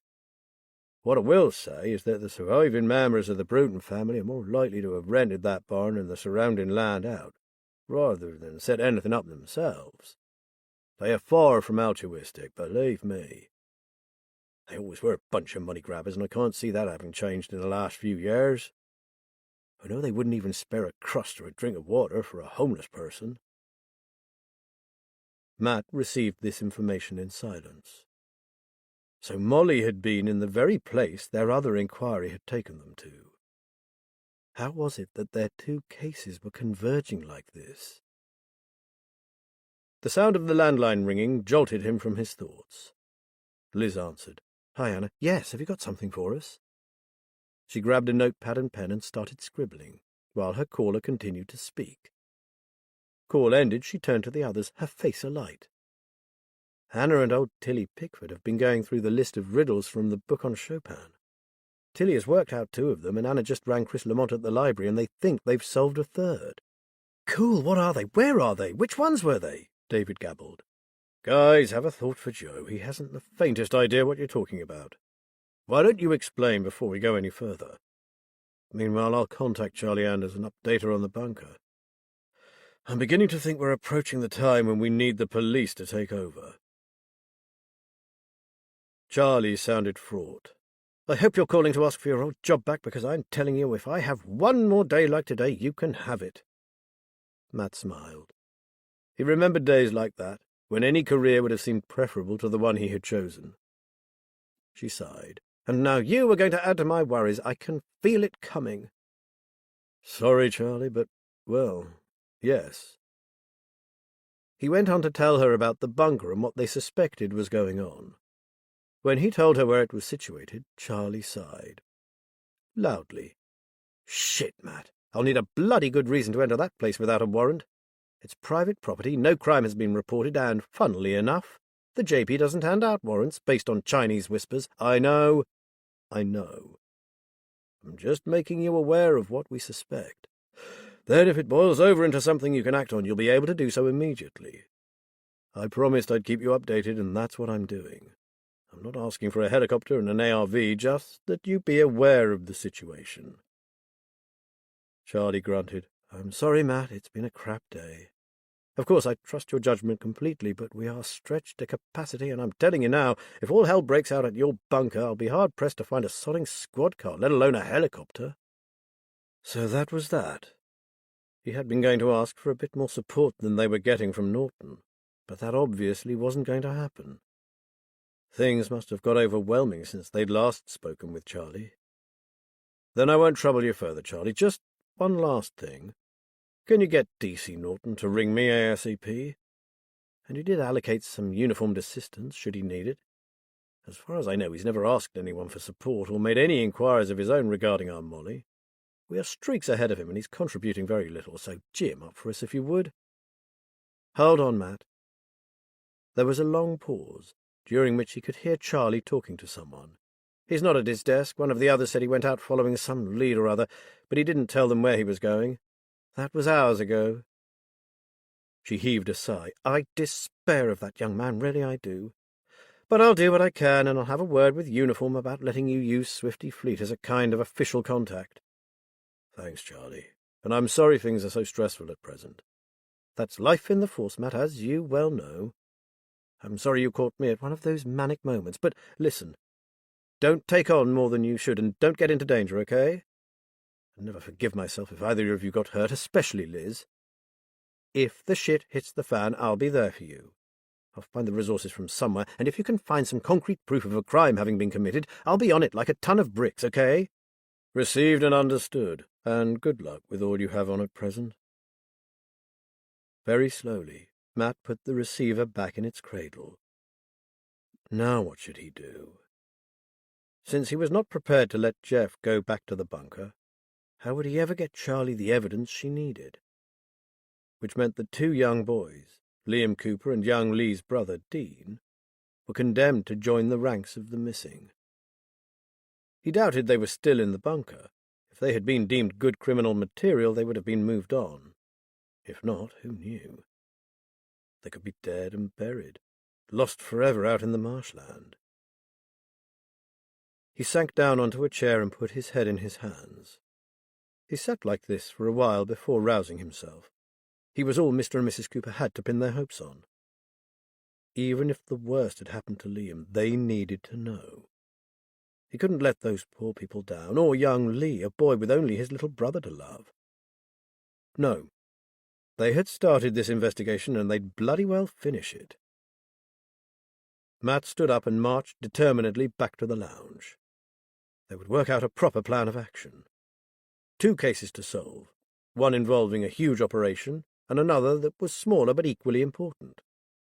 Not quite the retirement he had expected, but at least life wasn't boring. Chapter 26. Liz contemplated the disparate group ranged around her living room. These were the people who were to help her solve 2 challenging and very serious crimes. A university student, a soldier-turned-vagrant, a young parkour practitioner, and finally, Liz herself, a retired, semi-disabled detective. Their supporting cast consisted of a librarian, a former police officer, a keyboard player, an elderly woman codebreaker, and, she glanced at Gunnar, one very large dog. She watched as if from a great distance, David telling an astonished Joe about Molly's bag of scribbled notes and the clues buried within them. "That's Molly all over," Joe said. "If only she had told me what happened in Marstyke all those years ago, I'd have helped her. I would have laid down my life to keep that woman from harm. But generous as ever, she kept silent for my sake." He had been in love with her, Liz realized, as had Nathan, George Miles, and who knew how many others. All bewitched by the music of the magical night singer. "So tell us about these riddles your friends found the answers to." Liz blinked. Joe was addressing her. Well, starting with Rupert. Old Tilly knew that there had been a cat of that name whose owner buried it in the grounds of a house belonging to a family called Whistler. So we know where Rupert's grave is. Next was beneath the anvil. She glanced at David. Nothing to do with the forge, I'm afraid. It actually refers to a cloud formation known as the Anvil Cloud. It seems there was once a small school in Marstyke that catered for the local children until the advent of school buses closed it down and the foyers decorated with murals on the theme of the weather. A section of this mural depicts the various cloud formations. One of them is an anvil cloud, or cumulonimbus incus, a flat-topped cloud that heralds the advent of a bad thunderstorm. Tilly is certain that this is the anvil Molly was pointing to. "Awesome!" exclaimed David. "We'd never have worked that one out." The last one, solved by Chris and Anna, is that it has something to do with an old house called, wait for it, David, Cedar Lee, but which was originally called Silver Birches. "At last," David said. "There's my elusive Cedar Lee. What's more, it has a gravel drive lined with silver birches. So we now have 3 places to start looking." Joe, however, looked unimpressed. "I love treasure hunts as much as the next person, but forgive my saying this. George Miles knows exactly what happened. Maybe we should be looking for him rather than digging holes in and around Marstyke. What's more, George's life is in danger. I know this because I too was attacked. I only survived because of my army training, but George was an accountant, for heaven's sake. What chance does he have? He was right, of course. Their excitement over the riddles seemed childish when a man's life was at stake. So, what now? Should they abandon their hunt for those clues? How's it going? Matt had just entered the room, and his voice interrupted her thoughts. We've been telling Joe about the situation to date, and he's just reminded us of the urgency of finding George Miles. As far as we are aware, George is the only person who knows what happened to Molly, and someone wants him and Joe dead. So we have to focus on that rather than the clues Molly left. Matt paced up and down the room while he digested her words. Okay, this is what I suggest. Charlie has just told me we can't expect any help from the police. So I think our only course is to gather everyone who has assisted us in either of the two cases and hold a meeting. We've reached a point where we can't continue on our own, so far as I see it. Our only hope is to delegate some aspects of the work to those trusted individuals. You mean like Chris Lamont? Said Liz. Yes, and Anna if she's well enough, said Matt. They are both former police officers, so they won't need their hands-holding. Anna in particular could be very useful, since she lives in the Marsh-Dyke area. He turned to Joe. And you'll help too? That's why I'm here. I need to find George, so any way I can help you to do that, count me in. Excellent, Joe, and you're right, Matt, Liz said. It's the only way forward. Why don't we ring them now so we know who we're talking about, and then we can work out a plan? What do you think? I think let's do it, said Matt with a smile. You get on the landline to Chris and Anna, and maybe your friend Nathan. I'm going to update Swifty and put him in the picture. Then try to get hold of Darren Norton. He's our weak link, but we need to keep CID informed of what we're up to, so he has to be involved. The man tore savagely on the side of his thumbnail. His son was poorly. More than that, Jamie had a fever and was practically raving. Even his hard-hearted brother, who had come to change his dressings, had expressed shock at the state he was in. He belongs in hospital. It looks to me like he's developed a serious infection, sepsis most likely. His temperature is off the scale, and he's even more confused than he usually is, if that's possible. This time, Father, you don't have a choice. You either call an ambulance or he dies, and if you still won't do it, I will. For the first time in years, he had faced up to his eldest son and pointed out one or two home truths to him. He had left, white-faced, but without having called the emergency services. As the door banged shut behind him, the man knew that he would never see his son again. His eldest boy, the one with the brains, had never understood about bloodlines, while Jamie, the dunce, had understood only too well. It was all so unfair. If Jamie didn't survive, he was on his own. Without Jamie, it would be down to him to sort what remained of this terrible mess and put an end to what had been started so many years ago. So be it. Shaking the blood from his gnawed finger, he went to the fridge and took out the milk. He set it on the stove to warm for Jamie's nighttime drink. It was far too early, but in the state he was in, Jamie wouldn't know. He placed a couple of chocolate biscuits on the tray. The lad would be unable to eat them, but he'd expect them to be there, as always. He then crushed a handful of tablets into a powder, added them to the steaming mug, and stirred. It didn't take long. He held his son to him, telling the boy he loved him, and watched as the drink went down. Even in the throes of a raging fever, Jamie followed the time-honoured ritual and drank his good-night drink to the dregs.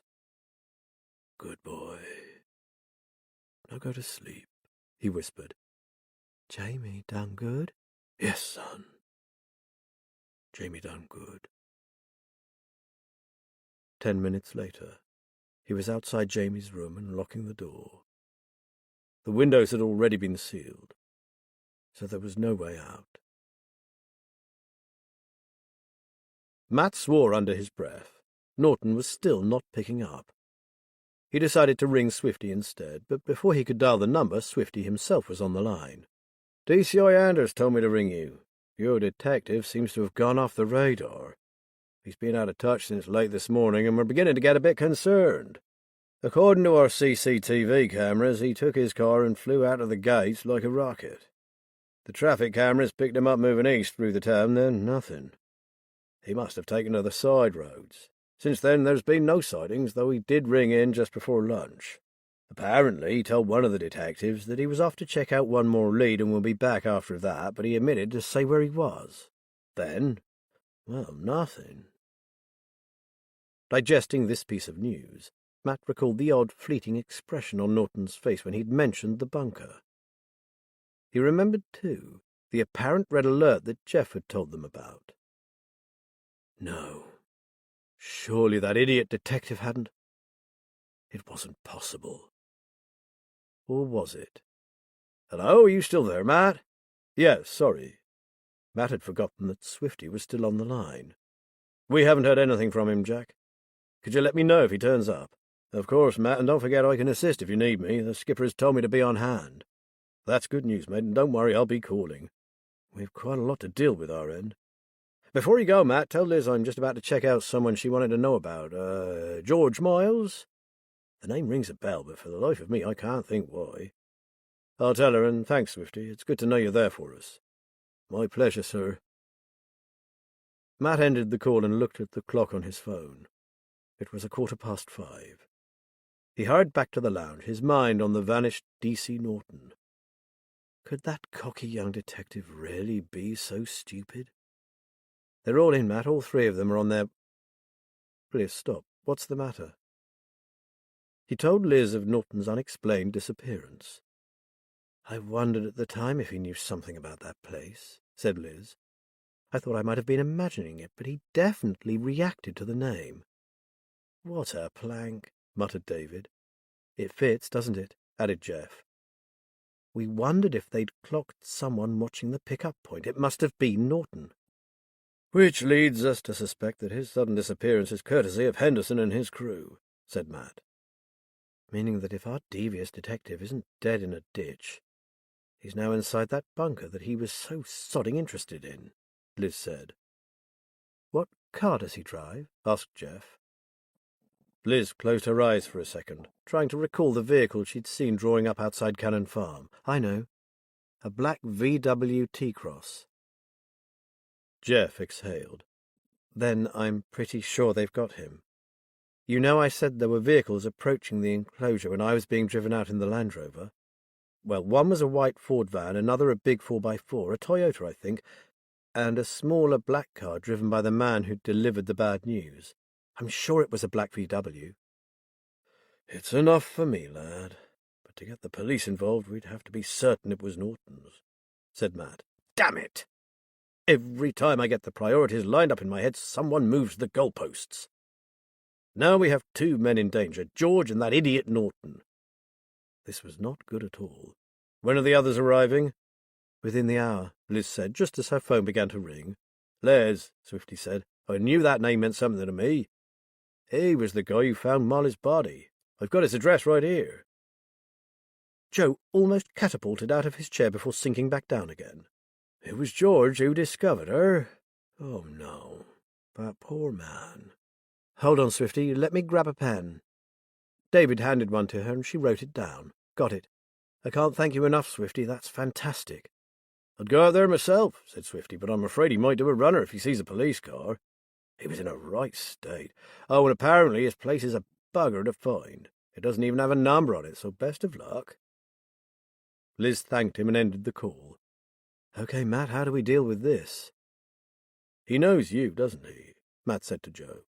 I've changed a lot since we last met years ago, but I do know how to reassure him that we're both old friends of Molly's. And I really do want to go, Matt. He's the reason I'm here. Why don't I go too, suggested David, and take Gunner? We know that George is a dog person, so he'll be more likely to trust someone with a dog. And I'm not exactly intimidating, am I? Sounds good to me, said Joe. We'll take the car and park nearby, then walk the dog to George's house. He looked at Matt. Is that okay with you? It was the best they could do, so he agreed. What's the address, Liz? She read it out. It's about half an hour from here, right out in the wilds.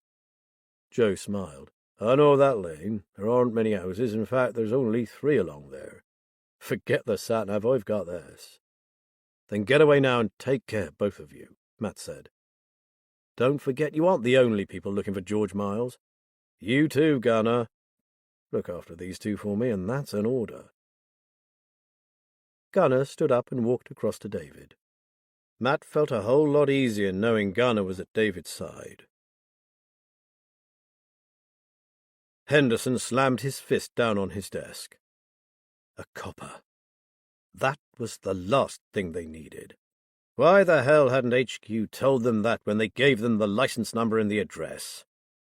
Now they had a fucking detective trussed up in a storeroom. Smith marched in. What the hell do we do now? He demanded. This could screw the whole operation. Tell me something I don't know, barked Henderson. One thing is for sure, we don't get paid enough to kill policemen. Yeah, that's not in my job description either. But it can be arranged. Not everyone cares about who they top. Smith flung himself into a chair and glowered at Henderson. We can't keep him here, that's for sure. Then we arrange an accident, don't we? Henderson said. We've got his car, we've got him. And there are some pretty dangerous marsh lanes out there. Well? Smith shrugged. I suppose that's a possibility, as long as it happens fast. Just the thought of him being here gives me the screamers. And I can't believe he's acting on his own. Any moment now we could have blue lights and sirens coming at us across the sodding fen. I get what you're saying, Smith, but just cool it, would you? There's no point us shouting at each other. This is not our cock-up, it's HQ's. We're agreed on that. But we still need to sort it before we start getting unwelcome attention.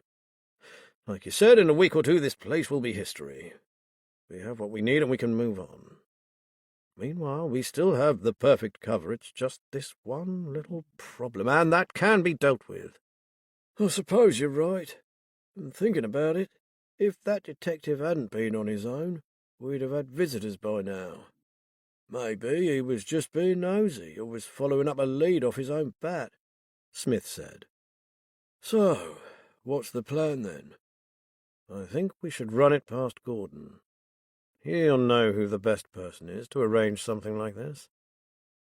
The most dangerous time of day for driving on these fen lanes is just after twilight, when visibility is at its worst. That gives us roughly 3.5 hours. And as we can't have it happen right on our doorstep, we need to act fast. Henderson stood up. Come on, let's get this sorted. George Miles sat at the kitchen table and stared again at the message his vet had sent. Was this an honest offer of help, or a trap? Stacked at his elbow were 6 boxes of paracetamol. More than enough to end this miserable existence. He looked down at the dog lying at his feet. He could no more take that dog's life than fly to the moon. But he couldn't abandon him either. Having been abused and then left for dead, Alfie didn't deserve the same thing to happen again. George fondled the spaniel's ears. If only he could ring that number and rid himself of all these years of anguish. But he didn't dare. There is one other option, old lad, he said. How do you feel about a long holiday walking the North Yorkshire moors? We could pack a bag and just head off. How does that sound? Alfie wagged his tail. Alfie always wagged his tail. Anything George suggested was fine with him. George stood up. Right, that's decided then. I'll pack a bag and some food to tide us over, and we'll hit the road. It took George 30 minutes to pack up everything that constituted his life in this cottage. 1 bag for him, and a heap of necessities for his dog. Towels, leads, bowls, food, flasks of water, treats. Finally he made the house secure, fastening windows and switching off the water. He was about to depart when a loud knock on the door made him freeze in his tracks. No one called here. No postman. No delivery van.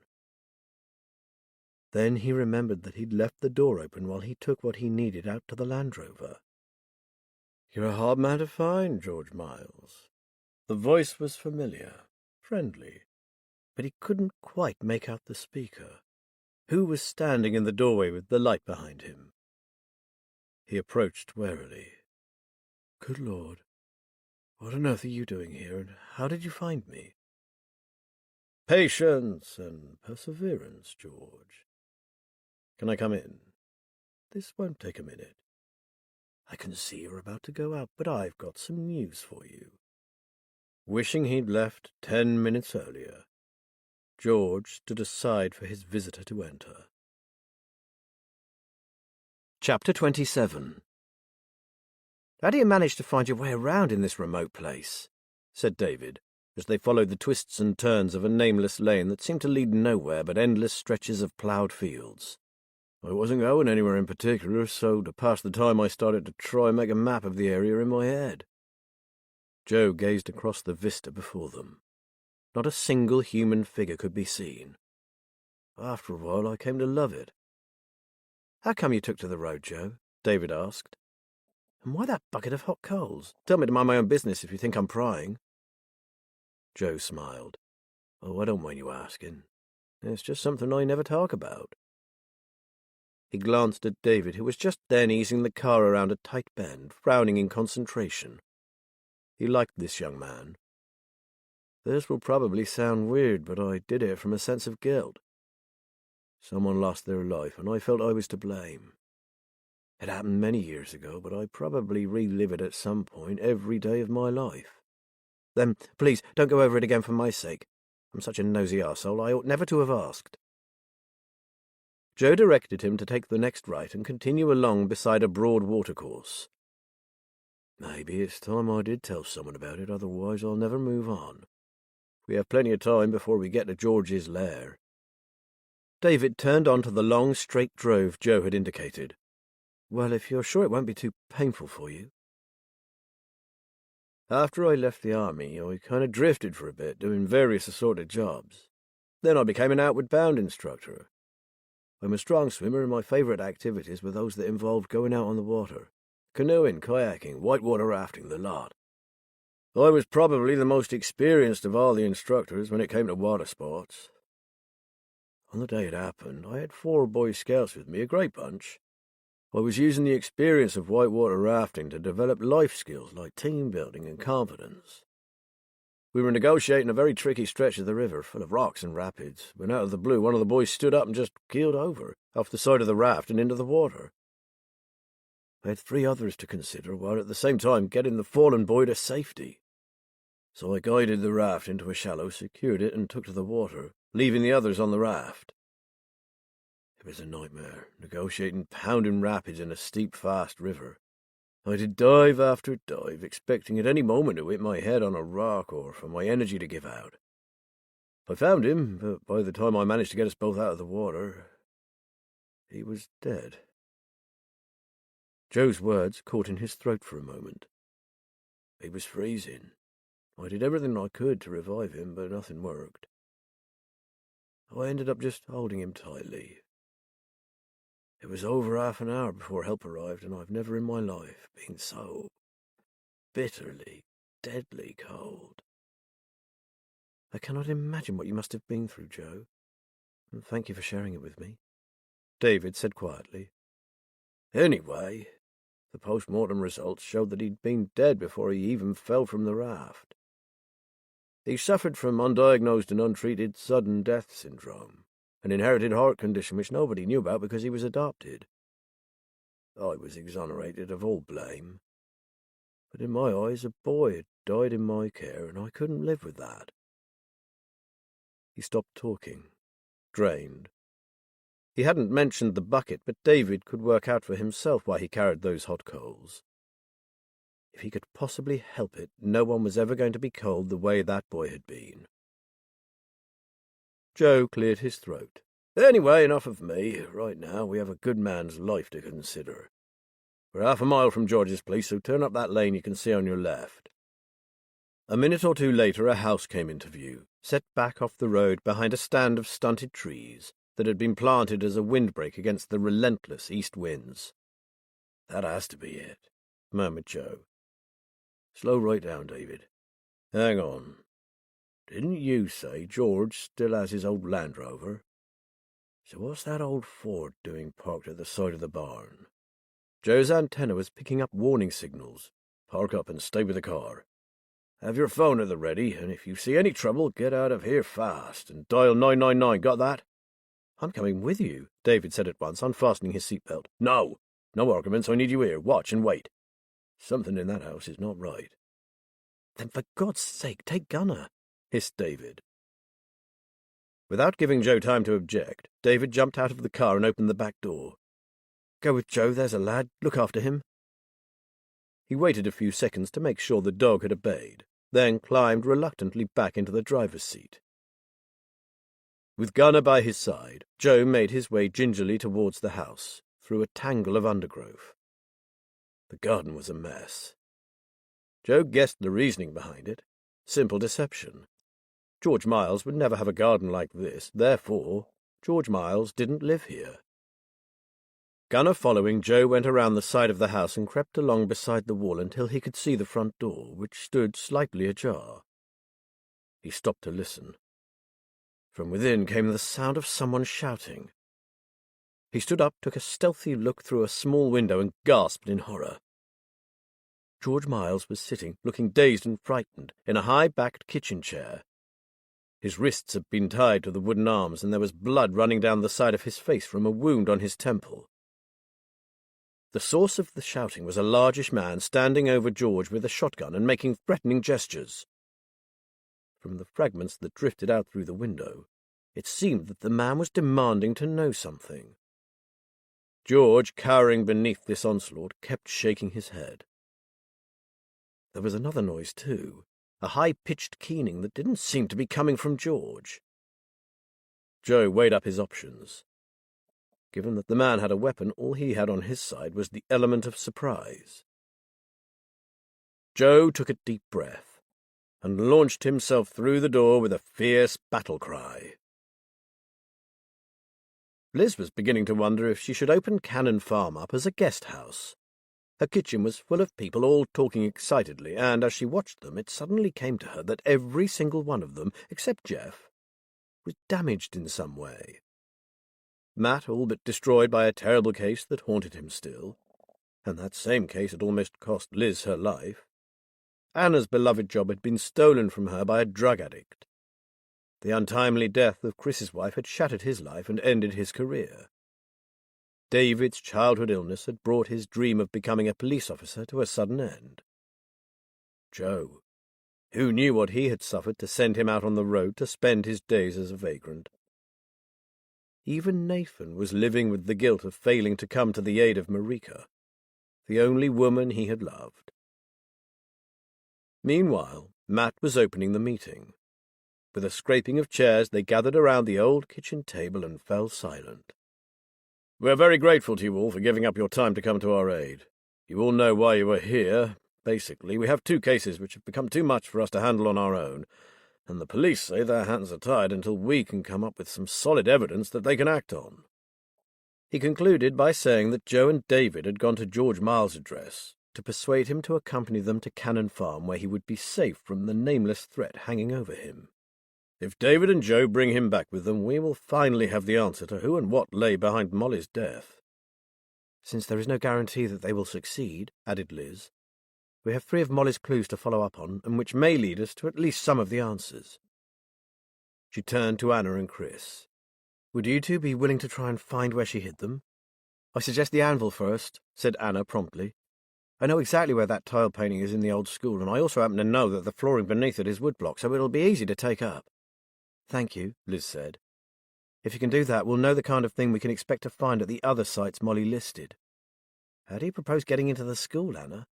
"There'll be a weak point somewhere," said Chris, producing with a flourish a Swiss knife from his pocket. "This has been a great help in days gone by. We'll get in." "How soon can you go?" Liz asked. "The minute we finish here," said Anna, with a glance at Chris. "The sooner the better," he said. "That old school has a back entrance to the playground.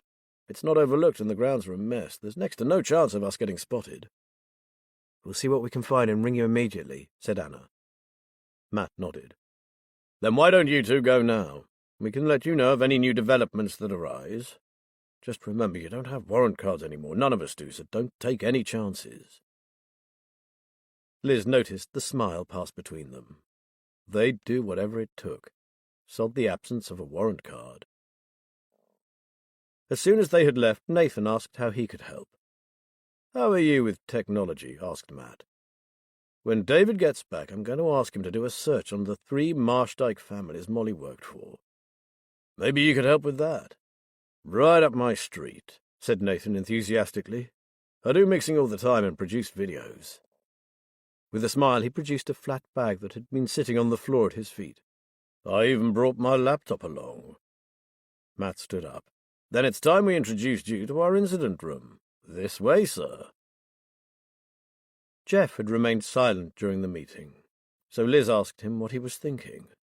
I have an idea, but I don't think Matt will like it. Will I like it? She asked. He grinned. Probably not, but it's still a bloody good idea. Come on then, spill. We all agree that the thing with the bunker is getting too big for us to handle. But the police have no justification for raiding it, right? Uh-huh. Well, I know how we can alter that. What do you mean? Liz asked.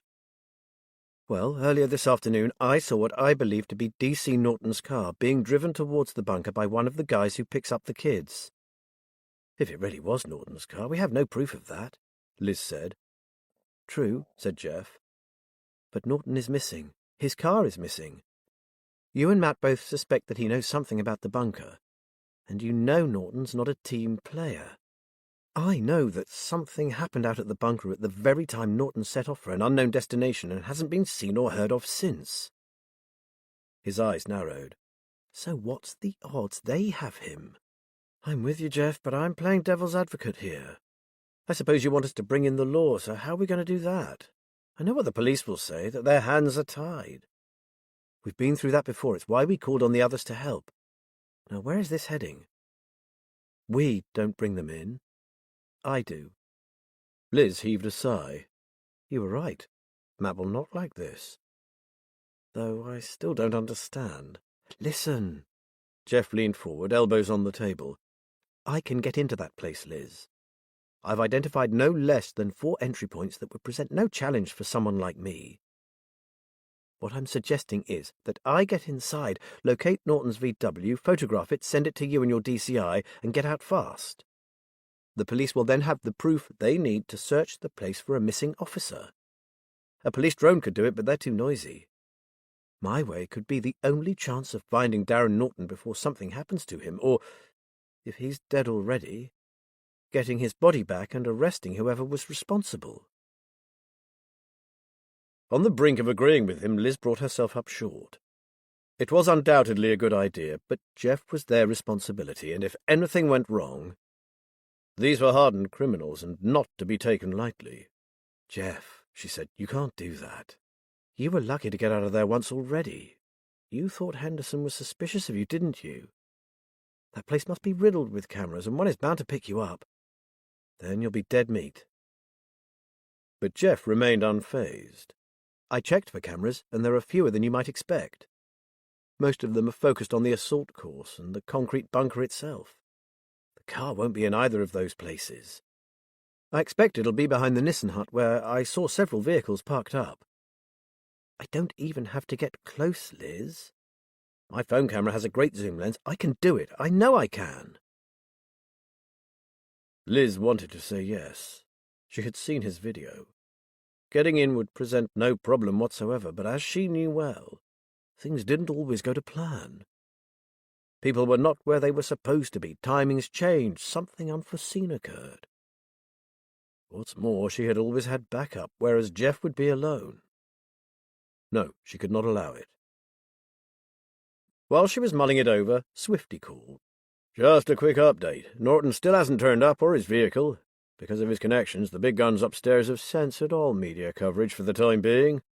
They're not sure how to play it. But it will hit the headlines tomorrow. You can't keep something like this under wraps for long. He chuckled. DCI Anders is dusting the ceiling and shows no sign of coming down. I've never seen her so angry. Just as she ended the call, Matt reappeared. She told him what Swifty had said. And, Jeff has a suggestion. Matt listened to every word and called it a brilliant idea. Then, as they had both expected, he said no. Okay, said Jeff, clearly not ready to give up yet. What if I took someone to cover my back? If I can't go alone, what if two of us went in? Like who? Liz said. My days of scaling walls are well behind me. Matt would never make it, and we all know about Davy's limitations. I'm not thinking about you guys. But what about Joe? He was in the army, wasn't he? Who better to watch my back? If we can prove that the missing officer's car is in there, the police can carry out their raid. He gazed at Matt.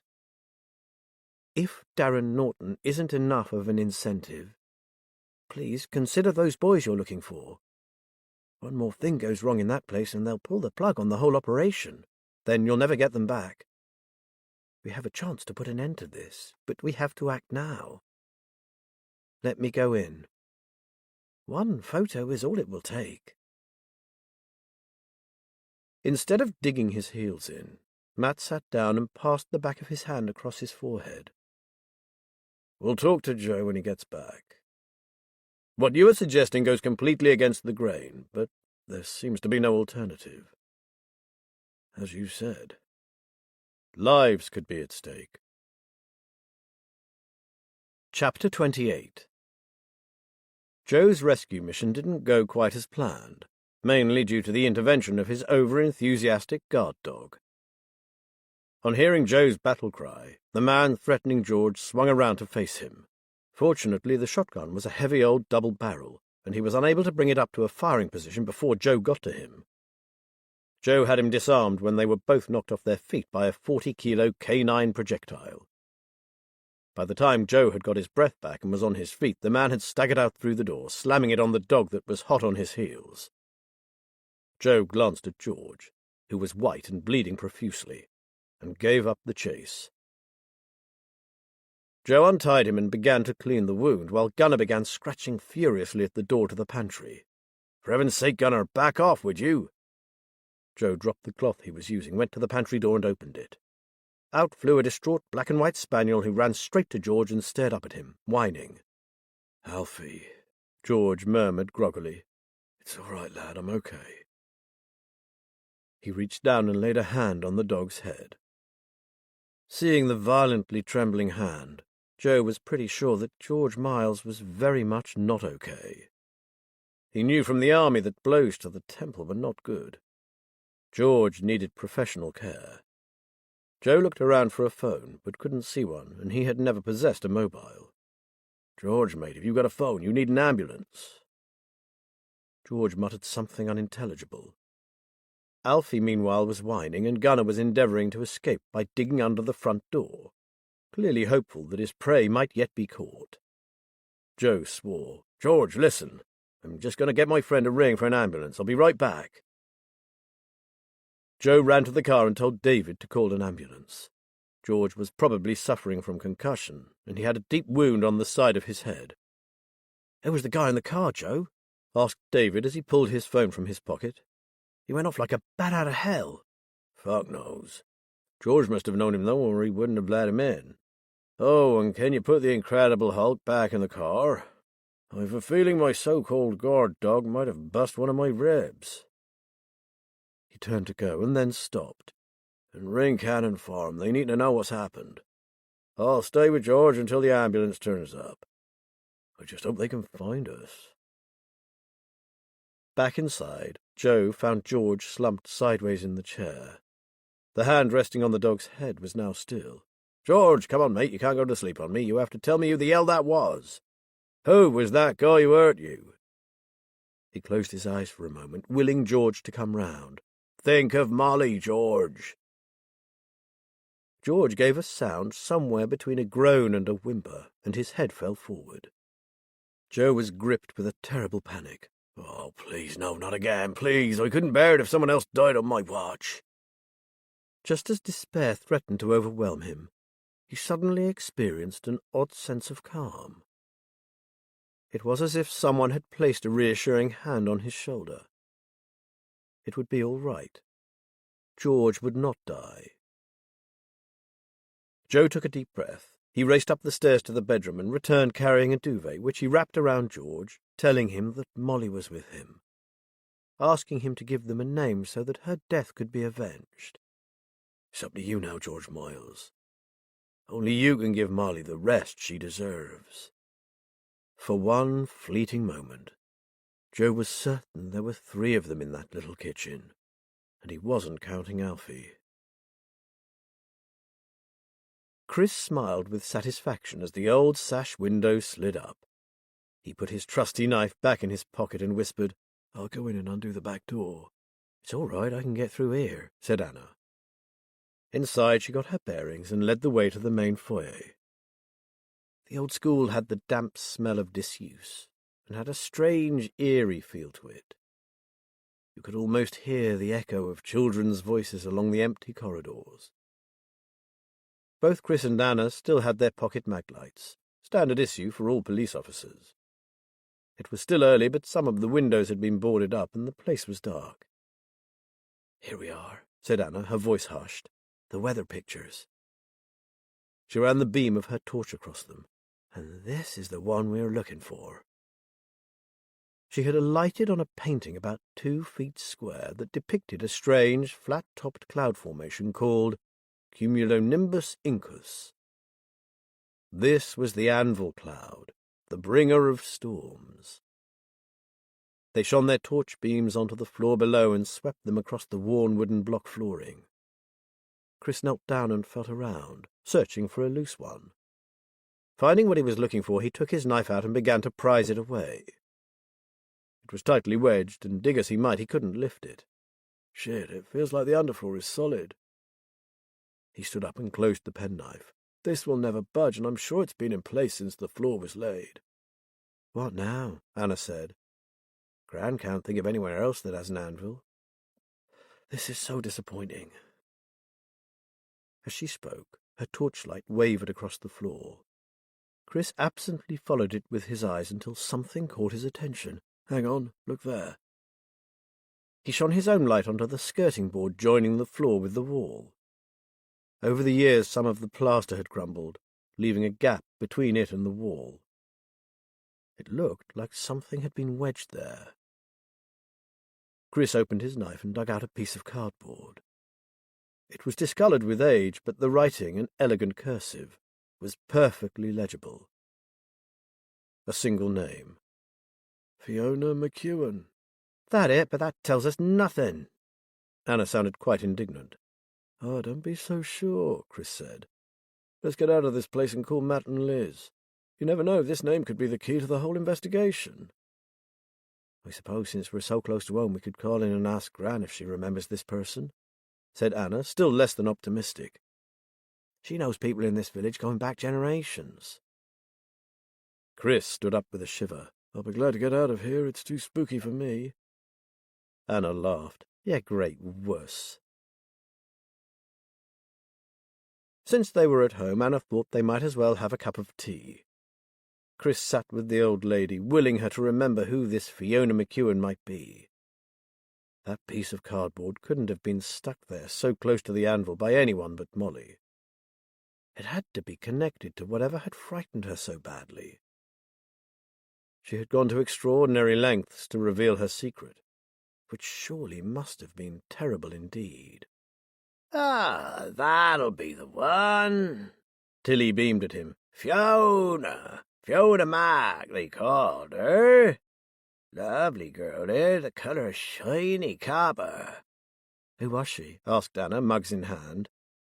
"Private secretary, so she called herself. We all thought she were a bit more than that, if you catch my drift." "Who did she work for, Gran?" asked Anna, placing a mug of tea in front of Tilly. "Edward Bruton's eldest son, Reginald, one of them bigwigs in the village. Like to call himself a company director, as I recall." There was a disdainful edge to her voice. Though what he was director of, no one could say. Money-grabbing lot, them Brutons was. Chris and Anna looked at each other. Bruton again. The name kept cropping up during the investigation. What happened to her, Gran? Asked Anna. Well, one night she upped and left, nor a word to a soul. Tilly shook her head. There were a right old to-do about it. Reginald were beside himself, and of course there was all these rumours about him and her flying about the place. This set off a number of speculations in Chris's head. Had this Fiona chanced upon whatever had terrified Molly? If Fiona was such a woman of the world as Tilly had suggested, had her sense of self-preservation been much stronger than Molly's? Had she run for her life? You know what? He said. I think Molly was trying to tell us to find Fiona McEwen and ask her what happened back then. He took out his phone and called Matt. Matt's head was spinning. He had taken 3 calls in quick succession and was starting to feel as though he was manning a news desk just as a major story was breaking. "Okay," he said to Liz. "The upshot of all that is, first, that the swelling on Clem's brain is beginning to recede, and if all continues to go well, they'll be bringing him round tomorrow morning. Then David called to say that the ambulance had arrived at George Miles's place and they were preparing to take him to hospital. They think he is badly concussed and will have to have a scan. He'll be kept in overnight for observation." That's good news about Clem, said Liz. George, too, just so he doesn't finish up like Clem. And the other call? Chris says Tilly remembered Fiona McEwen, who, guess what, worked for one of the Brutons. One thing's for sure, we'll be looking into that family very closely as soon as we get going again. Especially as the bunker is on their land, Liz added. Speaking of the bunker, Jeff had just walked into the room. Sorry to butt in, but if I don't get down there soon, it'll be dark, and then I'll never be able to get a picture of that car. It's going to be tight even if I leave now. And I can't wait till tomorrow. They could have cleared out by then. He stared at Matt. You must let me go alone. We cannot have deaths on our hands when we have a chance of stopping them. Get yourself ready. I'll go with you, Matt said. No, Liz almost shouted. David said the ambulance was taking George to hospital. Joe knows the back roads, so they can meet up with Jeff somewhere near Marshdyke. Then Joe can still go with Jeff. There was no time to argue. Ring David now, tell him exactly where Joe should meet Jeff. Liz made the call. They're just leaving, and you, Matt, have work to do. That was a serious assault, a police matter. They'll want to interview Joe and David, and forensics will want that shotgun, so you need to buy Joe some time. Okay, I'll ring Swifty. Matt turned to Jeff. Go, and for God's sake, keep yourself safe. While all this was unfolding, Nathan proceeded quietly with his search. Bruton, Whistler, Conway. 3 old Fen families who, between them, owned the biggest, most prestigious properties in Marshdyke. Bruton, the proprietor of Bruton Manor, along with much of the surrounding farmland, was stinking rich. As far as Nathan could see, there was no pie in which he did not have his fingers.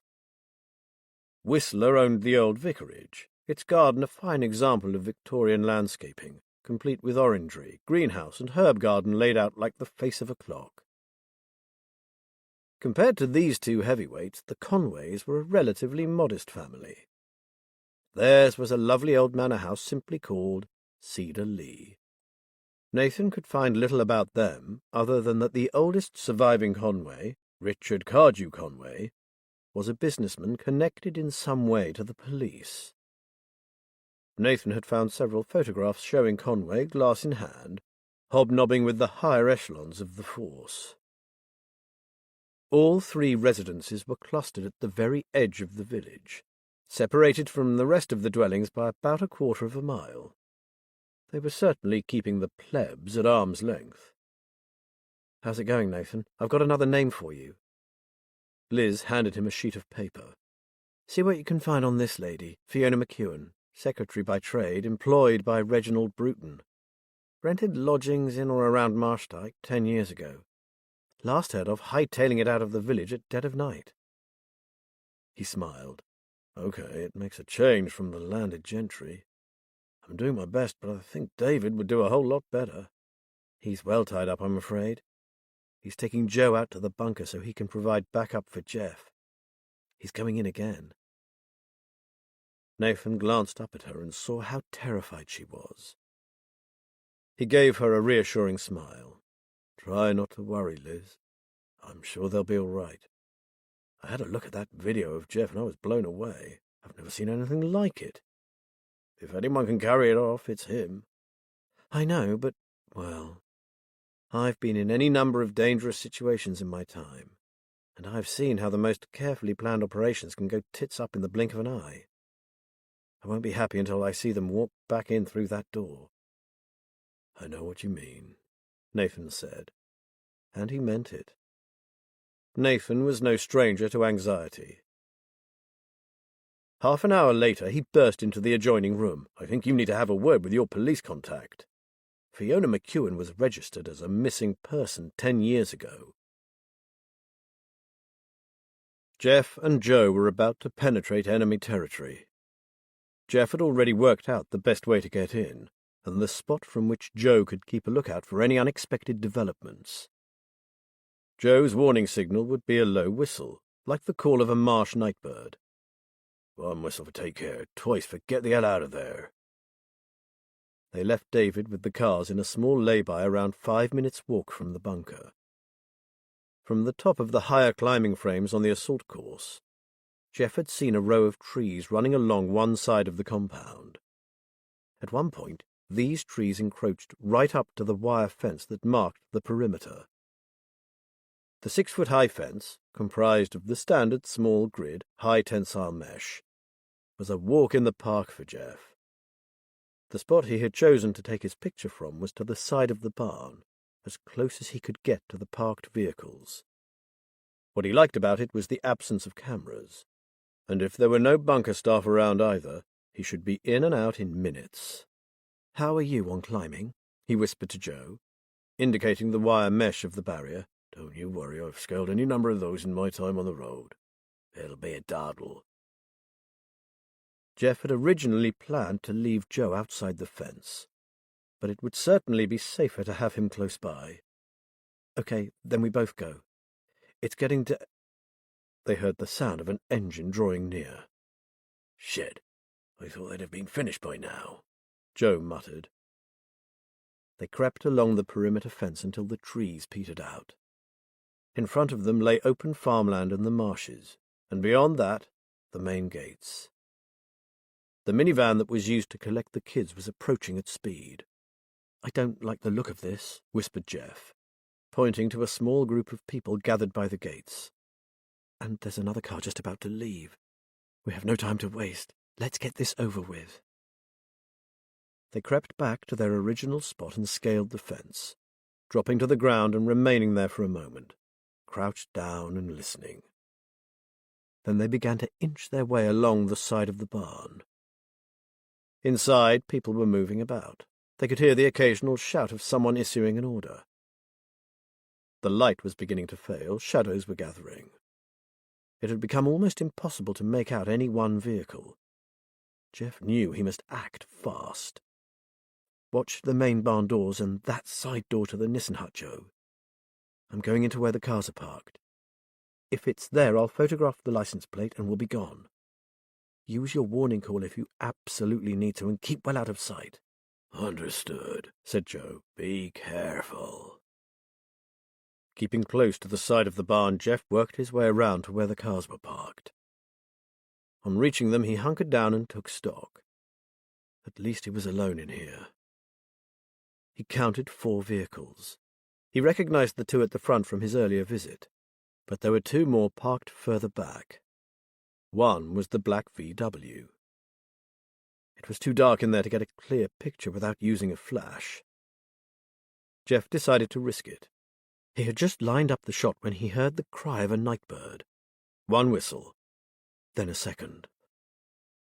Jeff sank to the ground, his phone in his hand, listening to the tramp of feet just outside. He prayed they hadn't come for one of the cars, because if they started moving them out, he'd have nowhere to hide. Jeff listened intently, trying to gather what was going on. We move them out in 15. Smith will look after the boys, and Gordon will go with the copper. The speaker was Henderson. A woman answered, but she was too far away for him to hear what she said. Oh, don't worry about him. He'll be here in a minute or two. He'll sedate them for the trip, said Henderson. Then they were gone, back into the Nissen hut. Jeff moved quickly. This really was his last chance to save the detective and whoever else was about to be ferried out. Swiftly he took the shot he needed and crept out of the garage. It took him no time at all, but it felt like hours before he finally reached Joe. "They're clearing out," he hissed. "I have to send this image immediately, then we are out of here, okay?" Quick as you can, son. I've a seriously bad feeling about this place. Jeff sent the image to Liz and Matt and to DCI Charlotte Anders. He had a message ready to attach, giving the location along with the words, "Immediate action required to save D.C. Norton's life." Then they were over the wire fence and into the trees and herring back to the cars. "I'm too old for this," panted Joe as they neared the cars. "But it still goes against the grain to leave people behind and not try to rescue them." "I know, but we wouldn't have stood a chance against that lot back there," said Jeff. "And we need to be well away from here before they start moving out. You go with David and I'll follow." The heavens were in their favor that night, for as the two cars drove away, clouds began to roll across the marsh, obscuring the rising moon. They had done what they could. Now it was down to the police. He only hoped they would be in time. Chapter 29. "They've done it," called out Matt. "They're on their way home, and what's more, Charlie has acted. There are several units heading towards Marshdyke right now." "Yay!" Liz punched the air. Thank goodness the DCI had so much faith in Matt. Any other senior officer would still have been weighing up the pros and cons. Even now it would be tight. But Charlie's prompt action gave them a good chance of succeeding. "If this works, Liz," Matt was saying, "that's the end of our involvement with the bunker. I just need to know that Darren Norton and those teenagers are safe, and then we'll have done with it." "Thanks to Jeff and Joe," added Liz with feeling, and hugged Matt tightly. "Thank you for taking a chance with Jeff. I know you hate to put anyone in danger, but he was right about the bigger picture, and he's probably saved several lives, including that idiot detective." "I'm a stubborn old git, aren't I? I suppose I didn't want the responsibility of sending a lovely kid like him into a potentially life-threatening situation." "But you did the right thing in the end," said Liz. "Now we can give all our attention to the other murky goings-on in Marshdyke." "Yes," he said, "and I'm starting to believe they're very murky indeed. My worry now is that they really are still going on. Someone has attempted to kill both Clem and George, Joe too, only he was too canny for them. Anyone who was close to Molly is still in danger." "Are you saying that 10 years on, it's still ongoing?" "It could be," Matt said. "Whatever it was, they're right now getting rid of people who know about it. They wouldn't be doing that if it was all in the past." 10 years isn't much in the context of a long-term activity. Think of the drugs trade. I think the biggest discovery so far is that card with the name on it. We need to find the other clues as quickly as possible, and if, like Fiona McEwen, they all turn out to be names of missing people, then you're right. It is murky. So let's hold an early morning meeting and decide how we are to search for the rest of Molly's clues. And just think, we have a bigger team now than we had when we were back in the CID. Liz laughed. "We do. And 2 police dogs to boot." "2? 2 dogs?" "Well, David and Jeff could hardly leave George's spaniel alone in an empty house, could they?" Liz assumed an innocent expression. "And Gunnar has a new best friend." Matt rolled his eyes. "Saints preserve us. We're turning into an animal sanctuary." "I could think of worse things to be. And it's only short-term in Alfie's case." "Alfie's case?" Matt eyed her suspiciously. "And what about Gunnar?" "He's a bit different, isn't he? I mean, he doesn't trust many people, but he does trust us, especially David. Until we know what kind of recovery Clem is going to make, I guess he's, a more long-term house guest." "When you say long-term—" "Dear me, look at the time." Liz interposed quickly. Poor Nathan is still at the computer. I'd better take him a coffee and see if he can come back tomorrow. Want a drink, Matt? I certainly do, he said. A large one. Liz went to the kitchen and was busy making the drinks when Matt's mobile rang. He walked in, having put the call on loudspeaker. Yes, Swifty, I understand. They can come to the station to give their statement tomorrow. It's just that every spare officer is legging it around the marshes tonight, so there's a good chance there'd be no one available to take their statement, Jack Swift said. Any news yet, Swifty? Asked Matt tentatively. No. It sounds like bedlam over the radio, but I can let you know when I hear something. Could be late, though. Doesn't matter, Matt said. I doubt we'll be able to sleep in any case. Not until we know whether you've got D.C. Norton back safely and those kids. Jack promised to let them know and ended the call. It was going to be a long night. Evenings in Marshdyke were usually undisturbed and uneventful. However, on this particular evening the lights came on, curtains were pulled back, doors were opened, and the inhabitants peered into the gloom, wondering what had happened to disrupt their peaceful repose. Neighbour called to neighbour, all anxious to know the reason for the sudden onslaught of police cars, blue lights, and screaming sirens. "There's something out on the marsh," called one man. "They're heading out that way." "It must be really serious," yelled another. "They're coming from all directions." "Oh, my goodness, maybe it's a terrible accident," said a frightened woman. "It could be a plane crash." "Maybe we should check online, see what the news says." Suggestions were batted backwards and forwards, through windows and over fences. But no one chose to go to the marsh to see for themselves. That they would find out soon enough seemed to be the consensus, and as long as it didn't affect them, it was best left to the police to sort out. In Marshdyke, it was always best to turn a blind eye. This attitude wasn't universal, however. 3 Marshdyke families were very concerned indeed. One in particular fastened all the locks, doused the lights, kept the curtains tightly closed, and prayed that no one would come knocking on their door. "Hi, Matt, I thought I should ring you myself to let you know the outcome." Charlie Anders was obviously still wired. "Jack Fleet will fill you in on the details, but thanks to you, we have our detective back, and 3 teenage boys, including your missing runaway Liam Cooper and that lad Dean." Matt closed his eyes for a moment, uncharacteristically moved. "Are they all right? Not hurt, are they?" "Not physically. They'd all been given a sedative and will be taking them to hospital for observation, but the FMO is confident that whatever they were given wasn't too heavy. Psychologically, who knows?" "And the men who were running this show?" "Good and bad news. We have 5 men and a woman in the custody suite right now, but 2 got away. Unfortunately, we believe one of those to have been the ringleader." Charlie sniffed. "Getting proof of what they were up to isn't going to be easy, but at least we have them for abducting a police officer and unlawful imprisonment of those boys." "Have the parents been notified, Charlie?" asked Matt, smiling at the thought of the Coopers' amazed faces. "I thought that where the Cooper family and Dean's brother are concerned, you might like to be the bearer of good tidings. It's late, so a friendly voice rather than a policeman knocking on their doors might be kinder, don't you think?" He was grateful. He had carried the burden of responsibility for young Liam for a long time. "I'll ring them immediately, Charlie, and thank you for acting so promptly." Charlie Anders burst out laughing. "I don't know about that. I should be thanking you. I think you and your team may well have made it possible for us to shut down an operation that could prove far bigger than we are even vaguely aware of yet."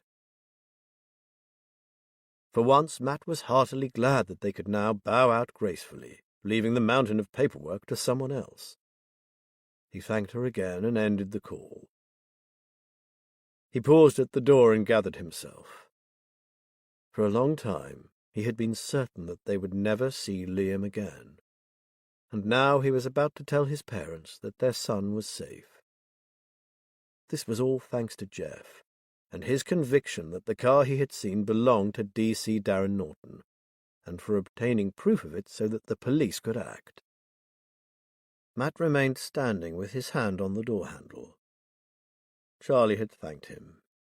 But what had transpired that evening had been nothing to do with him. It could have gone a very different way if he had remained adamant that Jeff should not take that risk. While Matt was talking to Liam's parents, Liz took a call from an exuberant Jack Fleet. She put the call on speaker, and they all listened to Swifty's description of the high-speed chase along the fen lanes, and the resulting apprehension of 4 vehicles. They didn't give up easily either. Some of our officers are pretty sure that a couple of the guys they eventually took down were ex-army. One had to be tasered before they could cuff him. Just 2 vehicles made it away, and the pursuit driver said he saw 3 young adults in one of them, 2 boys and a girl, and he said they looked terrified.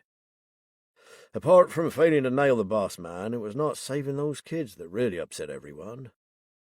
Whoever drove the vehicle they were in knew the fen lanes very well, and he drove like a pro. Swifty yawned. Anyway, that's all for now. It's been a long day. But an exciting one, said Liz, regretting the times when she had been part of those high-speed chases. Oh, yes. All thanks to the Haynes and Ballard Detective Agency. You guys are now officially the dog's bollocks, according to the boys and girls in the mess room.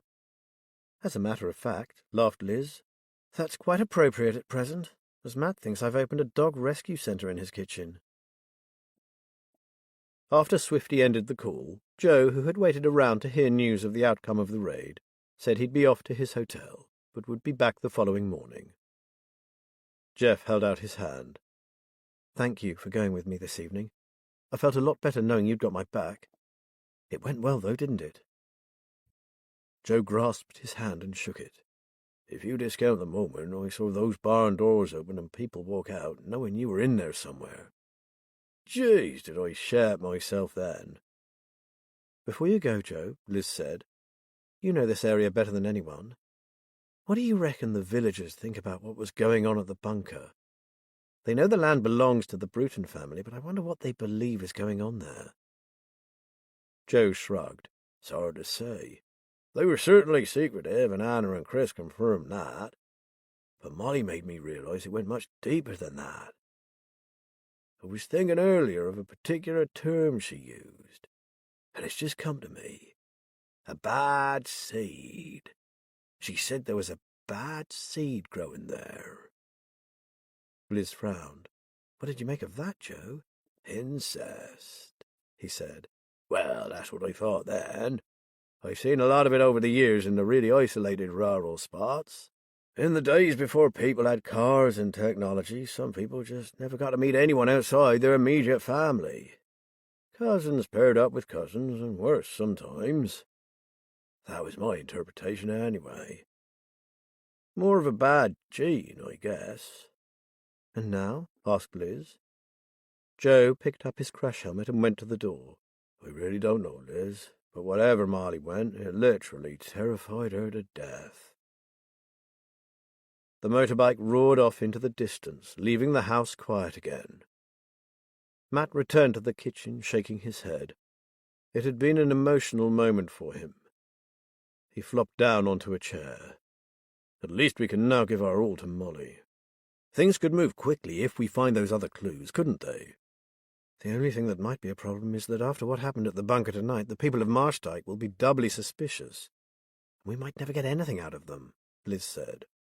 All the more reason to have Chris and Anna with us, Matt said. Anna and her old gran certainly won't present a threat. Absolutely, and I forgot to tell you earlier, Anna thought being seen with Chris might look suspicious. So she's told Gran to let it slip that they're an item. Well, you never know, said David. They might just become that very thing.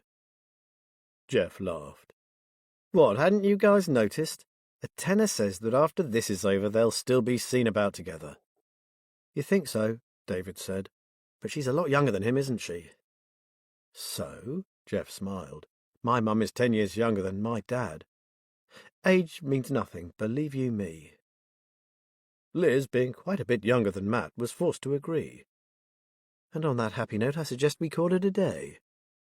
David, perhaps you'd let the dogs out for a pee before you go up? She wondered if there was enough room on David's bed for 2 dogs. She was alone in the kitchen when David and the dogs came back in. I thought I'd smuggle Alfie up after you'd all settled, being that he's going to miss George." He looked at her hopefully. Liz smiled. "It's all right with me, just don't let Matt find them. It might be a good idea to have them back downstairs before he gets up. Sweet dreams, nephew." Cash stared at the hollow-eyed trio. "Welcome to your new home. Go to your allocated rooms, get your kit unpacked, and bed down for the night. Tomorrow I'll tell you what's going to happen next." "But the bunker, it's—" Leah stared back at him. "I just said I'll tell you tomorrow. We'll be carrying on with your program, just in a different place. So work hard and enjoy it. Come on, jump to it. I've got more important things to do than babysit you lot." When the house was finally quiet, Cash poured himself a large whiskey and sank into a chair.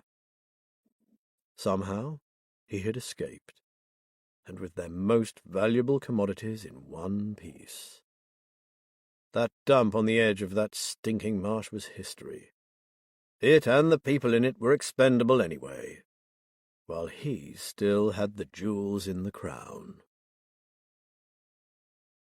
Chapter 30. Joe had spent another restless night. Tonight it hadn't been the discomfort of the too-soft bed that had kept him awake, but the thought that he was on the brink of discovering the secret that had led to the death of the only person he had ever truly loved. Not only that, he had been galvanized by the day's adventure. It had reawakened memories of comradeship and the adrenaline rush of active duty. In other words, he was on a high. Now, showered and breakfasted, he was his usual cool self. First, before returning to Cannon Farm, he had a couple of things to attend to. One being the purchase of a mobile phone. The other was to call the hospital to find out how George was faring. Though he hardly knew George Miles, he felt they shared a bond through Molly. It was no small thing. Since he wasn't a relative, the hospital would tell him nothing. Besides, George had been the subject of an assault, and it was, therefore, a police matter. He would have to wait until he got to Matt and Liz's place to find out how he was. The phone had been a simple matter. A helpful assistant who looked about 12 had taken him through the basics, and he now knew how to make a call, send a text, and take a picture, which was fine for the time being. Not quite kicking and screaming, Johann de Vries had been dragged into the 21st century. By 9 o'clock, Cannon Farm was about as busy as Matt had ever seen it. Cannon Farm had always been his sanctuary, his retreat from the evils of the criminal world. He surprised himself by his reaction to all these people crowding his home. He realized he was energized by it. It felt like the old days, the good ones. He had been woken by the unmistakable sound of scratchy claws on the wooden floor of the landing. It seemed David was taking his job of nanny very seriously, to the extent of smuggling his 2 orphan charges up to his room for the night. On any other day Matt might have been annoyed by this, but this morning he was only glad not to have been woken in the early hours by the howling of a couple of lonely dogs. David's secret was safe with him, for now anyway. He thanked everyone now gathered in the incident room and outlined what needed to be done. "Anna, do you think you could gain access to the Whistler property and locate Rupert's grave?" "We've already worked out where it is with Grant's help, so yes, I'm certain I can find it." "Chris, would you go with Anna, please? And I hope you can come up with a plausible excuse for tramping through someone else's garden before someone tells you to bugger off." "We've been thinking about that," said Chris. "We had an idea we'd be landed with that little assignment. We considered a lost dog, or have you seen my cat, but we've settled for something rather more subtle. And that is? Bribery." "And that's subtle?" "Probably not, but it is usually effective," said Chris dryly. "Anna knows the lad who gardens for the Whistlers, and the poor little sod isn't exactly well paid. We reckon a tenner will see us in and probably get us a lookout too. From what Gran says, the cat's grave is in an overgrown spot in a spinney at the far end of the garden, so it's not overlooked. And it's not far from a rear gate that leads to where young Ted takes all the grass cuttings." Anna smiled. "He's a good kid and he won't rat on us. He hates Charles Whistler, but work is hard to come by in the rural areas and his family is on the breadline." Matt took out his wallet and handed her 2 £10 notes. Give him one, and if he gets you in and out safely, he can have the other. It'll be money well spent. Now he turned to David.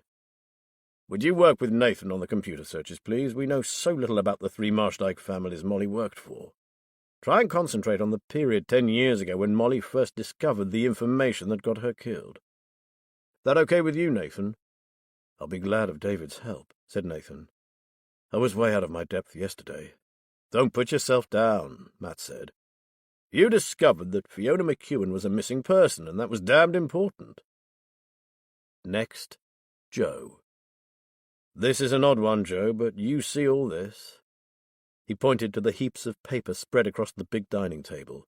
I could hardly miss it, said Joe. If it's not too painful, do you think you could cast your eyes over some of these notes and see if a name or a place means anything to you? You knew Molly better than anyone. It was a lot to ask of someone who cared for her. Sure, anything to help, said Joe. What about me, Matt? Asked Jeff. You, lad, will be doing what you do best.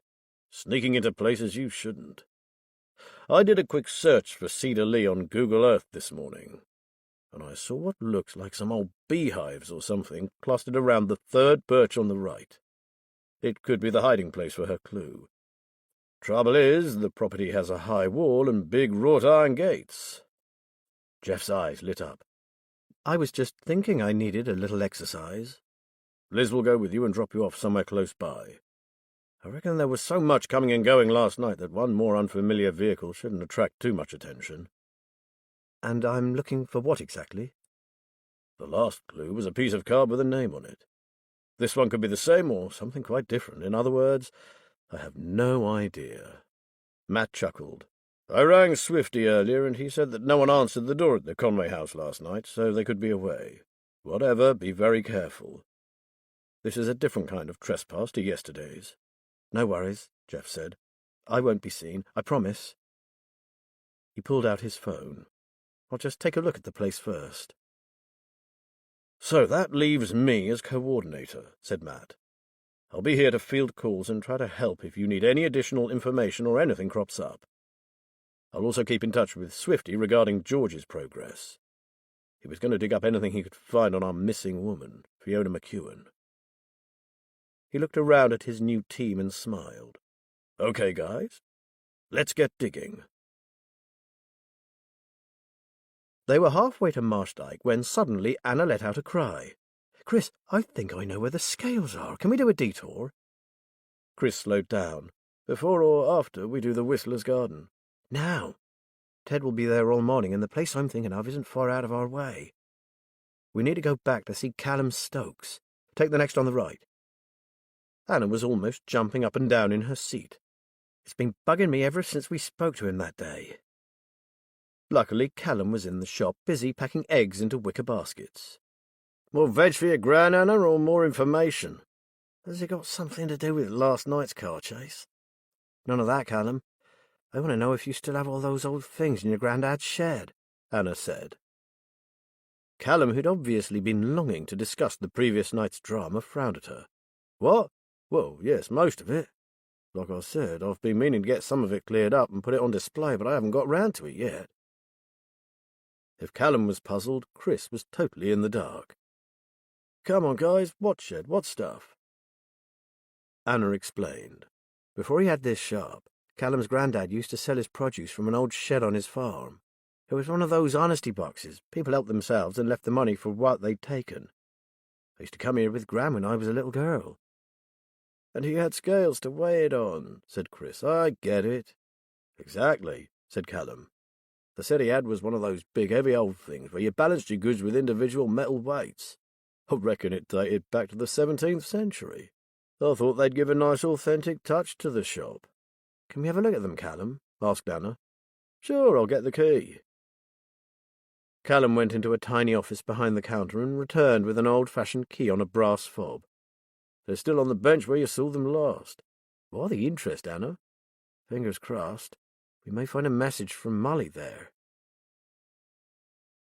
I've got another name for you, said Matt, bursting into the incident room. Anna has solved the scales clue. Like the last one, it was a card with a name on it. Raymond Henshaw. I must say, she's really excelled herself. They found the name with no trouble. Henshaw's family were still looking for him. He had disappeared around 11 years ago, and they had never given up hope of finding him. He had worked with his father supplying dried logs in that part of the fen. When he failed to return home one evening, his father went back over his route, found his Land Rover in the trailer, still loaded with logs, but no sign of Raymond. He had never been seen or heard of since. The Land Rover had been parked a mile from Marshdyke St. Mary. 2 missing persons, said Nathan, and Molly knew about them. What on earth can it mean? I'm starting to get the creeps, said David. I keep coming up with these dark imaginings. Not nearly as dark as mine, muttered Matt. David glanced up at him. He really looked upset. So, he said quickly, I guess that means the other clues will be names too, and probably missing persons. I still can't understand why this could have so traumatized Molly that she didn't dare talk about it even to her closest friends. You have to remember that Molly had suffered terribly at the hands of 2 men, both of whom she trusted, said Nathan. She was just beginning to pull herself out of it when she made the discovery. Having finally found peace in a quiet rural village, she was instead thrown into a nest of vipers. Knowing how sensitive she was, the dark secrets she uncovered must finally have broken her, Matt said. Joe looked up from his papers. You didn't see her towards the end. It was truly heartbreaking. I believe she was torn in two. Part of her was desperate to tell what she knew, hence all this. He swept a hand over the mass of papers. And those clues. The other part was concerned with the daily struggle of survival on the streets. David listened in silence, pondering on the evil humankind could do. He was beginning to wonder about his choice of career. If Molly had been so badly damaged by the things she had seen, what might it do to him? He recalled the last case he had helped his aunt and Matt with, during which 2 young lives had been destroyed. He supposed it came down to a question of justice. Someone had to obtain justice for the victims, for Molly. So, who better than them? He turned back to his screen. Armed with a ready excuse for their presence, Liz parked up and sat in the car.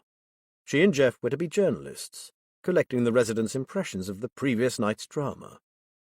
On the passenger seat beside her were arrayed the tools of her supposed trade: mobile phone, electronic notepad, and an old-fashioned clipboard. Jeff, meanwhile, was in his element. He paused beneath the trees and took stock of the wall enclosing Cedar Lee. The gate would have been the easiest way in, but it was in full view of the road. So instead he chose a secluded spot not far from the silver birch trees inside the wall that he had to reach. Having scaled the wall with ease, he now made his way through a line of rhododendrons to one side of the drive. He approached the trees. Had Molly meant the 3rd tree from the gates, or the 3rd tree from the house? The house was quiet, showing no signs of life, which wasn't to say that someone wasn't watching him from one of the windows. He had to work fast. Luckily, the whole garden was planted over with shrubs and trees, and there was plenty of cover. Matt had been right about the beehives. They were clustered on a grassy patch around the 3rd tree from the end of the drive, and, to Jeff's relief, were long disused. Apparently he'd got here just in time, as 2 had been dismantled and were stacked ready for removal. Cautiously he approached the tree. As far as he could tell, the clue had to be hidden in or around the nearest hive. Glancing behind him to make sure he hadn't been seen, he examined the hive. Where was Molly most likely to have concealed her piece of cardboard? The hive was a typical old-fashioned beehive with a gabled roof and 3 box-like wooden sections that could be pulled out with the honeycombs attached. Deciding to work from the top down, he removed the already crumbling roof.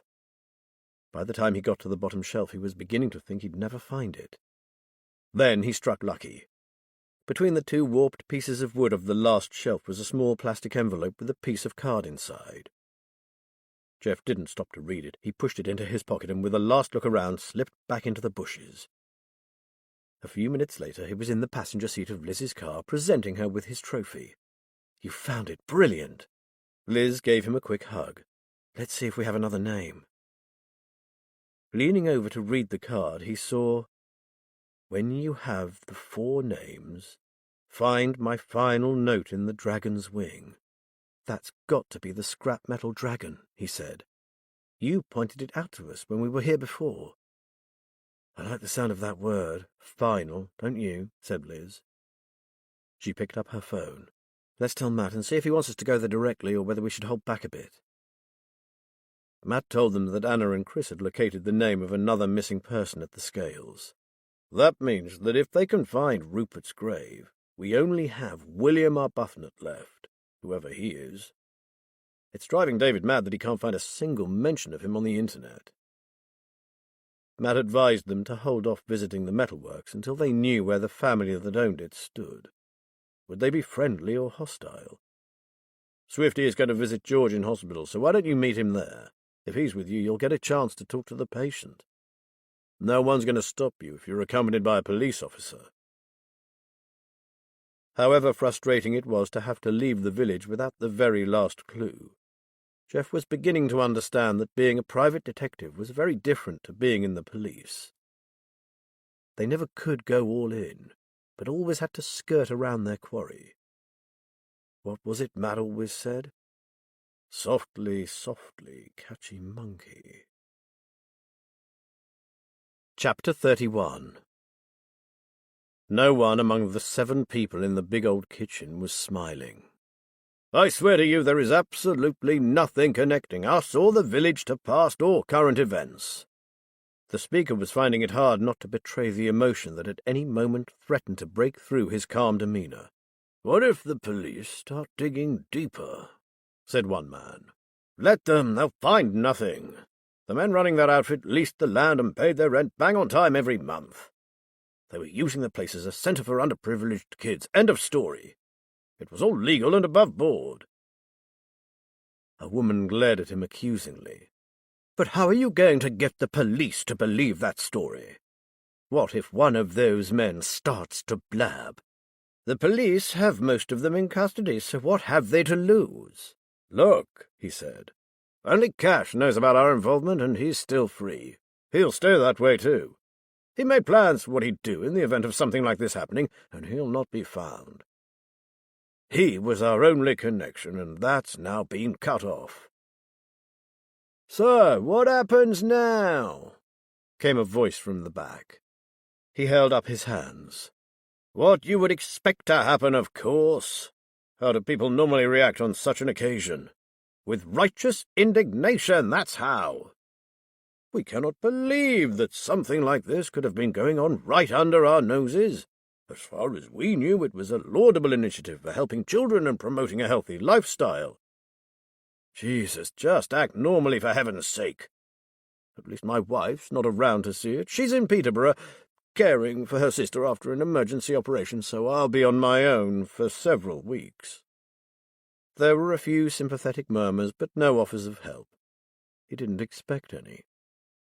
He and these people were bound together by a shared secret, but that didn't mean they were close. Far from it. If anything, their mutual resentment amounted to outright hostility, though the face they presented to the world outside their village was quite different. As far as outsiders were concerned, they were the epitome of what a rural community should be. Caring, neighborly, tight-knit. Well, they were tight-knit, all right. Bound together whether they liked it or not. "Where's Jamie?" someone asked. He'd been waiting for this question. "He was in town until the early hours, still hunting for the letter, so he missed last night's events. He's asleep now, and will probably stay that way till lunchtime. I'll be telling him the men on the marsh just disappeared overnight. He'll accept that." Somehow he managed to sound matter-of-fact. "And did he complete his, other tasks?" He cleared his throat, recalling George Miles, the man with the dog and their sudden attack. The bites on Jamie's hands. Not quite, but it'll be sorted by tonight. Thank God no one questioned him further. They didn't even mention his other son, but why should they? He wasn't part of the village community. Look, just get through the next few days. The police won't be around for long. There may be media attention, perhaps a lot of it for a few days, depending on what the police have said. Soon Marshdyke will be as it's always been, you'll see. To his surprise, someone agreed, one of the women. He's right, we must deal with it. After all, deceiving the world is nothing to us, is it? We've been doing it for long enough. She sounded bitter. The meeting broke up, and one by one they drifted away back to their normal lives as contented inhabitants of a quiet, sleepy little village. Young Ted Poole was up a ladder, trimming one of the privet hedges when Chris and Anna arrived. "Whistler's out for a bit, so that makes it dead easy," he said, pocketing his tenner. "I'll let you in the back gate and show you where to look. Up here, I'll be able to see when he gets back, and I'll keep an eye open in case he comes into the garden. In any case, he never goes down to the spinney. No reason to. It's all overgrown now, and he's too tight to get it sorted." "Thanks, mate," said Chris. "We appreciate it." "Me too," said Ted, slapping his pocket. "Come on, then."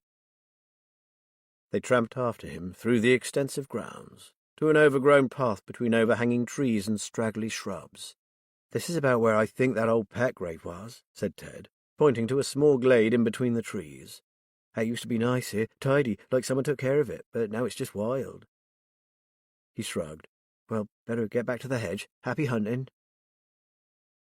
Anna puffed out her cheeks. "Phew! This is a bit of a jungle, isn't it?" "Isn't it just? Thank goodness Tilly told us what to look out for," Chris said.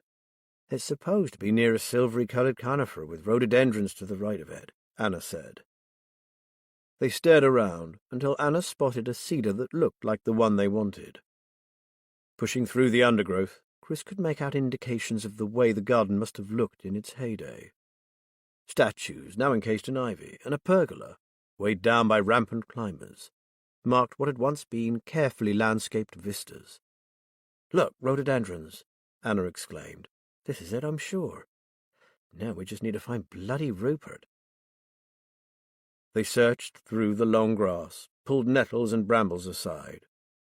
Just as Chris was starting to wish he'd brought a scythe or something with him, Anna let out a cry and started madly pulling up handfuls of ground elder. "It's here, look, a little stone vase like you see in cemeteries." Heads together, they cleared away all the overgrowth to reveal a flat grey stone, a paving slab with the vase crudely cemented on the top and with a small plaque on the side. "Rest in peace, darling Rupert." Chris felt slightly embarrassed at being so elated by the discovery of a dead cat. Then he saw the look on Anna's face and smiled. "Now we need to find the card. Come on, Chris, it's not in the vase, so do you think you can get this slab up?" Still smiling, he hunkered down and heaved. The result was a couple of broken nails and a pain in his back. Bloody thing stuck fast. He raised a finger. "But never fear." With great foresight, he had brought along several garden tools, including a short-handled spade with which he levered up the slab. "It's there!" Anna cried. "In a plastic bag." Chris held the stone up for her. "We've done it." Anna stared at the bag in her hand. "Shall I open it?" "Go on then, let's see if we have the final name," Chris said, as excited as her. Anna took out the card. "Shannon Brown. Oh my God, Shannon!" "You know who this is?" "We were friends. Shannon was Callum's girlfriend. I can't believe this." Anna gazed, open-mouthed, at the piece of card. She worked for the Conway family at Cedar Lee, but what she really wanted was to join the police like me. Chris put his arm around her. "I'm so sorry, Anna, but what happened? Where did she go?" Anna shook her head. "We let her down. We thought at the time that something was wrong, but... Oh." Tears were forming in her eyes. "Come on, Anna," Chris said. "Let's get out of here in case Whistler comes home. We'll talk in the car." Hastily he pulled the brambles and weeds back over the grave, took her by the arm and led her back to the gate. In the drama of their discovery he had nearly forgotten Ted and his second tenor. Leaving Anna to go ahead to the car, Chris went back to find him. Ted accepted the money gratefully. The pay here is crap. Now Mum can get the nippers something nice. Taking note of the lad's threadbare sweatshirt, Chris took out his wallet. Give that to your mum by all means, but treat yourself to something with this. He pushed a rolled-up £20 note into the kid's hand. And thanks for your help. Back in the car, Anna had recovered. Sorry about that, but it was such a shock. Shannon was such a lovely girl, and now if Molly is leading us where I think she is, she's probably dead. Privately agreeing with her, Chris said, Why do you think she left Marshdyke? Anna sighed. She had a controlling brother. Her father died in an accident, and the brother, who was a good few years older than her, took on the role of head of the household. Anna frowned. And how? The mother, who was weak, mentally and physically, submitted to him as she had his father. Shannon, on the other hand, resented him. She was very bright and would have made a bloody good detective, but her brother wouldn't have it. She said he even turned up at a party she was attending and, in front of her friends, dragged her out, bundled her into the car and took her home, because she'd stayed out after 10 o'clock. She was 20, for heaven's sake. What a bastard, Chris said. Eventually, Shannon left home and got a job working for the Conways as a data analyst. That's when she met Callum. Was it serious? Asked Chris. It was, but she was torn. Anxiety about her mother and what the brother might do next held her back from committing fully. Anna gave another sigh. The brother even came here one day and there was a terrible row. Anyway, it wasn't a big surprise when Callum and I got texts. She was sorry, but she feared for her mother's sanity and she was going to have to give up her job and go home. That was the last we heard of her. Did either of you try to get in touch with her? Oh, yes. We called and sent messages, but she never answered. The silly thing was she'd never given us her home address. All we knew was that it was somewhere in the Fenfleet area. And her surname was Brown. Well, you can imagine how many of those there are in a town the size of Fenfleet. As she spoke, Anna was staring straight ahead through the windscreen. After a while, Callum told me that since she obviously didn't want to be found, we should respect her wish and stop looking for her. This was at the time when I had to give up policing, and the illness that resulted from the attack gave me little time for anything else. I should have thought like a copper instead of sitting back and letting Shannon disappear from our lives. I mean, the fact that she sent a text instead of speaking to us should have alerted me. Shannon didn't do that sort of thing. Well then, Chris said, think of this clue as a message from her. She's giving you a chance to put things right. Anna reached out her hand and squeezed his shoulder. You're good for me, Chris Lamont. Chris had a feeling he was smiling like some crazy idiot, he was so pleased. She thought he was good for her, and her touch had given him goosebumps. Maybe something good might come of this odd murder hunt. As soon as Anna called him with the name of Shannon Brown, Matt was roused to action. David did a search and found nothing on her at all, not even a brief news report after she went missing. So Matt rang Swifty. Can you get a check on a Miss Shannon Brown, please, Jack? She is thought to have lived in or around Fenfleet, would probably be around 40 years of age now, and was last heard of 10 years back. At the time she had an older brother and a sick mother and was a computer analyst working for the Conway Company. Swifty took the details. I'm still at the hospital, but I'll get that run through for you. By the way, the DCI asked me to let you know that DC Norton is recovering well and would like to talk to you when you have the time. So would she, but as you can imagine, she's run ragged at present. Is Liz still with you? Matt asked. She's sitting with George. Poor fellow's not doing too well, so they're hanging on to him until they can get a psychologist to assess him. He does have a concussion, but it's not as serious as they feared. Jack chuckled. Your Liz did more to help him than any of these medics when she said his dog was safe, well-fed, and has a new best friend. Now he knows his precious Alfie has been looked after, he's calmed down a lot. Good, said Matt. By the way, did your guys retrieve that shotgun from his house? It's with forensics, Matt, and knowing the prof's interest in your case, I'm guessing we'll get a report back on it in double-quick time. And before you ask, yes, I'll let you know if there's anything interesting in it." Matt thanked him and hung up. He now had a decision to make. First, they must find William Arbuthnot, and then they would have all the names. The problem lay with that final clue. Anna and Chris were pretty sure that the metalworks was owned and run by a whistler, not a member of the immediate family, but a relative nonetheless. Anna, who had never met him in person, thought his name was Clive. That put their dragon right in the heart of enemy territory.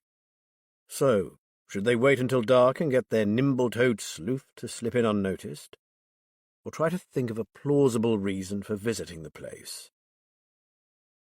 Unable to make up his mind, he decided to bring everyone back for a further meeting.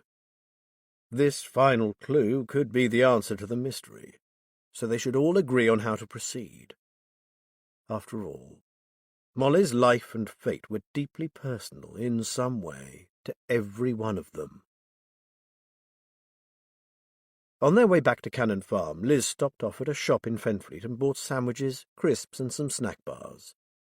Liz, being Liz, couldn't possibly have everyone going without lunch. Matt and David made the tea and coffee and handed out cold drinks, and when everyone had helped themselves to the snacks, they went into the incident room. Liz wondered how long it had been since this elegant dining room had hosted so many guests. She was sorry the occasion didn't warrant fine wine and good dining, rather than the convenience store sandwiches the guests were all happily munching. But this was no occasion for laughter and small talk. They had arrived at the cusp of this mystery, and the tension was palpable. Matt began the meeting. "I think we need to decide on the facts of the case and where it is leading us. By that I mean, what do we think Molly was trying to tell us about what happened in Marshdyke 10 years ago, and resulted in her death?" added Joe. "Exactly," said Matt. "We must first find bloody William Arbuthnot, and then decide how we go about retrieving the last clue from the scrap metal dragon." "And decide what we do with that information," added Liz. "It's vital that no one else gets hurt. You are all here because you have seen a terrible wrong done to someone you loved, and you wish to see that justice is served. However, we must not let ourselves be driven by revenge. We will uncover the secret behind Molly's death, but we can't promise to see it through to the end. Once we have evidence that a crime was committed, we will deliver that evidence into the hands of the police. But please don't be disappointed. Remember that whatever the outcome, it could not have been attained without you and your commitment," said Matt. "Right, before we all burst into tears, let's draw up that list of facts," Liz said. Matt went to the whiteboard and pointed to the photograph of Marika Monaghan. There, Molly. "Here is the story as we have it. The life of a beautiful and talented musician spirals out of control following 2 catastrophic affairs. Trying to get back on track, she takes up a job teaching 3 young pupils in Marshdyke St. Mary. There, she comes across something so terrible that she dare not speak of it to anyone. Instead, she sets down her suspicions in written notes and a journal. We assume she had no proof, certainly nothing she could take to the authorities.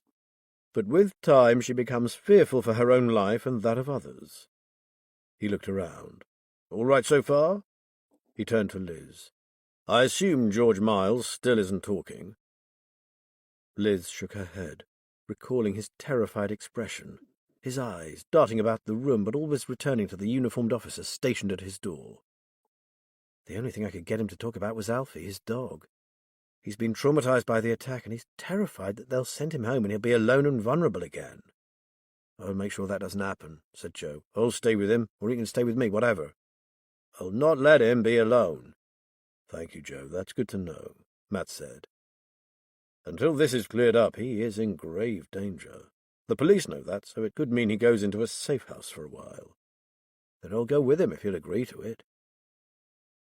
Matt continued his account. "Molly's fears came to a head when something awful happened to her, or possibly someone close to her. She either discovered something or was in fear for her life from something that so terrified her that she ran away and took to the streets. She lived the life of a homeless person for years, known to everyone as Molly the Bag Lady. Then the past caught up with her. Once again she was in danger. Still too scared to go to the police, she started to leave clues for someone to follow. Then she disappeared for a second time. She left her bag, containing all the notes she'd made, in the local library. She chose that place, knowing that Chris worked there, a former police officer, and someone who had always been kind to her. We used to joke about never being able to take the copper out of someone who'd once been in the police. She said it amused her to see the way I watched the borrowers, like I was sizing them up for possible criminal intentions, Chris said. She also made sure to point out her favourite book, A Study of Chopin, said David. She knew you'd be curious about why it seemed so important to her. If only that arsehole hadn't nicked the sleeping bag she'd given to poor old Clem.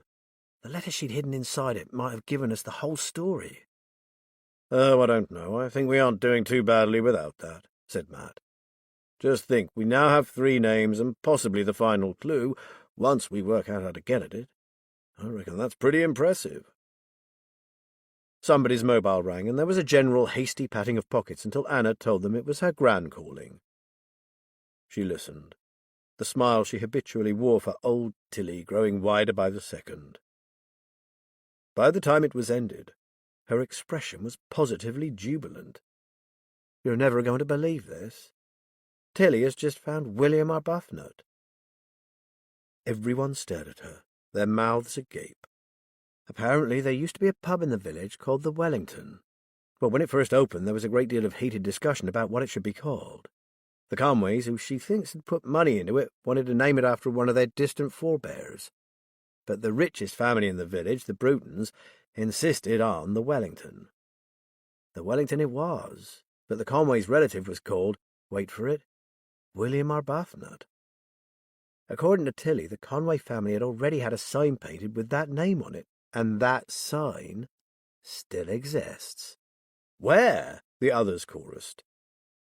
2 of the Conway daughters have horses, which they stable near the house. The old sign is hung in the tack room, and unless they've thrown it out, Tilly thinks it'll still be there. More breaking and entering? Asked Jeff, who seemed to have warmed to his new profession of cat burglar. That might not be necessary in this case, said Anna. My next-door neighbour's daughter is horse-mad. She spends all her free time there, mucking out the horses and grooming them in exchange for the occasional ride. She'll know if the inn sign is still there. Pity we have to wait until school's finished for the day, said David. You've forgotten it's the school holidays, mate, said Chris. Duh. Anna, meanwhile, was back on her phone. Better than that, I already have her number. Harriet does the occasional job for me and Gran every now and then. I'll text her now. Liz held up her hand. Hang on a minute. Are you sure you can trust her? Absolutely, Anna said. She's a lovely kid and very good to Gran. Well, in that case, Liz said, maybe she can go now. You could ask her to see if there's anywhere around it where a small piece of card could be hidden.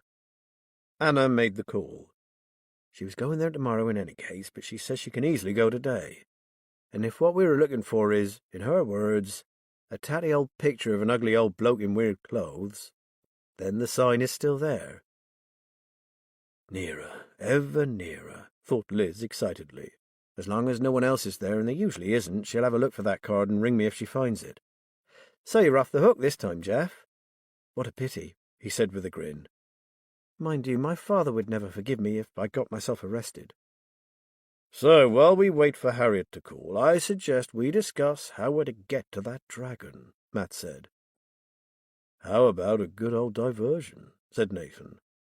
We used to do that if something went wrong at a gig. Suppose Jeff and I go. No one there knows us, and I make a big fuss about selecting the right wrought iron gates for my garden. I can ask if my son could take a look at the dragon, as he's keen to see how it was put together. And if they say no, asked Matt, then I'll say what a pity, because they'll be losing out on a big sale. I'm sure that'll make them think again. It might work, said Matt, and it would account for Jeff's close examination of the dragon. Anyone else got any ideas? If not, we'll go with Nathan's suggestion. None of the others could think of a better strategy. I'll prepare my story, said Nathan. Maybe I could take a photo of your wooden gates, Matt. If I have the measurements, it'll make us look like serious buyers. Jeff offered to look at the website. Everything depended on how well Molly had concealed the message and how long it took Jeff to find it. It had been there for a decade, and Liz feared that it might have fallen out or been thrown away as litter. Their biggest advantage lay in the fact that no one knew Nathan.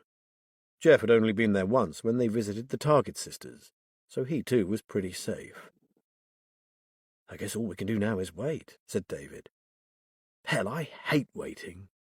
"We can also do as Matt suggested," said Joe, "and share our ideas of what we think happened and who might be behind it." No one spoke. "Anyone? Who wants to go first?" Chapter 32.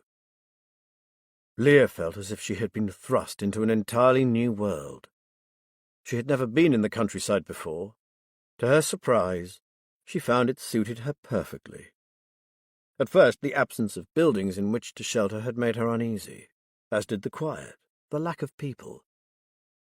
Then she found she could breathe. She felt free. She took to walking alone in the garden, taking in her surroundings and all the new things she was discovering. Soft ground, the rich smell of mouldering leaves instead of the bitter stench of dirt and diesel. The house itself was old, full of creaks and interesting corners. Her room was sparsely furnished but comfortable. She was well aware that this was only an interlude. They had been selected for something, and soon they would be called upon to use their special skills. Meanwhile, what was that? A rabbit had just hopped out from behind the shrubs and was nibbling contentedly on the grass. Leah had never seen anything like this before. A new type of creature. They too were a new breed, and they would go far. Cash had planned to take a day or two to relax before moving on to the next stage. Now he was here, he realized this was no longer necessary. Why wait? Everything was in place, and he was keen to get well away from that stinking bunker. That idiot detective had chosen the perfect moment to intervene. The fool had provided him with the perfect pretext for ridding himself of the dross. Henderson and all those other gullible fools. Meanwhile, he had his special ones. The three he had had his eye on since the supposed boot camp was first established. He had been part of a big organization then, a ruthless conglomerate that had its eye on the long-term future of their criminal enterprise. They would pick young delinquents from the streets and use them mainly for drug trafficking, something like a wider network of county lines. While he scoured the provinces for possible recruits, he began to conceive of a much bigger venture. Bigger but more streamlined. This would consist of himself, a few highly skilled employees, and a trio of young misfits with remarkable talents. Leah, Carl, and Bruno. A very profitable future lay ahead for Cash. In a year or so from now he would launch his protégés into the world. And the world wouldn't know what had hit it. Finally, David spoke up. "I think Matt and Liz should go first. Being real detectives, they know the kind of crime that the entire population of a village would possibly be covering up." "Okay," said Liz. "Then Nathan and Joe, because they knew Marika before she went onto the streets. And you, David, having read her notes and journal entries. If we combine all these different aspects, we can then begin to separate the wheat from the chaff, as it were." It took them about half an hour to build up a picture. Matt summed up their contributions. "It seems we all agree that Molly observed various individuals suddenly leaving the village for one reason or another and never being heard from again. Over time she put two and two together and concluded that they had not left of their own accord. In fact, they probably never left at all. She realized that a very dangerous person was living in their midst. Probably a supposed pillar of the community, but she had no proof. Not only that, she had been through so much trauma in her past life that she may have had little trust in her own convictions, Liz added. And there we have it, said Joe. So now everything rests on what I find in the wings of a dragon, Jeff said. While they took a break for tea, Anna, who had been staring at her phone, willing it to tell her a message had come in, finally got a WhatsApp. There are people around, so she daren't talk, but she says she has found the clue. Another name? Asked David, half out of his chair, ready to run to his laptop. Kai Burnett, that's Kai, Anna said. It was stuck on the back of an old map of the county. David was off. This Kai is going to be another disappearing act, isn't he? Anna said. It's definitely not a name I know. Liz was staring into space. But I think I do. Let me think. Yes. A child went missing close to the marsh. He'd been staying with some relatives. His name was Kai. Anna frowned. Are you sure? I would have heard about something as serious as that, and I don't remember it at all. No, you probably wouldn't. It was all over in a matter of hours. The child had simply been playing hide-and-seek with his cousins and was soon found. The police had been notified, so the family called to apologize. So why is Molly naming him then? Asked Anna. I wish I knew. Liz took her phone from her pocket. Swifty, old mate, another query for you. A little kid called Kai Burnett apparently went missing while playing near the marsh, way back, maybe 9 or 10 years ago. An alert was put out, then it was cancelled. Can you run a search for me? I'd like to know where he was staying. I don't need to even check, Liz. It was me who took the call. I remember it to this day. It always turns me up when I get a shout for a missing child. He was staying with a family called Bruton in that lovely little village of yours, Marshdyke. Can you recall who reported him missing, Jack? He was silent for a moment. I remember. It was an anonymous caller, a woman, I think. That's right. She said she feared for a child's life and gave us the name and where he was last seen. And what was the Bruton family's reaction to that? Well, it was a very long time ago, said Jack. Now I think of it, I recall getting the impression they didn't know a thing about it. They weren't even aware the kid was missing. Then, just as a major search operation was about to get underway, they called to say the boy was home safe and no harm done. It was very clear to both Liz and Anna that it had been Molly who had made that call. The family, the Brutons, had covered it up, which was why she had given them the name of Kai Burnett via one of her hidden cards. We'd better tell David, said Liz. He won't be finding much information on that kid. What on earth have we wandered into, Anna? Something darker than any of us ever imagined, Anna said. It's beginning to turn into a nightmare, and I'd really like to wake up. Armed with the measurements and photos of the Cannon Farm gates, Nathan and Jeff set off for the metalworks. I wish I'd paid more attention to that beast when Liz first took us to Marshdyke, Jeff grumbled. I was just amused at how incongruous it looked in the middle of that village. I love the fens, said Nathan wistfully.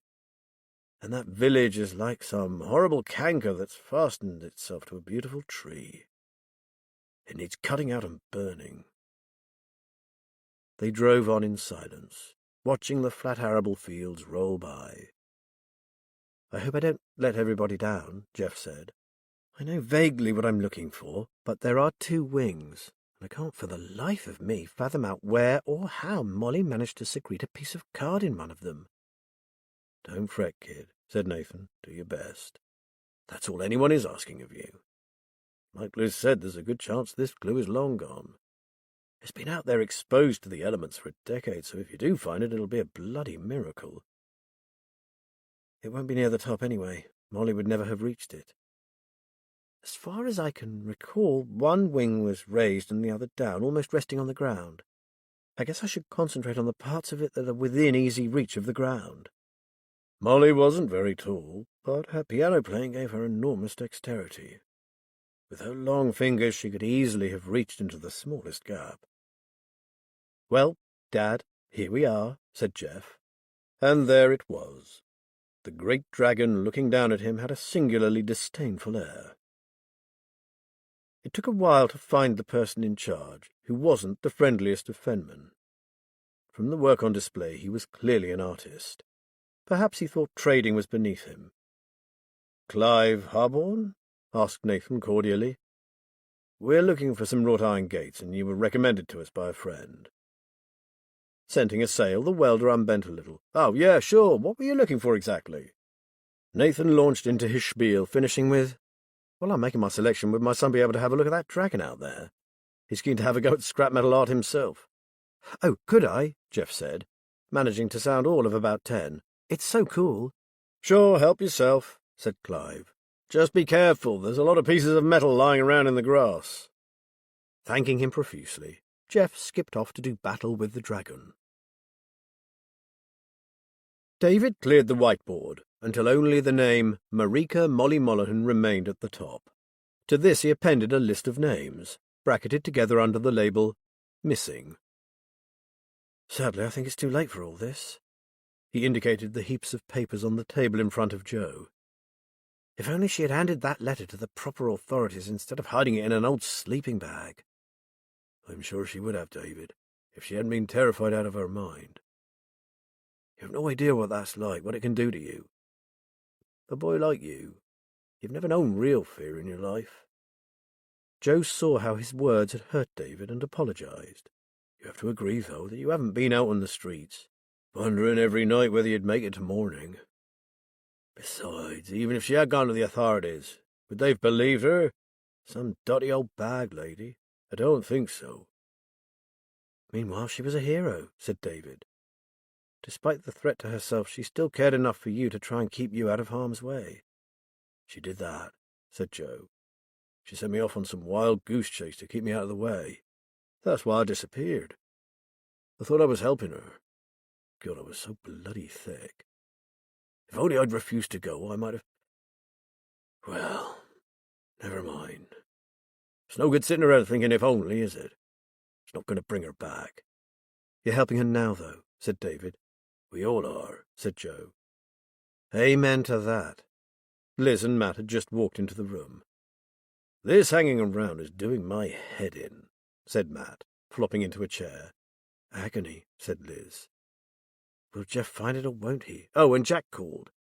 He can find no mention of Shannon Brown apart from an address, but she and her family had left there years ago. There's no employment or health records for her either. It's like she stepped off the edge of the world. Like the others." David was staring at the whiteboard. "Did I hear someone mention Shannon?" Anna, followed by Chris, came into the dining room. "Any news?"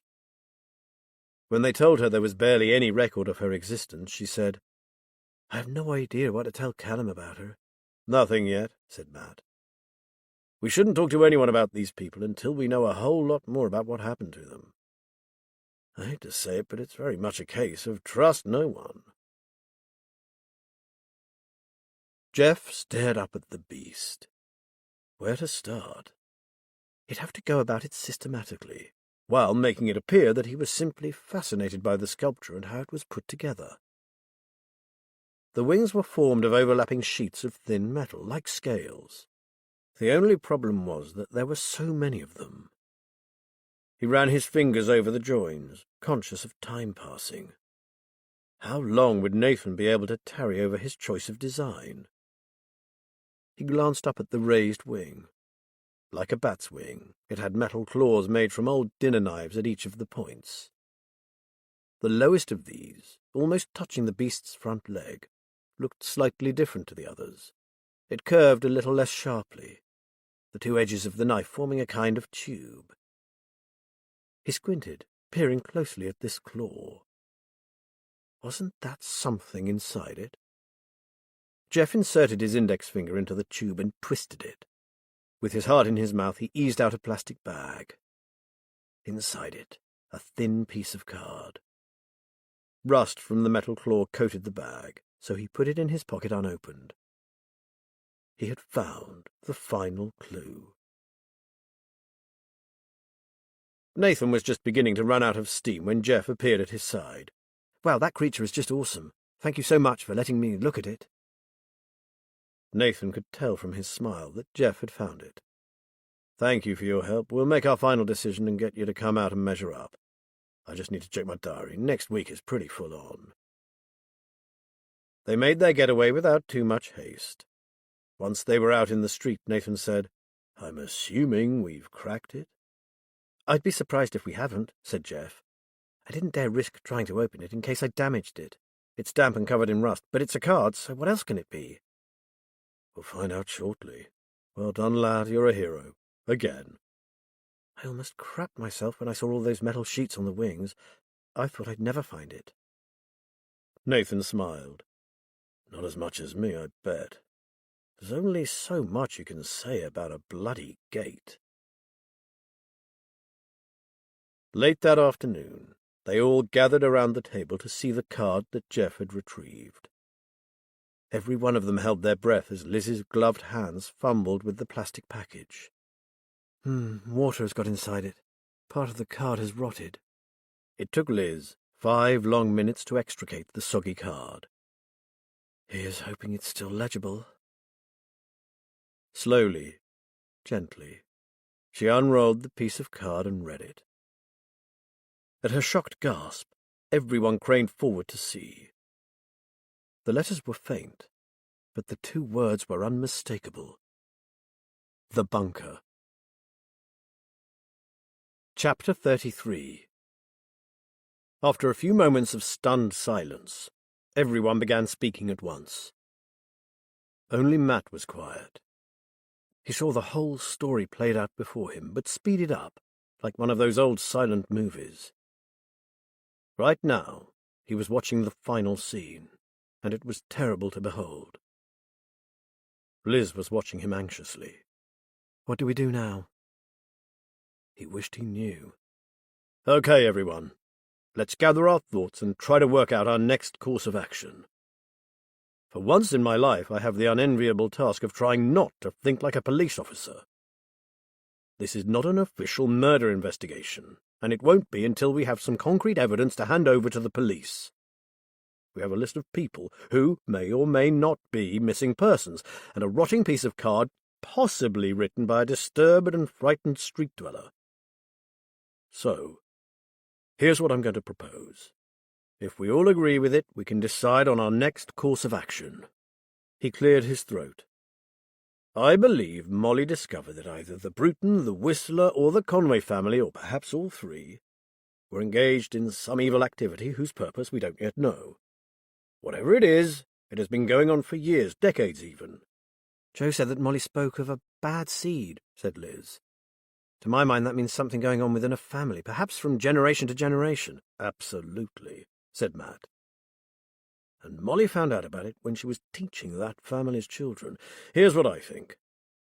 Molly gave us names and a place. I believe those missing people are somewhere in that bunker. They are all dead, and they have been for years." No one spoke. No one disagreed. "The question is," concluded Matt, "who killed them, and why?" He had always known this day would come. What he hadn't reckoned on was having to deal with it alone. The plans he had made all involved Jamie, making use of his physical strength, his fearlessness, and his unquestioning obedience. With or without Jamie, it had to be done. All his bridges had been burned, and there was no going back. He sat in his pleasantly cool kitchen, enjoying the silence. He had genuinely loved his wife, but oh, the noises, the constant clicking of the biro, the clink, clink, clink of the teaspoon as she stirred her tea. He even knew why those noises put him so much on edge, knew he suffered from misophonia. But no one had ever told him how to deal with it. He looked at his watch. 5 more minutes of blessed silence, before he must finish the job and leave Marshdyke St. Mary forever. Liz looked up at the whiteboard with its list of names. What the hell were they to do next? Matt was right not to hand the investigation over to the police. Liz had known of officers who had worked for 2 solid years to solve what was apparently a watertight case, only to find their felon walk free because a small piece of evidence could not be produced. They must not allow that to happen here. So far, their entire case rested on supposition and conjectures that Charlie Anders could do nothing with. Meanwhile, their team was looking to them for guidance. Liz resorted to the time-honoured expedient of more tea. "Okay, heads up, everyone," Matt announced. Fact 1. Liz suppressed a smile. Matt the policeman was coming to the fore. The so-called adventure park, along with the barn and the bunker, is already the focus of an ongoing police investigation, so before we do anything else, we have to find out how far they have got. Liz picked up her phone. What would they do without Swifty? She put her phone on loudspeaker and made the call. "Our lads and lasses went through that place from top to bottom," he said. "Whoever was running it made a damn good job of clearing up. They left nothing useful behind, no paperwork, no technology, nothing but a load of rubbish. The sockos have been out there, but it's one of those messy sites where you finish up with a skip full of trace evidence that is totally useless. So far they've dealt with an office, a dormitory and a small room, kind of a cell in that bunker thing." "So what's the state of play there now, Swifty?" Liz asked. "They'll be pulled out shortly, if they haven't gone already. I reckon that by this evening it'll be down to one crew stuck in a car full of Maggie D's." Matt nodded. Just what he wanted to hear. "That's the way it goes these days, I suppose. You mentioned a little room like a cell. What's the story with that?" "Oh, that," Swifty said. "As you know, the place was a kind of boot camp like the ones you see on TV. According to the guys in custody, the final step in their training was a verbal test. You know, the sort of thing. You've been captured by the enemy, so what do? The room was used for that." "I see," Liz said. "Sounds like your guys are happy that they found everything there is to find out there. That right?" "Oh, yes," said Jack. "It was pretty well empty. They hadn't even locked up. Our people got precious little in the way of evidence, so now they are widening the search. They're certain it's not a local organisation. They just picked the most isolated spot they could find that was suitable for their needs. It really looked the part, too, especially with that old bunker on it." Liz ended the call and turned to Matt. "Just as we expected." "Yes. By this evening that area will be all but deserted. We need to do some research." He turned to David. "You checked out bunkers, didn't you? Joe said that one of the Brutons had his old Second World War bunker converted into a usable nuclear fallout shelter during the Cold War. Could you see if those were made to a specific design or constructed in a certain way?" "I don't think they were, Matt," David said. "All the spec I saw concerned the thickness of the walls and the best materials to use for maximum protection and so on. The design depended on the depth and the number of people to be accommodated. Some had plant rooms, generators and cold storage rooms. It was quite an eye-opener, I must say." "Excuse me," Chris said. "Are we assuming that because the bunker is owned by the Bruton family and stands on their land, that they are most likely responsible for the disappearances Molly noted?" "They're obviously in it up to their necks," Matt said. "But there is still the possibility of a conspiracy between the families, and the Brutons just happen to have a nice convenient solution on their doorstep." "Perhaps I could do some searches on what was said about it in the local press," offered Nathan. "Gossip and odd happenings that leaked into the papers maybe 20, 30 years ago. I've got a friend who loves digging into all the rumours and conspiracies that get bandied about in the fens." "Go for it," said Matt. "We need whatever we can get hold of." "I could go back to Gran," suggested Anna.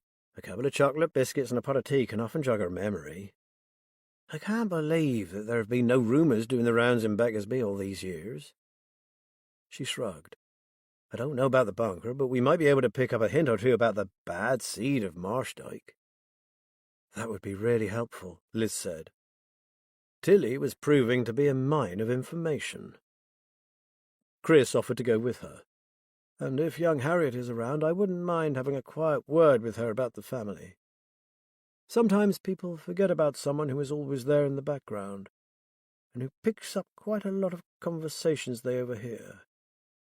Servants used to know all about the people they worked for, didn't they? That's a good point, Chris. We may not have much time before whoever is responsible for whatever is going on reacts in some way. We can't afford any more mishaps, Matt said. Keep in touch, added Liz, and we'll let you know what's occurring at this end. If we decide to make a move, will you be able to come back and join us? Try and stop us, Anna said. We're in for the long haul, aren't we, Chris? Have you got something for Jeff and I to do? Said Joe. We feel a bit like spare parts, and neither of us just waiting patiently. We need to be doing something. Matt gazed at them thoughtfully. I'm considering giving you two a job that is right up your street. Oh, Joe said. A little later today, I would like you both to go back to the marsh and see if you can get into that bunker. Cool, said Jeff, smiling his trademark smile. There'll be a patrol car, don't forget that, warned Matt. But if you can get in, I need to know if there is anywhere in that concrete bunker that could be used to conceal bodies. Jeff and Joe looked at each other. No problem, boss. Leave it to us. Liz glanced at her nephew and saw his wistful expression. Poor David.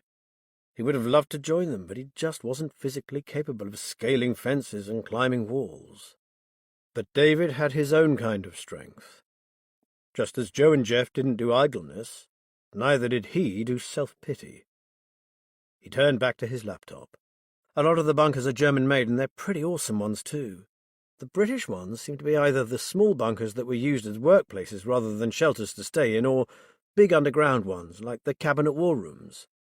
It says here that between 600 to 1,000 camouflaged underground bunkers were built in case of German invasion, and most were supposed to have been destroyed at the end of the war. I can't find any that the Bruton bunker would have been based on, especially as he had it altered into a nuclear shelter, which is something that doesn't make sense to me. If the Brutons are as mean as everyone says they are, how come they were willing to spend a fortune on something they might not even use?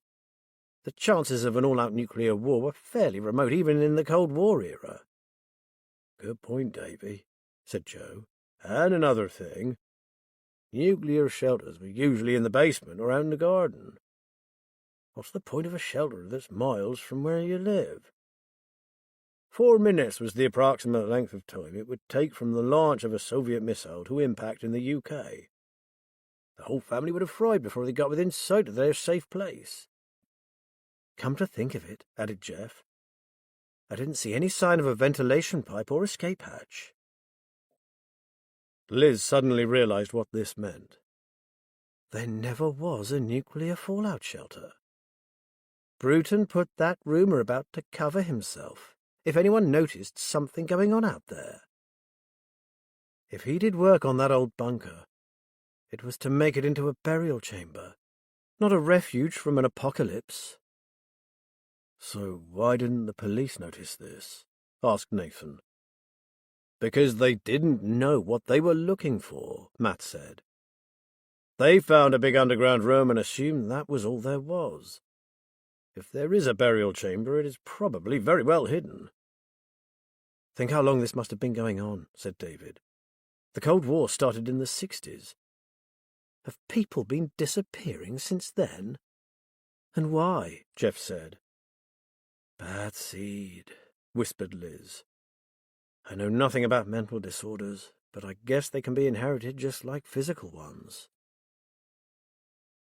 This was one of those times when Liz yearned to have a warrant card again.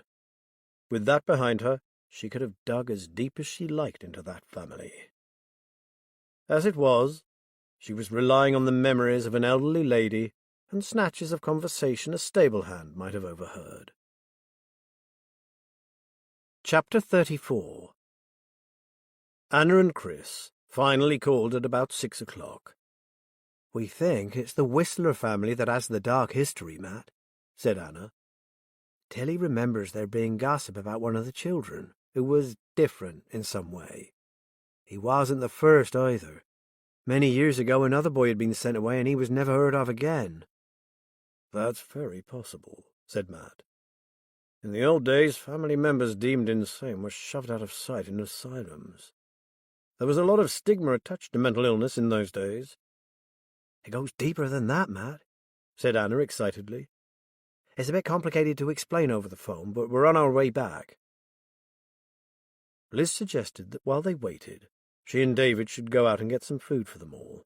Good idea, said Matt. I've a feeling we'll all be here well into the evening.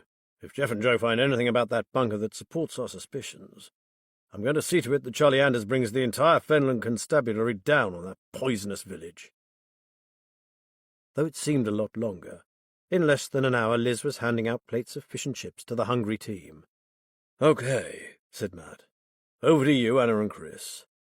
Tell us what good old Tilly has dug up from her memories. Not just Tilly, Chris began. We spoke to 3 separate informants, and their stories all correspond. It appears that the families are all interlinked in a web of dubious business ventures along with incestuous relationships, Anna added. Tilly says their money-making schemes are common knowledge.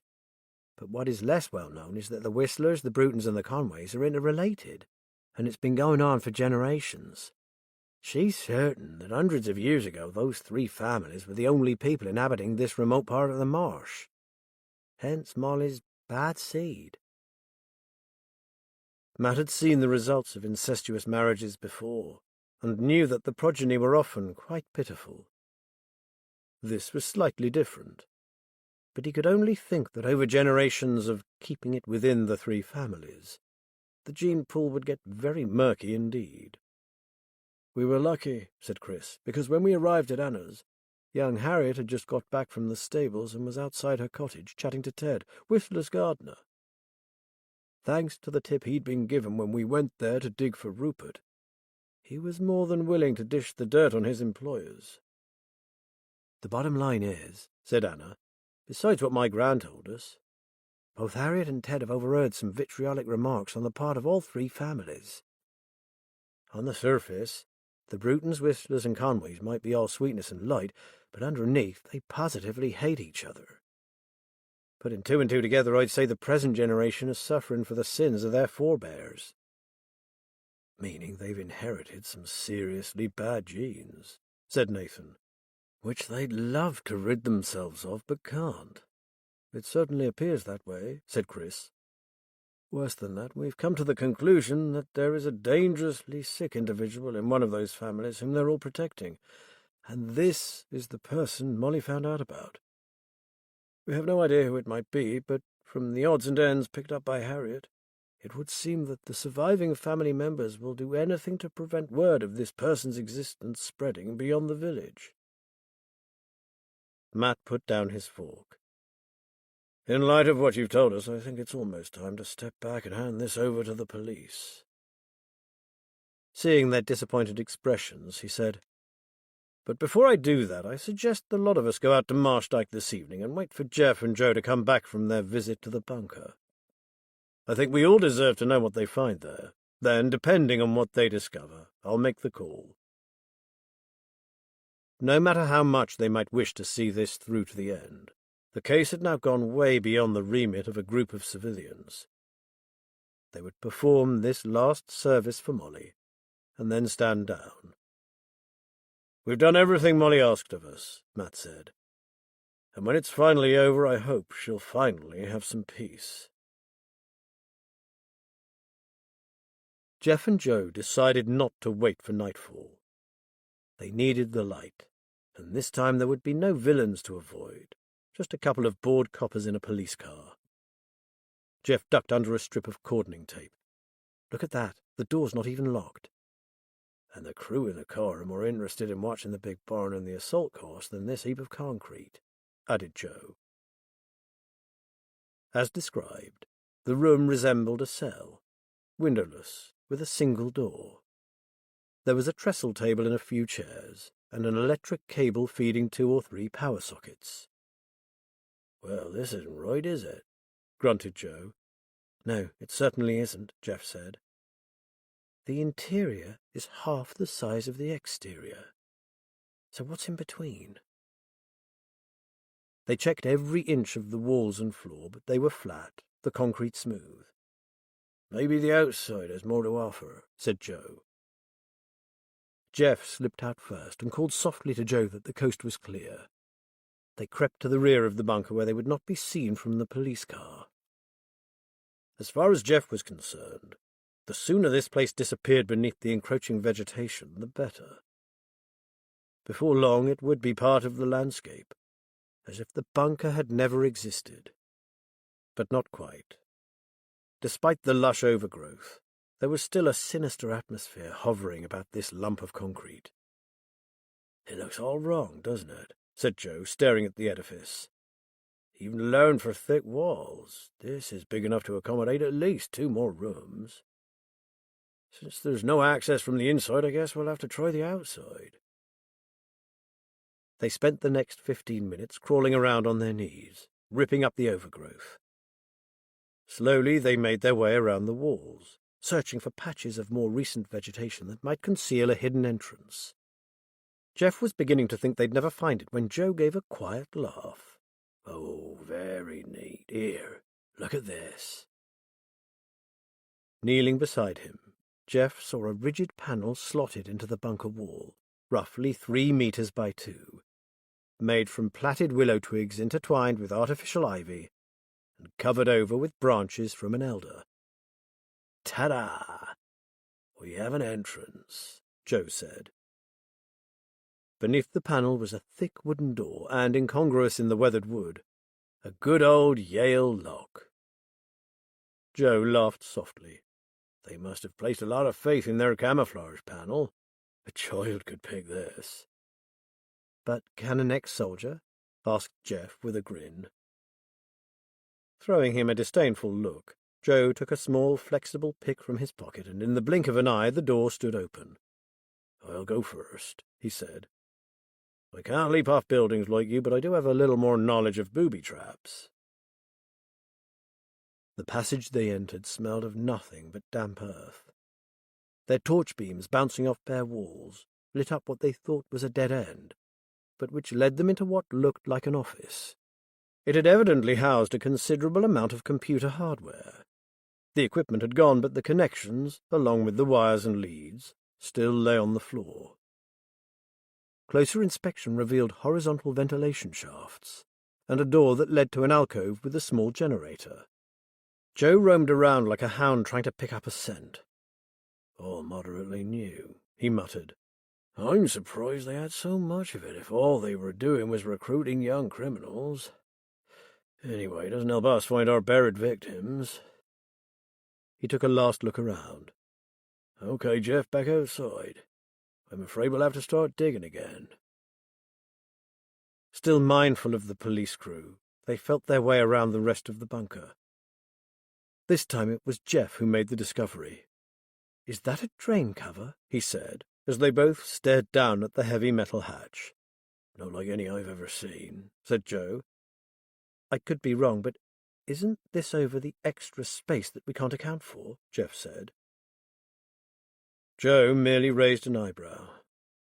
Jeff knelt and ran his hand over the cold iron. "How on earth are we supposed to lift it?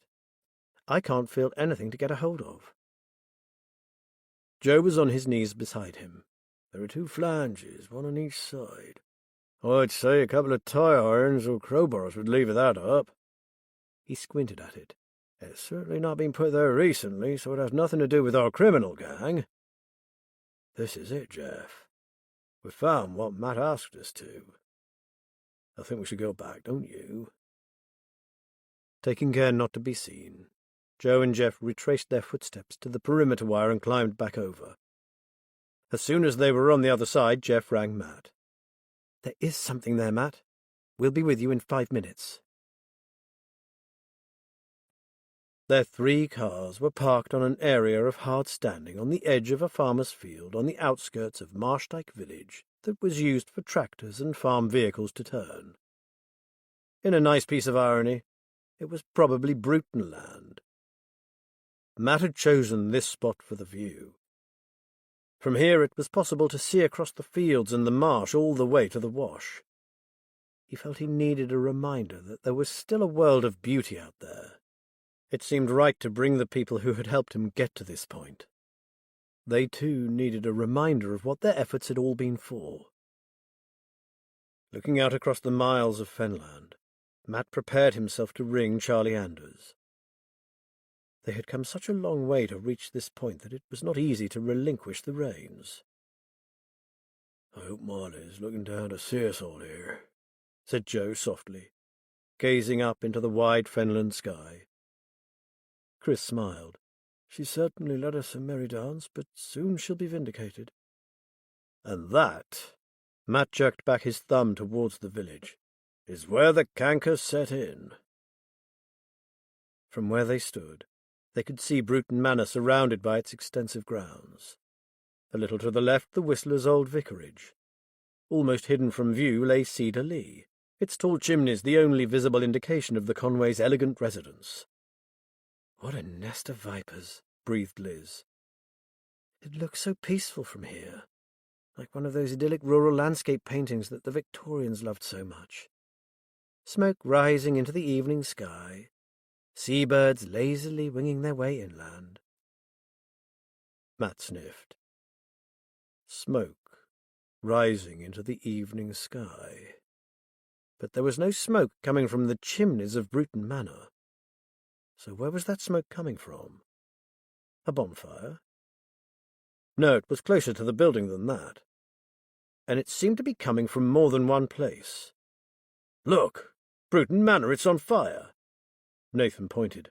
"So is the Whistler's place. Jesus Christ, look!" "I'll dial 999. Chris snatched his phone from his pocket. "Let's get down there, fast!" Matt yelled. "We are closer than the villagers, and there could be innocent people caught up in it." The 3 cars hurtled down the lane. On reaching the entrance to the manor, Matt called out to Chris, "You go on to the Whistler's place and do what you can." He waved to Joe and Jeff. "Go on to Cedar Lee and warn the Conways." "What the hell is going on?" Liz said. "One fire, sure, it's an accident, but 2?" Matt didn't answer. He knew exactly what was happening. Liz exhaled. "It's the end game, isn't it? Someone knows it's over. There's nowhere he can run to now, so he's organized a grand finale." Gravel flying from their wheels, they raced down the drive towards the house. Matt had seen a lot of fires in his time, and knew how fast they could travel. This one, however, was simply terrifying. The entire building was ablaze. They parked as close as they dared and got out, but it was immediately obvious that there was nothing they could do. Even so, they didn't want to turn away before making sure that no one needed their help. With the heat from the flames burning their faces, they squinted up at the windows but could see no sign of life. "Not that I know much about it, but am I right in thinking that this wasn't one fire that got out of control, but a whole lot of fires started at the same time?" Nathan said. "Whoever did this," said Matt, taking a few steps back as the heat intensified, "was certainly leaving nothing to chance. Come on, let's get out of here and find the others. Maybe the Whistler place isn't as bad, and I don't see any smoke coming from the Conways' place. Hopefully Jeff and Joe have managed to raise the alarm there." As they drove away, Matt heard the distant sound of sirens. It was far too late to save Bruton Manor, but the fire service might be able to keep the neighbouring properties from catching alight. For a moment he had forgotten how evil these people were. Whatever they had done, surely they didn't deserve a fate as terrible as this. He put his foot down. Chris was relieved to see Matt's car in the lane outside the old vicarage. He was worried about Anna. She insisted on helping him, but he was very aware that she wasn't healthy and might do herself harm. "We're pretty sure the place is empty," he called out. "Or as much of it as we could get to. We've been yelling our heads off, but no one has answered." "The fire is spreading," added Anna breathlessly, "but so far it's confined to the left-hand side of the house and the outbuildings. We shut as many doors as we could find before we had to get out." "Thank God you did," said Liz. "We could hear the fire service on our way, so they'll be here soon." "Any news from Joe and Jeff?" asked Matt. "No," said Chris. "Maybe we should head down there now and see how they're doing."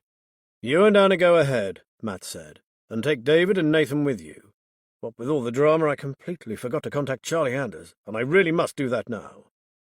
What I have to tell her could turn out to be far, far bigger than this." He gestured toward the burning house. The three of them piled into Chris's car and headed back along the lane towards Cedar Lee. "Look, smoke," said Nathan. "I thought they might have got away with it, but it looks like they haven't after all." Though Cedar Lee was a more modest property than the other two houses, it was still a fine example of classic British architecture.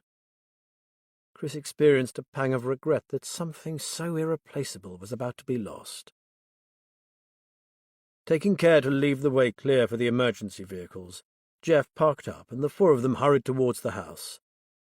"Why aren't the villagers here?" panted Anna, struggling to keep pace with the men. "Something like this usually brings people flocking from miles around to see what's going on." She was right. Chris looked over to where the village lay, dark and silent. Where were all the do-gooders, the rubberneckers, the men striding forward to take charge? Jeff and Joe appeared at the open front door. "Where the hell's the fire brigade?" Joe called out. "We heard the sirens. They should be here by now. They could save this place if they only got a move on." "Shall I go back to the entrance and try to flag down a passing car?" offered Nathan. "At least they can drive down to the village for help. Joe's right, it's too late for the others, but this house could be salvaged." Nathan turned and ran back down the drive. "What's the situation here, Joe?" Chris said. "I gather no one is at home." "Jeff thought he heard someone upstairs, but we can't get to them." Joe frowned. "I'm damned if I can find the source of the fire. There's an office area over there, which is definitely alight, and we've done our best to prevent the fire from spreading to the main house." Chris looked around. "Where is Jeff?" "I bet that silly sod is back inside. He's convinced he heard someone in there." He gripped Chris's arm. "Stay here with Anna and David, and when that bloody fire engine gets here, show them that office." Before Chris could protest, Joe had run back into the house. "Should we go after him?"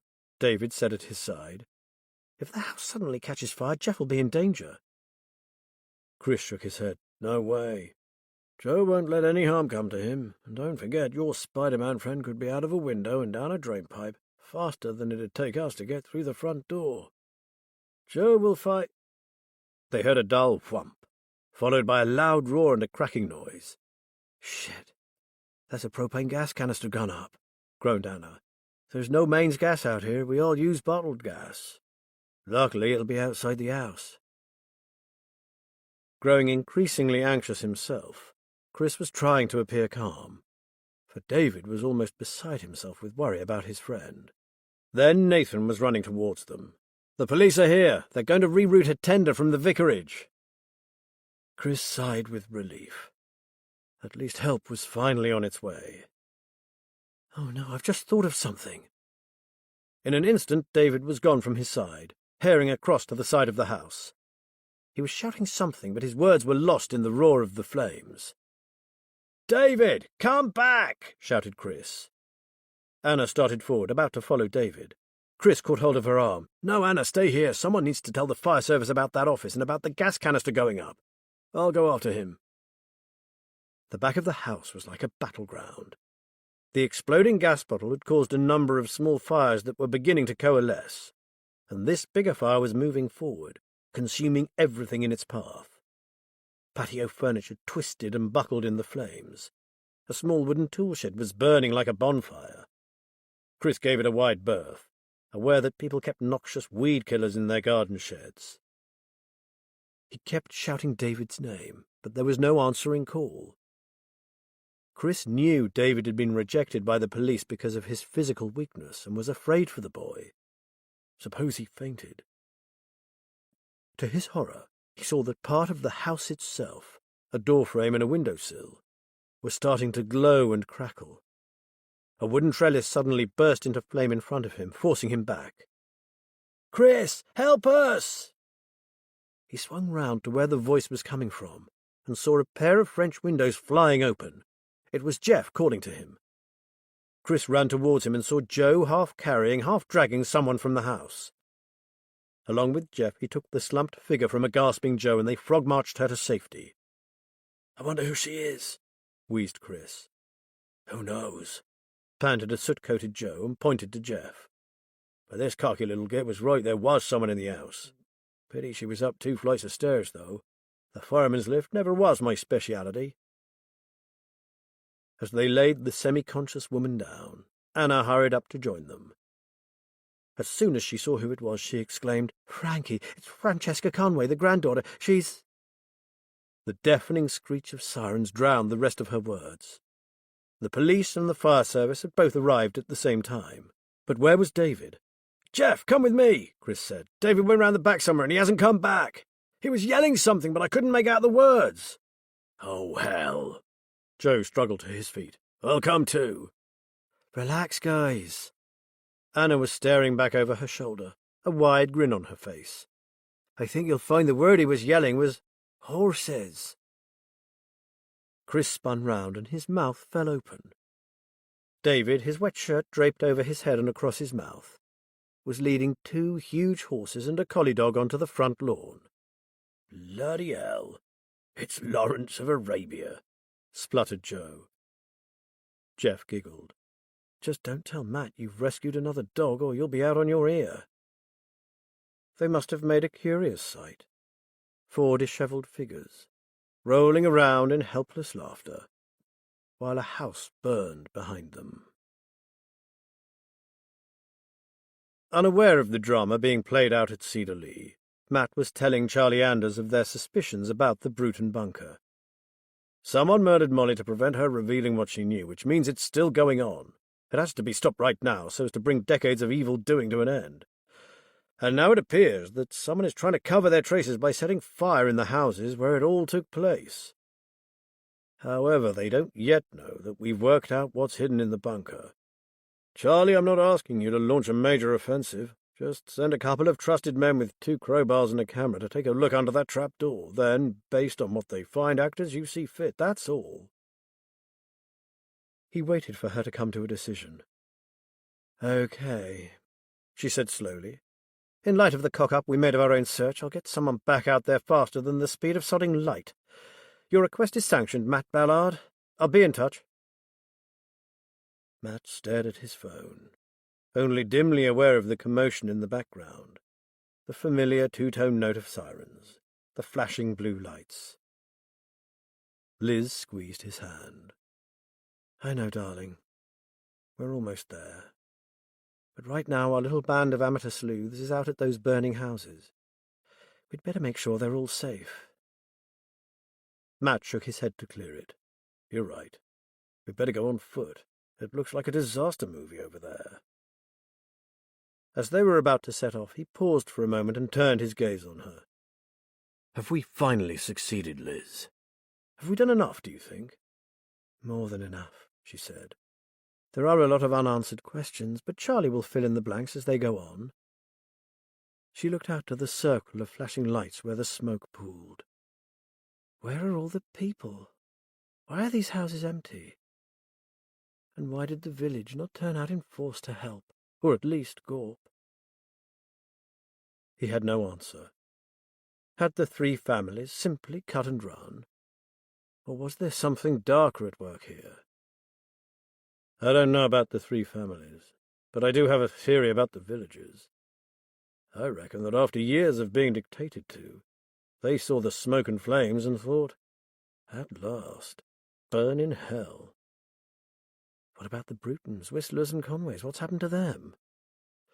"As you said, Liz, that's for the police to sort out. Haynes and Ballard hereby announces case closed." Epilogue. 22:35 p.m. The Bunker. Marshdyke, St. Mary. Present, D.S. Bryn Owen and P.C. Jack Swifty Fleet. Neither man spoke as their torch beams fell on the trapdoor. Black smoke continued to billow from the 3 gutted buildings. Caught by the sea winds, it swept across the fields like the dying traces of some terrible battle. Neither Bryn nor Jack wanted to be here, but they had been especially chosen by the DCI as her most trustworthy officers. Furthermore, they were loyal friends of Matt Ballard. They knew all that, but they still didn't want to be there. "Okay, Swifty," said Bryn, grasping one of the 2 crowbars. "Let's get it over with. It's going to be bad, so we don't want to be prolonging the agony." Together, they slid their crowbars under the iron cover and heaved. It came up more easily than they expected, sending them both staggering backwards. They shifted the heavy door to one side and shone their torches into the cavity beneath. "Steps," said Jack, pointing his torch beam into the black hole. "Leading to what, I wonder?" "Well, there's only one way to find out. Will you go first, or shall I?" Bryn bowed. "Age before beauty." But you're the higher-ranking officer." But for once, the banter fell flat. "Okay," Bryn said. "Got the lights." Jack produced 2 handheld halogen lights and switched them on. Bryn went ahead, with Jack following a few steps behind. The stairs were concrete, deep and wide enough to take their policemen's boots. They descended in silence. "There's a door at the bottom," Bryn said, his voice tight and a little shaky. He stepped down onto a small landing. "No lock, just a handle." He looked back at Jack. "Ready?" "As I'll ever be." Jack placed a hand on his shoulder. "Let's see what our Molly got killed for." It took Bryn a few moments to understand what he was seeing. Instead of the charnel house he had been expecting, they had entered a smallish square storeroom, clean and tidy and basically empty, except for a couple of heavy-duty plastic boxes and several piles of what looked like large sacks of potting compost, or possibly builder's material. There was a trapdoor in the middle of the floor with a brass handle to lift it by. "That's lime in those sacks," said Jack flatly. Bryn surveyed the labels. "Yeah, it is." Jack cleared his throat. "Isn't that what they used to use in, graves? Mass graves, that is, to help speed up decomposition?" "I read an article about the plague once," added Bryn. "It said they used it to mask the smell and kill off bacteria to stop the disease spreading." "That right," Jack said. They knew they were delaying the inevitable, but neither of them wanted to lift that hatch. "DSO in!" They both jumped. They heard the heavy tread of footsteps slowly descending. "It's all right, dear hearts. It's not a boggart or a will-o'-the-wisp. Just a nosy pathologist." Professor Rory Wilkinson stepped into the room and beamed at them. "Or in your case, your fairy godmother, come to save you from an unpleasant task. A little bird told me that this could be something that's more up my alley than yours, so here I am, cherubs." Bryn could not remember ever being so happy to see someone, especially a pathologist. Rory took stock. "There is considerable debate over lime and its effectiveness. What's more, this lot," he pointed to the sacks, "is hydrated lime. Tests show that it actually delays decay and in some cases even preserves tissue. Imagine." He looked at the trapdoor, then back to his audience. "Are we of the same opinion here, gentlemen? Some unpleasant individual brought bodies down here, popped them down there." He jerked a thumb at the trapdoor. "Chucked a load of lime over them, and trundled off home for tea." Bryn and Jack nodded. "Well, we'd better check out our hypothesis." Rory grasped the brass handle and pulled.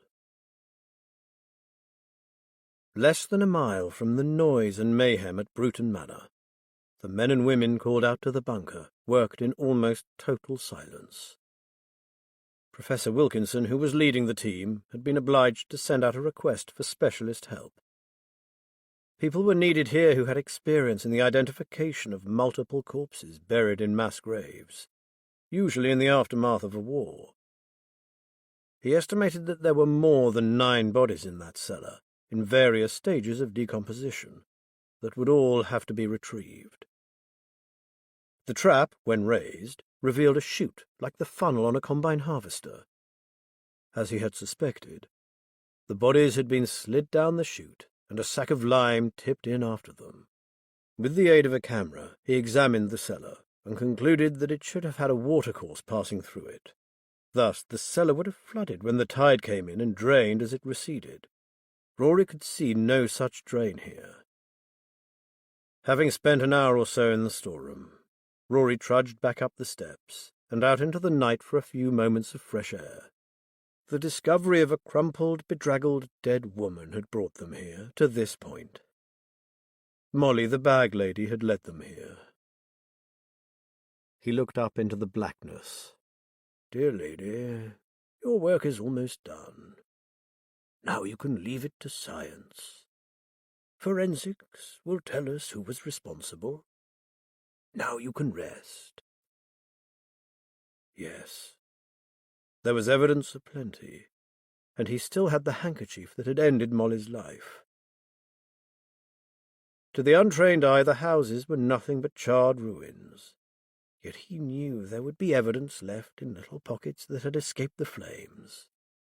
There always was. He stood up and stretched.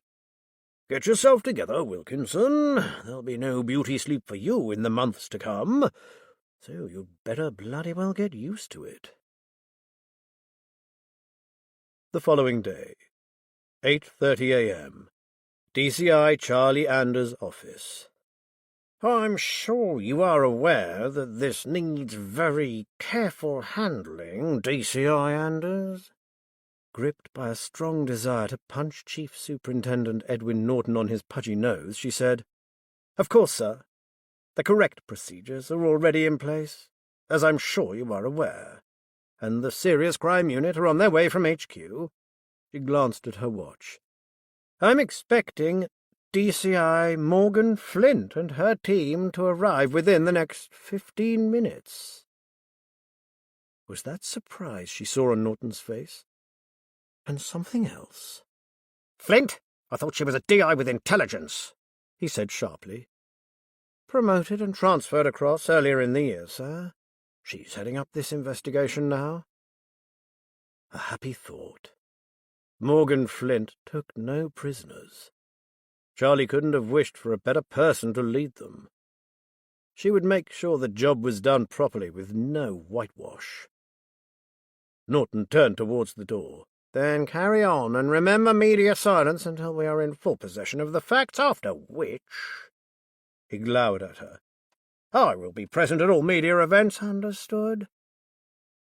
As the door closed behind him, Charlie gave him a 2-finger salute. No wonder Matt hated that man. Of course, Norton had not been referring to the findings in the bunker. That was bad enough. But what the chief super meant was the bodies the fire service had found in the remains of the 3 houses at Marshdyke. 3 at the manor, another 2 at the old vicarage, and a further 2 at Cedar Lee. The Brutons, the Whistlers, and the Conways were no more. With the exception of a lone survivor rescued by 2 of Matt's helpers, and who was being guarded like the crown jewels until she was well enough to talk to them. It seemed there were a few other family members who had been absent at the time of the fires and were now missing. Maybe they had fled. But Charlie couldn't be sure that more bodies would not turn up at a later date. That bloody detective agency of Matt Ballard's. All this because of a dogged search for a missing tearaway, and their conviction that a dead vagrant and a bag of waste paper was worthy of an investigation. Charlie began to laugh. 8:30 a.m. Fenfleet landfill site. The refuse lorry made its way to the top of the ramp, turned and raised the hopper, sending 26 tons of waste onto the stinking mass of rotting food and garbage below. Amid the detritus was a blue and red sleeping bag, with a letter still sewn into the lining. It had been an important letter, telling of a woman's terror at what was going on in the household in which she worked as a teacher. It told of the hunched form of a disturbed young man, pushing a heavy wheelbarrow towards the old bunker, and returning with it empty. Nonetheless, the writer would not have been disappointed to see it disappear. The truth had been told. Letter or no letter. 9:40 a.m. Matt Ballard's kitchen. Halfway through doing the dishes, Matt heard his phone. Drying his hands, he said, "Darren, how are you? Recovering, I hope?" "Thank you, sir. I'm fine now. Still shaken. I guess it will take a while to sort my head out." There was a difference in the young man's tone. Gone was the sneer, the supercilious attitude. "You've been through a lot, lad. Don't rush the process. It'll get easier with time, never fear." "Well, you should know, sir." Norton paused. "I'm, about 10 minutes from Tanner's Fen. Would you mind if I called in to have a talk with you? If it's not too inconvenient, that is. There are some things I need to say, and... Oh, well, I'll get the coffee on. Come right over," Matt said. The man who walked through the door was a far cry from the Darren Norton who'd so annoyed him in the early days of the case. Rather than facing him with a room full of people, Matt had decided to talk to him privately. They now sat in the garden, each with a cup of coffee, while Matt waited for Norton to begin. After a silence that was beginning to grow uncomfortable, Norton suddenly burst out with, "I'm so sorry. Not to put too fine a point on it, I acted like a real arsehole." He met Matt's kindly gaze. "I'm just hoping that I haven't done so much damage that there's no way back. I do want to be a detective, a good one, and I know I can do it, but I'm afraid it might be too late." He lowered his voice. "And there are other factors that might see me pushed out of the force. That's why I need to talk to you." Matt suddenly realized that this was no ordinary apology for bad behavior, or a last-ditch attempt to save his job. He sat forward. "I'm listening." "Ever since I was a little kid, my grandfather has always been presented to me as a role model, the person I must emulate if I want to get ahead. And who was I, just a kid, to dispute that? He was high up in the police force, rich, well-connected and powerful."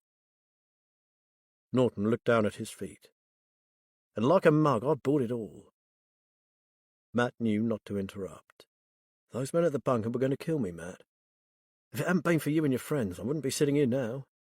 It was you who saved me, not my grandfather. More than that, it was him who put me there in the first place." "How do you mean?" said Matt quietly. "I ran a couple of snouts, or I thought I did," he grunted. "Actually, it was grandfather who ran them, and they fed me information that he wanted me to have. Chief Superintendent Edwin Norton knew all about that setup with the adventure park and the kids, and it was him that leaked the rendezvous point so that I would chase out there." "What for, lad? Did he want you to get the kudos? A step up the ladder? Or... "I think it's the or," Norton said. "He knew I had my suspicions about the bunker, and he didn't want me interfering. I think he arranged for me to disappear. Permanently." This was a very serious allegation. Matt knew the man was a bastard, but would he go as far as to have his own flesh and blood murdered? "There's one other thing, Matt," said Norton. "Grandfather is related to the Conways of Cedar Lee and Marshdyke. He's a first cousin, and he's close, if you get my drift." Matt thought back to what had been said about that village. He got it all right. "I'll come to you for advice. I don't know what to do. Can you help me? I trust you, and whatever you suggest, I'll do it. I'll even testify against Chief Superintendent Norton if I have to. I've been making preparations. My money is safe. I have a trust fund and some money that was left to me by a relative. I've left the family home and am now renting a flat in Fenfleet. I'll cope on my own, and this time without a role model." "Good for you, Darren," Matt said, his head full with thoughts of Edgar Norton, up to his neck in dirty dealings, while in the guise of a respected officer. "And yes, I'll help you." "It will be my pleasure." 1 month later, Cannon Farm, Tanner's Fen. It had taken her some time to get all of them back together again, but Liz had persevered, and this evening they were gathered at Cannon Farm. The idea had been to use the dining room for its original purpose and have a proper candle-lit supper. However, the whiteboard with the names she hadn't had the heart to erase still dominated the room. So, as the weather was good, they settled for a barbecue, which Liz thought Joe especially would enjoy. After the food and the general conversation, they turned to the subject that had brought them all together. Matt and Liz had spent several grueling weeks being interviewed by the Serious Crime Unit. Matt had also held some private discussions with Morgan Flint regarding a certain chief superintendent who had suddenly seen fit to announce his retirement. Charlie Anders had given them the rest of the story, which she said they had a right to know, as without them, youngsters would still be undergoing training for a life of crime, and people would still be going missing in Marshdyke St. Mary. Now, they believed they had all the pieces of the jigsaw in place.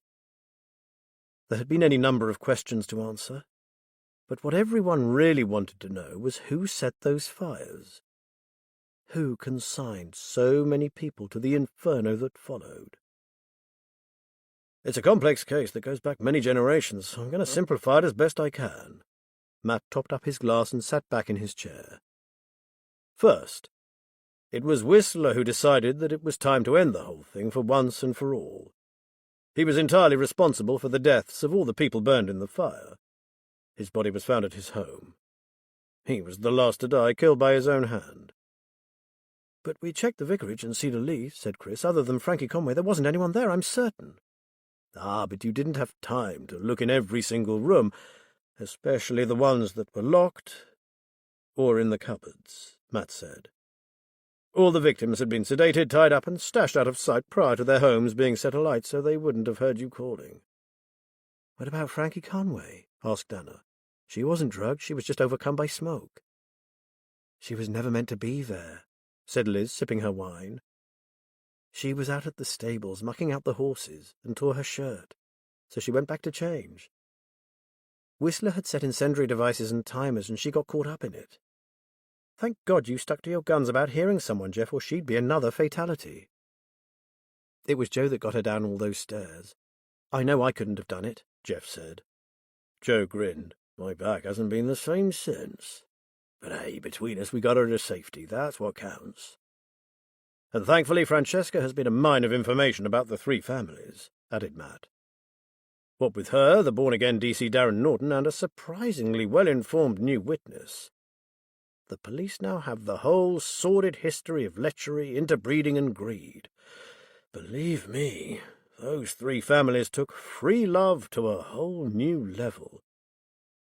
"Who's this well-informed new witness?" asked Joe, leaning forward. "One of the men arrested after the raid on the bunker who has turned King's evidence. He was a doctor there. His name is Christopher Whistler, known as Kit. He knows all about that accursed village." "What? The medic?" exclaimed Jeff. "The one I saw at the bunker? He's a Whistler?" "And a qualified doctor. He's Whistler's eldest son. He had a brother called Jamie, a badly damaged child." Matt looked around at the amazed faces. "I said it was complex, and it is. This entire horrific outcome is the result of decades of immorality and corruption involving the three families." "It's not a case of the lord of the manor chasing the lusty young serving wench," said Liz. "This was a powder keg of deception, lies, and promiscuity. It's doubtful that any of the present generation have a clue about their true parentage. DCI Morgan Flint has already discovered that a boy named Benjamin Bruton was Jamie and Christopher Whistler's half-brother. Whistler's wife gave birth to 3 boys, 2 of whom were born impaired, victims of the family's twisted past. Bruton took Benjamin to bring him up." "And is that the big secret, the one that our Molly chanced upon?" Nathan asked. "The one she was killed for?" Matt nodded. You remember Tilly told us about rumours of a boy who was sent to an asylum many years before, said Matt. She said he was what the locals called different. They all nodded. Serious Crimes have discovered that it happened again. As I said, of Whistler's 3 boys, 2 were born with defects, and one was so lacking in emotion that he saw nothing wrong in killing things or people. That boy was Benjamin Bruton. David gasped.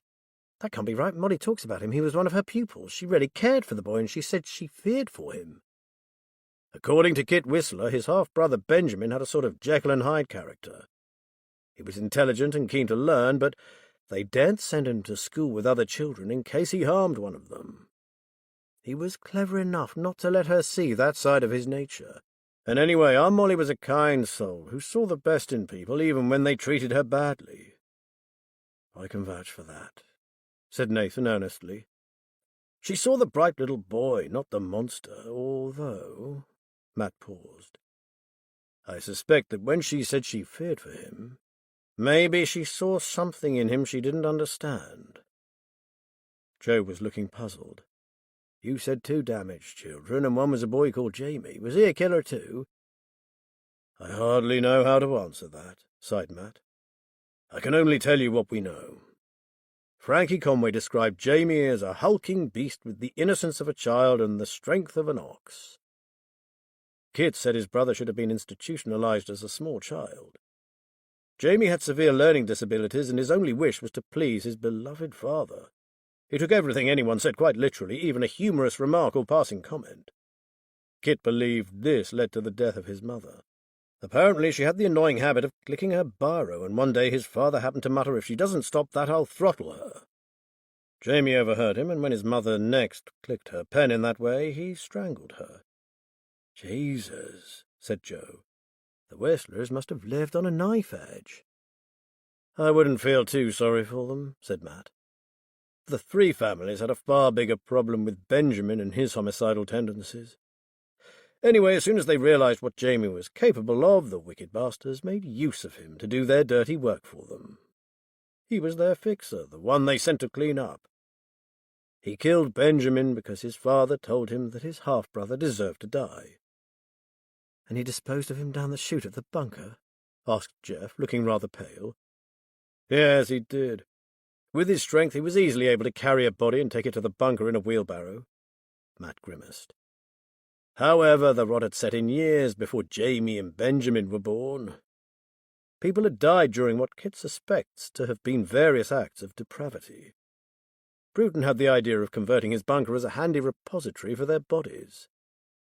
One last thing, said Liz. Rory Wilkinson reported finding another body in a room in the old vicarage that had somehow escaped the flames. It was Jamie Whistler. He had been killed a day or so before the others, and would probably have died anyway from sepsis after having been bitten by a dog. David sighed. They sent him to kill Clem, didn't they? He reached down and fondled the dog that lay at his feet, the dog that seemed to have found a home at Cannon Farm. His original owner, Clem, had been discharged from hospital and was now living in a nice little flat in a warden-controlled block in Fenfleet, where pets were not allowed. Gunner visited often, but unless the no-pets order was lifted, Cannon Farm was where he would stay. Alfie was safely home with a much-recovered George and 2 new rescue dogs from the Pulteney Marsh Dog Sanctuary, where he now worked full-time. Matt noticed Nathan's glance at Joe. Matt knew what the next question would be, so he forestalled him. And yes, it was Jamie they sent to kill Molly. The handkerchief in her mouth had belonged to Whistler, and Jamie was in the habit of carrying it about with him when he went hunting. So much wickedness. Liz sounded close to tears. But it's finally over. Forever, said Chris. They've cleared the sites of the fires, and there are hoardings going up in Marshdyke. Anna smiled. I'm told it's going to be a housing estate, a big one. I never thought I'd be pleased to see one of those going up in the village, but it will bring new life to the place, and a future for those who have lived under the shadow of those 3 evil families for so long. What about the bunker? Asked Jeff. Joe grinned at him.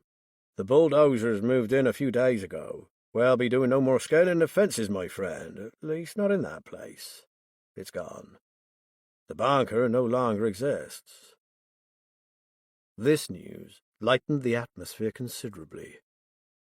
Liz handed around more food and Matt refilled glasses. When he got to Joe, he took a key from his pocket. I've been meaning to give this to you. I found it in the cuff of your jacket when I searched your bag after it was found in the ditch. I guessed it might be important. Joe's eyes widened. Look at that. My reminder that I once had a home. It was the front door key to the cottage where I was born. The cottage is long gone, but I kept the key as a lucky charm when I was travelling. He swallowed. Thank you, Matt. I appreciate you keeping it for me. To allow Joe to recover, Matt returned to his friends. So what does the future hold for you all? You start, Jeff. When I finish uni, I'm going back to Asia for a while. I learned a lot there, but there's more to discover before I move forward. He blushed. And if all goes well, Frankie Conway is going to come with me. She's a really nice girl. We've been seeing quite a bit of each other. She lost everything in that blaze, although thankfully she has some money. When the lawyers have finished sifting through her family's dodgy finances, she could be very comfortably off one day, but that could take years. Right now, I think travel and getting to know other cultures will help her to leave the past behind. Nathan was going back to teaching. He'd had his break and he missed his students, so he'd applied for a full-time post at the music college. David had another year to go at uni and was still enjoying his course. Then he announced that he had a date the following day. And I'd like some advice on the best bottle of wine to take, Auntie Liz. Liz asked what sort of wine the young lady might like. Red, white, sweet? She said anything alcoholic as long as it's accompanied by a houseplant. He grinned. I think that's the least Hazel Webber deserves for the work she did on Molly's book. Joe said that he was on the road again, but this time by motorbike. His friend had made him a gift of the Enfield. Joe said he intended to keep in touch with George, but since he was happily occupied with his dogs, he himself would keep moving for a while longer until he felt the need to settle. He wanted somewhere with enough space for his old army buddy Derek, who might need help as he got older. And who better to offer it than one of his brothers-in-arms? Chris and Anna didn't say much, but maybe they didn't need to. You only had to look at the two of them together to know what would happen, in the fullness of time. What they did say was that if ever Matt and Liz needed some additional help, they only had to call on them. They might be unfit for active duty, but they still had their brains. Liz decided it was a good moment for Nathan to play for them. When she invited him to come, it was on condition that he brought his keyboard, so he was ready. He played a mix of modern songs and folk tunes, to which they sang along. He followed them with a lilting ballad that drifted like fen mist through the twilight. When it was over, he looked around at the group of friends. "Can we raise a toast to Molly?" Matt stood up and lifted his glass. "Marika Monaghan, our Molly. You didn't make it easy for us, but we've told your truth at last. Now you can rest in peace. To Molly." They all raised their glasses. Then Nathan began to play the most haunting piece of music that Matt had ever heard. "Marika loved to play this," said Nathan quietly. "It was her favourite piece. And she wrote her own words to it," added Joe with a sigh. "She would sometimes sing it to me on a cold night while we sat by my bucket of embers." Joe raised his voice. The song rang out, clear as a bell. He sang of love, a love that never died, a love that transcended even death. As he listened, Matt could have sworn that he heard another voice join the song, a woman's voice, sweet and pure, like that of an angel. The wine, of course. Or was it? This concludes The Bag of Secrets by Joy Ellis. Narrated by Matthew Lloyd Davis. Copyright 2023 by Joy Ellis. This unabridged audiobook is published by arrangement with Joffy Books. care of Lorella Belly Literary Agency Limited, and was produced in the year 2024 by Tantor Media Incorporated, a division of Recorded Books, which holds the copyright thereto. Please visit tantor.com for more information on our growing library of unabridged audiobooks.